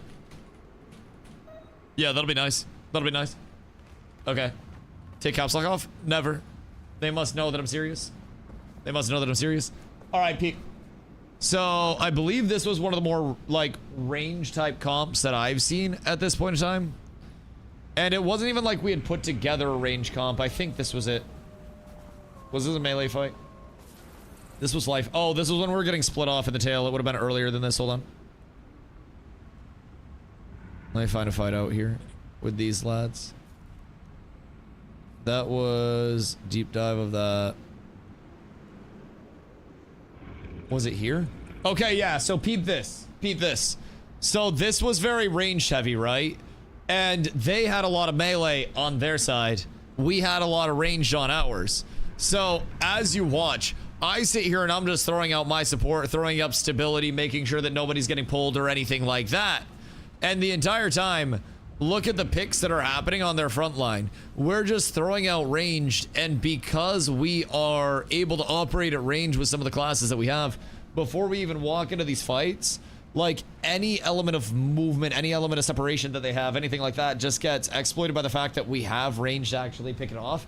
And then because so many things can be proximity based, we're then able to jump in and capitalize on that melee as well. But we're almost keeping them on a leash at this point where they try to back away from us, but we have more range, so we're just pelting them down. Let's pump it in the fight. You were on your Ellie, right? Or were you looming? What were you doing there? I don't even know what you're playing at this point in time. You just switch. But yeah, like these fights, there is, Ellie. Yeah, so there is still an element of like range versus melee and when to engage versus when to hold your range. And that in itself can win fights. It's just, I think we have to keep in mind, we suck. If I'm being honest. Like not in a bean way, but like our information is nowhere near what the information of like these guys have. And our catalog of information and what we're experiencing and what we're able to do and put together, we just don't have that. So there are range comps, there are a lot of variables to comps that we just don't know because like informationally, we're not there yet. We're not on that high level. And we may be able to press buttons, but we still don't even know really, like we know baseline rotations, but we still need to put those rotations to the test and get the muscle memory for all of our oh shits when the rotation's not going as intended. And there's still a lot of that like, you know, that mystery that we haven't uncovered and haven't experienced within the PvP scene that I don't think we're at the point to fully appreciate it, right? Like I said, warming up to it a bit. Yeah. And I think, as Brennan said too, it's bizarre to watch and it's bizarre to play for your first few times. But I think once you have people that can teach you, and once you have people that can kind of like show you that there are the many moving pieces within, and you can still have a little bit of that ability to, you know, to have playmaking rock out with your cock out, but it's not the sense of fully breaking off as a solo and killing 6 people because you see an opportunity. There are just different scenarios within it, and there are also different comps and different variables and different situationals because it's all open world. I think the appeal can be there for players. Of course, it's never going to be for everybody, nor is everything. But I do think a lot of players sell it short because it can be so bizarre. It can be so foreign. And I've really had to lean on my, you know, my familiarity with a lot of other MMOs. And a lot of what I try to do is like take our ball and like condense it down. And, you know, in Ashes in a New World, I played melee, I played up in the thick of the ball, and now I'm playing support, so everything's a little bit more chill. I have a little bit more leeway to position. But navigating the clump is always something that I've been super familiar with as an emphasis, and I think it's just you know, a clump that's shrunk down a little bit, and you still have the same movements where you're fighting over negative space, and during that negative space fight you're trying to find opportunities to get kills. Hey Gee, what up I go? Hey, those are some fun fights, my friend. Those are some very fun fights, Raiders. Welcome in. If you guys are new here, my name's Dusty. I typically stream 8+ hours a day. Usually start around 2-3 p.m. EST, somewhere in there. Usually 2 p.m.-ish. But I have been streaming Guild Wars for about a month and a half now. But I've been full-time for 3 years, streaming for 10. I've streamed over 1,100 days in a row, and I still have balloons that are inflated and floating from day 1,000. Somehow they still have helium in them. Someday I'll let you see them. But, you're the optics now. Yeah, they invited me. I think they felt bad for me because I wasn't having the best luck with, you know, with tags all the time and stuff. So they felt bad. We stumbled upon each other in a pub tag earlier today. And I don't know if they just happened to feel bad or if Optics wanted to bring me in because my numbers were actually looking okay. And he had enough stability because he was in my group. All I know is he made the subgroups, slammed me in his subgroup in the pub tag. I put out stability, and then he had a good time. And we got invited to run with Optics and the Woso guys. So, we've also learned that we might get some reps with them soon. So, you know, really excited to be able to learn from more experienced people in general. So, ready because your content's good? Well, hopefully I'm also okay at the game. Hopefully it's a combination of both. But yeah, we have a lot of people that really want to learn, man. And I think I think a lot of people in the PvP scene also really want to get the information, and sometimes it just takes the right catalyst to get things out. So doing very well for new. I appreciate you, brother 07. And let me tell you, this guy's seen a lot of players too. So the thing about this is our goal has, since we've been in here, to build up ourselves, right? We haven't joined an alliance. We haven't been too quick to jump ship there because we know we have the capabilities through players. And, you know, what we've shown in other games is that we can and will build up to the point where we're a competitive force. But it's also a matter of, like, we want to make as many lasting connections as we can. So not only do we have friends in competition, I played basketball my entire life. I talk more shit and pick up games with my friends than I do in actual games when I was playing, right? And I love having those friends that I can compete against where it's iron sharpens iron. But we're so new that we're the sponges of the scene right now. And for us, we've already shown that we're not going anywhere. At this point, we're here for a month and a half, and we've primarily taken a whole lot of L's. And I've had everything from people coming in being like, oh, Dusty, you're going to join one of the massive alliances soon and take the easy way out. I know it. Why are you guys still playing? You're taking so many losses. Because we get better, and we're far better now than we were month one of me hopping into World vs. World, and that's going to continue. So one thing I've said about the Guild Wars scene is there are so many players and so many communities that recognize in a very realistic manner that they're playing an older title that doesn't necessarily have the grandest exposure nowadays, and it's important when players come in to try to preserve that. And in a lot of the games that I've played, the most competitive communities will look for the weakest players, and they will try to say, you're dog shit, get fucked, uninstall your game, don't fuck with us. And here, the most competitive communities will sort through the players that are new and weak, and they will try to find ones that are strong enough and willing to learn, and they will teach everything they know to those players and to those communities. And that's what's starting to happen with us. People are recognizing, you know, we're new. We're going to make mistakes. We're going to misplay. Some of us may not be your rank 1 pumpers or anything, but we're going to show up. We're going to try. And if people want to teach us, then all of that knowledge will go to our community and it'll build up more players. And eventually, you may be fighting against the same people you're teaching, but you're going to have more competition through teaching us, because we will never hit the point where we're just like, ah, shit, we can't beat these guys. I guess it's time to give up. We'll just run it down mid the entire time. We'll keep beating our heads against the wall until eventually the wall gives out, because there's a chance at some point that'll happen. So that's our largest thing with this community. And I also think that's really resonated with the Guild Wars 2 community, where hopefully, I think with the transition from Guild Wars 2 to Guild Wars 3, we're going to see vastly different systems. But also, we're going to see a lot of players come in. And when Guild Wars 3 comes in, you bet your ass it's going to be really beneficial to have a lot of connections through the Guild Wars 2 community so we can all iron sharpen iron in this shit. Did you see the blog post story for Guild Wars 3? We dove very deep into it, Iggy, and I think I have some information. I'll run you through this before I get off for food and bed. So basically, I have a bit of a history for doing deep dives on things, and I can be somewhat of an investigator of sorts. So, basically, we're starting a living document that's going to compile a lot of the information that they give us, and we'll make some educated guesses at what we may have until we unlock more, and we'll have confirmations and stuff. So basically, to run you guys through this in a concise manner, the blog post that came out today was a little bit of what we as players would serve as a role within the world. Where would we be? Where would our character be? Thus, where would we be? And we cross-reference this with other blog posts, primarily the Guild Wars philosophy for now. Tomorrow, we're going to look into the setting of Guild Wars 3 as well to see what we can find for information there. But effectively, what you're looking at is a potential, based on what we've gathered, for classless progression and unlocking of skills, which you would then be able to combine within Guild Wars 3, giving you a character creation that would have you select your race and name your character, customize your character's aesthetic, but not have to lock in your class choice, and seemingly give you seamless progression forms and the ability to switch in many ways without feeling like you're having barriers, having to re-roll, and having to work. So first things first, we take this quoted passage. In Guild Wars 3, players take up the banner of the Veil Wardens, the protectors of this panoply of majestic spirits in the magical wilds of Orr they inhabit. Years before the gift of magic would be given to the mortal species of Tyria, us, the Veil Wardens, sanctioned by the human gods in support of their charge, are renowned in this period for their artificing and mastery of signets, small gems containing fixed expressions of magic. Fixed expressions of magic equals spells.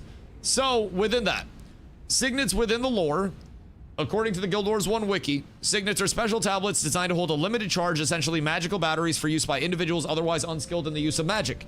Us, we don't know magic in the lore of this, and the gods gave us the ability to craft these signets. Signets, as a skill, derived from the original ring concept of skills. During Guild Wars development, characters had one skill for each of the primary fingers, leading to the current skill bar size of 8, and derived their skills from skill gems dropped from bosses. So, potential of unlocking skill gems from bosses, or signets from bosses, as well as other sources. So that raised a few questions. Are these PoE 1 type? Is there signet crafting? Where do the recipes come from? How many signets are active? And they gave us answers to some of these. So within that, a group devoted to the Veil Spirits, those who would become the Order's founding members, met with the human gods hoping to stave off further ruin. They found unexpected allies in the goddesses Melandra and Dwayna, who, moved by the Veil's suffering, offered to sanction the creation of an order that could assure the Veil's protection and perpetuity. To prove their commitment to this course, Melandra and Dwayna gifted the fledgling guild with the capacity to create and refine signets, empowering the order with the strength to fulfill its purpose. And then those years drew settlers and fortune seekers from all corners of Tyria, lured by the immense opportunity gathering in ore. So saturated with magic was the land that it crystallized in the soil, condensed in the flora, and created all manner of exploitable and valuable resources to be extracted. As more guilds were given access to their manufacture, signets proliferated as decades passed and magic became a coveted commodity. Signets were bought and sold, pilfered and stolen, and trafficked through black markets reaching across all of Tyria.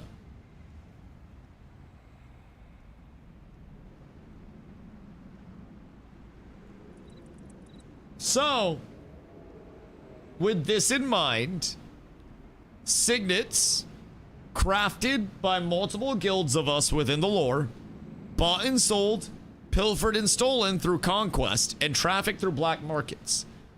Bosses, dungeons, and exploration, crafting and multiplayer trade, and exploration to access the black markets and potential reputation grinds. So, also under this, I should probably put potential rep unlock / grinds. And we'll do reputation. So basically, traffic through black markets could lead to potential reputation grinds as you go throughout Tyria and explore. With that, last but not least for this part of it, you and those like you, us, are all that stand between the fading majesty of the Veil and the forces eager to strip it for parts, exploring a world that is only just beginning to understand the revolutionary power it represents. You, us, still with me, will wield an arsenal of magical signets and deepen your relationship with spirits like your Seeker. More on them later to see your charge fulfilled. So, we are at the point, based on this, where it is deducible, if you really want to go to that route, but inferable, that we may be seeing signets be, if not just a chunk, but a primary amount of our class progression, a large majority of our unlocks, and our class identity within the game, because we are cited as being nothing more than just normal-ass, basic-ass people that are a part of this guild that was allowed by the gods to craft these signets. So I think we are going to see a lot of emphasis on the signets for progressing. And I'm really hopeful for that. Because if you can hit the ground running and you don't have to worry about the FOMO of, oh shit, I picked the wrong class or anything like that, then that's one less barrier. Now, keep in mind, one character validity is also somewhat supported by a couple of posts they have here. Historically, MMO engagement has been viewed as an experience like a second job, where players spend large amounts of time preparing to have fun before they can actually engage in the fun parts. Only have 30 minutes to play, don't play an MMO. You'll need that time just to organize your inventory, figure out what content you're gonna play, and get your character set up, and oh no, time's up and you haven't begun the gameplay yet. This is directly from Guild Wars philosophies. Paragraph 2, under respecting your time and investment. So, they sort out pain points within the communities. They solve for pain points. Their development is built around these pain points and making sure those pain points don't exist for players anymore. They've told us this many times. They just named pain points. They told us the pain points they're going to solve for. They also talk about not having significant barriers and having your time investment go towards preparing to have fun in the Guild Wars philosophy. I think we will see one character validity. I think we'll see classless progression that is determined through the usage of these signets. I think we will see omni crafting on one character where you can level all forms of crafting. And I think we will see an immense respect for players' time without having to re-roll a bunch of alts simply to exist within the game. Thank you for coming to my TED Talk. My name is DustyWhy. If you like the content, please make sure you drop the follow so you know when I go live every single day. Will signets be an item or work more like traits do in Guild Wars 2? That's what we don't have information on. And honestly, this is substantially theoretical. This is a lot of extrapolation that could or could not line up. The thing about it is we don't really know. So they talk about how we will wield, and again, this is from Veil Wardens, the article today, and then Raising the Banner. Paragraph 2, you'll wield an arsenal of magical signets and deepen your relationships with spirits like your Seeker to see your charge fulfilled. So something tells me that we will see normal gear, right? So effectively with classless, you would see, we'll do an arrow down here. And this will be the last arrow. So basically, sandbox gearing, armor weights, web choices. We'll do another line. Armor weights, defense weights, weapon choices, possible abilities tied to weapon choices, similar to how it is now. So that's also, you could have something that is classless, where you don't have guardian abilities or ranger abilities, but you pick a weapon and you choose your signets, and that's your class output. And then the weapons aren't changed up for every single class. A greatsword is a greatsword, and you can maybe augment your greatsword down the line with this spirit stuff or whatever it may be. But I would also predict here that we have actual gear, and then with a combination of weapons and signets, whether those signets are socketables, a la like PoE1 skill gems, or we can just choose a certain number of those signets to have like in our possession or equipped. We don't really know. Like you said, we're just kind of like in the dark about it. And also, like you said, with weapons being, with classes being weapon based, I think the signets would be a really good way to augment if they did decide to go with weapon-based stuff. I think the signets would be a really good way to actually augment that. But also, classes weapon-based like New World, if they brought in signets that you socketed into your weapons, and then those brought in very unique changes to your weapons, or signets that you put in weapons and armor. There are just so many ways they could go with it. Do you put the signets in something? Do you get abilities from your weapons? Do you just collect the signets? Like that's all I only needed to get the gear to play something else?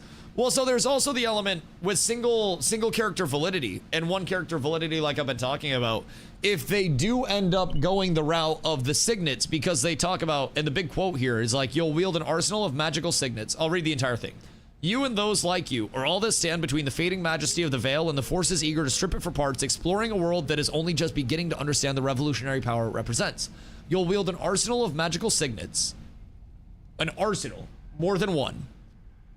And deepen your relationship with spirits like your Seeker, more on them later, to see your charge fulfilled. So immediately power scaling is confirmed from signets and from your seeker or other spirits, which we'll get more on those later. And then you adventure the legendary lands of Or at the absolute height of its splendor, presumably because the years drew settlers and fortune seekers from all corners of Tyria, so we would want to collect signets to fulfill our purpose, which are bought and sold, pilfered and stolen, and trafficked through black markets. So we would find ourselves adventuring through the legendary lands of Or, challenging the encroaching forces that seek to dominate it, and then determining the course of your guild's future in a certain and unsteady time. So they could entirely go the route of classless prog. Weapons could also just be a small caveat where maybe weapons could could determine your attack chain or something like that. Melee or range or base damage modifiers and the rate at which you attack. And then you could also have a primary majority of your progression off of signets. It could be entirely signets. I still think if I had to guess, weapons providing some abilities, signets providing other abilities, and the ability to develop both of those further between, quote, the gift, right? To prove their commitment to this cause, Melandru and Duena gifted the fledgling guild with the capacity to create and refine signets. Refine signets means change them once they're created, which would mean that we can improve and refine those signets after we have them. So, through relationships with the spirits or unlocking other recipes, perhaps through exploration or whatever it may be, we could then find more opportunities to refine the signets, improving what we have access to, thus deepening the gameplay loop. So, it's never ending. Iggy wants your cookie. Well, he's got to wait in line. This bakery's got a high demand. What are we talking about? We're talking about the possibility of Guild Wars 3 to be completely classless progression and potentially bring in something akin to a one character system where you can do all your crafting on one character, all of your progression on one character, and you only make an alt if you truly want to make a second character for some reason, but you never have to make a second character even if you want to go from one build to another, one class to another, which would truly be knocking down so many barriers and taking out so much of the work time that's typically associated with MMOs, which is a lot of what ArenaNet says they want to knock out. So, just some, some theory crafted stuff based on what could come about with everything. We got a little bit of information today, but again, none of it's ever confirmed or anything like that. So, we got a little bit more to get into as we hopefully receive some more info down the line, but we shall see, my boys. We shall see. Lads, we about to send a raid out because I'm hungry as shit. It's time to get some food. I stayed on late for you guys today because Woso had me cooking. Boys, we're going to get some good reps in. We're going to get some good reps in. No, Pidgey, she just makes people pay good money for it. The tier 3 sub package has some amazing perks. Amazing perks. Just open my food and drink business in the Seed Society. I'm in the happy belly. Now I can make supply chains, hire other seedlings, and even the deliveries are organized by other player companies. Once I build a spaceport, my business on the marketplace will also reach all the other societies in the game world.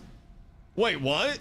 So if we were a society, and even like a passworded society, we could build a spaceport and then we could share our stuff with other societies and supply mats to them? Huh. That's pretty fucking sick. That's actually kind of crazy. I fuck with that very heavy. What game? So it's called Seed, and we're thinking about checking it out with the community. It's in early access right now, which I know is scary, but basically Seed is an MMO-esque concept without any combat or anything. You start as a 10-person society, and you gather and craft and develop to expand your society up to a society of up to 500 people, but it's almost like a sim society and you are the sim. So you can start up businesses, and Julia just got to the point where she like opened up a food and drink business. So now she's worrying about supply chains, hiring other seedlings, which are players, and then organizing deliveries through other players, companies. and you effectively have Sims multiplayer. Yes, and when you're offline, you can also program your seed to serve different functions. So you can provide jobs and go to work, and you develop your society. And then as you end up apparently building a spaceport, you can have your society interacting with other societies and other seeds through that. So what the heck is this? Julia's been telling us about it. So hold on. So basically, you start your society from like absolute nothingness with 10 people, and then you gather and you make buildings and shit like that, and you are a sim, and you develop like crafting skills and stuff like that, gathering skills, and you progress your character almost like an RPG would. But throughout the entire time, your goal is to advance your society and expand your society, improve more, or like bring in more people. You can have relationships with other seeds. So effectively, you can elect governments and you can have different factions, and you can have like all of that set up where everybody is in control of this. And these are all like player interactions. But can you have kids with other people? Yes. There can be full governments in different towns, in different like different areas within your civilization, and you basically bring in a lot more technology and organization and shit as you go, and there can be different generations of seeds that come in. Yeah, it's kind of fucking wild. I guess there's a bit of a learning curve to it, as we can see from a lot of the plotting and planning and stuff, but it seems really, really, really interesting. And for people that really fuck with Sims, like your governor can be in charge of taxes and can set taxes, and people can vote on the taxes, and you can create your seed and like your character off of all that. It's a really interesting concept that seems kind of fun, all things considered. So, my boys, my dudes, my lads, I don't know how to feel about it. I know, it's a little intriguing, isn't it? I don't think Red Zombie will play that, but if he did, like, imagine if they added ways for warfare to happen between, like, not only seeds, but also towns within your own seed. And, like, the training of militaries and shit. Be kind of cool. I'm just saying. Boys, I will be back tomorrow. I'll be on early tomorrow because I have to get off early so we can watch the Avatar: The Last Airbender movie. So I'll be on earlier tomorrow. We'll be up tremendous. I will catch y'all soon. I appreciate all the love, all the support, all the vibes. As always, is truly a pleasure. Good movie. Did you already watch the leaks? Tell me you didn't watch the leaks. I swear to God. I swear to God. Boys. Oh my God. You're a rat. You're a rat. All right. I'll catch y'all later. I love y'all. I appreciate y'all.